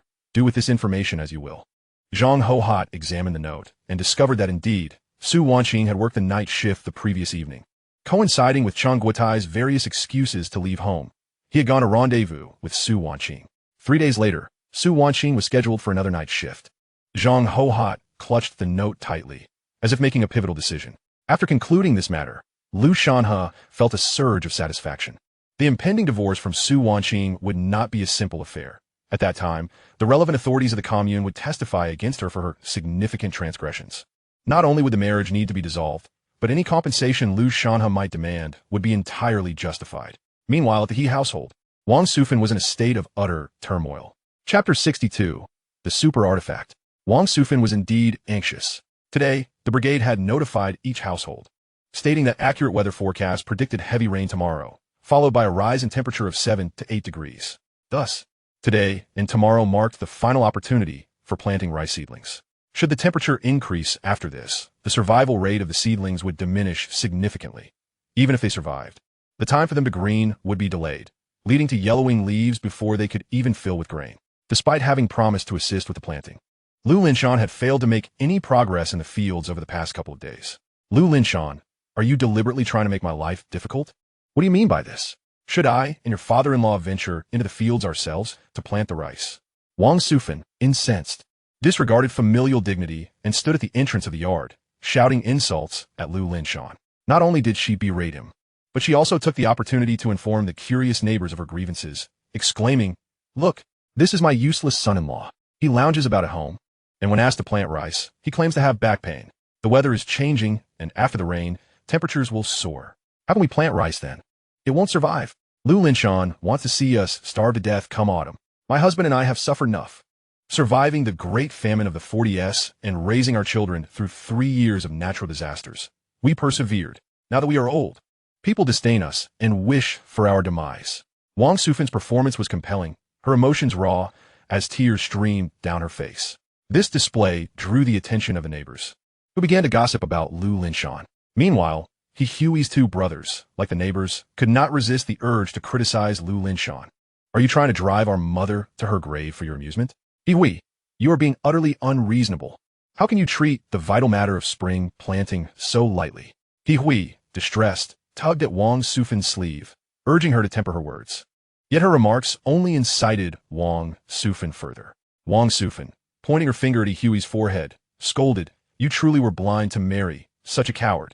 You could have chosen a pig over him." In the yard, Lu Linshan felt an overwhelming sense of humiliation and anguish, a burden he had borne for much of his life. As he endured the pain in his back, he attempted to gather the dried peppers in the sun. He never anticipated being subjected to such indignity from Wang Sufan. Suppressing his discomfort, Lu Linshan rose to declare, "I will go plant the rice now." He Hui rushed to support him, exclaiming, "You're in no condition to plant anything." Lu Linshan was known for his honesty and integrity throughout the brigade, while Wang Sufan was notorious for her sharp tongue, and the neighbors had long been aware of this dynamic. They urged Wang Sufan, "Enough already. Look at Lu Linshan. He is in no state to plant rice. Besides, don't you have 2 sons? Have them help out. Otherwise, with the impending storm, we'll truly be in trouble." Wang Sufan was not one to heed advice. Upon hearing the suggestion for her sons to assist, she snapped, "My sons have other farming duties. We agreed on the division of labor at home. We cannot disrupt the established order." Just then, Lu Shanhe, who had just returned, witnessed this scene. With straw in his mouth, Lu Shanhe leisurely remarked, "I heard the barking from afar and thought a thief had entered the house." Wang Sufan, momentarily taken aback, did not realize he was mocking her. "Is it not merely planting rice? I shall go do it now." Although Lu Shanhe wore a smile, a tempest of rage brewed within him. In that moment, when Wang Sufan demeaned Lu Linshan as if he were an animal, Lu Shanhe felt a severing of familial ties. Regardless of whether Wang Sufan was his grandmother or he Hui's mother, it mattered not. Those who wronged his parents would face repercussions. In his previous life, Lu Linshan endured such humiliation, ultimately succumbing to illness. Lu Shanhe vividly recalled the time when Lu Linshan suffered from liver cancer and ascites, his abdomen swollen like a balloon.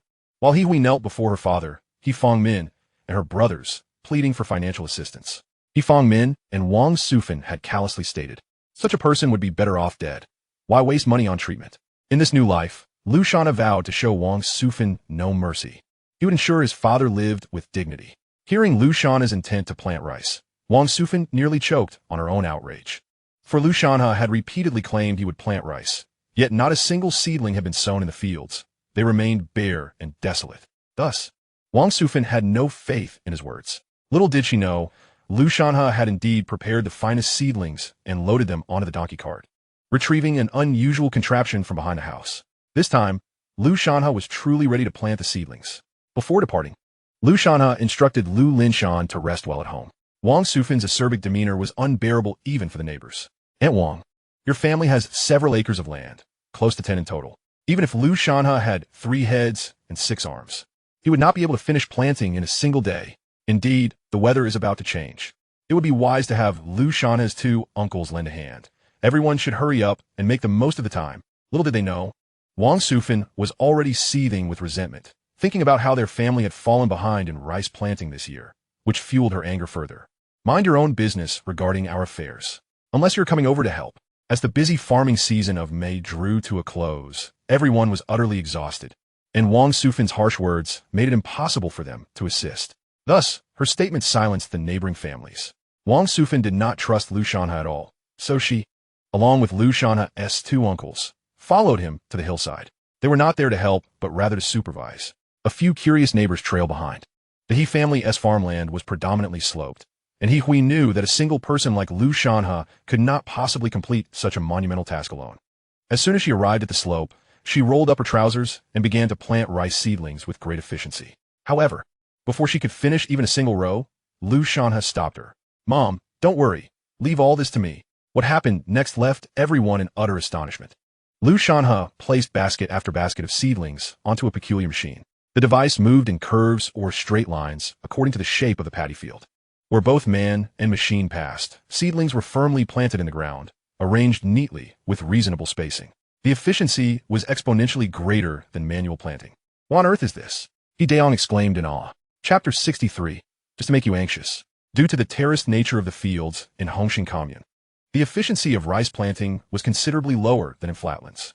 According to the planting capabilities of the able-bodied laborers in the commune, it could take up to 56 hours to plant an acre of land. Yet, Lu Shanhe pushed the machine row by row, with seedlings being planted at a rapid pace. He completed an acre in nearly an hour. Lu Shanhe felt a twinge of regret, as the machine was still manually operated, necessitating human effort, which reduced efficiency significantly. "If only I could install a diesel generator, I could finish an acre in just 15 minutes. He Hui watched in astonishment and joy as her son finished an acre in just an hour using a mysterious machine. Suddenly, she understood why Lu Shanhe was so unperturbed. He possessed a rice planting machine. The onlookers in the commune were abuzz with chatter. What is that machine Lu Shanhe has? How can he plant so quickly and so accurately? It's far superior to our manual methods. I've seen it in newspapers. It's called a rice transplanting machine, supposedly from Japan, the Soviet Union, and the United States.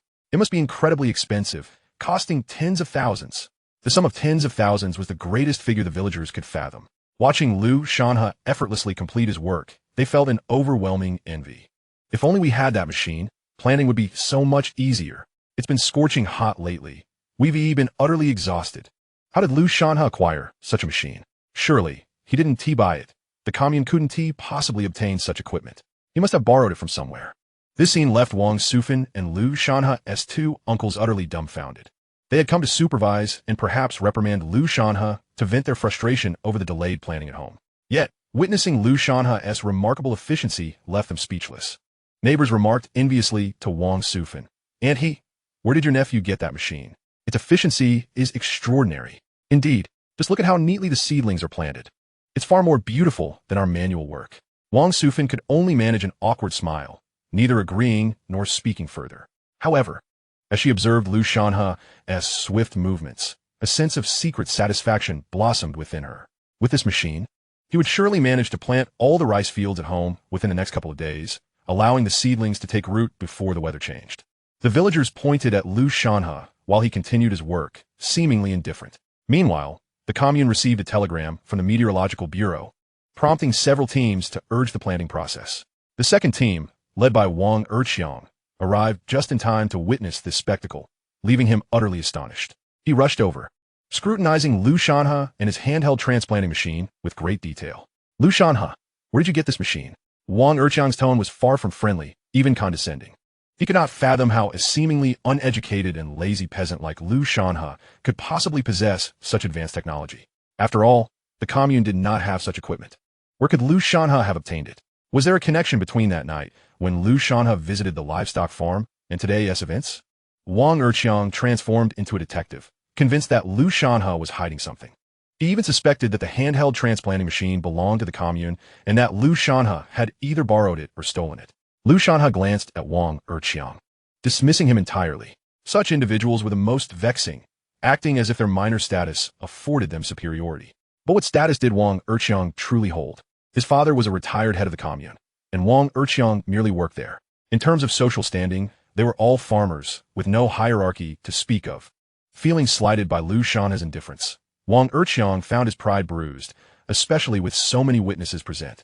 Clad in rubber boots, he hurriedly approached Lu Shanhe, seizing his arm and demanding, "I'm asking you a question." Lu Shanhe was resolute in his approach. Respect begets respect. Given Wong Yongji's insufferable attitude, he had no desire to engage. He pushed the handheld transplanting machine toward Wong Yongji, nearly jabbing it into his foot. "Step back. The machine is not aware. If someone gets hurt, don't blame me." Wong Yongji jumped back in alarm, limping onto the field ridge. "Lu Shanhe, are you doing this on purpose? I demand to know where this machine came from." Lu Shanhe retorted, "Are you from the police station or something? Why should I bother explaining anything to you? Get lost." His words left Wong Yongji feeling humiliated. In the commune, everyone typically showed him a measure of respect. Farmers of that era feared authority. Although Wong Yongji wasn't an official, his role at the commune granted him a semblance of power. After years of involvement in various movements, he was viewed as an authority figure among the farmers. However, Lu Shanhe, having been reborn, possessed a mindset entirely different from those of his time. As the times rapidly evolved, individuals like Wong Yongji were destined to be rendered obsolete. After stepping onto the ridge, Wong Yongji muttered a few words before loudly addressing Lu Shanhe. "The weather is about to change. You all should hurry with the planting. Otherwise, when we come a harvest in September, don't come crying to us." It appears that Wong Yongji, in a fit of anger, shouted a few words, attempting to salvage some semblance of dignity. Before departing, he cast a lingering glance at Lu Shanhe's handheld rice transplanter, as if formulating a different scheme in his mind. Not long after, Lu Shanhe had completed transplanting the seedlings belonging to Lu Linshan, He Hui, and himself. As the afternoon approached, Wong Sufin, He Daji, and others assumed that after lunch, Lu Shanhe would continue with the transplantation. To their astonishment, Lu Shanhe meticulously washed the transplanter until it gleamed, placed it inside the house, and then retreated to his room for a deep slumber. This scene left Wong Sufin's people utterly dumbfounded. He Daong, unable to contain his agitation, directly addressed He Hui. "Sister, what time is it? How can Lu Shanhe still be sleeping?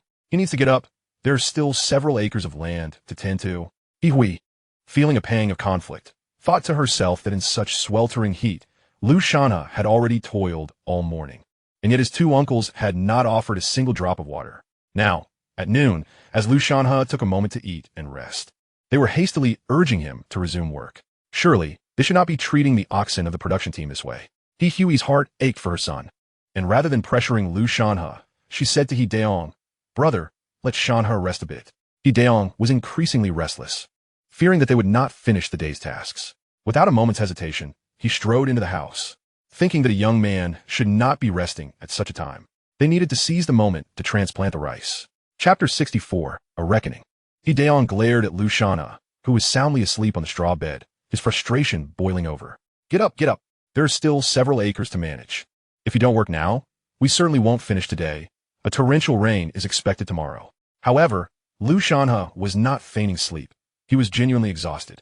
The previous night, he had spent almost the entire night at the fire scene with Shun Wei, followed by a morning at the commune waiting for Su Wanqing to arrive for the divorce. He had just returned home, had not rested, and had already been using the handheld transplanter for the entire afternoon.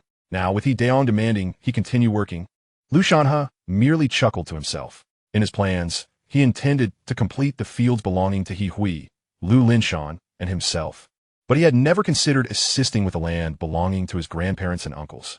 The efficiency of the handheld transplanter was indeed remarkable, allowing him to finish several acres in just half a day. As he remained unmoved on the bed, Daong found himself at a loss. Before he could voice his thoughts, Wang Sufan stormed in, furious. "Lu Shanhe, what is this attitude? Elders are speaking to you, and you lie there on the bed. There are still several acres of seedlings to transplant. What are you doing lying around?" Hui hastily added, "Look at your son, just like his father. Lazy as a pig." Lu Shanhe had initially intended to remain calm, but Wang Sufan's comments ignited his ire, and he sat up abruptly. He had been biding his time to play a trick on Wang Laotai, and he could not squander such a splendid opportunity. With a sardonic smile, Lu Shanhe replied to Wang Sufan, "Grandmother, I have completed the seedlings in my family's fields. Whether or not the He family seedlings get transplanted is not my concern." Upon hearing this, Wang Sufan grew anxious and exclaimed, "What nonsense are you spouting? What do you mean your family seedlings are done? There are still several acres left. Hurry up, it will be dark soon. Hui, you need to control your son." Lu Shanhe rose and walked to the door, where indeed he saw his uncles and aunts gathered. Just as Hui was about to speak, Lu Shanhe interjected, "Mom, please do not say anything." He removed the cutting blade from the handheld transplanter, placed it in his bag, and coldly regarded Wang Sufan, saying, "For so many years, it has been my father who plowed, transplanted, managed, fertilized, and harvested the He family's land. When autumn arrives, my parents receive the least amount of grain, while my uncles, who have never set foot in the fields, take the most. Grandmother, can you enlighten me as to why that is? Today, my father's back is injured, and he cannot rest, while my two uncles do nothing and are free to relax. My dear grandmother, it truly seems you favor one over the other." Wang Sufan had not anticipated that Lu Shanhe would so readily turn against her. She retorted, "Wenbin is studying outside and requires money. Wenxing is still young and naturally deserves more. Your family is hard at work. What does it matter if you receive less grain?" Hui and Lu Linshan, aware that their son was standing up for them after years of grievances, remained silent. Li Haiyan had long harbored resentment towards Lu Shanhe and stepped forward with hands on her hips, saying, "Lu Shanhe, how dare you speak to your grandmother like that? Is this how you treat your elders? Do you not acknowledge her? You uncouth wretch. Hui, look at what kind of son you have raised. Do you want to drive both elders to their graves?" Lu Shanhe fixed a cold gaze on Li Haiyan, thinking that everyone had a right to speak, yet she was the least qualified to do so. "What have you done at home? My mother has done all the cooking and laundry. You even had her wash your underwear. Have you no shame? When you gave birth to He Chunfang, you needed to care for yourself. My mother also suffered when giving birth to Lu Meiqi, who gave up the only brown sugar and all the eggs for you. My mother still suffers from back pain. In the dead of winter, while my mother was still in confinement, you had the audacity to encourage my grandparents to have her fetch cold well water for your family's laundry. Can you not have a shred of dignity? You support He Wenbin's schooling, yet you expect me to abandon my studies to help out at home. My parents worked tirelessly for a month and still managed to send He Wenbin 5 yuan for living expenses. Aunt, can you not show any decency in your words?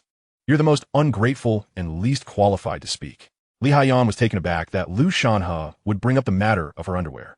She felt so embarrassed that she wished to disappear into the ground. Lu Shanhe did not wish to recount every grievance today, but some matters needed to be clarified. Grandmother. Grandfather, perhaps you have never truly regarded my mother as your biological daughter, nor have you ever seen me and my siblings as your kin. When the family hen lays eggs, and there are 4 eggs in total, Chunfang, Chunhua, Wenxing, and Meiqi should each get one. Grandmother, you certainly know how to arrange things. Wenxing gets 2, Chunfang and Chunhua 1 each, while Lu Meiqi receives none. Seeing Lu Shanhe lay bare the unfairness endured by him and his siblings, Yihui could no longer contain her tears, which began to flow freely. Shanhe, please stop. In the 1970s and 1980s, everyone struggled, but Yihui felt her suffering was the greatest. And as for my uncles, let us not discuss anything else. You were well aware that the weather was about to change and that we needed to transplant the seedlings quickly, yet my father was injured and could not work. You had time to drink tea and play cards, all while waiting for my father to transplant the rice. My father is utterly exhausted, and yet you have decided to place the burden on me. Lu Shanhe looked coldly at Hideong and Hidaji, saying, Uncle, have you not always claimed your son is exceptional? What has he done apart from sending a fruit jar to his grandparents? Your son is outstanding, dutiful, and caring toward his grandparents. Let him come back to transplant the rice. Why are you seeking me out? Do you consider me a useless individual in your eyes? Why should I transplant your rice? I will make it clear today. I will not touch a single grain of the He family's land. You may either transplant the rice yourselves or wait for the weather change, while the fields become overgrown with weeds. Lu Shanhe chuckled lightly, asserting that even if they rushed to transplant rice seedlings now, time would not be on their side. They could only await the autumn hunger. You. Hideong was taken aback that Lu Shanhe would disregard even his words. Moreover, Lu Shanhe continued from this day forth. The Lu family will dine separately from the He family. Regardless of whether we feast upon meat or subsist on husks, your affairs are no longer ours to concern. You. Wang Sufan was so incensed that she could scarcely articulate her thoughts, nearly choking in her fury. Chapter 65. Wailing and lamenting proved fruitless. As Wang Sufan cried out, she urged Yihui to reprimand her son, yet Yihui remained silent. Lu Linshan, already disheartened, felt even more despondent witnessing his son stand up for him after all these years. He could not bring himself to speak. At that moment, the sky suddenly erupted with thunder, dark clouds gathering ominously, indicating an impending downpour, perhaps even a torrential rain. This signaled that the weather forecast from the county had proven inaccurate, and a change in weather might arrive sooner than anticipated. While rain is indeed beneficial for the growth of seedlings, it is ill-suited for transplanting, as working in the rain significantly diminishes efficiency and may cause seedlings to float away. Furthermore, during early summer, a heavy downpour typically heralds brighter days ahead, with temperatures rising a few degrees. This realization made Wang Sufan anxious. She had no time to deliberate with Lu Shanhe over who was right or wrong. She hastily directed her 2 sons and daughter-in-law to the slopes to transplant seedlings. Just as Lu Shanhe had warned, if they did not act quickly, they would indeed face a bleak autumn. Not only deprived of food, but also unable to meet the grain requisition imposed by the commune. Hideong and Hideji, accustomed to leisure and revelry, were ill-suited for agricultural labor. Were it not for Lu Linshan's presence, these 2 brothers would have long been left to fend for themselves. Now that Lu Linshan was ill, Lu Shanhe showed no mercy, and Wang Sufan had no choice but to urge them onward. But, Mother, it's so late, and we still have several acres to tend. Even if we work until dawn, we won't finish. Hideong protested with a litany of excuses, his true reluctance to labor shining through. Despite the fact that it was the 1980s and leather shoes were a rarity in the countryside, Hideong had somehow acquired a pair. He polished them daily with either lard or rapeseed oil and donned a well-fitted suit, appearing less a farmer and more like a local official. His greatest pastime was to sip tea and boast at the entrance of the commune, regaling others with tales of his son's university, though in truth, he attended a vocational high school, and a remarkable life of urbanity that his son enjoyed, often boasting about his son's classmates being the offspring of high-ranking officials. Unbeknownst to Hideong, the rural inhabitants, having seldom ventured into cities, listened intently to his tales. He was overly concerned with his appearance. The thought of muddying his leather shoes into rice paddies was simply unacceptable. Let us discuss it tomorrow. Hideong, in his laziness, was reluctant to enter the fields. He was still oblivious to the gravity of the situation, believing that Yihui and Lu Linshan would eventually relent and assist with the transplanting the next day. However, Yihui observed the unfolding scene with a cold gaze. When He Fangmin and Wang Sufan hurled venomous insults at Lu Linshan, Yihui's heart had already hardened towards this family. This realization struck Yihui as disheartening. After decades spent with Lu Linshan, Her efforts had yielded nothing but disdain and continual insults, devoid of any familial affection. Lu Shanhe's words earlier that afternoon had awakened her to the possibility of a complete severance. Seeing her eldest son unresponsive, Wang Sufan frantically called upon her second son, Hidaji. As her youngest, Hidaji was cherished by both Wang Sufan and He Fangmin, reminiscent of how subjects favor the youngest prince. During the hardship of the 1960s, Wang Sufan would rather starve herself, consuming tree bark and wild vegetables, than deprive Hidaji of food, leading him to grow robust and healthy. In stark contrast to his more frail brother, Hideyong, and their mother. Despite being a farmer, Hidaji had not endured significant hardship, having hardly participated in farm work during his upbringing. When tasked with transplanting seedlings, he did not even grasp the appropriate spacing for the seedlings. No way. It's dark already, and it looks like rain is coming. Working this late is dangerous. Let's postpone until tomorrow. Transplanting seedlings can be done anytime. Hidaji hastily rejected the request. Wang Sufan nearly choked on her indignation upon hearing his words. How could he claim that transplanting could be done at any time? The impending weather meant that if they failed to finish transplanting in the next couple of days, the He family's fields would lie fallow until September, with no possibility of replanting vegetables or corn. Lu Shanhe, overhearing his second uncle's remarks, found them both pitiable and absurd. It was clear that he was utterly unacquainted with the intricacies of farming. Lu Shanhe was keen to observe how the He brothers would fare without Lu Linshan to support them. Wang Sufan, seeing her eldest and youngest sons unresponsive, despaired as she lamented her fate. Amid her wails, she hastily grabbed a hoe, instructing her donkey cart to carry seedlings to the slopes for transplanting.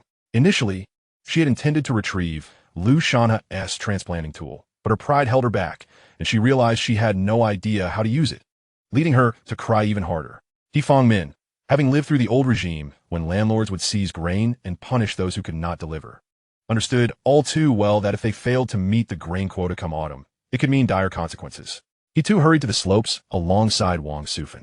Although Hideyong was reluctant to farm, witnessing both his parents heading out made it difficult for him to remain idle at home. He quickly followed suit. Upon noticing Li Haiyan still munching seeds at the doorway, Hideyong's anger flared. With a swift motion, he knocked the seeds from her hands, exclaiming, "All you do is snack. Hurry and gather your things to help with the transplanting." Faced with her husband's wrath, Li Haiyan dared not delay, begrudgingly shouldering a hoe to join him. Hideyong then called upon Hidaji, knowing he had no choice but to obey his elder brother. Hidaji reluctantly dragged Zhang Fan along to assist. This time, Lu Linshan did not soften. He remained seated on the threshold, watching the departing figures. Hihui hesitated, contemplating whether to offer her assistance. But then she recalled the injustices her husband had suffered and how she had never been regarded as a daughter by her own parents, only shedding tears in silence. Meanwhile, Lu Shanhe continued to slumber soundly on the bed. Even if 6 individuals managed to reach the slopes with several acres to tend, 2 days were utterly insufficient to complete the task. As predicted, the 6 soon began to bicker before they had even made significant progress. Wang Sufan admonished He Fangmin for his slow pace. "You lazy, good-for-nothing. Why are you dawdling instead of passing me the seedlings?"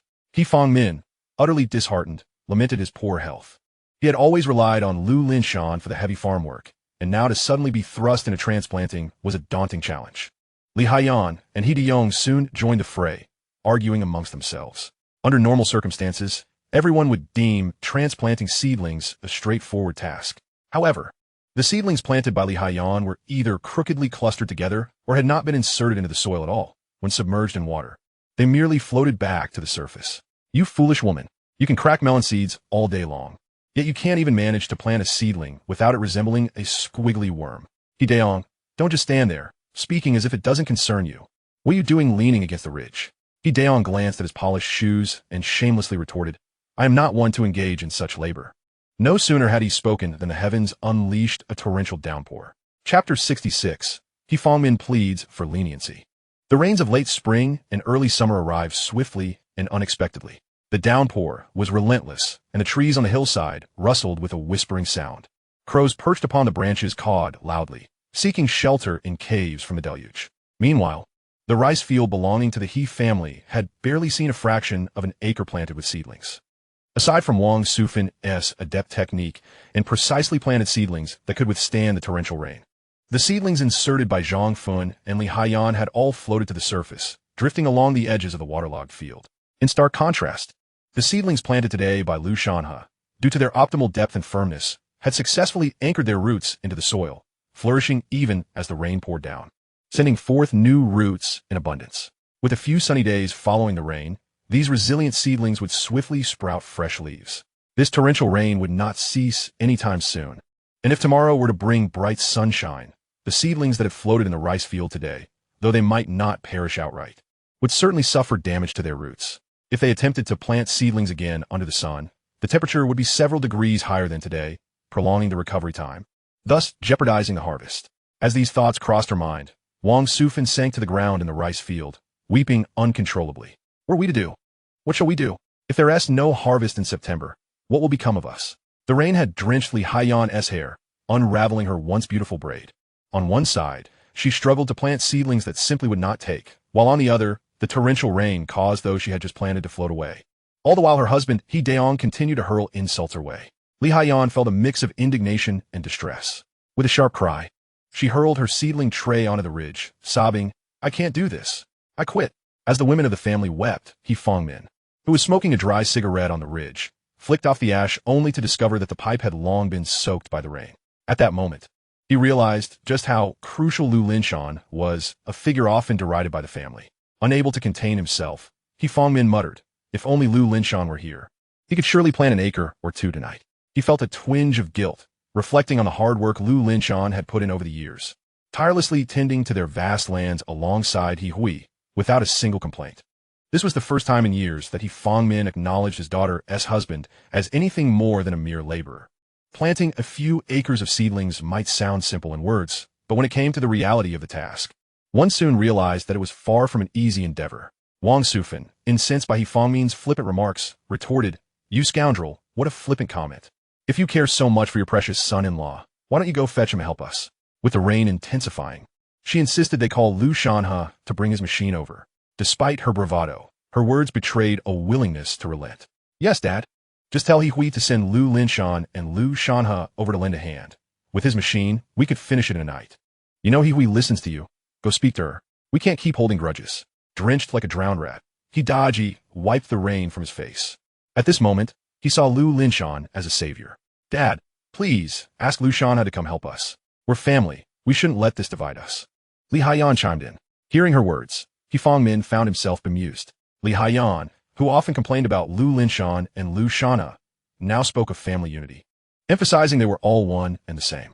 Though He Fongmin harbored a dislike for Lu Linshan, he recognized the gravity of the situation and had no choice but to swallow his pride and seek the assistance of his daughter and son-in-law. If the rain continued, it was certain that the autumn harvest would be drastically reduced. With such heavy rainfall, there was no possibility of planting seedlings. The family could only return to the courtyard, drenched to the bone. He Fongmin wiped the rain from his forehead with a dark cloth. If he were to request help from his daughter and son-in-law, he could not adopt the authoritative tone he usually wielded. He needed to approach the matter with humility. He rummaged through his belongings and found the fruit preserves his eldest grandson, He Wenbin, had brought from the city. Despite their year-long shelf life, he had hesitated to open them. After a moment's contemplation, he set the preserves aside, still reluctant to part with them. After a thorough search, He Fongmin finally unearthed a jar of lard candy that had gone moldy. This treat, which he had salvaged from a banquet, had been sitting for 2 to 3 years. And in the humid conditions of the countryside, a layer of dark mold had formed on its surface. Though it looked repulsive, he wiped away the grime with the same towel he had used to dry his face, wrapped it in an old newspaper, and deemed it a suitable gift. He Fongmin braved the rain and approached the small house beside the pigsty, knocking on the door and calling out, "Daughter, daughter." The dwelling of Lu Linshan and He Hui was not a proper house, but rather a makeshift structure erected after their marriage, sharing a wall with the pigsty. The wind and rain carried the stench of pig manure, a scent that even He Fongmin, accustomed to rural life, found nearly unbearable. In that moment, he realized that his daughter and son-in-law had endured decades of life in such squalid conditions, raising 3 children within these walls. This was the first time in decades that He Fongmin referred to He Hui as daughter. In the past, he had always addressed her by name, often with disdain. He Hui had applied oil to Lu Linshan's back, and the couple had turned in early for the night. However, with the chaos unfolding, sleep was far from their minds. Upon hearing her father's voice, He Hui's heart trembled, and she felt compelled to open the door. Yet, Lu Shanhe silently blocked her way, expressing his discontent without words. As He Hui prepared to answer, Lu Shanhe interjected, "Mom, do you truly believe Grandpa is asking for your help?" They are merely clutching at straws, having exhausted all other options. They expect you and Dad to handle everything, and now that we refuse, they come begging. If you don't go out, Grandma and my uncles will surely scold you. Mom, Dad, you've lived in this household long enough to know how Grandpa and Grandma treat our family. You should understand their true nature by now. Moreover, with the rain pouring down so heavily and my father's back injury still not healed, how could you bear to let him toil in the fields? Mother, do you realize that on the very day I chose not to host a banquet with Su Wanqing, our family had a plate of meat for dinner, which Grandfather presented to He Wenqing, He Chunhua, and He Chunfeng, while Wenqi received not a single morsel. That night, she was so famished that she scavenged bits of meat from the muddy ground outside the hall. We are all third generation. Yet do you still believe we are regarded as a family by Grandfather and Grandmother? As Lu Shanhe uttered these words, we couldn't help but recall the recent incident when Lu Wenqi suffered from digestive issues and vomited some meat. It was not just Wang Sufan and He Fangmin. Even his brothers, sisters-in-law, and younger siblings regarded Lu Meiqi with disdain, treating her not as a granddaughter or niece, but as an adversary. They showed no concern for Lu Meiqi's health, even wishing she would expel every bit of meat from her stomach to prove that the Lu family were indeed thieves. The thought of such past grievances sent a chill through He Hui's heart. Although He Fangmin continued to knock at the door, He Hui sat down on the bed, ignoring him. There is no greater sorrow than a heart that has grown cold. The torment endured at home over the years has made her reluctant to revisit those memories. Seeing his mother refuse to open the door, Lu Shanhe breathed a sigh of relief. The division of the family was merely the first step. Lu Shanhe needed to find a way to secure a plot of land from the commune to construct a new home, which would signify the true separation. He understood that obtaining land from the commune would be a formidable challenge. Hence he devised a plan to utilize the handheld rice transplanter as leverage. In this era, private enterprises were exceedingly rare, and Lu Shanhe was situated in a more insular inland city. Without resources or connections, the prospect of transforming the handheld rice transplanter into a patented product for mass production and sale was virtually non-existent. Manufacturing and selling his own products could result in the confiscation of the transplanter, or worse, charges of speculation and disruption of the spring planting, potentially leading to a decade or two in prison. Despite the economic vibrancy of the 1980s, figures like Lu Chuanji of Lenovo and Ren Zhengfei of Huawei primarily emerged from research institutions or state enterprises, having already amassed networks and resources that facilitated their success. Moreover, many who achieved success later faced imprisonment for various reasons. Acting recklessly would inevitably lead to dire consequences. Lu Shanhe had to proceed with utmost caution, advancing step by step. The handheld rice transplanter was not an extraordinary technology. Unwilling to sacrifice potential gains, Lu Shanhe was prepared to share this technology to maximize its benefits within the commune. Although He Hui remained concerned for her parents' well-being, she finally settled down. She understood that if she yielded on this matter today, all future agricultural labor would fall solely on her and Lu Linshan, leaving her brothers and their spouses increasingly unrestrained. Lu Shanhe's words proved true. After several knocks and calls for his daughter went unanswered, He Fangmin, in frustration, slammed against the door. Are you coming out or not? If you don't come out, you can forget about being my daughter. The humiliation of having to beg his daughter while being disregarded ignited both his shame and fury. The sound of his banging echoed loudly, rousing the already slumbering Lu Meiqi, who, terrified, burst into tears, fearing she had erred and would face punishment from her grandparents. After all, among the grandchildren, it was most often Lu Meiqi who bore the brunt of such reprimands. As He Fangmin and Wang Sufan were reluctant to chastise their own children. Through her sobs, Lu Meiqi cried out, "Mom, tonight at dinner, Grandfather told me not to eat the white steamed buns. I truly did not compete with He Wenqing for them. Please tell him not to be angry." Having endured her share of beatings from Wang Sufan and He Fangmin, Lu Meiqi's reaction was instinctual. Upon hearing the loud knocks and her grandfather's furious shouts, she trembled in fright. He Hui, witnessing this scene, felt a profound ache in her heart. She tightly embraced Lu Meiqi, soothing her, "Chi-Chi, darling, no one is scolding you. Do you like white buns? Tomorrow, I will make you some." Listening to her mother's gentle reassurances, Lu Meiqi nestled deeper under the covers, too frightened to make a sound. Outside, He Fangmin found himself at a loss. The rain intensified, and the sky grew darker. Even if he gathered Lu Shanhe and He Hui to transplant rice now, the torrential downpour would render any work impossible. With a heavy sigh, He Fangmin sank down beneath the eaves, pounding his chest and weeping, soaked to the skin by the relentless rain. The lard and sugar He Hui had prepared, long spoiled, slipped from his grasp, cascading into the foul drainage ditch beside the pigsty, merging with the waste. Those who returned later, including Wang Sufan, recognized the scene and understood that He Hui and Lu Linshan were unwilling to assist. Wang Sufan, unable to contain her frustration, seized a sickle from the woodshed and began striking at He Hui's door, cursing vehemently, "You heartless wretch! I should never have borne you. When the floods came that year, I should have tossed you into the river to be swept away by the waters and fed to wolves. I should have heeded your father and let you go." As she hurled insults and struck the door, silence reigned inside. He Hui, absorbing her mother's vitriol, finally comprehended the truth. Lu Shanhe was correct. He Fangmin and Wang Sufan did not regard her as their daughter. She also recalled why her mother had once contemplated casting her away into the river. Because of their poverty and natural disasters that left them unable to harvest grain, they had chosen to sacrifice their daughter to ensure their sons were fed. Such was the cruel reality of their time. Ultimately, Wang Sufan, overwhelmed with frustration, collapsed to the ground. This triggered a commotion as He Daong, Deji, Li Haiyan, and Zhang Fen joined in banging on the door, unleashing a torrent of invectives. "He Hui, you ungrateful wretch! Do you take pleasure in driving your mother to the grave? A wolf raised with such ingratitude is better off being fed to dogs." Upon hearing this, Lu Shanhe returned indoors, seizing a kitchen knife, and with a resounding crash, flung open the door. Chapter 68. White steam buns and pork lard residue. With the knife in hand, Lu Shanhe abruptly stood at the threshold, cloaked in the shadows of night and rain, resembling a vengeful deity. He bellowed at the crowd, "Whoever knocks on this door shall have their hands severed."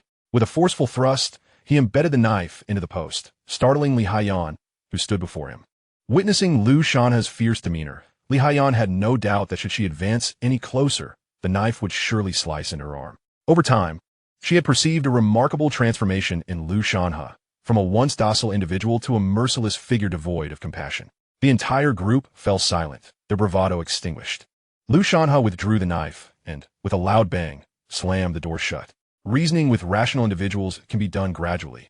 However, when dealing with a gossiping troublemaker like Li Haiyan, the most effective approach is to respond with force. He Hui harbored a tinge of concern for Wang Sufan and Shanhe, pondering, "Is your grandmother all right?" This was He Hui, an honest and kind-hearted rural woman. Lu Shanhe, reclining on his bed, retorted, "What could possibly happen with his two sons and their wives out there? If they cannot care for one elderly woman, then my grandmother has wasted her life raising them. Living would be worse than dying." Of course, Lu Shanhe's words were spoken in anger. Yet he sought to clearly convey to He Hui that the responsibility for He Fangming and Wang Sufan rested not solely on her shoulders, but on the two sons, He Daong and He Daji as well. This evening marked a definitive rupture with the He family. He Hui could only sigh heavily and return to bed, while the incessant chirping of crickets in the room mirrored her own tumultuous thoughts. It was a night destined for sleeplessness, with Lu Shanlin and He Hui proving unreliable. The torrential rain rendered any hope of planting seedlings impossible. He Daong and He Daji hastily lifted their fallen mother back home, yet mere moments later, the brothers were embroiled in another quarrel. He Daji wished to take their elderly mother to the clinic for a checkup, considering her age and the shock of the rain that had caused her to collapse. However, He Daong was reluctant, believing the old woman merely needed rest. Ultimately, it boiled down to He Daong's aversion to trouble and expense. Transporting their mother to the clinic would necessitate someone to accompany her. Would it be Li Haiyan or Zhang Fen? Moreover, a medical examination would surely incur costs. Who would bear the financial burden, He Daong or He Daji? As the brothers bickered, their wives engaged in their own disputes. Li Haiyan, being astute, feared that if she lingered, she would be the one tasked with keeping vigil at the clinic. She quickly interjected, "Dad, with this heavy rain, I should check if Wenfang is tucked in properly. I'll head back to my room now." Witnessing her cunning escape, Zhang Fen quickly concocted a feeble excuse of her own. "I'll see if Wenxing's blanket is in order as well."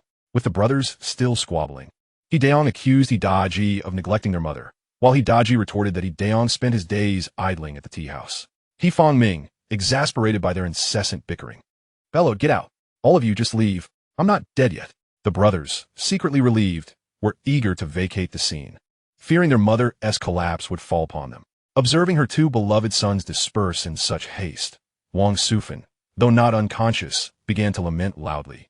"When I was ill, Lu Linshan carried me to the commune clinic, and He Hui stayed by my side, tending to me. Now, none of them care for me." As she wept, it seemed she was struck by a realization of the kindness once shown by He Hui and Lu Linshan. He Fangming's irritation grew with every word, and he barked, "What is the point of saying all this now? Sleep, sleep." He Fangming, fearing expenses and inconvenience, was also unwilling to take the elderly woman to the clinic. Meanwhile, Wang Sufan continued to moan in distress, fretting over the seedlings on the hillside terraces. What will become of the seedlings in this downpour? What hope do we have for this year's harvest? Feng Ming, equally troubled, thought to himself, what can be done? Nothing. He resigned himself to the fact that with such heavy rain, planting was impossible. As for the harvest in September, that was left to fate. That night, none in the He family managed to sleep, while Lu Shanhe enjoyed a sound slumber. This was not revenge. Rather, it was a return to his rightful place. Early the next morning, Lu Shanhe arose early to prepare a hearty breakfast for his family. The meal was plentiful, featuring rice porridge and fluffy white buns, accompanied by the crispy pork cracklings he had reserved from rendering lard. The cracklings, lightly sautéed in lard and seasoned with pepper and salt, were a true delicacy. During this time, Lu Shanhe had also been purchasing rice, flour, and pork for the household. He assumed this was still from the proceeds of selling pigs. Realizing she could not control her son, and thus sighed in resignation, refraining from interference. After a night of troubled sleep filled with nightmares, dreaming of Lu Linshan, exhausted from selling blood, being summoned by Wang Sufan to plant seedlings, only to collapse and turn the fields crimson with blood, He awoke feeling more drained than if she had spent the entire night planting. In contrast, Lu Meiqi was overjoyed at the sight of the large white buns and pork cracklings. The little girl was easily pleased. Her brother had promised her fluffy buns, and today he delivered. Not only were there large white buns, but also delectable pork cracklings. Lu Meiqi eagerly devoured the buns, savoring the cracklings with delight. Brother, I want to eat white buns and pork cracklings every day. Witnessing her daughter's joy, He felt a weight lift from her heart. Lu Shanhe patted Lu Meiqi's chubby cheeks and assured her, all right, brother promises you can enjoy white buns every morning, along with plenty of pork cracklings. Yay, I love you, brother. Observing Lu Meiqi's innocent exuberance, Lu Linshan's spirits brightened considerably, watching his son and daughter grow up healthy. Lu Linshan felt that dining together as a family of four after separating from the He family was far more pleasant than sharing a meal in the bustling hall with the entire clan. Li Haiyan indulged in a rare lie-in that day. With such heavy rain, everyone had abandoned the idea of planting seedlings on the hillside. Li Haiyan, with a mind full of thoughts, peered through the open door that Lu Shanhe had left ajar. To her astonishment, she discovered Lu Shanhe's family feasting on white buns. An enticing aroma of pork cracklings wafted through the air. This sight left Li Haiyan craving for their meal. However, Li Haiyan refused to back down. She spat a curse at the doorway. Eat, eat, eat. Let's see how long you can feast on the pig sale profits. Yet, upon meeting Lu Shanhe's piercing gaze, she quickly recoiled. The weather was unkind, as the torrential downpour from the previous night showed no signs of abating. With such relentless rain, Li Ernie surely had not set his traps the night before. Thus there was no need for a trip to the county market today. However, an intriguing prospect loomed. That evening, Su Wanqing was scheduled to be on duty at the granary. Would Chen Guotai seize the opportunity to rendezvous with Su Wanqing amidst the storm? Lu Shanhe, being a man, believed he would. That evening, Chen Guotai dined at Zhang Hohat's house, eschewing his usual tutoring of Zhang Detzi in mathematics, and instead sought to slip away for a clandestine meeting. Imagining Su Wanqing's alluring figure, Chen Guotai's heart raced with anticipation. Chapter 69, The Commune's Infidelity. Observing Chen Guotai's hurried departure, Zhang Hohat recalled Lu Shanhe's words, realizing that tonight Su Wanqing was on duty, and it was highly probable Chen Guotai intended to meet her. Su Wanqing was renowned for her charm. The young men from various brigades in the commune were all familiar with her. When she had fallen ill, she had also visited the commune clinic. Although they had only met a few times, Zhang Hohat held a lasting impression of Su Wanqing. With her striking beauty and sweet tongue, she was a woman of the countryside who could easily enchant men, qualities that Zhang Hohat could not hope to rival. As she caressed her belly, which was 4 months along, Zhang Hohat felt sorrow wash over her.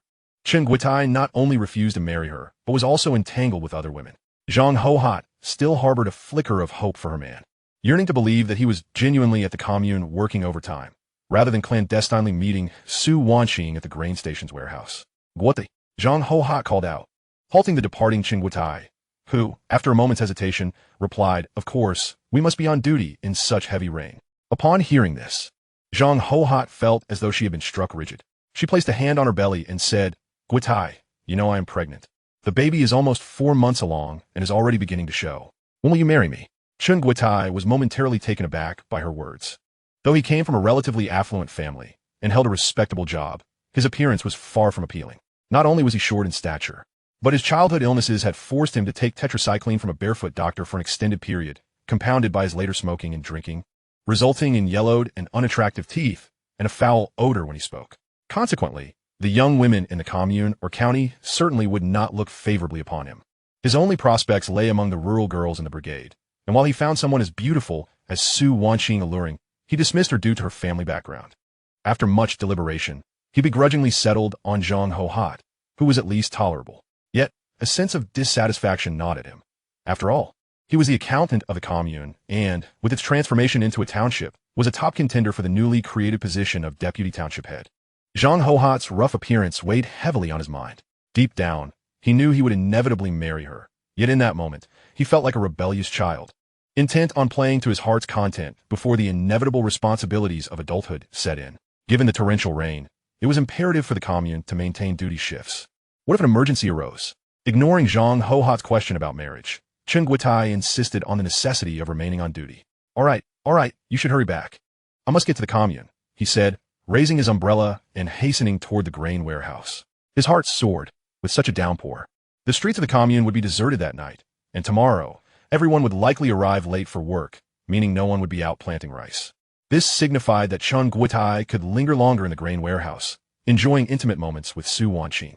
Unbeknownst to him, Zhang Hohat, disheartened and drenched, followed him without an umbrella, tears streaming down her face. Meanwhile, Lu Shanhe was also heading to the grain warehouse, hoping for a stroke of luck.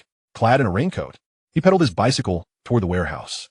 The tires of his bicycle were interchangeable with those of the rice planting machine, so he removed the tires and a pin from the machine to prevent anyone from stealing it, thus safeguarding against theft and deceit. In that era, rural theft was infrequent.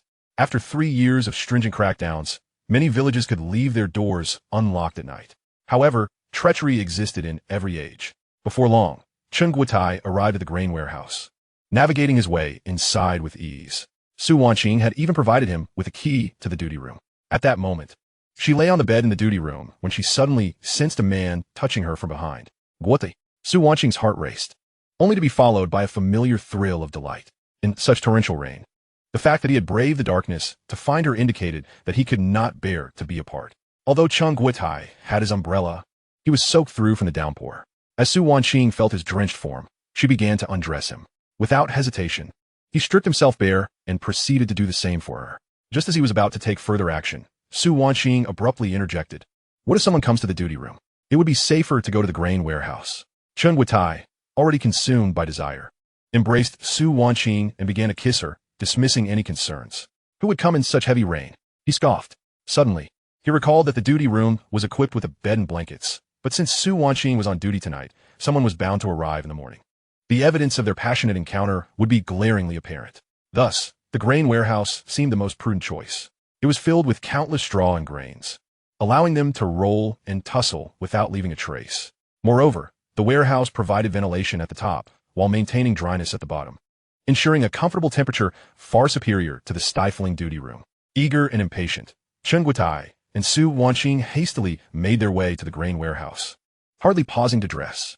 Upon arrival, Chen Guotai immediately pressed Su Wanqing against a sack of rice, showering her face and neck with kisses. "Qing, I've missed you terribly," he murmured with fervor.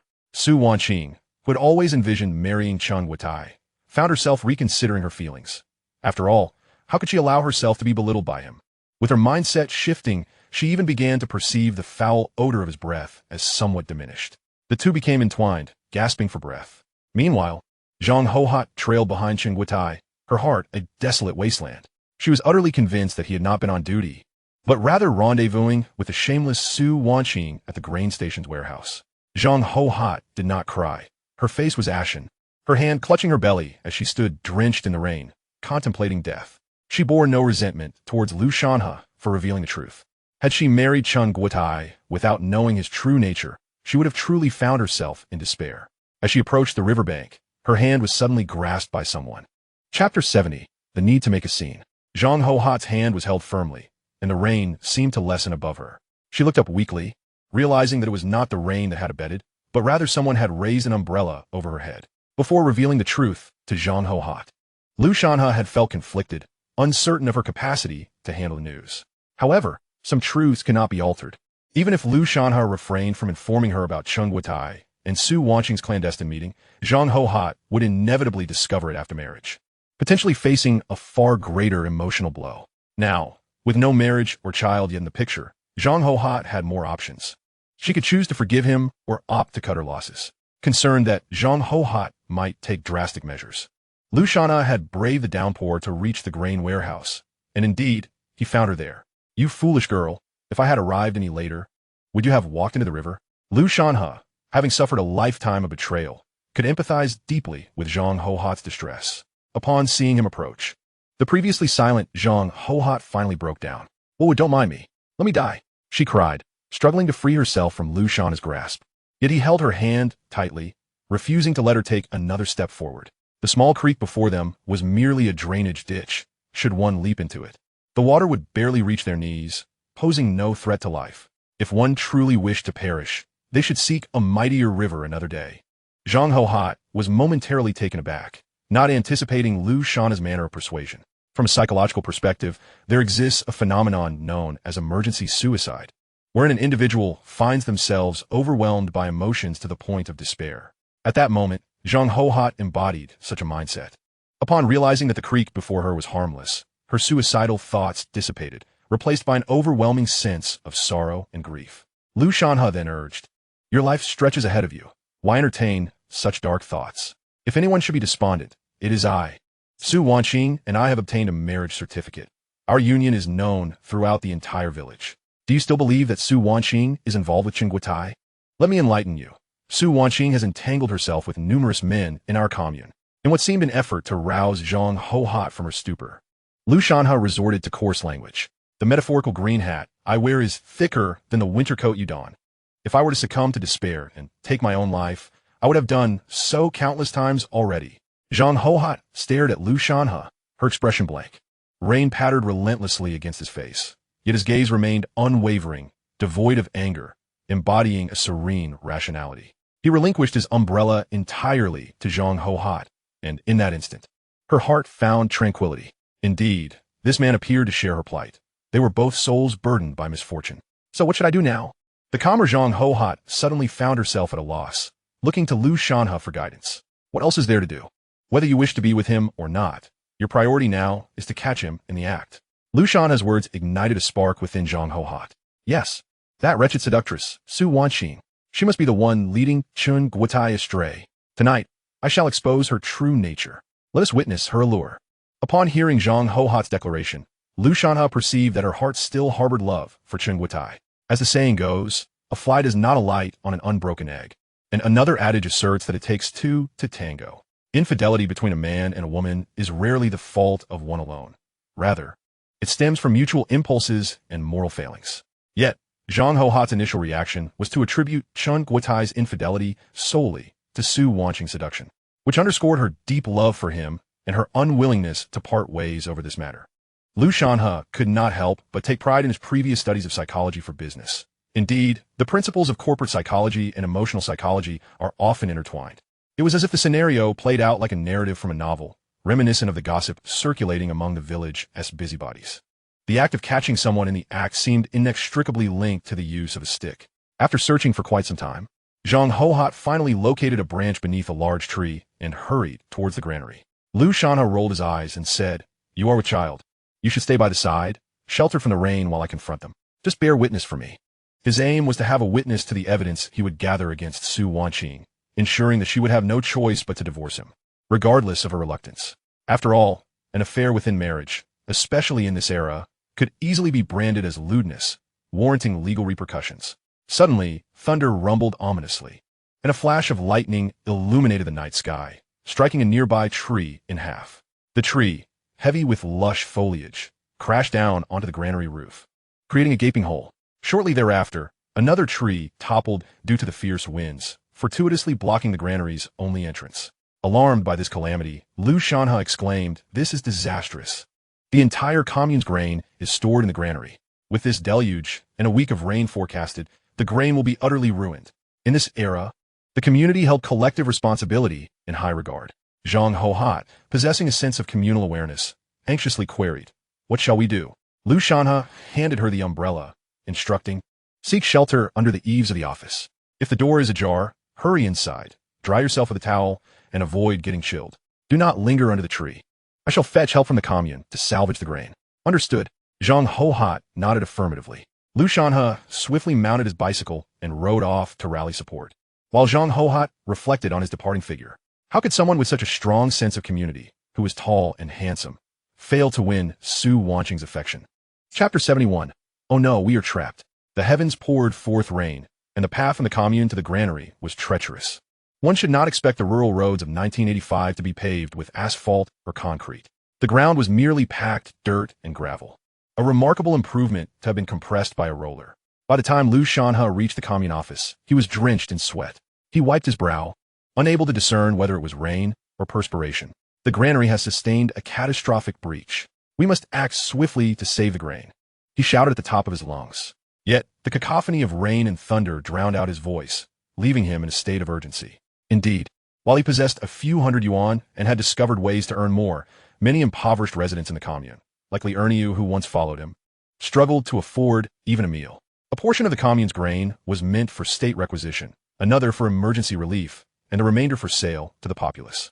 Should the granary's grain be destroyed, not only would the starving poor find themselves without food, but it would also hinder the commune's grain production during the autumn harvest, with the losses ultimately falling upon the common people. Lu Shanhe parked his bicycle at the commune entrance and dashed inside without hesitation. The commune had staff on duty every night, much like when Su Wanqing was on call during the fire incident. Fortunately, the office consisted of single-story structures, and Lu Shanhe hurried toward the light emanating from one room. In his haste, he inadvertently flung open the door to the duty room, and by sheer coincidence, it was Shen Wei on duty. Even more fortuitously, she had just finished washing up, having removed her clothing and was preparing for bed. The sudden intrusion startled her, prompting her to quickly cover herself and reach for a weapon hidden behind her pillow. Having been a sent-down youth, Shen Wei initially resided in a dormitory for young intellectuals. But as they gradually returned to the city, she was assigned to work at the commune, which provided her with accommodation in the duty room. Under such circumstances, it was mostly she who worked the night shifts, and the unexpected arrival startled her, especially since there had been no knock on the door. Lu Shanhe, unable to knock, swung open the door, his gaze fixated upon Shen Wei. Though she had draped herself with a quilt, much of her form remained exposed above the chest, revealing her smooth neck, which rendered Lu Shanhe quite bashful. In contrast, upon recognizing Lu Shanhe, Shen Wei felt a significant portion of her earlier anxiety dissipate. Lu Shanhe, she called out, her cheeks flushed. What brings you to the commune at such a late hour? I was just about to sleep. Lu Shanhe, feeling a bit awkward, quickly turned away and explained, I just passed by the granary. In the midst of the thunderstorm, the tree canopy has punctured a hole in the roof, allowing the heavy rain to pour into the granary. He continued, the county's weather forecast indicates that heavy rains will persist for the next few days. If we do not salvage the grain now, it will be soaked through, and we will have no way to dry it out before the upcoming harvest. Upon hearing Lu Shanhe's words, Shen Wei felt a mix of disappointment and gratitude. She had hoped he had come specifically for her, but instead, he was there on official business. However, she was also thankful that he had braved the storm to address the granary's plight. This incident only served to deepen the noble image of Lu Shanhe in her heart. Shen Wei, realizing the gravity of the situation, became even more anxious. She understood that the grain stored in the granary was the entirety of the commune's reserves. If the grain were to be ruined, it would undoubtedly lead to complications in supply until the autumn harvest. More critically, there would surely be accountability from above. Feeling the urgency, Shen Wei hastily instructed, don't turn around. I need to get dressed. Lu Shanhe, a bit flustered, replied, then hurry. Before long, Shen Wei had donned her clothes, though she remained unaware that the only two individuals present in the commune at that moment were herself and Lu Shanhe. It was Lu Shanhe who quickly thought of a solution. We have a broadcast system in the commune. Let's activate the emergency broadcast and call everyone to help. The grain could be transported to a nearby, unsoaked storage area or piled in the meeting room and offices of the grain station. Yes, excellent idea. Shen Wei couldn't help but cast a deep, appreciative glance at Lu Shanhe. This man was calm and composed, entirely unlike the clumsy laborer she had encountered before. Rushing to the commune's broadcast room, Shen Wei activated the emergency announcement, speaking clearly and firmly. Comrades and fellow villagers, we have an urgent announcement. Due to the severe rain and thunder, the commune's granary has suffered significant damage, with torrential rain flooding the storage, endangering a large quantity of grain. We call upon everyone to mobilize urgently to the granary and assist in salvaging the grain, transporting it to the meeting room and offices at the South Station. Please bring transport vehicles and rain gear, and act promptly. I will repeat this emergency notice. Lu Shanhe observed Shen Wei as she made the urgent broadcast. He realized that after tonight, Su Wanqing and Chen Guotai would face dire consequences. The entire commune's men and women would rush to Liangshan to aid in the grain rescue.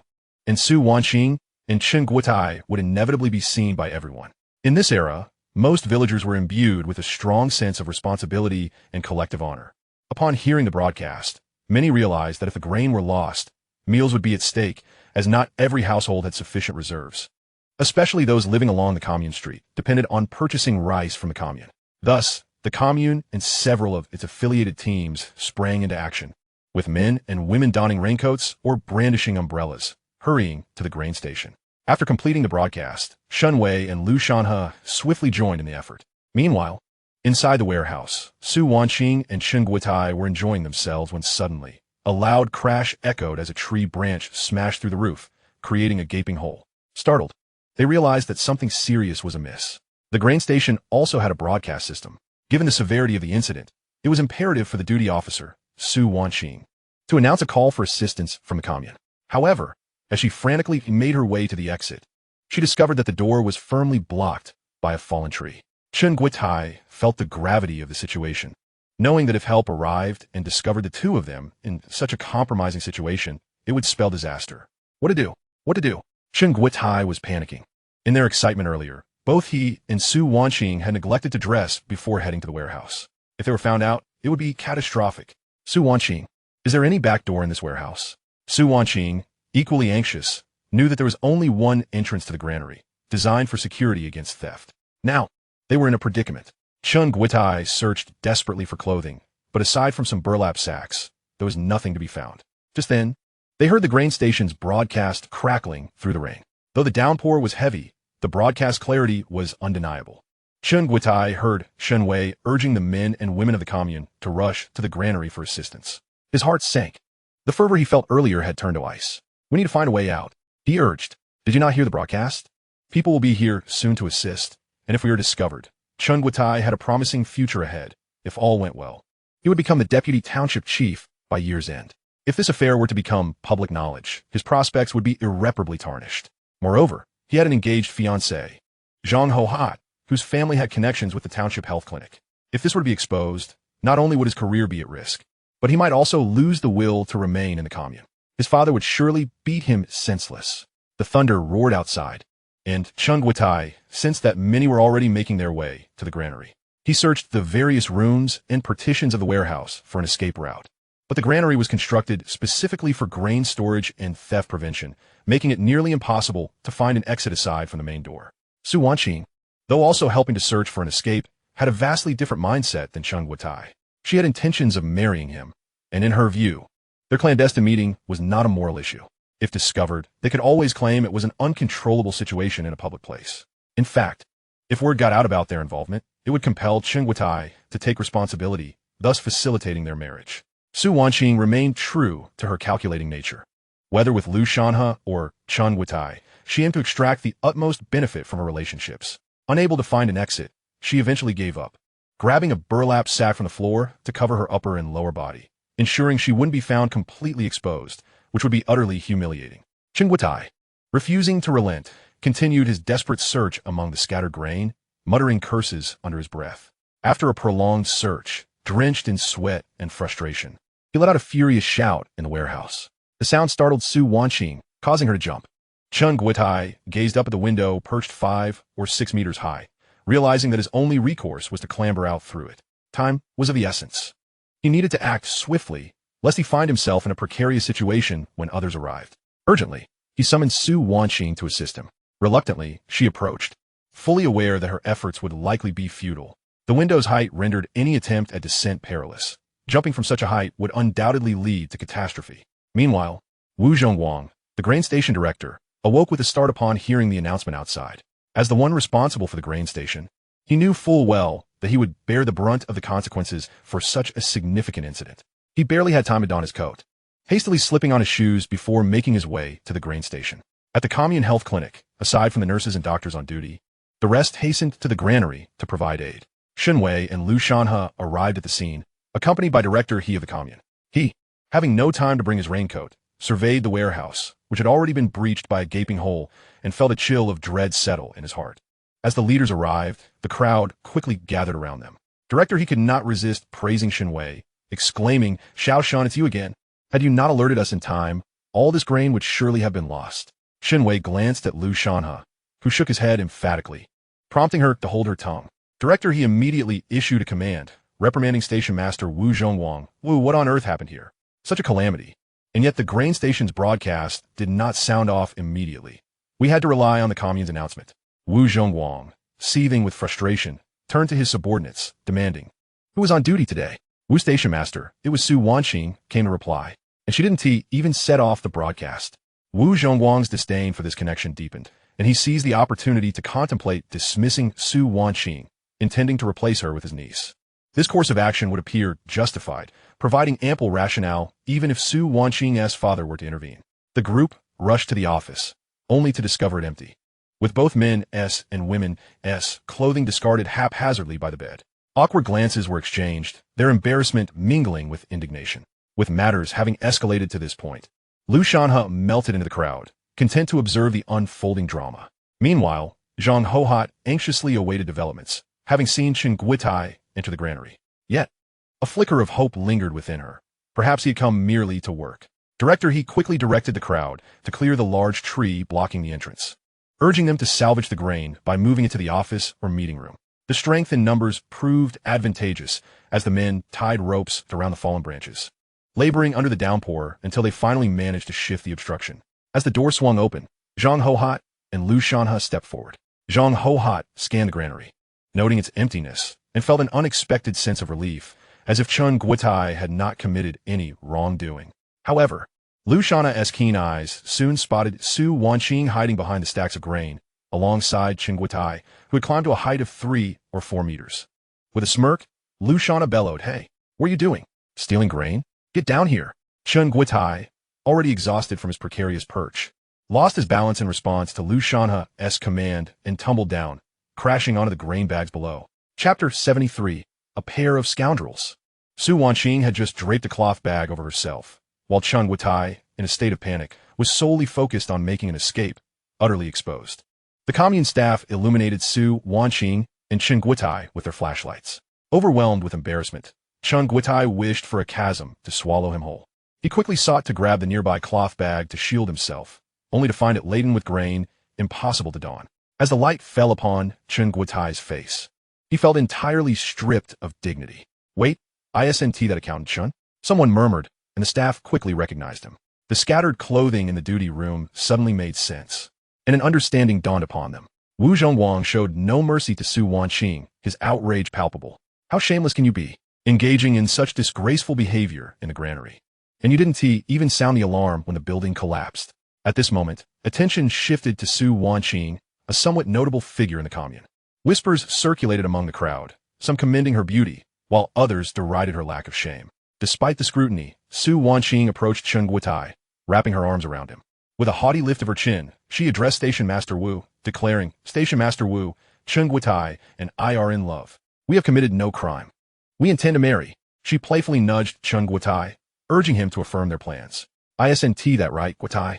We're getting married." She crafted a seemingly perfect excuse. "I was alone in the granary, frightened. What's wrong with my partner coming to keep me company? It's not illegal." Hearing her audacious defense, Lu Shanhe couldn't help but scoff internally. This woman had no sense of shame. First, she rejected him, and now she claimed she was to marry someone else. Truly, a venomous vixen. Whoever wed her would surely endure a lifetime of misfortune. Lu Shanhe chuckled coldly, confident that Su Wanqing's fate was sealed. Chen Guitai's identity was recognized by Zhang Hohat's colleagues from the health clinic, who quickly turned their ire toward him. They noticed Zhang Hohat, who was now on the verge of tears, barely held upright by a colleague, having nearly fainted. The staff in the health clinic, enraged, pointed accusatorily at Chen Guitai, shouting, "What do you think you're doing, Chen Guitai? How can you be with Zhang Hohat and then cavort with this shameless woman? You're utterly disgusting. Do you even realize that Zhang Hohat is pregnant? And in this downpour, you hide away here indulging in such disgraceful acts." The colleagues of the health clinic, brimming with righteous indignation, momentarily forgot the urgency of salvaging the grain. Director, he, equally incensed, felt his blood pressure rise. If the county pursued accountability, the repercussions will be dire. The commune's accountant and the duty staff were caught in a scandalous affair while a significant accident occurred in the granary. And they hadn't even raised the alarm. You have utterly disappointed me. Director, he finally managed to exclaim after a prolonged silence. Zhang Hohat, with the support of others, gradually regained her composure and confronted Cheng Guotai, pointing an accusatory finger at him. Cheng Guotai, what am I to you? I'm 3 months pregnant, and you refuse to propose or marry me. Is it because of this vixen? Zhang Hohat, in a fit of emotion, wept as she laid bare her grievances. Cheng Guotai, head bowed, dared not respond or meet her gaze. He had never anticipated that events would spiral to such an extent. Zhang Hohat, consumed by fury, found herself in a most disgraceful predicament. In this era, becoming pregnant out of wedlock was an ignoble affair. Yet, she never anticipated that while she was 3 months along, this man would brazenly cavort with another woman. Moreover, Cheng Guotai had just departed from his own home, offering the flimsy excuse of duty at the commune. As Zhang Hohat recounted her plight, whispers erupted among the onlookers. Good heavens, Zhang Hohat is pregnant. What a shameless man Cheng Guotai is. His betrothed is with child, and he is gallivanting with another woman. Do you know who this woman is? Oh, how can we not? It's Su Wanqing, the belle of the 4th team, notorious for her entanglements with numerous men. Truly, she is a shameless seductress. Have you heard? It seems Su Wanqing is already wed to Lu Shanhe from the 2nd team. I heard they merely registered their marriage without holding a banquet, and it appears Lu Shanhe is the one who initiated the annulment. Ah, Lu Shanhe is quite astute. He must have long been aware of this vixen's character. Unbeknownst to them, the principal player, Lu Shanhe, was lurking among the crowd, orchestrating the entire affair himself. Su Wanqing, upon hearing their gossip, found herself momentarily dazed. She could scarcely believe her eyes as she glanced at Cheng Guotai and then at Zhang Hohat, who was accusing her fervently before everyone. Zhang Hohat pregnant. Zhang Hohat, the fiancée of Cheng Guotai. Cheng Guotai intended to marry Zhang Hohat.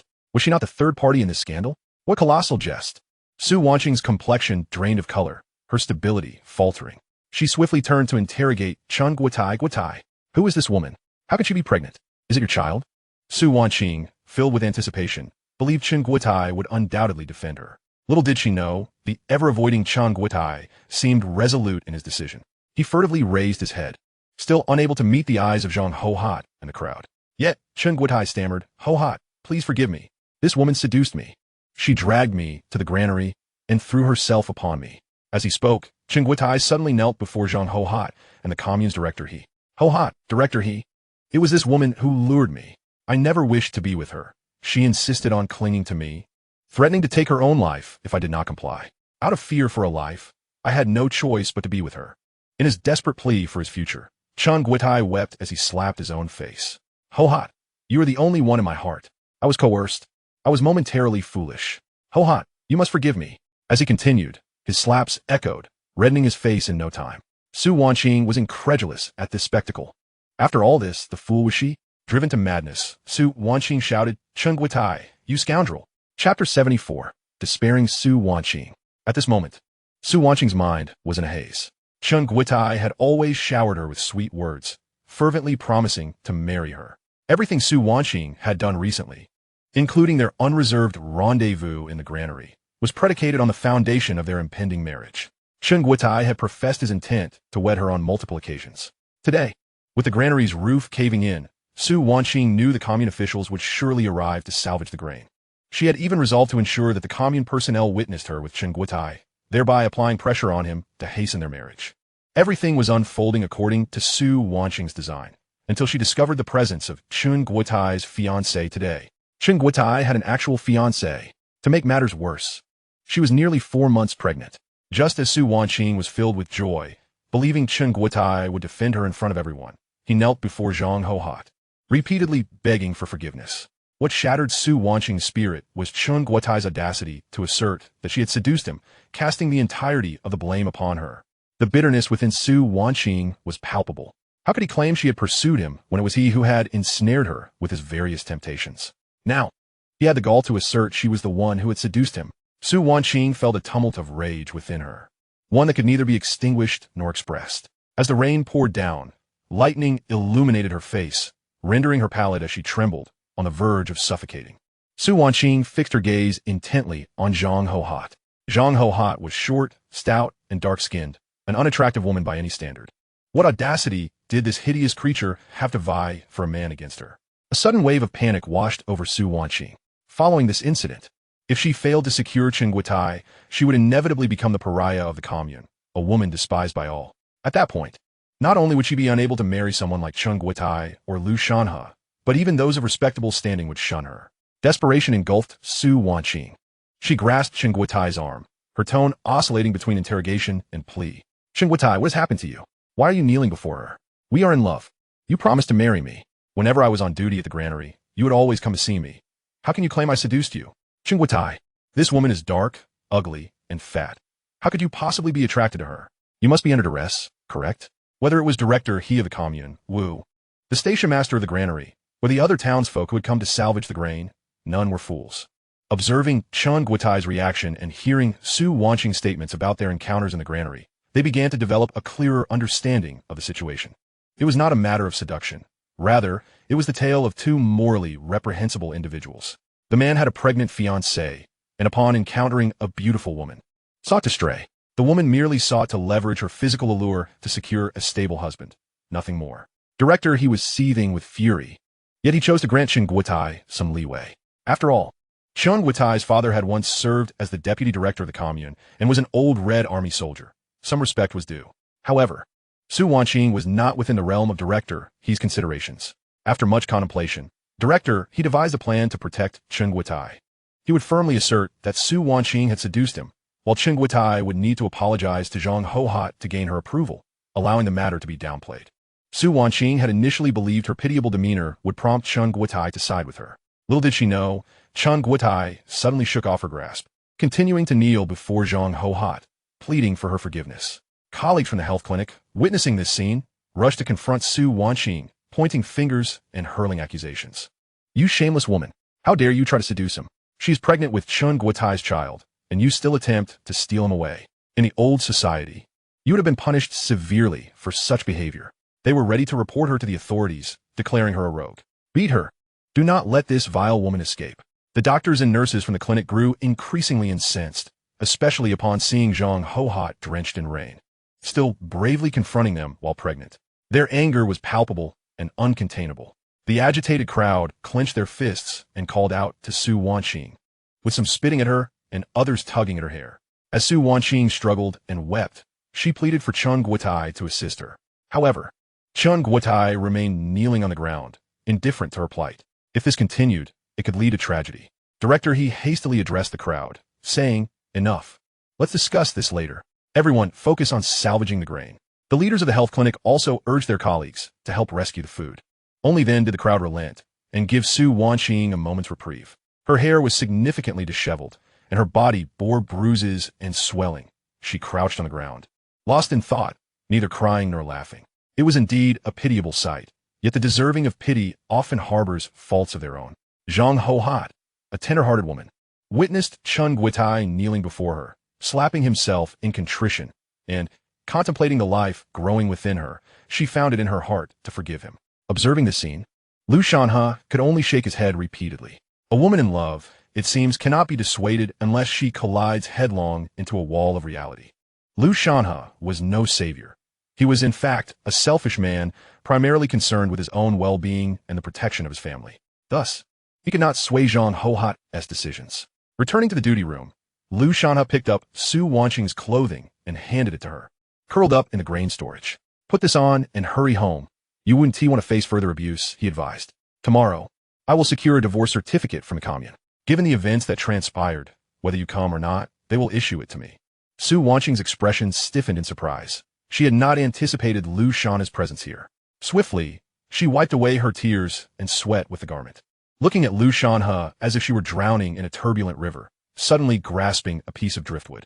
Without Chen Guotai, at least there was Lu Shanhe. A wave of regret washed over Su Wanqing. If only Hu Qin had not hastily increased the betrothal gift, she would have been married to Lu Shanhe by now. Falling to her knees before Lu Shanhe, she clutched his pant leg, sobbing, Shanhe, I was wrong. I promise never to act this way again. I will tell my mother that I don't want any betrothal gift. Please, let us not divorce. Lu Shanhe chuckled softly, moving his foot aside and leisurely exiting the grain storage. Meanwhile, Shun Wei, who had witnessed the recent events, felt an unexpected pang of discomfort. She was uncertain whether she mourned for Lu Shanhe's humiliation or grieved for the fact that he was already married. Chapter 75, Mother, It's All Your Fault. Watching Lu Shanhe depart from the grain storage, Shun Wei hurried after him. Are you heading back? Shun Wei was unsure of her own emotional state. Lu Shanhe observed the bustling crowd salvaging grain, remarking, there should be enough hands here. My presence won't be of assistance. Shun Wei nodded, saying, I truly appreciate your help today. Had you not alerted us in time, who knows how much grain would have been lost. Just a trivial matter. Lu Shanhe waved his hand dismissively before mounting his bicycle. Shun Wei quickly added, given what transpired today, with director he from the commune present. Come to the commune tomorrow for the divorce certificate. Even in the absence of the woman, since the fault lies with her, they will process it for you. Thank you. Director Shun. Lu Shanhe replied as he rode away. Hearing Lu Shanhe express gratitude towards her left Shun Wei feeling anything but pleased. Instead, she felt a sense of unease. Watching him fade into the distance, her heart was a tumult of conflicting emotions. This man was peculiar. During the last fire incident, he had been the one to take charge, yet he sought no recognition. Similarly, in this substantial grain crisis, he was the first to inform them, but he seemed indifferent to accolades. Shun Wei had intended to mention his name, but he had stopped her. What was he truly after? A modern-day hero? She shook her head vigorously, trying to dispel her chaotic thoughts. At that moment, Su Wanqing also emerged, calling out Lu Shanhe's name. Yet, whether it was the heavy rain or the howling wind, Lu Shanhe did not look back, pedaling away. Shun Wei and Su Wanqing exchanged glances, both silent, lost in their own thoughts. Upon returning home, Lu Shanhe dried himself with a towel and fell into a deep, restful sleep, experiencing a particularly sound slumber that night. In contrast, Su Wanqing had no inclination to continue her shift at the grain storage. The events of that evening had left her in disarray as she trudged home through the rain. In the dead of night, the rain continued to pour, and the sound of knocking echoed at the door. Huan, who had been sleeping soundly, was stirred by the noise and sat up, cursing. Who is knocking at this hour? Why don't they just go to hell? Reluctantly, she got up to open the door, only to find her daughter drenched to the bone. Seeing Su Wanqing's pale face, disheveled hair, and bruised arms startled Huan greatly. Qingqing, what happened? Weren't you supposed to be on the night shift? Why are you back? How did you get those injuries? Did you fall on the way? Didn't you say Chung Guotai would come to find you tonight? Why didn't he bring you back in this downpour? Faced with her mother's barrage of questions, Su Wanqing could only cry. Between sobs, she shouted, don't mention him. Then what on earth happened? Huan pressed her daughter. Enraged, Su Wanqing stormed into her room, slamming the door as she shouted back at Huan, it's all your fault. If you hadn't been so bewitched and raised the betrothal gift at the last minute, I would have already married Lu Shanhe. How could this have happened? Huan was taken aback by her daughter's words. What do you mean it's all my fault? Your father is the factory manager, and you're now a formal employee at the grain station. Where else could you find such conditions? I only suggested a betrothal gift for Lu Shanhe because I thought highly of him.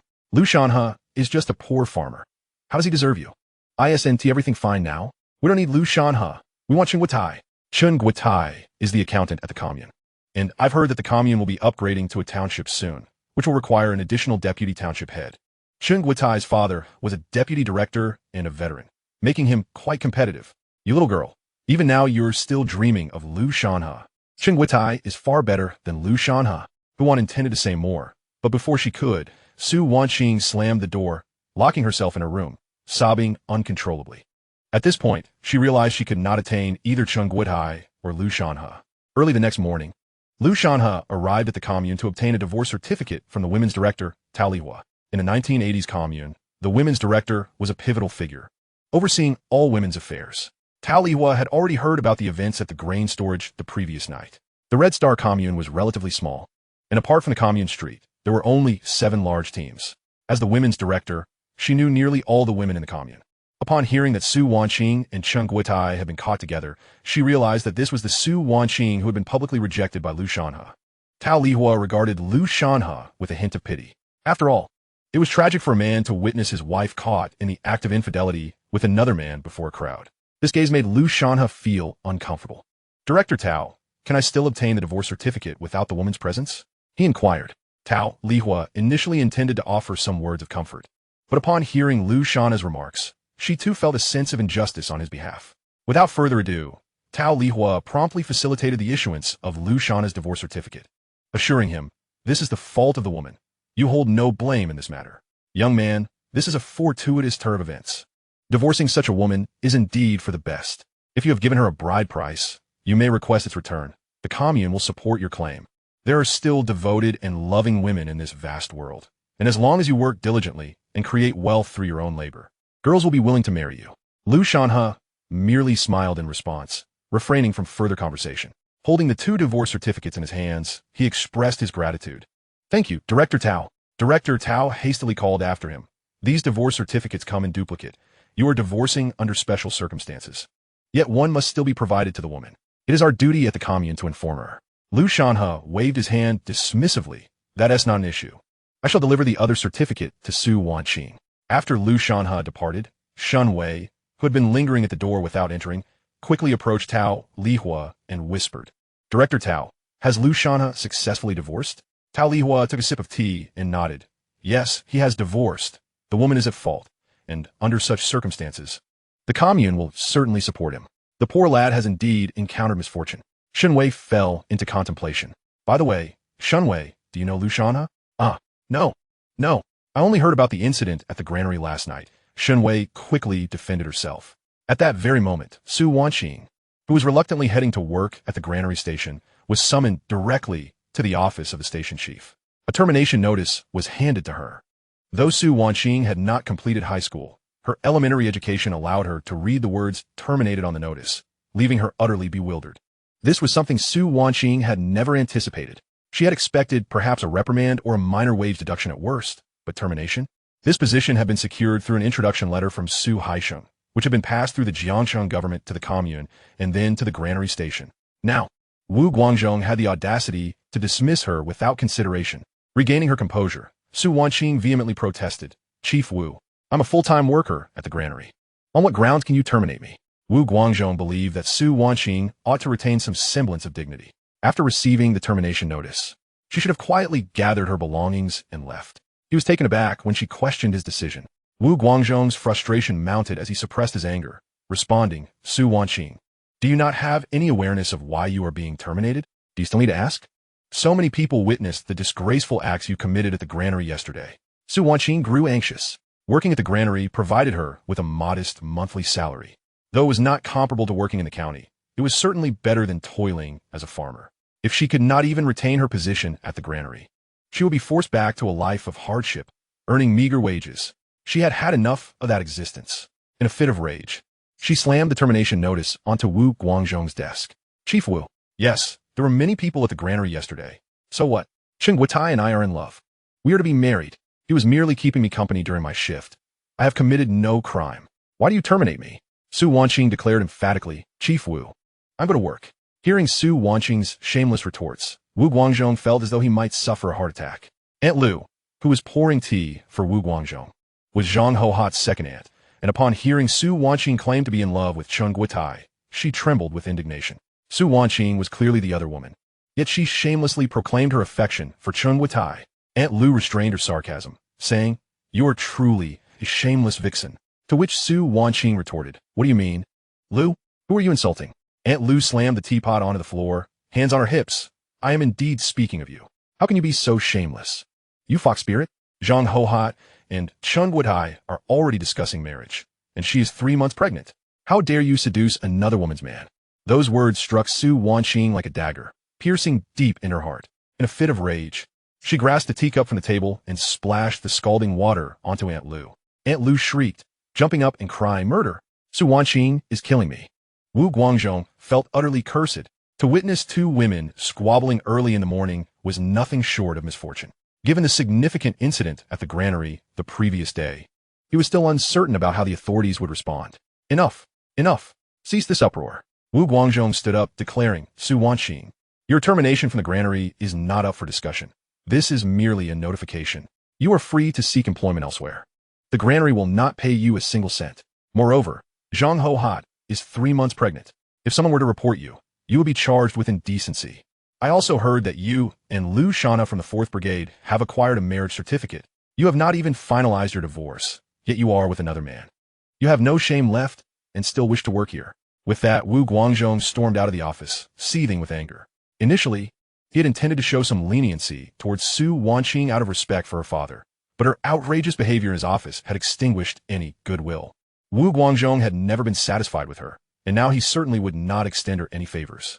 He was eager to dismiss her and make room for his own relatives. One must fill every position, and if Su Wanqing did not leave, how could his niece take the position? At that moment, Su Wanqing was utterly flabbergasted. The term indecency sent a chill down her spine. This was not without precedent. Just a few years prior, female workers at the textile factory in the county had engaged in intimate behavior with several young men on the dance floor and had been arrested and charged with indecency, resulting in death sentences. If Zhang Hohat were to accuse her of indecency, Su Wanqing feared she might truly be unable to escape. In the desolate office, Su Wanqing trembled as she picked up the termination notice and, in a daze, returned home. At home, Huan sat at the door, her eyes vacant. A light rain continued to fall, splattering mud onto Huan's cloth shoes. As Huan saw Su Wanqing approaching, her emotions overwhelmed her, and she quickly stood up to inquire of her daughter, "Aren't you supposed to be at work? Why are you back so early?" The commune was small, and news of last night's events had spread rapidly. Huan could hardly believe that the son-in-law she had long envisioned for her daughter was romantically involved with a nurse from the health clinic, who was already 3 months pregnant. Now, it seemed, Su Wanqing had become the other woman, not only losing her prospects of marrying Cheng Guotai, but also facing public condemnation. Upon returning home, Su Wanqing completely broke down. "I've been terminated. Mother, this is all your fault. If you hadn't insisted on a bride price when I was to marry Lu Shanhe, I would have married him long ago. How could I possibly have fallen for Cheng Guotai? That shameless dog. He has moved on with someone else, and still dares to provoke me." As she wept, Su Wanqing chastised her mother. Huan was taken aback. "What did you say? The granary terminated your employment? How could they do that?" Just then, Wong Yongji, who had just awakened, also felt a jolt at the revelation. He was utterly indifferent to his sister's well-being. His sole concern was whether he would receive the meager monthly allowance of 5 yuan. "Sister, you said the grain station dismissed you. What is the reason for this?" He continued, "I don't care whether you were fired or not. You and mother promised me that I would receive 5 yuan every month for my living expenses, and that amount must not be reduced. Moreover, sister, you mentioned that Cheng Guotai was to bring a television and a washing machine as part of the bride price. He agreed to it, and this time it cannot simply be overlooked." Listening to Wong Yongji incessantly prattling about living expenses and bridal gifts, Su Wanqing found herself increasingly exasperated. Huan quickly reassured her son, "Rest assured, your sister promised you 5 yuan for your living expenses every month, and it certainly will not be less. Just keep your complaints to a minimum." With Huan's promise, Wong Yongji finally fell silent. However, Huan was plagued by anxiety. What were they to do now? With no job, what would they do? A mere 20 to 30 yuan a month? At that moment, Huan suddenly noticed someone approaching. Chapter 77. A change of attitude comes too late. Lu Shanhe arrived at Huan's home, clad in a raincoat and riding a bicycle. Upon entering, he observed Su Wanqing weeping and Huan anxiously fretting. To be fair, it was no easy feat for a widow to raise her children alone. It truly was a hardship. In the past, Lu Shanhe had sympathized with his family's struggles, which led him to assist them with farming and labor, even disregarding Su Wanqing's past transgressions, and he had been willing to marry her. However, one must uphold a sense of integrity. Su Wanqing and Huan were constantly looking to climb higher, always dissatisfied with what they had, treating others as stepping stones. Their inherent nature was unchangeable. The Su Wanqing of the past and the present were fundamentally the same. It was merely that Lu Shanhe was no longer willing to indulge them. In the past, whenever Lu Shanhe visited Huan's home, she would have met him with sarcasm, and one could hardly expect her to offer him tea. Even a friendly expression would have been a rare occurrence. Lu Shanhe would dutifully greet Huan and then find work for himself, feeding pigs, cleaning, cooking, planting vegetables, plowing fields, weeding, and so forth, often working without even a meal, serving as free labor. Yet today was different. Today, Huan was especially unusual. Upon seeing Lu Shanhe enter, she hurriedly opened the door, exclaiming, "Shanhe, you've come. Oh dear, it's pouring rain. Come in and sit." Ching, quickly make a cup of tea for Shanhe. Why was Huan so eager? With Cheng Guotai slipping away, she had to secure Lu Shanhe. Though Lu Shanhe was merely a farmer and could not compare to Cheng Guotai, he was diligent and industrious. Furthermore, Huan was still mindful of the bride price Lu Shanhe had prepared for Su Wanqing, which remained unused at his home. "All right, I'll go prepare the tea." Su Wanqing also realized that with Cheng Guotai out of the picture, she must seize Lu Shanhe. Meanwhile, Wong Yongji cast a furtive glance at Lu Shanhe. Upon meeting Lu Shanhe's gaze, he quickly averted his eyes. Soon, Su Wanqing had prepared the tea. In the countryside, there was no fine tea. It consisted merely of dried leaves from some cooling herbs. In an unprecedented turn, Huan said, "Shanhe, why don't you stay for lunch? I'll go kill a chicken." Wong Yongji perked up at the mention of chicken. Killing a chicken, Mom? Give me some money. I'll go to the commune and buy some side dishes. I'll invite Xiaolong and the others over for a feast. Wong Yongji was already thinking of his friends. Huan quickly scolded him. You're not going anywhere today. You're staying home. What a ridiculous idea. The chickens have been raised for so long, and I wouldn't kill one unless it was for the future son-in-law. Seeing this, Lu Shanhe could only chuckle. Previously, he would have been offered nothing to drink. Today, however, he was being served tea and offered a chicken. He was genuinely taken aback. But in this world, there is no such thing as a free lunch. Lu Shanhe hastily called out to Huan, Aunt Hu, there is no need for you to go to such trouble. I'm here today to deliver Su Wanqing's divorce certificate. He placed one copy of the divorce certificate on the table and continued. The events of last night are known throughout the commune. I need not elaborate further. Su Wanqing is a man. I have never taken advantage of you during our time together. Let us put the past behind us and part ways amicably. Upon uttering these words, Lu Shanhe felt a sense of liberation. In his previous life, this woman had made him wear a lifetime of humiliation while raising another man's son for decades. Such indignities would never befall him again in this lifetime. A woman like Su Wanqing could be desired by anyone who wished. Indeed, when Su Wanqing heard Lu Shanhe's words and saw the divorce certificate on the table, her complexion drained of color. She hastily tore the divorce certificate into pieces and threw them to the ground, exclaiming, a divorce certificate from the commune requires both parties to be present. I wasn't there. How dare you obtain a divorce certificate without me? Lu Shanhe chuckled inwardly. Even at this juncture, this woman still sought to argue.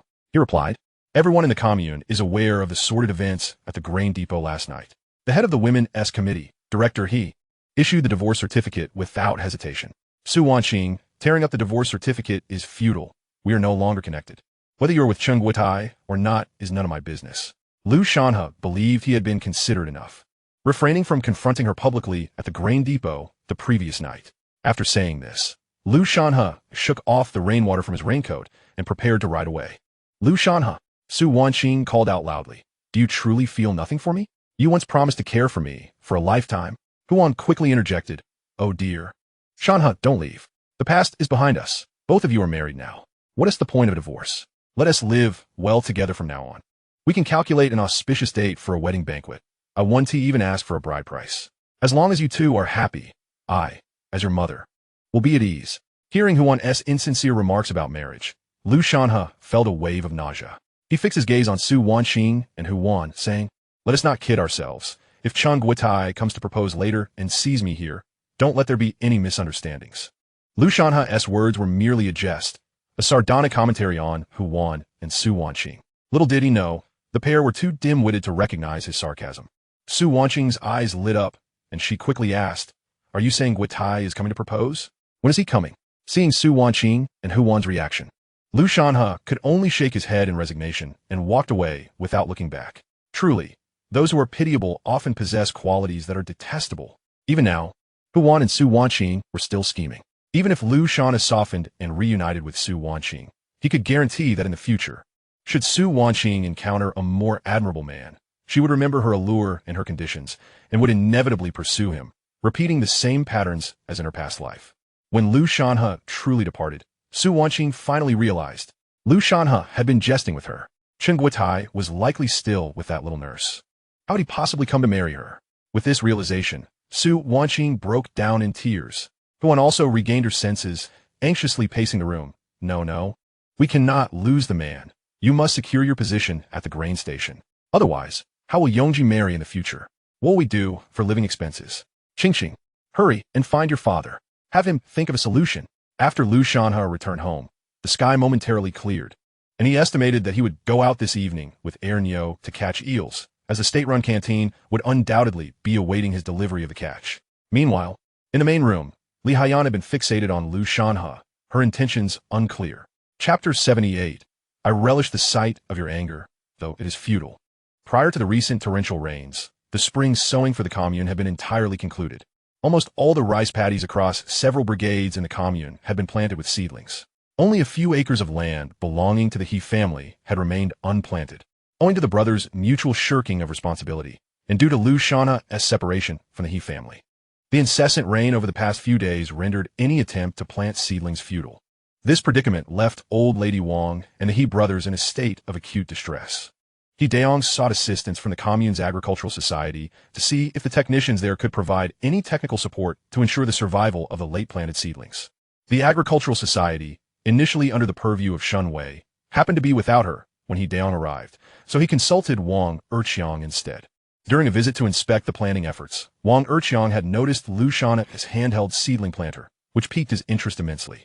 Wong Yongji, quick-witted, recognized that this device could potentially be a significant innovation. He found it curious that, despite Lu Shanhe having procured this tool through unknown means, not even the fields of Lu Shanhe's maternal uncles had been planted. Wong Yongji's family also belonged to Brigade 4, and his father had a good rapport with He men. Thus, when He family sought assistance, Wong Yongji could only offer what help was within his means. He informed He Daong that, after several days of rain, it was too late for any emergency planting, and the commune had no seedlings left. However, he suggested that during the autumn harvest, the commune could devise a plan to collect less grain from the He family or allow them to purchase grain at market price to deliver to the commune. As long as the He brothers could manage to cultivate some vegetables or fruits and perhaps raise some chickens or ducks before the autumn harvest, they might be able to mitigate the losses from not sowing grains.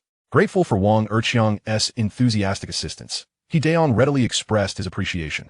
Yet, Wong Yongji was not one to offer help without a cost. He requested that He Daong borrow Lu Shanhe's handheld seedling planter for his own use. Without a moment's hesitation, He Daong acquiesced. Although Lu Shanhe had severed ties with the family, He Daong believed that, as an uncle, there was no harm in using his nephew's belongings. However, over the course of several days, He Daong discovered that Lu Shanhe had concealed the planter in a room near the pigsty. Given the current tense family dynamics, He Daong felt too embarrassed to ask Lu Shanhe for it directly. Thus, the task fell to Li Haiyan. He Daong urged Li Haiyan to take advantage of Lu Shanhe's absence and retrieve the handheld seedling planter to deliver it to Wong Yongji. Once Wong Yongji was done with it, it could be returned, and that would suffice. Consequently, Li Haiyan was on the lookout for an opportunity. She reasoned that since the planting work had been completed, Lu Shanhe would likely no longer need the planter. Therefore, when Lu Shanhe was away, she could easily take it without him noticing. Moreover, Li Haiyan harbored resentment. Lu Shanhe, having access to the handheld seedling planter, could have helped expedite the planting process for everyone. Although he had initially agreed to assist, he ultimately reneged at the last moment, resulting in several acres of the He family's land remaining unplanted. Li Haiyan placed the blame for the unplanted fields squarely on Lu Shanhe's shoulders, believing that it was he who had jeopardized the family's prospects of facing a grain crisis come autumn. Thus, she felt that destroying Lu Shanhe's seedling planter would not suffice to quell her inner fury. Li Haiyan was unable to conceal her feelings, and Lu Shanhe could certainly perceive the discontent brewing within his two maternal uncles and aunt. But what of it? Lu Shanhe relished the sensation of their frustration and helplessness. In his previous life, his parents had been bullied by the He brothers for years. What was wrong with letting his uncles reap what they had sown in this lifetime? Lu Shanhe had long been prepared. He had removed the pin and disc lock from the handheld seedling planter and hidden them away in his room. After the rain, the air was refreshingly clear, the bright moon hanging overhead, and the insects, having been damp for several days, emerged from the ground, chirping in the night sky. The eels and loaches, having been cooped up in the fields and ditches for too long, seized the opportunity to forage. With summer's heat, their energy expenditure was high, especially as this was a splendid breeding season. After dinner, Lu Shanhe rode his bicycle to find Li Erniu, who was already eager to go. Money truly has a magical allure. Ever since Li Erniu had tasted the sweetness of earning, he awaited the rain's cessation each day to set his traps. Shanhe, I've been driven nearly mad these past few days, Li Erniu exclaimed, displaying the 10 or so traps he had constructed. With nothing to do during the rain, he had crafted numerous traps from bamboo strips and wires at home. Li Erniu was resourceful. The traps he made this time were specifically designed for catching eels and loaches, knowing they could easily enter while crucian carp and carp might not. He believed that each trap could only yield a limited catch of eels and loaches, and using that limited space to catch crucian carp or carp, which would then be sold cheaply to Uncle Feng at the market, was simply not worth it. Lu Shanhe couldn't help but give Li Erniu a thumbs up. Although Li Erniu had not had much formal education, his intuitive understanding and practical skills were on par with those of any future scholar. These past few days, I couldn't resist setting several traps myself, but the results were poor due to the rain, Lu Shanhe added hastily. Let us do as we did last time. We'll split up, you set the traps, and I'll prepare the bait at your house. The clouds overhead are thick, and it looks like it will rain again tomorrow. So let us make the most of tonight. All right, Li Erniu agreed, swiftly and adeptly tossing the traps into the water at the farm fields or small ditches. Lu Shanhe stayed at Li Erniu's home to prepare the bait, making a larger quantity than in previous days, creating quite a commotion. But the secluded location of Li Erniu's home helped avoid detection. Under the moonlight, Wong Yongji and a few companions were starting a fire to roast chicken. After missing out on chicken for lunch the previous day, Wong Yongji's stomach was in turmoil from hunger. Once he saw that Hu Wan had finally fallen asleep, he stealthily retrieved the chicken, called over a few friends, and brought out the sweet potato wine from home, planning an outdoor barbecue to satisfy his cravings. Just then, Wang Xiaolong, a friend from the same brigade, nudged Wong Yongji and said, "Look, do you see who that is?" As Wong Yongji glanced up while preparing to slaughter the chicken, he spotted Li Erniu in the river, setting traps in the moonlight. "Isn't that Li Erniu?" "Indeed, that is Li Erniu," his friends exclaimed. "What is he doing out here, sneaking around at this hour?" Chapter 79. The envy-inducing Lu Shanhe. Recently, Wong Yongji's associates had noted that Li Erniu's donkey cart was laden with considerable amounts of cooking oil and lard, leading them to speculate. They knew that Li Erniu's family was impoverished, struggling even to afford a meal of plain rice. How could he suddenly have acquired so much cooking oil and lard? Wong Yongji and his companions initially followed Li Erniu, intent on uncovering the nature of his clandestine activities. However, the incessant downpour over the past few days rendered their efforts futile. Little did they anticipate that while they were roasting chicken in the fields, they would stumble upon Li Erniu engaged in dubious nocturnal endeavors. "Brother Ji, what do you think he's up to?" At this moment, Wong Yongji lost interest in the chicken roasting. He extinguished the fire, concealed the chicken in the grass, and said, "Let us go take a look." The group cautiously trailed behind Li Erniu, illuminated by the moonlight. They discovered him setting traps in the bends of the rice paddies and in areas where the river's silt had accumulated.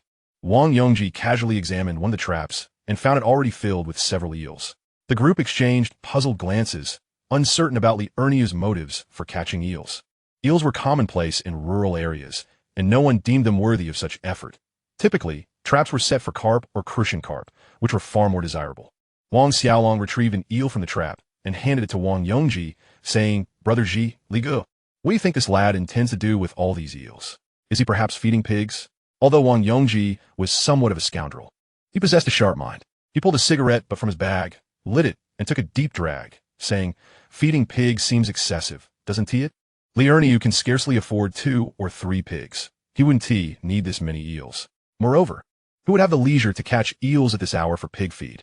The group exchanged glances and stealthily followed Li Erniu into the courtyard. Suddenly, they were enveloped in a rich, alluring aroma that surpassed even the scent of their freshly roasted chicken. Wong Yongji's keen eyes quickly spotted Lu Shanhe, who was busy sautéing ingredients in the courtyard. What is Lu Shanhe doing here? Wong Yongji was filled with resentment towards Lu Shanhe. Earlier that day, he had heard the rumors surrounding Su Wanqing at the commune. Chen Guotai was not only unable to marry Su Wanqing, but her job had also been jeopardized. With no bride price, television, or washing machine, and the loss of her position at the grain station, Su Wanqing will be deprived of several yuan in monthly living expenses. Wong Yongji attributed all these misfortunes to Lu Shanhe, even harboring thoughts of coveting Lu Shanhe's television and bicycle. What could they possibly be doing? Asked He Hongli, a fellow member of the second team, and a troublemaker like Lu Shanhe, whose father was the production team leader, He Maoqiang. Back when the educated youth were sent to work on the commune's farm, the dormitory had been constructed close to the second team, allowing He Hongli to frequently harass the female educated youths. One of them, named Zhang Hui, had even been assaulted by He Hongli late at night. After the incident, He Hongli denied any wrongdoing, and with the protection of his father's position and connections, the matter was buried. Ultimately, limited spots for returning educated youths meant that Zhang Hui's rivals informed the authorities, but the narrative twisted, portraying Zhang Hui as a promiscuous girl consorting with rural youths.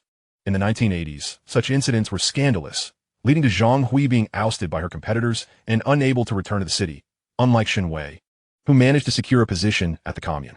However, Zhang Hui's mental state deteriorated, culminating in her tragic suicide. Meanwhile, He Hongli remained unscathed and free from repercussions, and he was even distantly related to Lu Shanhe. Recently, he had heard that Lu Shanhe had separated from the He family while frequently purchasing pork for his household. "Do you think Lu Shanhe and Li Erniu are up to something? I heard he has been buying pork and mill powder lately. Is he striking it rich?" Upon hearing this, the group exchanged enlightened glances. "Are you suggesting that Li Erniu and Lu Shanhe are not feeding pigs with these eels, but rather selling them in county?" Wong Yongji quick-witted. slapped his forehead, and exclaimed, "That is quite possible. People in the city eat anything these days, and who knows, these eels could fetch a hefty price." He Hongli, envisioning the strong, fishy odor of boiled eels, felt a wave of nausea. Surely, they wouldn't sell pig feed to the city? Wong Yongji waved his hand dismissively. That is not certain. With the recent heavy rains, the eels in the fields are undoubtedly starving. If Li Erniu doesn't collect the traps by dawn, the rain will wash everything away. They decided to remain concealed, observing the two men's intentions. As they watched Lu Shanhe pour the rendered lard into a pot, followed by ginger, scallions, and garlic, a fragrant cloud of smoke wafted up. Just catching a whiff made Wong Yongji's mouth water. Wang Xiaolong licked his lips and said, "That lard, if a generous scoop were poured over a bowl of scallion noodles, would be absolutely divine." He Hongli, also salivating, noted the considerable amount of lard being used. "That must cost quite a bit. I could drink 2 liang of liquor just from the smell." Wong Yongji's eyes reddened with envy. He knew Lu Shanhe's background was similar to his own, both hailing from impoverished households. Typically, they could scarcely afford rice bran, subsisting mainly on sweet potatoes and wild vegetables. Yet now, Lu Shanhe was extravagantly purchasing lard and cooking oil without a hint of hesitation. Wong Yongji felt a deep-seated jealousy. The quantity of lard Lu Shanhe had just used could sustain him for an entire year. Suddenly, a thought struck Wong Yongji. Lu Shanhe had once been utterly compliant with his sister, but now he was seeking to break off their engagement and avoiding Su Wanqing.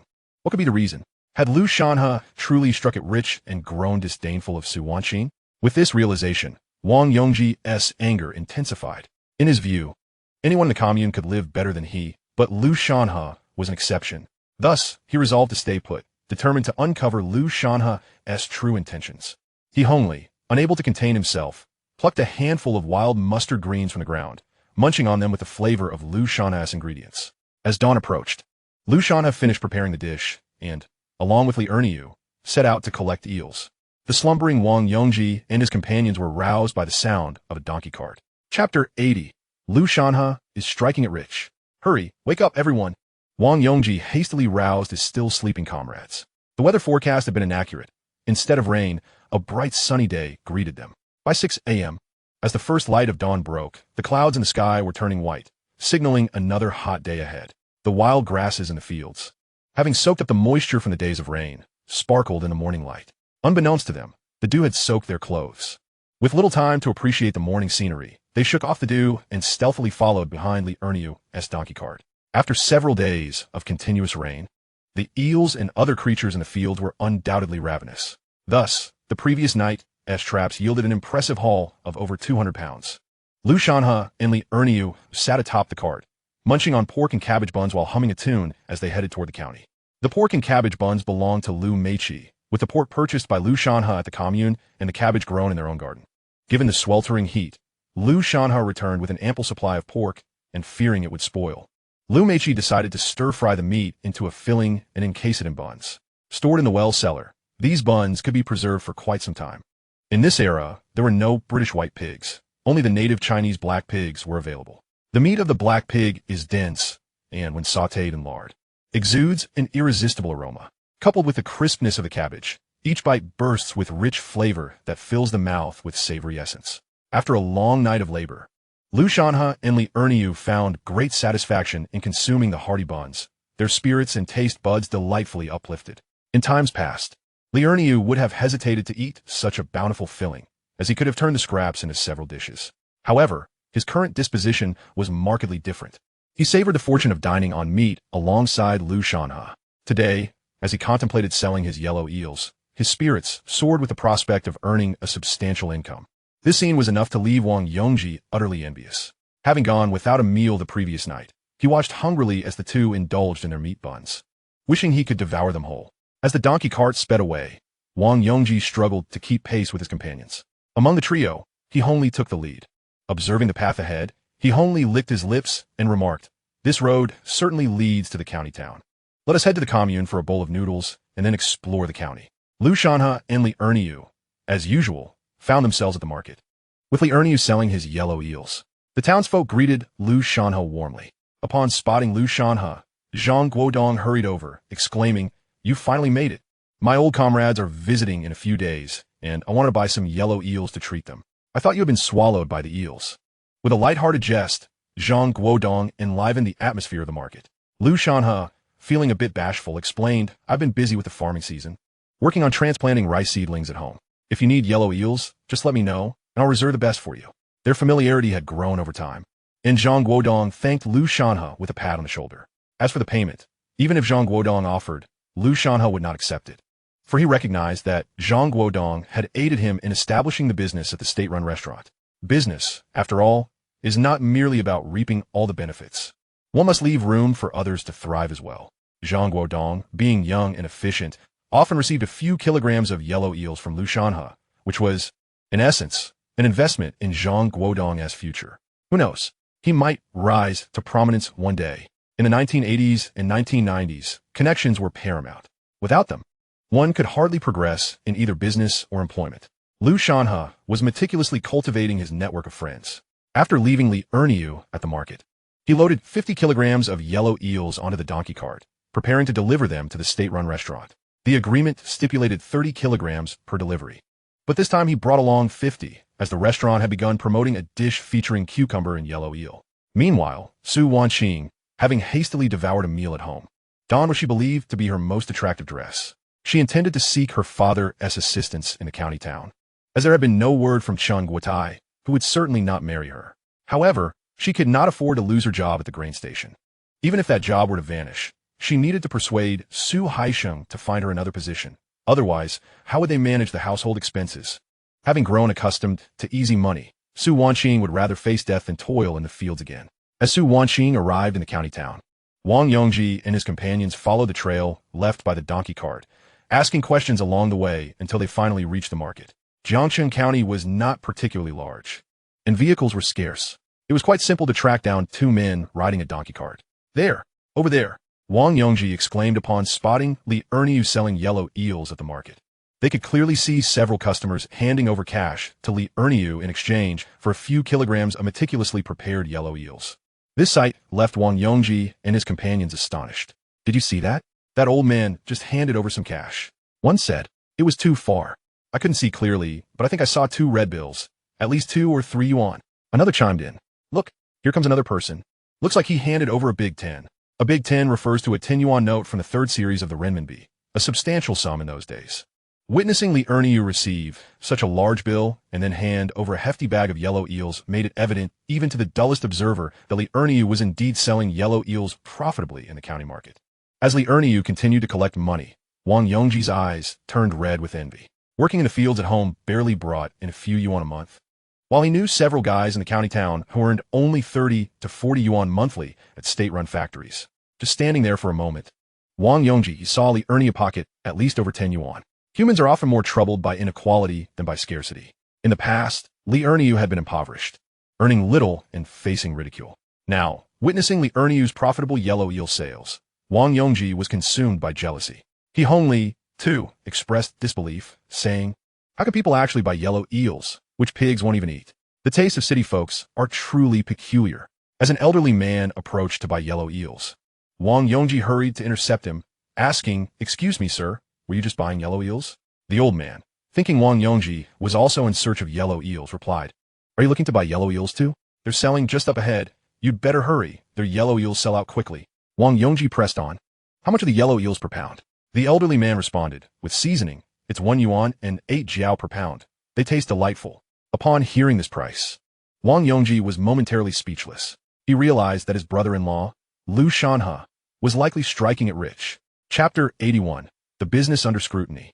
Wong Yongji could not help but swallow hard. At 1 yuan and 8 jiao per pound, 10 pounds of yellow eels would yield 18 yuan, and 100 pounds would amount to 180 yuan. Skilled workers at state-run factories earn a maximum of 50 yuan a month, while management made only 60 to 70 yuan. Wong Yongji gazed at the several large wooden basins in front of Li Erniu. These basins likely contained 70 to 80 pounds of yellow eels and loaches, possibly even over 100 pounds. If Li Erniu sold all these today, his earnings could reach 160 to 70 yuan. This was not an insignificant sum. Realizing this, Wong Yongji swallowed again. Now, he understood why Li Erniu could afford to buy so much lard and vegetable oil and why Lu Shanhe was reluctant to marry his sister, instead declaring his intentions to wed Shen Wei. With daily earnings of dozens of yuan, What kind of woman would he not be able to attract? Perhaps Shun Wei genuinely held Lu Shanhe in high regard, while Wong Yongji engaged in various deceitful schemes within the brigade. Leveraging his sister's name to borrow money from the communist ruffians, his income barely totaled over 10 yuan a month. Despite his daily appearance in a worn-out coat, filled only with cigarette butts he scavenged from the commune, with just 1 or 2 intact cigarettes. In moments when he needed to maintain a facade before his brothers or outsiders, Wong Yongji would only produce a fine cigarette to dangle from his lips. Yet he lacked the courage to light it. When others were distracted, he would furtively draw it out, only to extinguish the embers and revert to smoking the remnants. The frugal days had long since stifled Wong Yongji. He could only vent his frustrations by watching films on the streets of the commune, reflecting on how the earnest and diligent Lu Shanhe could earn several dozen yuan in a day filled Wong Yongji with envy, twisting his features into a grotesque mask. Wong Yongji retrieved a discarded cigarette but from his pocket, igniting it and taking 2 puffs. Wang Xiaowang glanced at both Wong Yongji and He Hongli, unable to contain himself. Can eels really be sold for money? I've never heard of anyone selling eels before. He Hongli, feeling anxious, replied to Wong Yongji. The tastes in the city differ from ours in the countryside. What do we do now? Such is human nature. When an unfamiliar person suddenly becomes prosperous, it hardly registers. Akin to how Jack Ma earning $1 billion seems irrelevant to you. However, if a friend or classmate, previously impoverished, suddenly finds wealth, be it 40 or 50,000 yuan, it evokes discomfort. You ponder, we all grew up as humble farmers, subsisting on sweet potatoes, bran, and wild grasses. Why can they make money while you cannot? Wong Yongji and He Hongli perceived Lu Shanhe as nothing more than a simpleton, a foolish farmer, convinced that they were far superior to him. If Lu Shanhe could earn money, so too could they. Wong Yongji, exhibiting a modicum of caution, inquired several customers purchasing eels from the Erniu stall. Upon discovering they were indeed parting with genuine currency for eels, Wong Yongji flung the cigarette but to the ground, extinguishing it underfoot.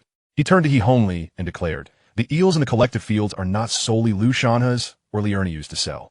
If they can market eels, so can we. Indeed, He Hongli responded, excitement bubbling within him. We can set traps and catch eels ourselves. Although He Hongli was baffled as to why the strongly flavored eels were so popular in the county market, he was emboldened by the success of Li Erniu and Lu Shanhe, believing they too could profit. Wong Yongji, with a fierce determination, exclaimed, catching eels incurs minimal costs. A simple trap, some snail meat, and the eels will come to us. Unlike Lu Shanhe, who had the means to prioritize efficiency by using pig entrails as bait, Wong Yongji and his companions could not afford such luxury, opting instead for snail meat. After gathering snails, they crushed them under stones, releasing a pungent aroma that both eels and loaches found irresistible. If Li Erniu sells them for 1 yuan and 80 cents, we can sell ours for a yuan or even 50 cents. Catching eels 1 tea cost us much, lacking any business acumen. Wong Yongji and his companions merely aimed to usurp Lu Shanhe's trade by undercutting prices. He Hongli, however, was riddled with anxiety, as if the eels in the collective fields and ditches would be entirely snatched up by Lu Shanhe before they had a chance. The trio did not wait for Lu Shanhe to return. Instead, they hurried back to the commune, eager to set traps and catch eels, as if selling them at the market the next day and pocketing the profits would bring them satisfaction. Before noon, most of the eels brought by Li Erniu had already sold, and he remained oblivious to the fact that his business was now under the watchful eye of those with ulterior motives. Meanwhile, in the county town, the impeccably dressed Su Wanqing navigated her way to the county food factory, inquiring for directions along the way. The food factory was a coveted establishment, offering high wages, and during festivals, employees received towels, cooking oil, and products like dried sweet potato flour and flour made in-house. As Su Wanqing observed the workers clad in gray-blue synthetic uniforms bustling in and out, she suddenly felt inadequate in her cotton dress. The cotton dress, woven from cotton, boasted a craft with centuries of history, while the synthetic fabric represented modernity. In this era, those who donned synthetic garments were predominantly urban dwellers, particularly factory workers, marking a status symbol. Excuse me, could you please direct me to Director Su's office? Su Wanqing, visiting such an impressive place for the first time, felt a tinge of trepidation in her voice. The gatekeeper, noticing she was not a worker, continued reading his newspaper with impatience. Who are you? Do you think you can just waltz in and see Director Su without an appointment? Su Wanqing quickly replied, Sir, I am Director Su's daughter, and I urgently need to see him. Upon hearing this, the gatekeeper hastily set down his newspaper and adjusted his thick-rimmed glasses. Oh, isn't this Jingyu? My apologies for my poor eyesight. Didn't you go out to eat with director Su at the state-run restaurant? Why are you still here? Realizing the gatekeeper had mistaken her for Su Jingyu, the daughter of Su Haisheng and Jiang Heyu, Su Wanqing had no time to clarify, thanking him before hastily inquiring about directions to the state-run restaurant. The gatekeeper adjusted his glasses again, shaking his head while still perusing his newspaper. These young ladies nowadays, changing outfits twice in a morning. At the Jiangqing International Restaurant, Lu Shanhe had just delivered eels via donkey cart when manager Wu of the state-run restaurant eagerly grasped his hand. Brother Shanhe, I've been waiting for you like a child awaiting the stars. In the 1980s, state-run restaurants served both internal staff and external patrons. But with the general populace's income being modest, few would dine there unless necessary. Consequently, an essential function of state-run restaurants was to host government or state-owned unit receptions and banquets. Today, the restaurant was set to host provincial leaders. The provincial officials were visiting Jiangshan County to explore its unique agricultural advantages, hoping to leverage the area's food factories to package canned goods, such as peach preserves. Jiangsheng was renowned for its peaches, yet no one had ever considered canning them. Typically, only coastal state-run factories, equipped with Soviet or Japanese canning technology, led the way in such endeavors. After observing the success of canned peaches in coastal regions, the provincial leaders believed Jiangsheng could similarly produce canned peaches to boost local fiscal revenue by properly utilizing its fruit resources and introducing production lines. As the leaders had only recently arrived, it was not a formal banquet, and they had brought family members to accompany them as a gesture of parity. The only notable dish the state-run restaurant could offer was Lu Shanhe's improved cucumber and eel stew, which had garnered praise from the provincial leaders upon their first arrival in Jiangxing. Today, the leaders, accompanied by their families, were eager to savor this delicacy. However, after several days of heavy rain, Lu Shanhe had been unable to deliver eels, leaving the state-run restaurant devoid of its key ingredient. Even if they attempted to source eels from nearby rivers or markets, without Lu Shanhe's secret sauce, they could not replicate the dish's unique flavor. Manager Wu was left in a state of anxious anticipation, waiting for the proverbial rice to be cooked. In this era, telecommunication was scarce. Manager Wu could only bide his time in place or venture to the market in search of people. While the folks at the market had yet to respond, Lu Shanhe arrived, much to Manager Wu's delight. I apologize, Manager Wu, but the heavy rains over the past few days have made it impossible to fish in the rice paddies, Lu Shanhe explained. Manager Wu swiftly ushered Lu Shanhe into the kitchen, stating, "You refuse to accept a position at the state-run canteen to resolve your worker status issue. Today, let's speak no further of that. Although you have brought a sauce package, I do not fully trust the kitchen staff. Therefore, I must implore you to personally prepare a dish of cucumber braised eel. All the eels you brought today will be purchased by our state-run canteen." Manager Wu was resolute in his determination, conveying that Lu Shanhe's assistance was indispensable. In truth, Manager Wu was quite astute. The purchase of eels would be made with the canteen's funds, not his own, allowing him to procure as many as necessary while rendering a personal favor. However, should the provincial leaders not be suitably entertained today, the responsibility would fall squarely on Manager Wu's shoulders. Without hesitation, Lu Shanhe set down his belongings and took to the stove. Deep down, he understood that eels were not a rare commodity. If he could catch them, so too could others. Yet, the sale of eels relied not solely on price or quality, but rather on connections. More plainly, on relationships. By fostering a good rapport with the state-run canteen, Lu Shanhe ensured that even if 100 or 1,000 individuals sought to buy eels, the canteen might solely choose its supply. After all, personal connections are invaluable, characterized by a cycle of giving and receiving. Manager Wu, you are too kind. I admit I was remiss in delivering the goods on time a few days ago. Tonight's cooking shall serve as my apology. I assure you I will perfect the flavors to satisfy both the guests and the leaders. Lu Shanhe's confidence seemed far beyond that of a mere farmer. Upon hearing this, Manager Wu felt a warm sense of comfort and appreciation. He patted Lu Shanhe on the shoulder, declaring, "I have always said that Brother Shanhe is a true talent.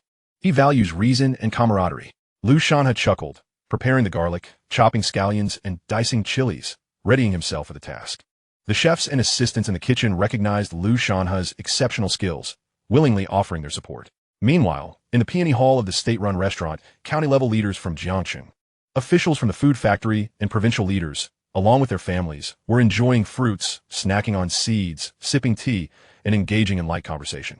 The county food factory was directly managed by the province, placing Su Haisheng's status on par with county officials, albeit with lesser power. It was common knowledge that Su Haisheng had come from the city of Hu, his background somewhat enigmatic, earning him great respect from provincial leaders. Conversely, Su Jingyu and the daughters of provincial officials were chattering animatedly, seemingly inseparable. Given that Jianyang province is an inland city, its economic and social development lagged far behind that of Wu City. Consequently, Su Jingyu's eloquence and insights evoked envy among the provincial leaders' families. Unbeknownst to her, Su Jingyu had unwittingly become the focal point among the female relatives, who hung on her every word as she recounted her experiences in Wu City. At that moment, Manager Wu personally approached to announce that the dishes were ready to be served. Waitstaff cleared the tea and fruits from the table, presenting an array of exquisite local specialties from Jianyang County. Manager Wu took the opportunity to introduce, "This dish is our county's signature, cucumber braised eel. The eels are wild caught from rural rice paddies, tender and delightful, with absolutely no fishy taste. Esteemed leaders, please give it a try." Upon hearing Manager Wu's words, Su Jingyu took a deep breath, unable to contain her excitement as an expression of joy spread across her face. This flavor was all too familiar to her, the very taste of Lu Shanhe's braised eel.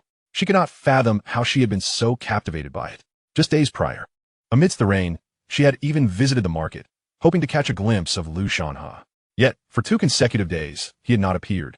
When she inquired with Uncle Feng, the fishmonger, he informed her that Lu Shanhe had not been around for several days. Little did she expect to encounter that same flavor in the state-run restaurant. She quickly inquired of Manager Wu, "Manager, which chef prepared this cucumber braised eel?" Manager Wu, wary of revealing that it was an outside chef, replied, "This dish was crafted by our top chef at the state-run canteen. The taste is truly remarkable. I encourage all esteemed leaders to partake." Su Jingyu felt a pang of disappointment upon hearing this. Just then, Su Wanqing also arrived at the restaurant. Chapter 83. Lu Shanhe's Arena of Trials 2. The state-run restaurant stands as the finest establishment in Jiangshan County and serves as the primary venue for hosting external leaders, thus representing the county's image. Consequently, the restaurant's decor is quite lavish for the county standards.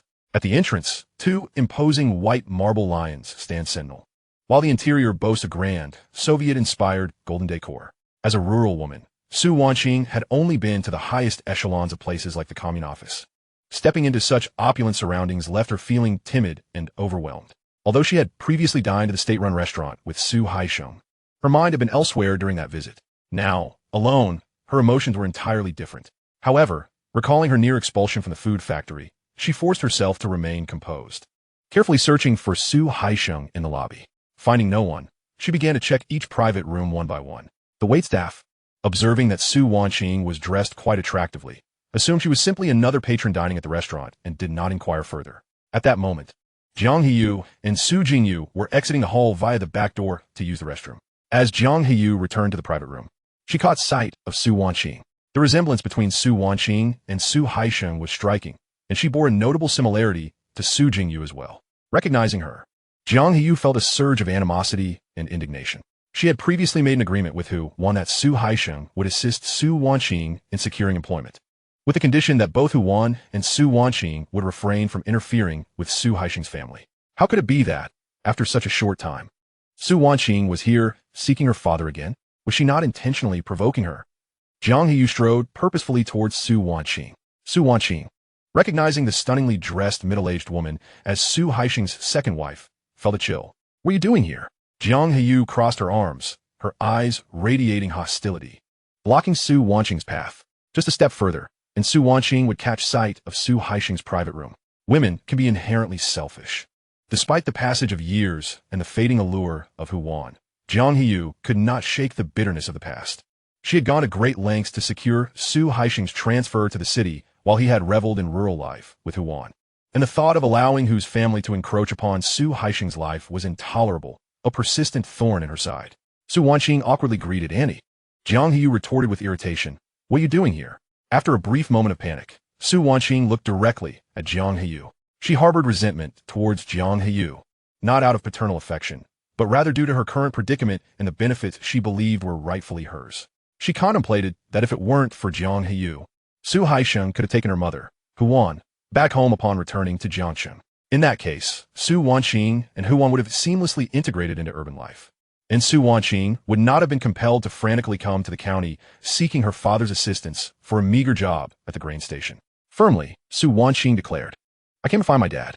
This assertive stance only further vexed Jiang Heyu, who snapped, "He's inside entertaining provincial guests and doesn't have time." You should leave quickly and not disrupt important matters. Su Wanqing retorted, then I'll wait for him here. This infuriated Jiang Heyu completely. Su Wanqing, I'm letting this slide because you're Su Haixing's daughter, but I won't tolerate your persistence. Your mother and I have already reached an agreement to assist you and your brother with jobs. You should stop clinging here. I heard from your dad that you're working at the grain station and earning a decent salary, enough to support your family and your mother's retirement. Don't be too greedy. Otherwise, you might end up with nothing. Hearing Jiang Heyu's sarcastic tone, Su Wanqing could no longer contain her inner rage, exclaiming, What I do is none of your business. She attempted to push past Jiang Heyu. Jiang Heyu, who was extremely concerned about her reputation, knew that Su Haixing was dining with county and provincial leaders. If Su Wanqing barged in now, would Su Haixing still maintain his dignity? He was there to cultivate political capital, and any chaos witnessed by the provincial officials could severely impede his career. If they learned that Su Haixing had previously shown leniency due to having a daughter, his prospects would be significantly tarnished. Realizing the gravity of the situation, Jiang Heyu anxiously grabbed Su Wanqing, attempting to pull her outside. Caught off guard, Su Wanqing felt the sting of pain as Jiang Heyu grasped her wrist, stumbling alongside her until they reached the entrance, where a fierce argument ensued, drawing the attention of several restaurant staff members. In the kitchen of the state-run restaurant, Lu Shanhe completed his tasks. Known for his thoroughness and dedication, he prepared several stir-fried dishes after making cucumber and eel stew, ensuring that all pots and pans were impeccably cleaned before preparing to leave. His diligence made the other chefs and helpers feel somewhat embarrassed, as they assisted him in tidying up while expressing their gratitude. Manager Wu was also extremely appreciative, purchasing all 50 pounds of eel at the agreed price of 1.5 yuan per pound. He handed Lu Shanhe 7 large bills, including one orange-red 5 yuan note. Lu Shanhe accepted without hesitation, folding the money neatly into his pants pocket. He was keen on saving money, especially after the division of the family estate, which would require considerable expenditure for building a house. Brother Shanhe, since it's already noon, why don't we have lunch together? Lu Shanhe, knowing Li Erniu was still at the market, politely declined. No, I just asked Master Wong for 2 buns, and I still need to go to the market. Manager Wu, surprised that Lu Shanhe only took 2 buns, quickly instructed the kitchen to wrap 10 buns in craft paper for him. Brother Shanhe, you've helped me immensely these past few times. As I always say, the doors of our state-run canteen are always open for you. Lu Shanhe graciously accepted. The meat filling of the canteen's buns was significantly more generous than what Lu Meichi made at home. A quick steam would yield an abundance of flavorful juices. If he brought these home, Lu Meichi would surely be delighted. Thank you, Manager Wu. I'll be on my way. Manager Wu smiled. All right, I won't see you off then. As Lu Shanhe stepped out of the kitchen, he suddenly froze, for he noticed Su Jingyu emerging from the restroom. In the small town of Jiangcheng, he never expected to encounter her here. However, adhering to the reality that women often find inconvenience troublesome, he chose to remain hidden. Lu Shanhe was keen to avoid unnecessary interactions with the women of the Su family, particularly recalling how Jiang Heyu had disdainfully commented on him in the hospital, urging Su Jingyu to avoid him. He was acutely aware of the stark social disparities of the 1980s, where the chasm between individuals' identities was nearly insurmountable. The Su family represented intellectuals, while Lu Shanhe was merely a peasant. At the entrance of the restaurant, the argument between Su Wanqing and Jiang Heyu escalated. If it weren't for you, my dad would never have left my mom. Upon hearing Su Wanqing dredge up the past, Jiang Heyu erupted. How dare you mention your mother? If it weren't for me, Su Haixing would still be a peasant in the countryside. What future did your mother have? Toiling in the fields, summer and winter alike? If it weren't for me, would your dad have even made it to the city? You think you could have this job if he had stayed in the countryside? He'd be, just like your stepfather, a lifetime of dirt farming. You, Su Wanqing, infuriated, turned red, unable to counter verbally, resorting to physical confrontation. Jiang Heyu was no pushover either, delivering a sharp slap across Su Wanqing's face. Su Wanqing stumbled and fell, her freshly donned cotton dress now smeared with dark mud. Jiang Heyu, feeling vindicated, warned, go tell your mother that if you keep pestering here, you won't even be able to stay in the commune. Lu Shanhe observed the scene with clarity, realizing that following the incident at the grain station, Su Wanqing must have been dismissed and was now desperately seeking her father's help. Pretending not to see, he steered his donkey car away. Yet, seeing Su Wanqing lying there, utterly distressed and sobbing, stirred something within him. Although he chose to ignore her pleas, he couldn't help but feel a pang of sympathy as he passed by. With tears blurring her vision, Su Wanqing wiped her eyes and was astonished to find Lu Shanhe before her. In her moment of despair, he felt like a life buoy. Quickly, she rose from the ground, grasping Lu Shanhe's hand with fervor, exclaiming, Shanhe, Shanhe, What are you doing here? Let us stick together and not part ways, okay? Please don't leave me. I assure you, I will take good care of you from now on. I will no longer entangle myself with those men outside. Shall we live our lives well together? Su Wanqing spoke with deep emotion, tears streaming down her face. If these words had come from anyone else, Lu Shanhe would have almost softened. However, this was Su Wanqing, and he regarded her with an impassive expression. Yet, the Lu Shanhe who had been reborn was no longer the same as before. He resolved that his life would henceforth be one of utmost selfishness, focused solely on safeguarding himself and his family. He was neither a saint nor a savior, and he certainly would not seek to redeem Su Wanqing's soul. Moreover, Lu Shanhe understood Su Wanqing all too well. This woman was akin to a drowning person, desperately clinging to a life raft. Once she returned to dry land, she would seek out bicycles, motorcycles, and cars, having long discarded that life raft into the garbage.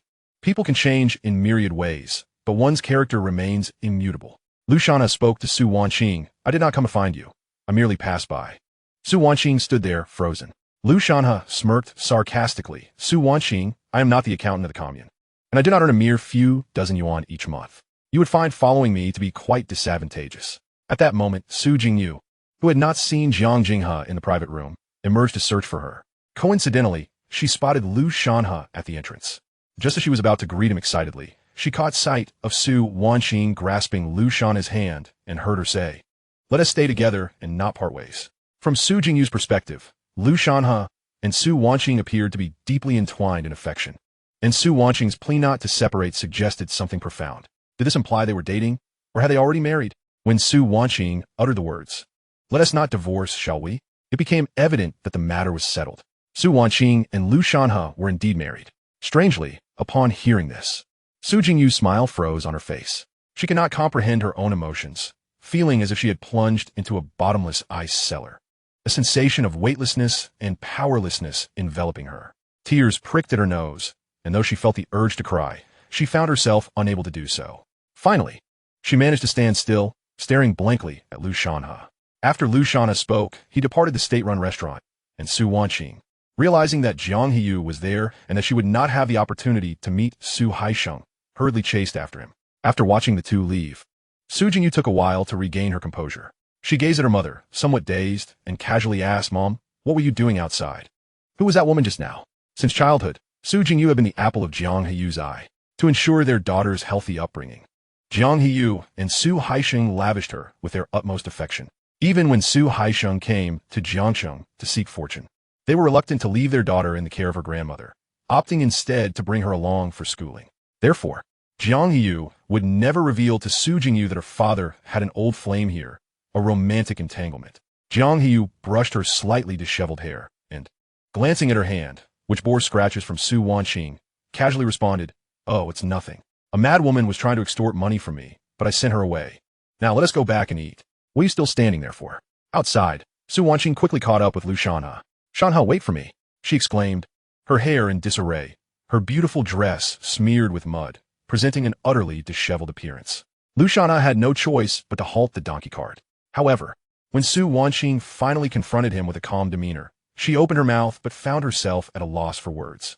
After all, it was she who sought a partner to marry, who had looked down on Lu Shanhe when her father returned as a high-ranking official, and who had wanted to increase the bride price. Now, having lost her job and discovering that her supposed ideal man, Cheng Guotai, had long been involved with someone else, she felt utterly humiliated. The thought of begging Lu Shanhe for help was something she could not bear. "Let us not divorce, shall we?" After much hesitation, Su Wanqing finally managed to voice this plea. Lu Shanhe turned to her with a nonchalant expression and replied, "If Cheng Guotai had not been discovered with you that night, would you still be here?" Indeed, these words struck at the very core of Su Wanqing's being. She had never truly loved Lu Shanhe from the very beginning. She had only sought a partner to take her in. Even now, her intention in being with Lu Shanhe was merely to find someone to lean on. Given their respective backgrounds and circumstances, Su Wanqing had never regarded Lu Shanhe as an equal.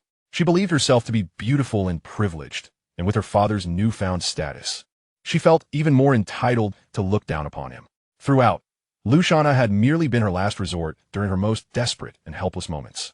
How could one even consider the idea of genuinely wanting to be with him? The expression on Su Wanqing's face conveyed everything. Lu Shanhe chuckled softly, gently tapping the donkey's rear, and the cart wobbled forward. Meanwhile, Su Wanqing's gaze towards Lu Shanhe shifted from one of momentary dependence and reluctance to one of seething anger and hatred. It seemed as though all her current misfortunes were a result of Lu Shanhe's presence. "You will regret this," Su Wanqing shouted. Regret? Lu Shanhe truly felt regret. He regretted not recognizing Su Wanqing's repugnant nature in his previous life. Inside the private room of the state-run restaurant, Su Jingyu appeared somewhat lost in thought. When the spouses of provincial leaders engaged her in conversation, she remained oblivious, staring blankly at her food. Jingyu, Aunt Chen is speaking to you. How rude of you." Jiang Hiyu, a woman of considerable poise, easily adjusted her demeanor.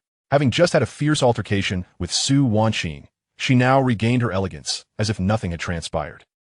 Oh, hearing her mother call her repeatedly, Su Jingyu finally came to her senses. However, at that moment, her spirit was utterly deflated.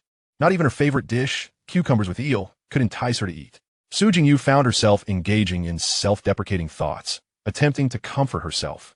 "I've only met Lu Shanhe a few times. How could I feel such inexplicable emotions? Why am I angry? Why do I feel unhappy? Perhaps this cucumber and eel dish isn't as delicious as I imagined. The educational quality in Jiangsheng is far inferior to that of Hu City. My father insists I study diligently, or I want to get into college." What a ridiculous train of thought. As she muttered to herself, she endeavored to banish the chaotic thoughts swirling in her mind, hoping that this would lift her spirits. Nonetheless, Su Jingyu still felt an unshakable sense of gloom. Even after the meal, when the children of provincial leaders invited her to stroll along Jiangsheng's South Riverside Park, she remained listless, often responding absent-mindedly, lost in her reverie. Returning to the market, Lu Shanhe handed a steaming bun to Li Erniu. The two sat at the stall, sipping cool boiled water while devouring the buns, reveling in a profound sense of satisfaction. Manager Wu had initially sent a large bag of buns, yet after Lu Shanhe and Li Erniu's hearty eating, only 2 or 3 remained. Last night, 2 individuals descended to the fields to prepare stir-fried ingredients, driven by an insatiable hunger for the delectable steamed buns. The remaining buns were meticulously wrapped in craft paper by Lu Shanhe, who intended to bring them home for Lu Meiqi. On the other hand, Li Erniu had nearly sold out his eels, leaving only a few of inferior quality, which Lu Shanhe generously gifted to Uncle Feng and others of the market. In doing so, Lu Shanhe endeared himself to the community, ensuring his foothold in the market. The familiar vendors at the market accepted the gift of eels without hesitation. In return, Uncle Feng presented a carp, while Aunt Wong and others contributed some vegetables and corn. Lu Shanhe departed with 50 pounds of eels, while Li Erniu managed to sell over 60 pounds, due to some customers purchasing marinated buns while others did not. The 60 pounds of eels fetched a total of 96 yuan. Coupling this with the 75 yuan earned from the state-run restaurant, Lu Shanhe's total revenue for the day reached an impressive 171 yuan, marking an unprecedented high. This amount equaled the income of a worker in the state-run factory for 3 to 5 months. As was customary, Lu Shanhe allocated 5 yuan to Li Erniu, who was absolutely delighted. However, Lu Shanhe discerned a concerning issue. The daily consumption of eels at the Jiangsheng market, combined with the state-run restaurant, appeared to hover between 77 to 110 pounds. The reason for today's sales reaching 110 pounds was the heavy rains from the previous days, which had prevented Lu Shanhe and Li Erniu from setting up their stall. If they were to be present daily, it was unlikely that sales would surpass 100 pounds. This indicated a cap on eel sales. After all, Jiangsheng was limited in size, and the number of individuals willing to consume eels each day was finite. While the profits from selling eels could sustain normal household expenses and ensure Lu Meiqi's uninterrupted education, Lu Shanhe aspired for more. He envisioned establishing a separate household, acquiring appliances, and even accumulating a nest egg to embrace the new era and embark on more lucrative ventures. Solely relying on eel sales would undoubtedly fall short. Lu Shanhe contemplated potential strategies. By 10 in the afternoon, the 2 men rode a donkey cart, swaying back to the brigade. Li Erniu, having spent the previous night awake, succumbed to slumber on the cart, having secured food for the day. Early summer, following the rain, brought oppressive heat, and Lu Shanhe, burdened with thoughts, found sleep elusive. How could he earn more money? He needed to engage his intellect. Meanwhile, at the He family home, the sun shone brightly after days of rain. He Linshan and He Hui were tending to their rice seedlings, weeding the fields, as the house stood empty. Confirming that Lu Shanhe and the others were absent and that Lu Meiqi had gone to school, Li Haiyan stealthily approached the firewood pile beside the pig pen, swiftly extracting Lu Shanhe's handheld seedling transplanter before hastily departing to the commune to present it to Wang Erqiang. Chapter 86. What is Lu Shanhe? Clutching the handheld transplanter, Li Haiyan stealthily approached the commune's entrance. Fearing discovery, she concealed the transplanter in the grass at the entrance before seeking out Wong Yongji in the office. With the busy season temporarily paused, the personnel at the commune found themselves idle, sipping tea, perusing newspapers, or dozing off to the radio, generally distracted as they passed the time. Meanwhile, the family planning office was particularly occupied as the mid-year assessments loomed, necessitating house visits to locate expectant mothers. Any household with a pregnant woman already having one child would face fines and be directed to the township clinic for surgery. The higher-ups had set quotas, and failing to meet them would result in penalties. Thus, following the conclusion of the busy season, pandemonium reigned throughout the commune, with various brigades in disarray. Director Wong, it's me, Li Haiyan, she timidly called as she entered the office. Since the commune's reform into a township, the Agricultural Association had been renamed the Agricultural Technology Station. Shunwei automatically transitioned from the head of the Agricultural Association to the station's director, while Wong Yongji took on the role of deputy director. Wong Yongji was not fond of being addressed as deputy director, prompting many to omit the title. With a cigarette dangling from his lips and a large porcelain cup before him, he pretended to read a book on postpartum care for sows. Upon spotting Li Haiyan, he recognized that she had successfully accomplished the task he had set, yet he maintained a facade of formality. After extinguishing his cigarette in the ashtray and slowly sipping his tea, he spat the dregs onto the floor and instructed a young colleague nearby, Shaoli, pour me some water. The eager young man promptly complied, practically jogging to fetch water from the tea room. Only then did Wong Yongji rise to straighten his somewhat disheveled white shirt, gesturing toward the door, sisterly, let us step outside. All right, Li Haiyan responded with excessive obsequiousness, hastening to follow Wong Yongji outside the commune. Had Lu Shanhe witnessed Li Haiyan's demeanor, he would have been utterly astonished, for at home, her tone was always assertive. As if she were the leader, Wong Yongji, a decade younger than Li Haiyan, was treated by her as if he were her subordinate. Truly, human nature gravitates toward favor and status. Li Haiyan cautiously retrieved the handheld transplanter from the grass. Director Wong, look, I brought the item.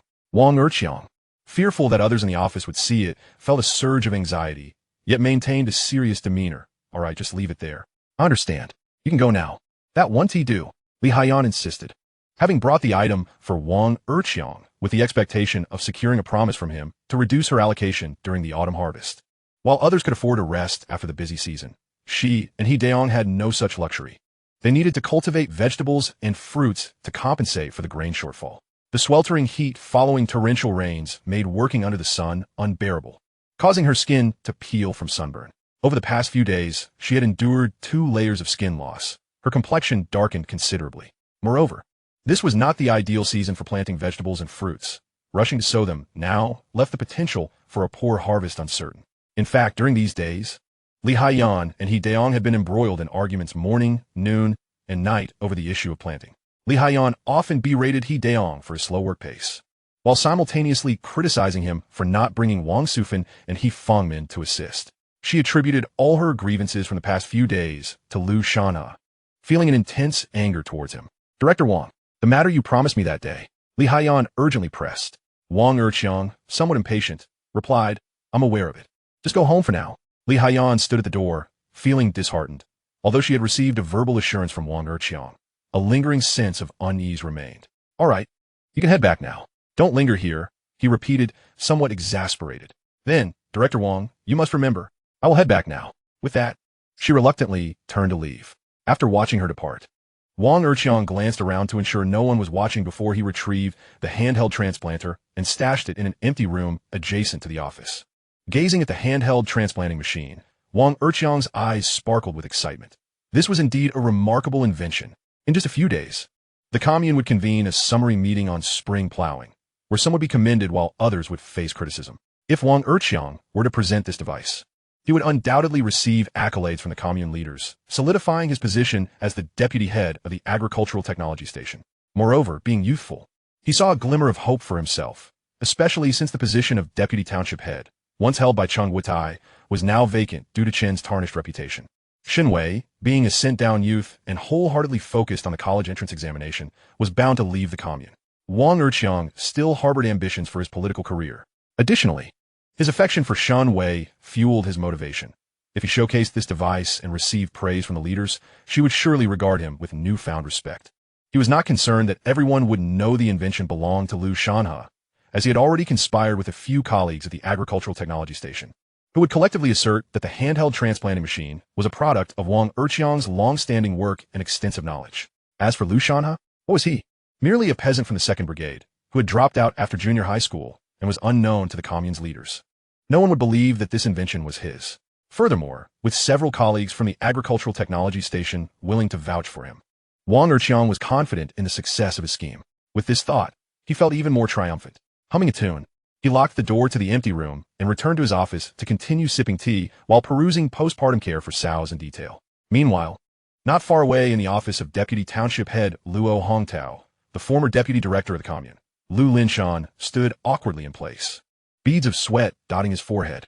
Today, Lu Linshan had come to the commune to apply for a homestead to build a house. He had spent his entire life in the He family's shadow, and his son's recent behavior and words had finally awakened him. No longer would he endure this indignity. Lu Linshan had resolved to break away from the He family and establish his own household. He firmly believed that with the hard work of himself and his family, they could carve out a small piece of their own land, not seeking great wealth. He merely wished to ensure his daughter could study in peace and help his son find a good wife. At present, Lu Linshan's greatest aspiration was to quickly find a suitable spouse for Lu Shanhe. Before birds lay eggs, they must build nests. Before cats and dogs bear young, they must find shelters, and, similarly, a person must have a home before marriage. This truth has stood the test of time. Lu Linshan pondered that the root cause of his son's romantic misfortunes lay in their lack of separation, without even a proper place to live. How could they hope for happiness? Currently, Lu Shanhe and He Hui resided near the He family's pigsty, in a dilapidated hut constructed of straw and mud.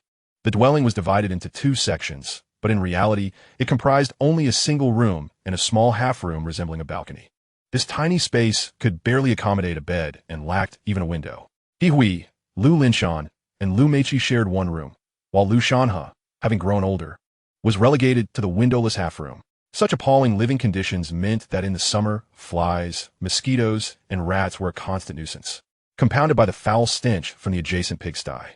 Winters were equally harsh, as the straw and clay structure offered no insulation, rendering the house akin to an ice cellar. Even Lu Meiqi, who rarely toiled in the fields, suffered from frostbite.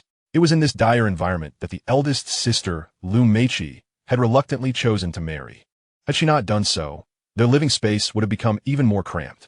Meanwhile, He Daong and He Daji, children of Wang Sufan, resided in a spacious home.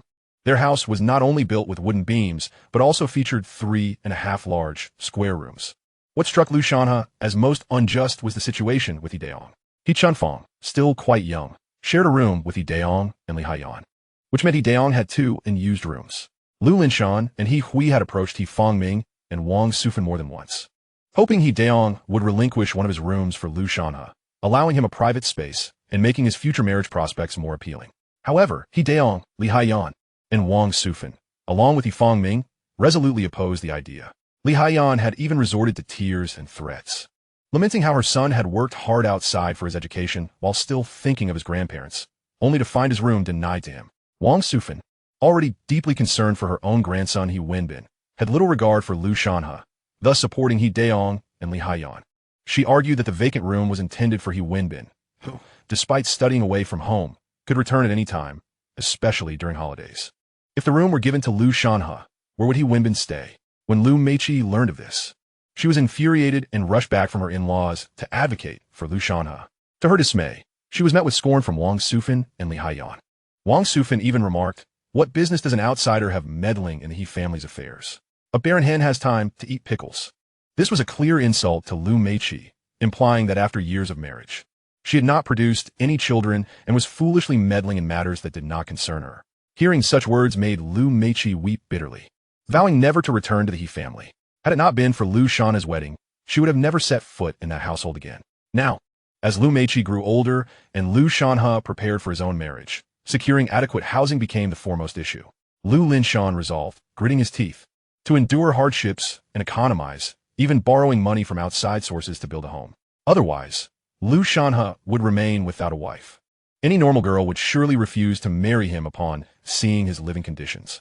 However, to construct a house, one needed to obtain a homestead approval, which lay within the jurisdiction of the commune. Thus, Lu Linshan had come to the commune today to seek out Deputy Township Head Luo Hongtao, who oversaw approvals. Lu Linshan explained his family situation, anxiously awaiting a response. Luo Hongtao neither invited Lu Linshan to sit nor regarded him directly, instead leisurely sipping tea and perusing the newspaper. Leader, will this matter be resolved? We are not requesting farmland, merely a piece of barren land sufficient for our family to reside, Lu Linshan implored.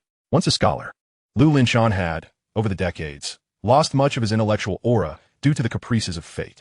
His voice trembled slightly as he spoke, a remnant of the bullying he had endured from the Red Guards while working on the farm. After a lengthy pause, Luo Hongtao finally set down his teacup and said, "This matter can be arranged, but the procedures are rather complex. Initially, your family already has a place to live. I'll just inquire with my subordinates. And it appears your family has quite a number of vacant rooms.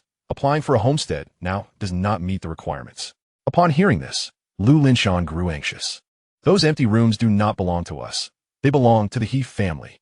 Lu Linshan interjected, but Luo Hongtao grew displeased, raising a hand to quiet him. "Please allow me to finish. Regardless of whether you are from the Lu family or the He family, you are all one family. How can you exploit the public resources due to internal family disputes? Secondly, this procedure does not meet the requirements. To apply for a homestead, one must first obtain the consent of the production team. This production team needs to convene a meeting and secure the agreement of more than half of its members. Only then can the application be submitted for approval." As for the third point, Luo Hongtao pondered for quite some time, but could not come up with anything. He casually remarked, "In any case, your application does not comply with the procedures." In truth, Luo Hongtao's words were quite clear. The matter was indeed complicated. Yet it was not insurmountable. The 1980s were an era steeped in social niceties, where those seeking to apply for a homestead would invariably need to offer some form of goodwill. A couple of bottles of fine liquor, a few quality cigarettes, and some tea leaves were the bare minimum. Lu Linshan, arriving empty-handed, expressed his demands outright, which undoubtedly displeased Luo Hongtao. Lu Linshan was immediately agitated, exclaiming, "But I see that a Yotsai's family has a house and has applied for a new homestead to build another. Why can they? Yet we cannot." Upon hearing such straightforward words from Lu Linshan, Luo Hongtao's anger flared, and he slammed his hand on the table. "You are not in compliance. The team has not convened a meeting nor signed off on this. This matter cannot proceed. You may leave now." Luo Hongtao was thoroughly exasperated, feeling that Lu Linshan was wholly inept in navigating these matters. "Mayor Luo, I genuinely meet the requirements. My son is getting married, and we have no place to live. My youngest daughter is also grown and still shares a bed with us. Is there any way you could be lenient?" Luo Hongtao retorted brusquely, "No place to sleep but in a pigsty, and I still have a meeting to attend. You should return home at once." After saying this, Luo Hongtao grabbed his notebook emblazoned with a red star and headed to the conference room, disinterested in further entanglements with the farmers. Disheartened, Lu Linshan exited the office, feeling utterly useless for being unable to secure a homestead application. At the entrance of the commune, he encountered He Defy, a fellow member of the second production team with whom he had previously worked on the farm and maintained a decent rapport. However, Lu Linshan, being an outsider, could only resort to farming at home after the farm disbanded, whereas He Defy, a local, had broader connections. In addition to farming, he held a position as a security team member at the commune, albeit part-time, which still provided him with a modest monthly salary. "Linshan, are you here on business for the commune?" He Defy intentionally straightened his posture to display the insignia of the security team on his clothing, relishing the sense of pride it instilled in him. Noticing Lu Linshan's gaze fixated on his attire, He Defy felt a deep sense of satisfaction. Though his salary was meager, the authority his uniform conferred allowed him certain privileges that a mere farmer could not attain. Lu Linshan withdrew his envious gaze and, with a hint of disheartenment, shared, "You know my child is getting married, right? Our house is insufficient for our needs, and I intend to apply for a new homestead to build a proper dwelling." He Defy patted Lu Linshan on the chest, exclaiming, "Good man, have you split from your family already? It's about time. Your in-laws have treated you like a beast of burden. It's quite impressive that you've managed to endure this long." Lu Linshan chuckled awkwardly. His timidity and subservience had become somewhat notorious within the commune. "What is the matter? Didn't you succeed in your endeavor?" He Defy pulled out a pack of Yonghong brand cigarettes, lit one for himself, and offered another to Lu Linshan. Lu Linshan quickly waved his hand in refusal, asserting, "I don't smoke.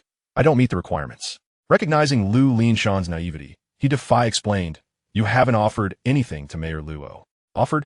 Lu Linshan was perplexed by this notion. "It's a gesture of gratitude. Mayor Luo issues you a permit and stamps it. Naturally, You should express your appreciation. Lu Linshan, being a simple man, still failed to grasp the implication of gratitude and replied, if he agrees, I will certainly thank him in person. He found himself at a loss for words. Despite his clear explanation, Lu Linshan remained oblivious. Frustrated, he bluntly stated, oral gratitude is of little use. You need to provide something tangible, not necessarily cash, but at least some fine liquor and cigarettes. Upon hearing this, Lu Linshan erupted. Cigarettes and liquor. Isn't that corruption? He exclaimed, exasperated. He had little money as it was, and was already struggling to gather funds for constructing a home on the homestead. His voice rose dramatically. Startling who quickly covered Lu Linshan's mouth with his hand, saying, You blockhead, keep your voice down. What corruption? It's only proper to thank those who assist you.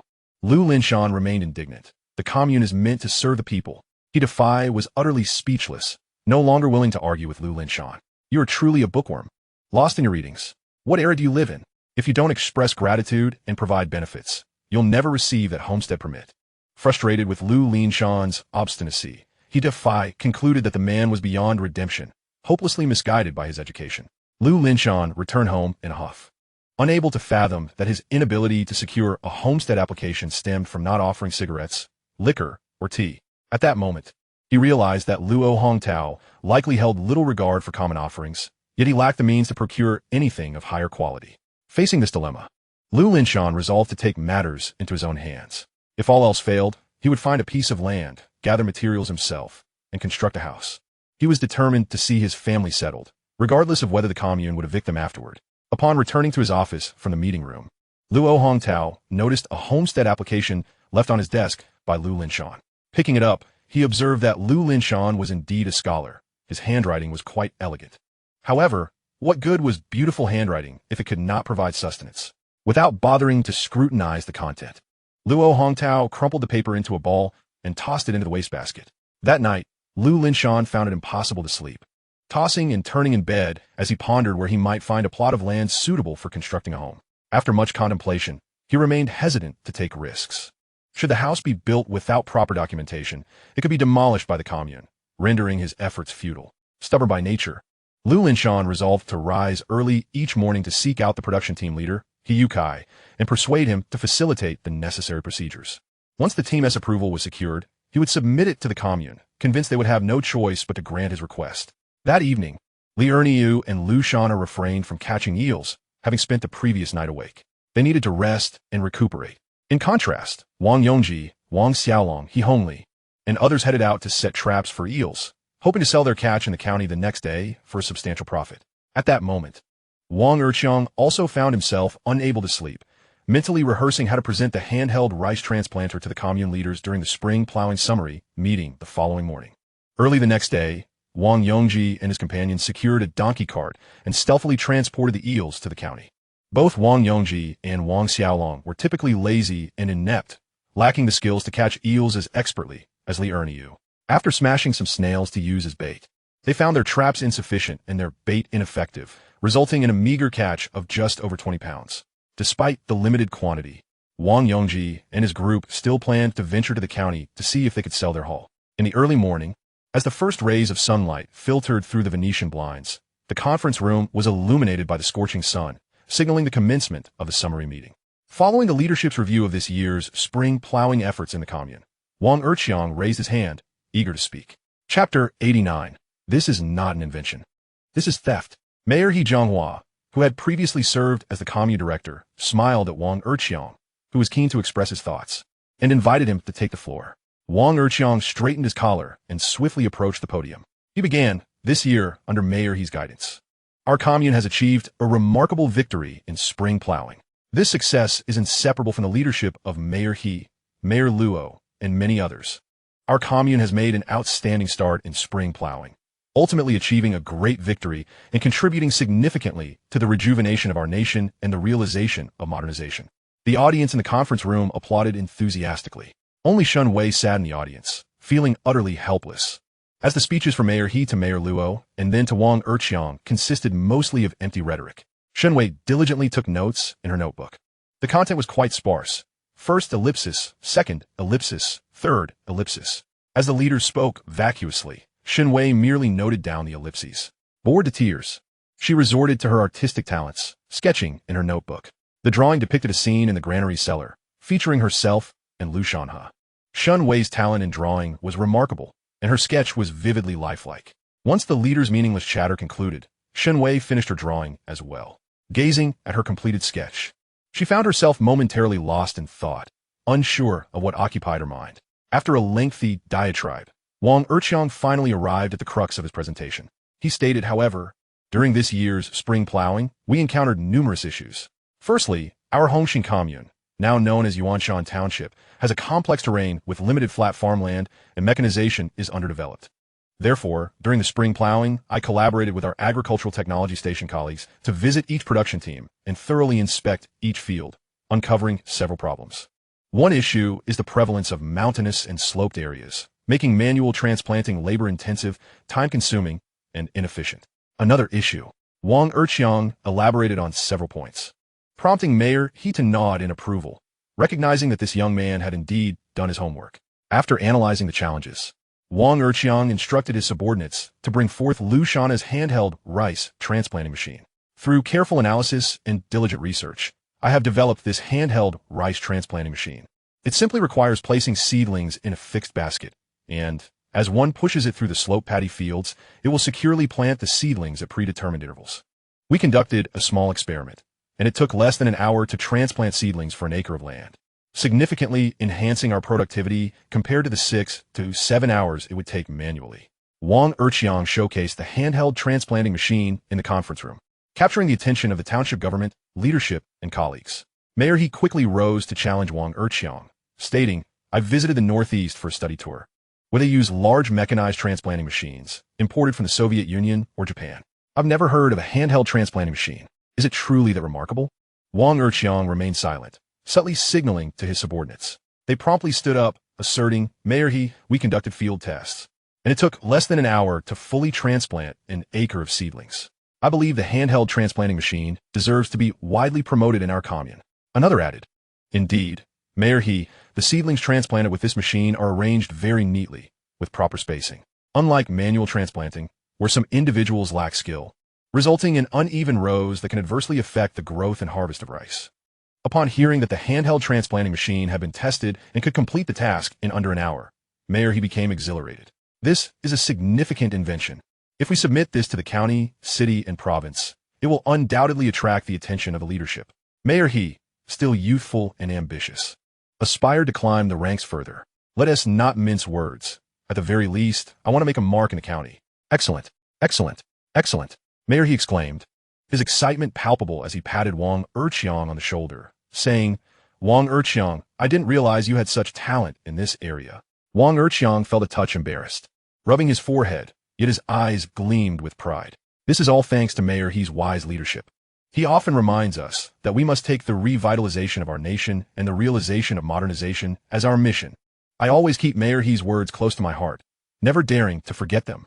Were it not for Mayor He's earnest guidance, I would not have been able to create this little device. Mayor He interjected, "This is no mere trinket.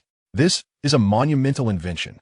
Wong Yongji, I promise you today, if your handheld transplanting machine proves effective, I will immediately promote you." Thank you for your guidance, Mayor. Wong Yongji skillfully deflected the credit to Mayor He. Hearing these words warmed Mayor He's heart. However, sitting in the audience, Shen Wei's eyes widened in shock as she stared at Wong Yongji. A handheld transplanting machine?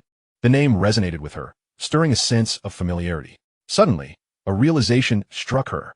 She recalled having seen the handheld transplanting machine somewhere before.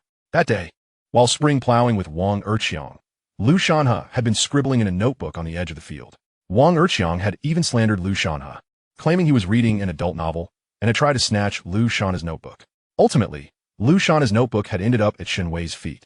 She had seen the complete design blueprint for the handheld transplanting machine, which included the formulas and physical principles necessary for its construction. Thus, it seemed that the handheld transplanting machine should rightfully be attributed to Lu Shanhe. How had it become Wong Yongji's invention? Shen Wei pondered this in her heart. Yet she had not witnessed Lu Shanhe actually using the machine. Now, with Wong Yongji's assertion, she felt a surge of anxiety. Shen Wei immediately stood up and addressed Wong Yongji. "Yongji, you claim that you invented this handheld transplanting machine, yet I have never heard you mention it before." Chapter 90, A Thief's Guilt. Wong Yongji, and Shun Wei were clearly on different wavelengths. Shun Wei's words suggested her skepticism regarding the true inventor of the handheld transplanting machine. Although she had not seen Lu Shanhe use it, she had witnessed him drafting the design and writing the formulas. Moreover, based on her understanding of Wong Yongji, he was adept at flattery but lacked the ingenuity to invent something. However, upon hearing Shun Wei's comment, Wong Yongji mistakenly believed she was genuinely interested in the transplanting machine and seized the opportunity to showcase himself. Wong Yongji, ever the smooth talker, quickly responded, "Director Shun, I didn't mention this to you beforehand due to your busy schedule." After saying this, he flashed what he thought was a charming smile, hoping to catch a hint of admiration or surprise in Shun Wei's expression. However, no, Shun Wei's brow was tightly furrowed, her eyes filled with perplexity. The clock had struck 10:30 in the morning, with the sun already suspended high in the sky. Rays of sunlight streamed through the window, ushering in waves of heat into the conference room. The ceiling fan whirred vigorously, yet it offered no respite to Wong Yongji. Observing Shun Wei's prolonged silence, beads of sweat trickled down his forehead and fell to the floor, while his back was already drenched. After all, he was burdened by a guilty conscience, unable to withstand scrutiny. Shun Wei's keen gaze remained fixed on Wong Yongji. She was an astute woman who could discern the tremors of deceit reflected in his anxious eyes. Moreover, she could assert with absolute certainty that the handheld rice transplanter was indeed invented by Lu Shanhe, and the very model showcased in the conference room was produced by him as well. Until she could clarify the circumstances with Lu Shanhe, Shun Wei dared not make hasty assumptions. The golden sunlight bathed Shun Wei's face, casting a halo upon her slender and delicate features. Wong Yongji found himself momentarily entranced by Shun Wei's exquisite beauty. There was a stark contrast between the educated girls of the city and the hardworking women of the countryside. Over the past couple of years, Wong Yongji had spent each day working alongside Shun Wei, which had significantly refined his aesthetic sensibilities. Since encountering Shun Wei, he found himself devoid of interest in the women of the commune. Shun Wei, fixing her gaze upon Wong Yongji, spoke. "You just mentioned that your handheld rice transplanter has already been trialed by someone from the commune, allowing for the planting of seedlings across an acre in less than an hour. Which household in our commune conducted the trial?" Hearing Shun Wei's inquiry, county head, he nodded in agreement. The handheld rice transplanter was undoubtedly a miraculous solution to the labor shortage and the complexities of transplanting in challenging terrains. This matter certainly warranted a report to the county leaders. However, prior to reporting, utmost caution was imperative to confirm the transplanter's efficacy. If it turned out to be merely ornamental with little practical application, reporting it to the county leaders would not only fail to earn commendations, but could also invite reprimands, a situation fraught with disadvantages. Principal, he hastily interjected. "Indeed, Yongji. Which household in our commune has trialed the handheld rice transplanter?" Wong Yongji clenched his teeth and resolutely declared, "I lent this machine to Lu Shanhe, who used my handheld rice transplanter to complete the planting of several acres at his home. Numerous individuals in the commune witnessed Lu Shanhe utilizing the transplanter. Hence, this matter could not be concealed. Since it was unavoidable, it was better to be proactive and claim that the handheld rice transplanter was borrowed from himself." Wong Yongji had already made arrangements with Dafeng, the leader of the 2nd Brigade, who, along with a few of his colleagues, would serve as witnesses. This situation was as solid as a rock. No one in the commune would believe that an uneducated peasant like Lu Shanhe could invent a handheld rice transplanter. Furthermore, since county head, he would report this matter to the county leaders rather than disseminate it among the farmers. Even if Lu Shanhe were to find out, he would not be able to stir significant waves. Upon receiving the phone call, county head, he nodded repeatedly. There were tangible products, users of the products, and fields already planted using the handheld rice transplanter. Thus, it seemed that reporting this significant invention to the county leaders would likely proceed without issue. County head He Jianghua said to Wong Yongji, "Here is the plan, Yongji. Please prepare the report materials for the handheld rice transplanter. I have a meeting at the county in 2 days, and I shall also report this matter to the leaders." Wong Yongji responded eagerly, "Certainly, I will prepare it immediately." Shun Wei had not anticipated Wong Yongji would claim that he had lent the machine to Lu Shanhe. This man was utterly shameless. Anger coursed through her, causing her to tremble. Yet, she lacked evidence. She felt it was imperative to clarify the situation with Lu Shanhe. Thus, she needed to delay the time for county head He Jianghua's report to the county leaders. Shun Wei quickly said to He Jianghua, "County head, I believe we should proceed with caution. How about we find a piece of land tomorrow and ask Yongji to demonstrate the working principle and method of the handheld rice transplanter? This way, we can provide a more comprehensive report when presenting to the county." County head, he nodded in agreement, acknowledging Shun Wei's thorough consideration. Let us finalize it then. Isn't there a patch of wasteland next to our commune? The recent rains have nearly turned it into a paddy field. Tomorrow morning, we'll head over there to test it. Erqiang, please gather some seedlings. Absolutely. Wong Erqiang exclaimed, thrilled at the prospect of potentially being promoted alongside County Head he. After County Head he left, Wong Erqiang hurriedly explained to Shun Wei, Wei, I only wish to surprise you. The invention of the handheld rice transplanter is a collective achievement of our entire agricultural technology station, and you are part of it. Although Shun Wei held a higher position than Wong Erqiang, she was younger than him, prompting him to affectionately refer to her as Wei in private settings. Shun Wei, however, was not in the mood to converse with Wong Erqiang. Her urgency to find Lu Shanhe propelled her to dismissively reply, We'll discuss this tomorrow. I have something to attend to. Observing Shun Wei's displeasure, Wong Erqiang mistakenly assumed it stemmed from not informing her about the matter sooner. Believing it was the root of her anger, he resolved to cook a delicious meal for Shun Wei as a gesture of apology after the situation concluded. Shun Wei hurriedly made her way to the 2nd Brigade to find Lu Shanhe, while Wong Erqiang and a few others swiftly transported the handheld rice transplanter to the adjacent abandoned paddy field to conduct a trial. They knew that demonstrating the handheld rice transplanter in front of numerous leaders the next day, without knowing how to operate, it would be disastrous. Da-san, please gather a few seedlings from nearby fields, instructed Wong Erqiang. The young technician Gu Da-san promptly set off to find seedlings in the surrounding agricultural lands. Wong Erqiang, Gu Da-san, and others arrived at the neighboring paddy field with the handheld rice transplanter and seedlings, ready to commence their operations.